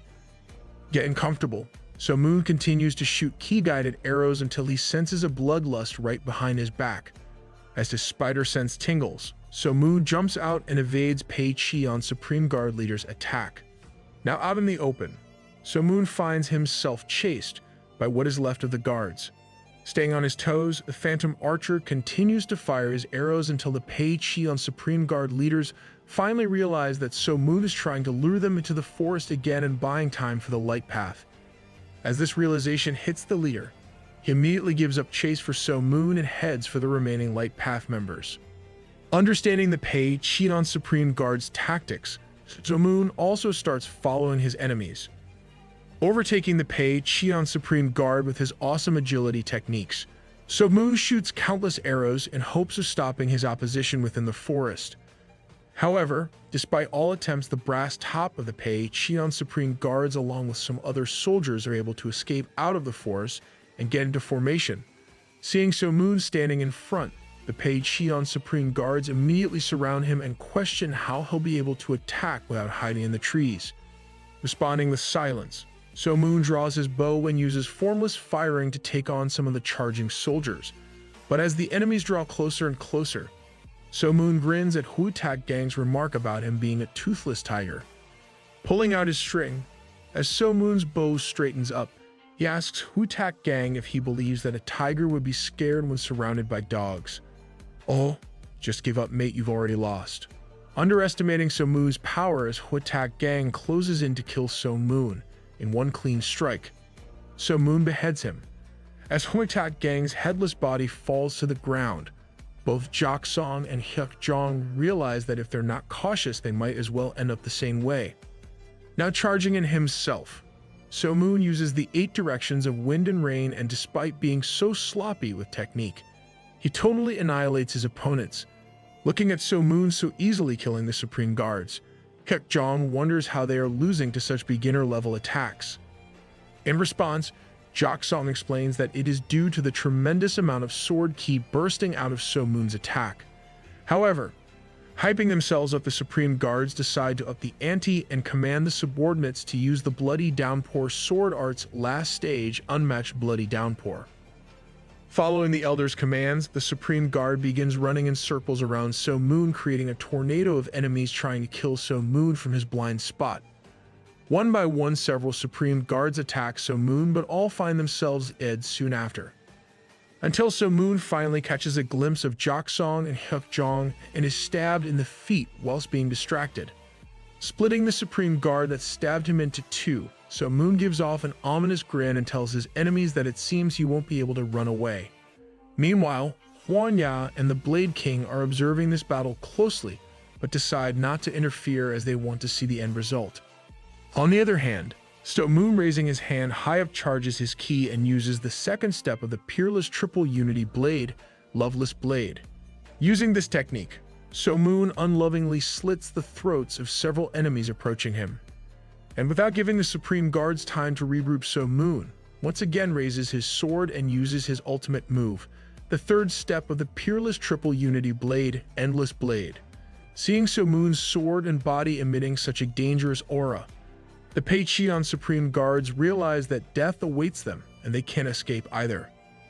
Meanwhile, So Moon, now flowing with energy, brings down his sword, and such a massive sword ki blasts is shot that it eviscerates all of the Pei Cheon Supreme Guards. My man just one shot an elite class of warriors. Jak Song, before falling to the ground, one last time tells So Moon that it's his honor to die by such martial arts. Showing mercy as he always does, So Moon offers the breathing supreme guards to retreat as he believes that one's life is precious. However, Jak Song insists that at times there are things more important than life itself. Saying this as he stands, Hekjeon yells and asks all of the living guards to stand up and follow their leader. Following Jak Song as the Pei Cheon Supreme Guards try to kill So Moon, this time they are killed for good by taking the direct impact of the Endless Blade. Watching this from the sidelines, the Blade King tries to go and fight So Moon. However, Huan Ya commands him to stop since he doesn't want to lose his uncle. Dang, wouldn't want to be the Blade King. My man's just got violated. Understanding Huan Ya's position, the Blade King throws away his sword as he believes he's unworthy of the title ever since seeing So Moon's skills. Damn, So Moon out here giving people existential crisis. Nevertheless, the Blade King accepts back his title and the encouragement from Huan Ya, but also mentions that if he's the Blade King, then So Moon must be the Blade God. Now, as So Moon stands as the lone victor in the battle, Huan Ya approaches him, and the two exchange pleasantries. Addressing Huan Ya, So Moon tells him that he's sorry that the battle had to come to this, but being understanding, Huan Ya tells him that it's alright since loss is expected in a battle. Smiling, his brother Huan Ya asks about the baby, and So Moon tells him that his name is He So Yulji.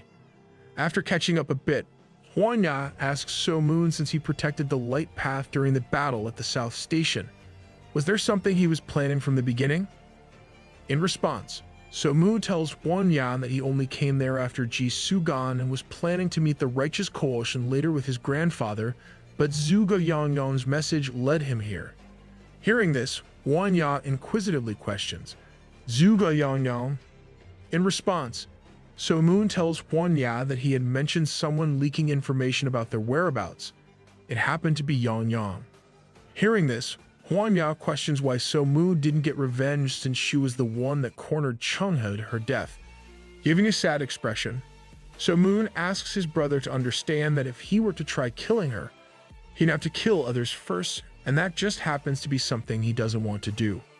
Understanding his brother's situation, Huan Ya claims that he'll be the one to kill Yangyang himself, but getting back to the story at hand, he asks So Moon what letter Yangyang had sent. In response, So Moon explains how Yangyang sent the challenge letter to the Supreme Guards and asks So Moon for help at the South Station by using Dun Jian and Jian Myung as bait. Learning this, Huan Ya frowns as he mentions that if the Pei Cheon Supreme Leader guards hadn't left, then his father wouldn't have died. Hearing this, So Moon is amazed as he didn't know such a thing. Grinning at So Moon's reaction, Huan Ya, talking to himself, mentions that Yangyang sure is an impressive girl as she had everyone fooled. Now with his heart at peace, Huan Ya decides to take his leave, but So Moon questions if he's just going to leave. Baffled by So Moon's question, Huan Ya asks if they are supposed to fight now. But So Moon tells him that he'd never break the promise he made to Chungha, as she told him not to hate Huan Ya if he and So Moon ever stood on opposing sides. Hearing this, Huan Ya breaks into tears and tells So Moon that he'll be heading over to Hubei, where there will be a fight with the Righteous Coalition. Upon Huan Ya's question, So Moon also shares that he'll be heading off to meet his grandfather and Hiso at the Shaolin before heading back to his hometown with his family. Learning this, Huan Ya proposes to So Moon that they travel together since his final destination is the Shaolin too. Accepting Huan Ya's proposal, So Moon decides to have an adventure with him. But just then, some of the Righteous Coalition along with Yangyang to see if So Moon is alright. But boy oh boy, it seems that they aren't expecting it since So Moon seems to be just fine as opposed to the lifeless bodies of the Pei Cheon Supreme Guards. Talking to So Moon with a pale expression, Hai tells him that she was so worried for him. To further flame the fires of love, Jian Mion also keeps mentioning how she admires So Moon who is so scared for him. Embarrassed, So Moon asks Jian Mion to stop. These guys really trying for So Moon to find love again, and there are my friends. Sad life. Now with time being of the essence, the Blade King tells So Moon that they should head back. Walking up to So Moon, Huan Ya tells him that they should leave, but just then Zhuge Yangyang intervenes and tells So Moon that he can't just leave since he promised to help. Unclear on how to sort this situation out, So Moon is left shrugging his shoulders. Now talking with Huan Ya, Yang Yang tells him that even though they understand that the ex-palace leader's son happens to be So Moon's sworn brother, he has to understand that the light path can't let him simply escape and would request him to stay here until the fight is over. Not overwhelmed by Yang Yang's statements, Huan Ya asks if he doesn't stay. Grinning, Yang Yang tells him that if that were to happen, then the light path would have to forcefully submit him. Standing behind Yang Yang, Jian Myung tells her that this isn't fair to So Moon. However, she asks him to simply follow orders for this once. Addressing So Moon, Huan Ya asks him what he'll do since this lady isn't letting him go. However, So Moon has no answer to that question. Patting So Moon on the shoulder, Huan Ya tells him that he understands such situations are hard to deal with, so he wants him out of the picture for some time. Meanwhile, Shin Ho, looking at the Blade King, wonders who he is, since he can't recall his name but happens to have seen him. On the other hand, Huan Ya tells the Light Path that he has no intention of coming along with them and they'll probably be having an unavoidable clash, but before that, he asks Yeon for her name. As he hears the name of the woman responsible for the death of his sister-in-law and father, Huan Ya begins raging with fury and tells her that now even if she let him go, he wouldn't. Sensing danger, Oh-sung is the first to jump at Huan Ya, but is easily knocked out with one punch. Oh-sung has Rainer-like plot armor. Now walking towards Yang Yang, Huan Ya asks Jin Ah to move aside, but not realizing Huan Ya's capability, he urges him to come ahead. Guarding Yang Yang as several righteous coalition members jump at Huan Ya, they meet their deaths in single strikes. With only Jin Ah standing in Huan Ya's way, he tries to stab the Pei Cheon leader's son, but is easily overwhelmed by his attacks and left battered. Seeing her right-hand man fall, Yang Yang is also enraged and commands everyone to kill Huan Ya. Seeing this fight from the sidelines, So Moon worries as he sees Hai and Jian Myung both facing off against Huan Ya. Frowning, So Moon thinks that he needs to do something but is held back. Meanwhile, Shin Ho finally recognizes Blade King and realizes how bad it would be if he were to back up Huan Ya. However, that theory is denied when Blade King mentions that he doesn't want to interfere in children's fight. Hearing this, Shin Ho wonders if that means that Huan Ya is strong enough to survive on his own. Huan Ya, with a much more serious approach this time, tells Jian Myung to stand back since he doesn't want to kill him. However, Jian is adamant about fighting as he believes that Huan Ya has crossed a line. Furious, Huan Ya yells at the Righteous Coalition and tells them that they've crossed the line in reality since they used So Moon to lure out the Pei Cheon Supreme Guards. Ignorant of the situation, Jian asks Huan Ya how the Pei Cheon Supreme Guards tied to So Moon. Pointing to Yang Yang, Huan Ya shouts and tells him to ask her.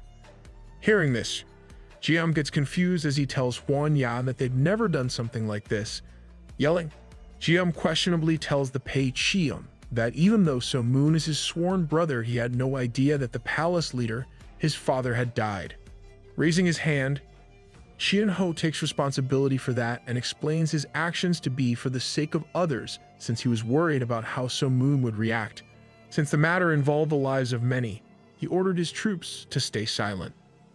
Now once again addressing the Righteous Coalition, Huan Ya tells them that this proves the Light Path has been using So Moon. Walking towards Yang Yang, Huan Yo tells everyone who has a relationship with So Moon to step aside because he's about to get serious. But unyielding due to his warrior spirit, Jian Myung also steps forwards until commanded by Yang Yang to move aside. Walking up to Huan Ya, Yang Yang tries to bargain for the Righteous Coalition's retreat. However, Huan Ya asks her now that the situation isn't looking good, and she wants to run away. When will she accept that she's the one who cornered So Moon and Chunha? Meanwhile, Yang Yang, playing with her necklace, smirks and dismisses Huan Ya's claims with sarcasm as he tells him that she doesn't know what he's talking about. Enraged at Yang Yang's lie, Huan Ya tries to get closer to her, but is hit by powerful poison by Yang Yang. Guarding himself, Huan Ya realizes that he's messed up by letting his guard down. Moreover, this poison seems to be too strong. As soon as Huan Ya is hit, both So Moon and the Blade King come to shield him. Furious, So Moon asks what the meaning of such a sneak attack is, and Yang Yang cheekily responds that this matter has nothing to do with So Moon, and Huan Ya deserves death for killing countless of their soldiers. Looking over to Qian Ho, So Moon asks if there's a cure for the poison. However, he learns that the blood of the rotten corpse poison is the strongest poison ever and is incurable, even by pure Somadi fire. As So Moon hears this and sees his brother burning up and calling him out in agony, So Moon finally loses it, taking Huan Ya's sword. So Moon begins walking up to Yang Yang and tells her that even though he knew he was being used as bait, he came to protect his loved ones. Even though he knew that his location was leaked, causing Chungha and Jomun to be casualties of war, he kept enduring just so he wouldn't have to go Jiamyang and the rest of the righteous coalition. But now he realizes that if he had killed Yang Yang from the start, none of this would have happened. Fuming with bloodlust, So Moon tells all the righteous coalition members to step aside as he won't be holding back. Looking at So Moon's bloodthirsty eyes set on seeing her decorated in red, Yang Yang shudders, but it's too late now to say sorry, 'cause I miss. Oh sorry, it just fit in there too perfectly. Anyhow, still trying to persuade So Moon, Jia Myung tries to bargain as they can't let him kill their lieutenant, but without hearing any of their words, So Moon fires a powerful sword ki blast, clearing his way to Yang Yang. Seeing this sight, Yang Yang tries to call out to Qian Ho for help, but too scared, Qian Ho tells her that no one can stop So Moon, not even the guardian deity. Walking up to her, So Moon grins and tells her that it was her despicable hands that wrote those letters. So starting off with her hands, So Moon cuts them both, preceding this amputation. So Moon tells her that after getting sick Chung, he couldn't walk a day, so it's only fair that Yang Yang can't do that either. Following that, So Moon cuts off Yang Yang's legs too, lying down on the ground as Yang Yang bleeds to her death in sheer agony. So Moon continues to stab her in the chest and push it in continuously to prolong her suffering until finally Jia Myung holds his hand and asks him to stop.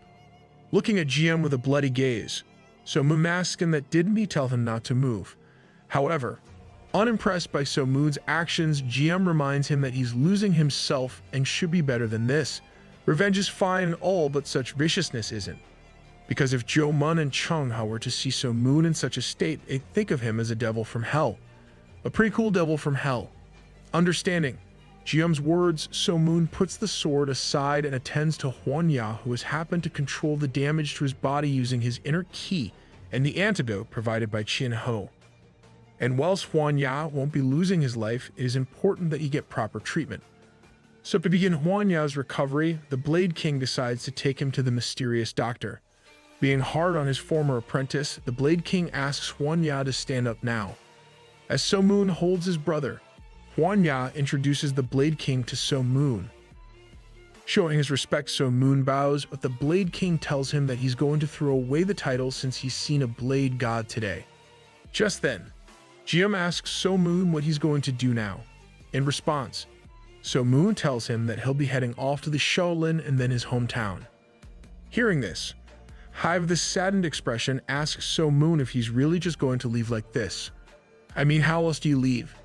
Nervous, So Moon is unable to answer her question. But on further insistence by her, So Moon bows her head and tells her that he's sure they'll meet again.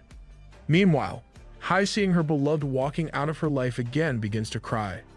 On the other hand, whilst Huan Ya and So Moon are busy with their respective affairs, the experts of the Pei Qian Palace, despite being few in number, pushed the righteous coalition to their headquarters and overtook it in just 4 days. However, as long as the Shaolin and the guardian deity stood, so did the light path. Now on Mount Sung, the experts travel to Shaolin to defeat them and take control over Gungo. Meanwhile, it seems that there's quite chaos in the Shaolin upon the news of the Pei Qian Palace's attack, as the Zuba clan leader is ready to throw in the towel, but the Mudong, Chung Sung, and the Di Unkang faction are all ready to give their lives.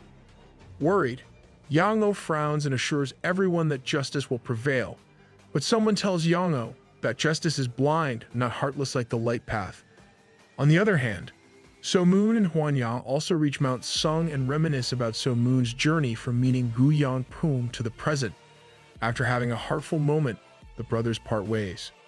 Meeting up with this camp, Huan Ya is addressed as palace leader now, whereas the Fist King and Lim Jong-dae are more curious as to whether the Phantom Archer is as the rumors claim. Upon hearing that even the Blade King is weaker than him, both of them are left shocked. In the meanwhile, So Moon finally reaches the Shaolin, and as he walks through the front gates, murmurs can be heard all around as people wonder whether So Moon is with the Light Path or the Pei Qian Palace since he recently killed Yan Yan. However, ignoring all the chatter around him, So Moon goes straight to Sion Jae, who happens to have summoned him. Meanwhile, Mumu seems to be honing his skills and being instructed by Sion Jae, watching Mumu train. So Moon's grandfather Holding He tells Gu Yangpung that Mumu's skills seem to be improving, and whilst Gu Yangpung agrees with this statement, he also tells So Moon's grandfather that this level of skill isn't enough to defeat Huan Ya. Just then, So Moon comes into the picture, and after greeting Sion Jae, he meets up with his family and cuddles Hiso. As So Moon is doing this, Sion Jae asks him if Huan Ya is here. In response, So Moon tells him that he and Huan Yao parted ways at Mount Sung. Brushing his beard, Sion Jae mentions that it must mean that the Pei Qian will be moving soon. However, So Moon assures them that Huan Yao wants to challenge the Shaolin alone. Knowing his student's skills, Sion Jae tells So Moon that Mumu isn't prepared to take on such a challenging opponent. A couple of moments later, the Pei Qian Palace experts along with Huan Ya arrive at the Shaolin. Frowning, Yang O welcomes them all and asks them what brings them here. In response, Huan Ya tells him that he'd like to challenge the Shaolin. However, there's a catch. If Huan Ya is to win the duel against the guardian deity, then he will control all of China, and if he were to lose, then the Pei Qian will go back. Unsure of a response, Yang O asks for some time to ask the other factions for their opinion. Respecting Yang O's decision, Huan Ya gives him time to decide and takes his leave. Later, as the meeting with Yang O takes place, it is decided that the duel is the best way to avoid bloodshed. I'm pretty sure that the Shaolin is about to get their butt kicked, was pretty against the Pei Qian, but seeing what the Light Path has done with So Moon, I'm kinda on their side now. Now the final showdown decided, Yang O announces that 7 days later, Huan Ya and the guardian deity will be facing off. As those 7 days pass, people from all around gather to see the fate of Mirim being decided. Not even feeling a little fear, Huan Ya smiles as he talks to the Blade King. Just then, Mumu walks out and the stadium erupts in cheers. Seeing Sion Jae along with Mumu, the Blade King recalls how the guardian deity of their time was the only one to beat them in a duel. On the other hand, Gu Yangpung arrives to meet his student Huan Ya. And last but definitely not least, So Moon arrives and the crowd erupts into a second round of cheers as they all know he's the strongest guy in all of China. As So Moon meets Huan Ya, a little baby clings onto him. So Moon's grandfather also then arrives and asks Huan Ya if he's So Moon's sworn brother. After the two exchange pleasantries, the time for the duel finally arrives and Sion Jae announces that the duel will take place inside the hall. Talk about all the people who came to see the fight. Now as the duel between the two warriors begins, both Huan Ya and Mumu, pulling out their respective weapons, have a cold stare down to intimidate each other. At the same time, So Moon is asked by Gu Yangpung to accompany him somewhere.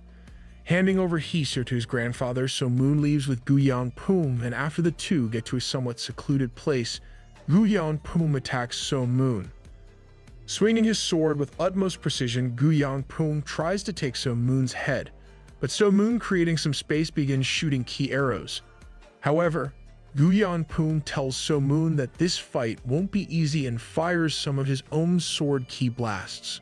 Somewhat annoyed, So Moon decides to not hold back either and shoots several more arrows to block Gu Yangpung's ki blast. All riled up, Gu Yangpung goes for another attack, and rotating like a whirlwind, he comes straight for So Moon. Shooting Gu Yangpung with all of his power, So Moon tries to stop him. However, the ki arrow is unable to pierce through the whirlwind. Seeing this, So Moon wonders if it was the blade shield techniques, since it was quite similar to Loveless Blade. Standing up tall and strong now, Gu Yangpung asks So Moon to use his sword art now. But So Moon tells Gu Yangpum that it's too dangerous. Still wanting to try his skills, Gu Yangpum tells So Moon to bring it on. Taking out the bowstring, So Moon asks Gu Yangpum to come at him. Overflowing with ki as So Moon takes his stance and strikes with the loveless blade. Gu Yangpum counters by using the Destroyer triple blade art, Stage 1, 1000 blade tsunami, but that isn't enough to pierce through So Moon's ki blast. Following that, Gu Yangpum uses the Destroyer triple blade Stage 2, 1000 shadowless blades. Looking at the attack closely, So Moon thinks to himself that it works on the same principle as illusion shooting. As there are several ki blasts flying towards So Moon, he concentrates hard to find which one is the real attack. Focusing, as the real ki blast approaches So Moon, he easily blocks it using the thoughtless blade. Now, at last, Gu Yangpum decides to use his best move, Destroyer triple blade, Stage 3, 1000 blades of death. As Gu Yangpum uses this technique, he hurls his sword at So Moon. As the sword goes flying at him, So Moon uses the endless blade and breaks down Gu Yangpum's attack with ease. Meanwhile, it seems that Miumu and Huanya's duel also seems to be going at a high intensity, as both are proving to be each other's equal, but during one move as Miumu comes flying at Huanya, he's struck by his sword and is defeated. As the duel ends, Xianjie announces that Sir Huanya is the victor, and whispers begin all around as the Light Path villagers wonder what they'll do now since the Pei Qian Palace will be taking over. Just then, Huanya steps up and tells everyone that as promised, the 9 great factions and the 5 powerful families will be taking over, and the Pei Qian will rule China for a total of 4 days. After that, the Pei Qian Palace and all the military factions will return to where they came from. As Huanya announces this, the crowd finally takes a sigh of relief as the war is finally over and the Pei Qian Palace is being dissolved. Meanwhile, we also see Hai, who is told both by Jinna and her uncle that wealth for presents will be required for rebuilding the Numbone family. It's better that she follows her heart and leave with So Moon. Crying, Hai promises to pay them back for this kind gesture, and getting on her horse, she rides it as fast as she can to catch up to So Moon. On the other hand, as So Moon is walking with Huanya, the two discuss the situation with the Pei Qian, and Huanya tells So Moon he's fine with ruling only for 4 days. Furthermore, he also claims that he hasn't dissolved the Pei Qian since he just sent all the factions that were in the military back to their homes. Just then, So Moon's grandfather asks the two of them to walk quicker, and as So Moon and Huanya approach Iso, the little kid goes into Huanya's arms instead of So Moon's. Seeing this, So Moon wonders how strange he So is since he's going to his uncle but not his own father. Looking at So Moon with questionable eyes, his grandfather calls him a slow and clumsy person, but So Moon doesn't understand what he's done. I don't understand what he's done either. Now walking with Huanya once again, So Moon asks him if there's a place further from Sichuan, and Huanya tells him that Hainan is pretty far as it is at the end of the continent.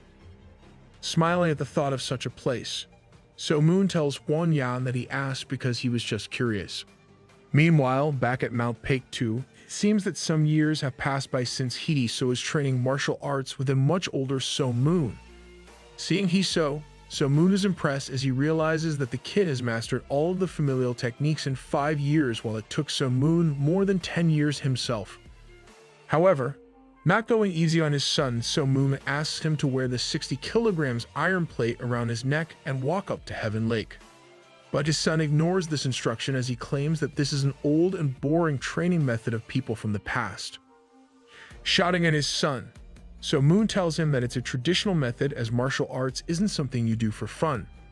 In response, Iso claims that hunting is more fun as you get food, experience, and fun all together. Hearing this, So Moon yells once again and asks, "You hunt for fun?" Raging in anger, So Moon asks So if he wants to hunt instead, but Hiso says he's done for today and goes to take a nap. Angered, So Moon asks him to get up and tries to punch him. However, Hiso, now stronger than even his dad, is easily able to block and dodge all of his moves. Just then, So Moon's grandfather arrives and tells him that Hiso's actions are the same as So Moon's when he was his age. But So Moon claims innocence as he mentions he can't recall being this disobedient. How is So Moon's grandfather not dead at this point? Later, as So Moon and everyone else is sitting together eating dinner, So Moon tells He so that he has to head to Haimen tomorrow so that he can meet his bride. Hearing this, Hai, Huanya, who seems to be looking a little girlish, are all surprised. Hiso inquires what his father means by a wife, and So Moon tells him that he has already arranged a marriage for Hiso with Yukjeon's daughter, who just so happens to be the next family leader of the Hainan faction. To make his lie more believable, So Moon tells him that they two traveled together back in the day and made a bond stronger than blood, handing Hiso a jade crest like his grandfather did to him. So Moon tells the same story to Hiso. Well, that's how generational trauma begins. However, Hiso starts smiling and tells So Moon that if he is to lie, then he should make it more believable. "Oh, you're not as dumb as you look," yelling at Hiso. So Moon asks what he means by this, but Huanya interrupts and tells him to stop since he would fall for such a nonsensical lie, because until now So Moon hasn't mentioned something like this to anyone about this, and Hiso's bride just so happens to be the daughter of the Haimen faction's leader. How is this possible? Sitting aside Huanya, Hai also starts laughing and claims that it really is a very obvious lie. Smiling at So Moon, Hiso tells him that he knows about his travels in China and also understands his reasoning for sending him there, but he should have made it more believable. However, gaslighting Hiso, So Moon asks him that if he was really lying, wouldn't he plan more accordingly? Why would he tell such an obvious lie? This question traps Hiso in a web of confusion as he wonders if his wife is actually in Hainan. To gaslight Hiso furthermore, So Moon tells him that even though things may sound similar to his personal reasoning for leaving home, but how could he lie in front of two elders? Damn, So Moon really is just like his own grandpa now. Calling Huanya his wife, So Moon asks if she knows what the symbol of the Haimen faction is. What? Huanya was a girl all along. What's the writer thinking? This biggest plot twist. And not only is she a girl, but also So Moon's wife? Damn, I'm losing my mind. Anyhow, getting back to the story, genderbender Huanya replies that she isn't sure. Getting in on the lie, Guiyang Poon tells that it's a dragon. Taking advantage of this support, So Moon shows Hiso a jade crest and claims that it's from the Haimen faction. However, not giving in to So Moon's words, Hiso claims that such a thing can be easily forged, but So Moon tells he so that it's made from the strongest jade that won't break even if struck with iron. Snatching it from So Moon's hand, Hiso tries to break it but fails. Seeing this spectacle, he slowly begins to believe the lie. To further cement this belief into his son's head, So Moon tells him that a letter also arrived 2 days ago. Taking the box in which the letter arrived, Guiyang Poon claims that it is eternal bamboo, a thing only found in Hainan. Now, So Moon's grandfather, getting on the lie, reads out the letter and asks him why he never mentioned such a thing to him or his wives. Damn, my boy has 2 wives now, so Hai and Huanya both are married to him. So Moon really be playing with both sides, the female Hai and genderbender Huanya. Lying like his grandfather once did, So Moon replies that he had forgotten about it and is sorry for such a mistake. Convinced by So Moon's act, everyone ends up believing that the letter and the marriage are legit. However, Hiso is still unsure, so using sound transmission, So Moon asks his grandfather to help out and bribes him with a special wine. Immediately giving in to So Moon's request, his grandfather tells he so that he should leave by now since there's no other option but to honor a promise made between previous generations. Wanting to send his son immediately, So Moon claims that the marriage between Hiso and the Haimen faction's leader's daughter will happen in the middle of October, and since it's early September right now, Hiso must leave immediately.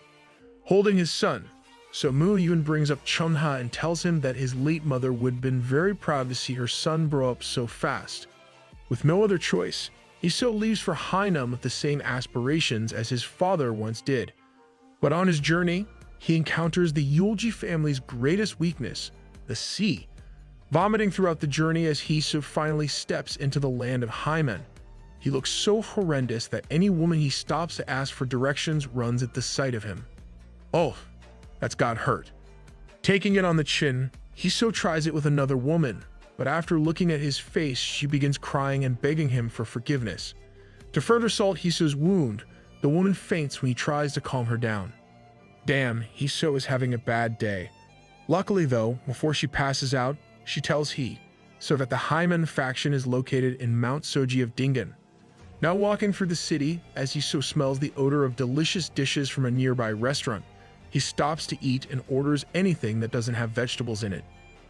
Damn, the vegan teacher must be really mad right now. Anyhow, things take a turn for the worse for Hiso when he eavesdrops on a conversation and learns that a wedding is taking place at the Hainan faction. Shocked to hear this, Hiso asks the stranger to confirm what he's just heard. After conversating with the stranger, Hiso learns that Yukjeon's daughter and his finest student are getting married today. Hearing this, Hiso loses as he is furious at the fact that the Hainan faction found a replacement for him because he was just 2 days late from the promised date. Ashi, here we go again. Vowing vengeance on the Hainan faction, Hiso immediately rushes to Mount Suji at supersonic speed.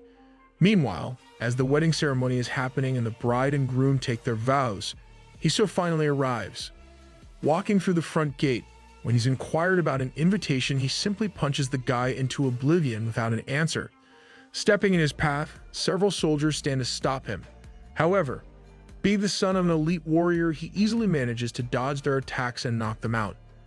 Fuming, as Hiso walks through the door to the marriage hall, he thinks to himself about the pain he endured for traveling here, just to respect the promise between two families, so he will not allow his bride to get married to anyone else. Hiso talking about enduring, he doesn't know what his father went through, but well, at least he got 3 wives in the end. As Hiso enters the marriage hall, he's stopped by what seems to be the head of security, who questions the identity of the one causing trouble at the Hainan faction. In response, Hiso tells him that he has every reason to be upset. Unsheathing his sword, the head of security is about to say something, but Hiso in one clean blow knocks him out. Seeing their leader fall, the other guards also jump onto Hiso. However, they are all defeated shortly after. Furious, the groom asks his brother Jung what's going on. In response, he tells that mysterious man has intruded and is causing mayhem. Hiso, now facing off against an elder, is asked some questions about him, but this time Hiso has no response but his fuming bloodlust. Taking his fighting stance, the elder decides to take down Hiso, but seeing that he just grins and takes a sword too. Guess the apple doesn't fall too far from the tree. Hiso is just as arrogant as So Moon was, if not more. At first, the elder shoots an electrifying sword ki blast at Hiso. However, countering it with his own sword ki blast, so not only blocks the expert's move but also cuts through it, making the expert take a knee. As the crowd rushes to help out the bleeding elder, several guards crowd Hiso and dash at him. But being the son of So Moon, he easily manages to dodge and knock all of them out. Seeing this, the elder is left baffled as he can't believe his eyes. Just then, an authoritative voice tells everyone to stop. Staring at Hiso, Yukjeon asks him who he is. In response, Hiso questions that who's asking, and after getting Yukjeon as an answer, he immediately pulls out the jade crest. Pointing it towards Yukjeon, he asks him if he knows what this is. However, Yukjeon claims to be ignorant of such a thing. Throwing the jade crest to Yukjeon, Hiso asks him to take a closer look, but the answer remains the same. Surprised by this, he tells Yukjeon that he had heard that this token represents the Hainan faction. Throwing it back to Hiso, Yukjeon tells him that this jade crest has no relation to the Hainan faction. Then comes the second question of Hiso, as he asks Yukjeon about the promise that the owner of this jade crest will marry his daughter. Hearing this, Yukjeon finally loses it and points his sword at Hiso, threatening him with murder. Not a good move, dude. Eyes lit with rage, Hiso tells him to do as he pleases, and then they'll see who gets murdered in the end. With this, Yukjeon finally loses it and jumps towards Hiso, swinging his sword. In return, ever so calm, Hiso decides to use the Emperor sword arts and shoots a massive lightning key, which is able to block Yukjeon's attack. Off! So Hiso also knows the Numbang family's martial art. Talk about OP. Combining their power, all of the elders and Yukjeon attack Hiso simultaneously. As several sword ki blasts meet Hiso's sword ki blast, the respective attacks dissipate into thin air. Now having lost it, Hiso seems to go for his final move, the peerless triple unity art, Endless Blade. However, before ki can be shot out of the sword, it breaks, and capitalizing on the opportunity, another elder throws a sword at Hiso. As the sword comes flying at Hiso, he remarks how cowardly such an attempt is. Taking out his bow, Hiso breaks the sword in two and draws an empty bow. Seeing this, the elders wonder what he's trying to do. However, when a ki arrow comes flying out of the bow and strikes an elder in the arm, everyone quickly understands what Hiso was trying to do. To stop Hiso from pulling such a move again, several guards attack him. But Hiso conveniently gets away and shoots a ki arrow at the guards. Following Yukjeon's commands, the guards dodge at the last second, and the arrow ends up heading straight for the groom. But just then, Hiso sees the expression of his supposed bride and immediately realizes that the girl isn't at fault for such a thing. She's only in such a situation due to the adults just like him. Well, at least Hiso didn't have to kill anyone like So-moon to realize that revenge is wrong. So guiding his ki arrows to miss the groom, Hiso curses him and tells him that he hopes he'll live a good life. Just then, an old man jumps at Hiso and tries to take him from the back, but Hiso manages to block him at the last second. The old man tells Hiso that his skill is quite fierce for his age, and Hiso replies, "Same to you, old geezer." With fire in his eyes, the old man tells him that not only his skills are fierce, but also his mouth. In response, Hiso tells him that this is nothing compared to Hainan's shamelessness. Hearing this, the old man inquisitively asks what he means by this remark. Just then, Yukjeon intervenes and tells the old man not to listen to Hiso since he's a crazy guy just spewing nonsense. However, Hiso tells Yukjeon how can he have the audacity of calling someone nonsense when he's the one calling a wedding worthless. He was only 2 days late, and in all honesty, he didn't want to get married either, but since a promise was made, he endured the harsh boat ride. As Hiso is spitting all these facts, he suddenly notices another girl standing next to the bride. Seeing this, he realizes that Yukjeon has 2 daughters, and immediately apologizes to him and tells him that he thought the daughter getting married today was his bride. As the saying goes, if you can't be her mister, then you can always marry her sister. As the younger daughter hears this, she begins to blush. But man oh man, Yukjeon isn't happy as he pulls out his sword again and asks Hiso if he really wishes to die. However, the old man stops him as he understands that there's been a misunderstanding. He then proceeds to ask Hiso what he means by wedding and bride.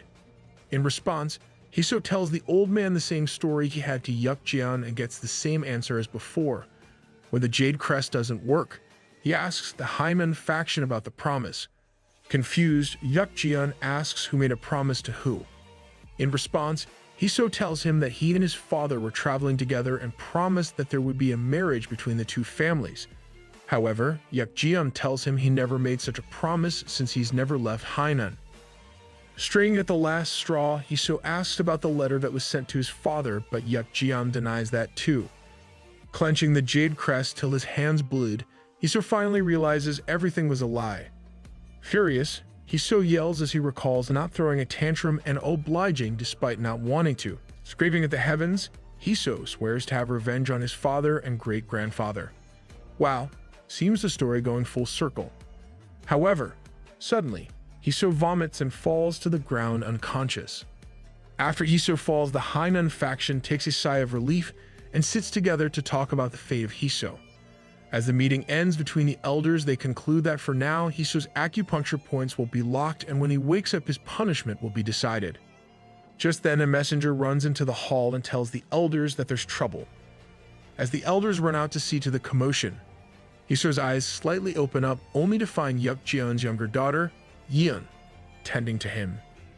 Blushing, Yukjeon's daughter thinks that even though Hiso may look strange, his actions are like a kid. Seeing Hiso wake up again, she asks her maid to bring some food for him. Interrupting, Hiso tells the maid to make sure there are no vegetables in the food. Hiso is bound to have a bad time in the washroom with all this meat he's eating. Anyhow, as So-moon finishes his meal, he apologizes for his sin, but before Yen can answer, an elder enters the chambers and asks her to come out immediately. Seeing this, Issa realizes that there must be a problem going on, so he must check it out. Meanwhile, it seems that the Qian Sao sect is standing against the Haimen faction. In response, the Qian Sao leader replies that he'd like to give them gifts to congratulate them on the wedding. Worried, as the Haimen faction opens the gifts, they find the severed heads of several Hainan soldiers who had crept into the Qian Sao sect's territory. Well, that got dark real quick. Talking like a sick freak, the Qian Sao leader tells them that he still wanted them to hold funerals, so he covered them in salt to protect them from rotting. Clenching his fists and grunting his teeth, Hong Yeon tells them to take their leave as they've accepted their gifts. In response, the Qian Sao leader tells the Haimen faction that he didn't travel so far just to deliver 3 heads is only right that they are fed. Plus, he didn't pay all the Japanese raiders fighting the Haimen faction as of now for nothing. Hearing this, Hong Yeon is shocked and tells the Qian Sao sect that things won't turn out like they hope. Ominously grinning, the Qian Sao sect leader orders his troops to attack. As the forces collide, Hong Yeon slits the throat of his opponent. From the sidelines, Yukjeon's daughter Yen also enters the fight and begins shooting her arrows. Oh damn, she's the perfect bride for Hiso, uses the bow and everything. However, one of the Qian Sao sect's soldiers catches sight of Yan and manages to close the gap between them. Grasping Yan's hand, the sick freak tells her that they can have a little fun before he kills her. As the scarred-faced man tries to lick Yan, Hiso enters the frame and grabs him by his tongue. Confirming Yan's safety, Hiso tells the sick freak to not show such a vile thing and yeets him away. After making sure that Yan is now safe, Hiso borrows some arrows from her and shoots the soldiers of the Qian Sao sect. Diverting their attention to Hiso, all of the Qian Sao sects try to go after him. However, they are quickly stopped in their tracks by his arrows. Seeing this, the Qian Sao leader grinds his teeth in frustration, but suddenly he sees a flicker of hope when Hiso runs out of arrows. Capitalizing on this opportunity, he asks them all to attack at once, but little do they know our guy has formless firing in his arsenal. Drawing his bow, Hiso shoots several key arrows, taking down the enemy. Watching this, the Haimen faction also sees a chance of winning and decides to get in on the fun. Telling Yan to stay back, Hiso unstrings his bow and also rushes into the crowd to fight one-on-one. One-on-one didn't go well for So Moon against Man Doc Mun, so I hope nothing happens. Meanwhile, the other elders are also on their way to the Haimen faction headquarters at full speed. However, things are advancing pretty quickly as Hiso is now facing the Qian Sao leader. The two give each other a chance to give up, but having full confidence in their power, they turn each other's offers down. Enraged at this, Qian Sao's leader commands his troops to go after Hiso, but using his Emperor sword arts, he easily manages to slash all the incoming soldiers. Forced to reveal his trump card, Qian Sao's leader asks his soldiers to show Hiso their final move and take him down. However, Hiso easily ducks and punches the soldier in the gut, whilst the other soldier is kicked in the head. As the soldiers fall, the Qian Sao leader grunts, but things don't get any easier for Hiso either, since a Qian Sao sect elder gets a hold of Yan and threatens to kill her if Hiso doesn't stop. However, Hiso tells them that if anything happens to the girl, then all of them will be 6 feet under. As Hiso utters these words, an insane amount of bloodlust pours out of him. Drawing his bow, Hiso tells the Qian Sao sect that he guarantees none of them will make it out alive if there's even so much as a scratch on Yan. As he says these words, he shoots an enormous key arrow into the sky and scatters it, making it rain key arrows from the sky. Falling prey to the arrows, almost all of Qian Sao's soldiers either die or are grievously injured. Crying out of frustration, the Qian Sao sect leader asks Hiso to end his life here since he wants to die with his men here. However, another old man of the Qian Sao sect begs Hiso, calling him Yolja, to spare their lives. Hearing this, Hiso wonders how he knows his last name. In response, the old man claims that he saw the Phantom Archer in action, and the technique just used along with the iron bow are both something the Phantom Archer used. Accepting the old man's request, Hiso decides to let them go. Meanwhile, Yan slowly wakes up and inquires about the Qian Sao sect. In response, Hong Yeon tells her that Sir Yolji took them all out. Hearing this, with teary eyes and blushed cheek, Yeon softly says, "You saved me." Smiling softly, Hiso replies that he's glad he was able to repay for the meal he was fed. Just then, the elders of the Hyman faction arrive at the headquarters and ask where the Chiensal sect is. Calming them down, Hong Yim tells them that even though there were over 200 enemy soldiers, due to Hiso stepping in at the last moment, they were saved. Hearing this, Yuk Chien thanks Hiso for saving the Hyman faction. In response, Hiso tells him that it's nothing compared to what he did at the wedding. However, Yuk Chien tells him to leave it in the past and inquires about his full name. After hearing his full name is Yuljia Hiso, Chien asks him about his relationship with the Phantom Archer, and in response, Hiso tells him that the Phantom Archer happens to be his father. Hearing this, Chien is left baffled as he asks him if So Moon instructed him to come here. Shouting excitedly, Hiso tells him yes, his father sent him here all the way from Mount Pektu so that he may meet his bride. Hiso getting so easily married just because of his father's name, my man So Moon endured so much. So Moon walked so Hiso could speedrun life. As Yeon hears this, she immediately blushes, and with this, the story of So Moon and ultimately his son comes to a close. For those who didn't understand, the line implies that Hiso got married to Yeon.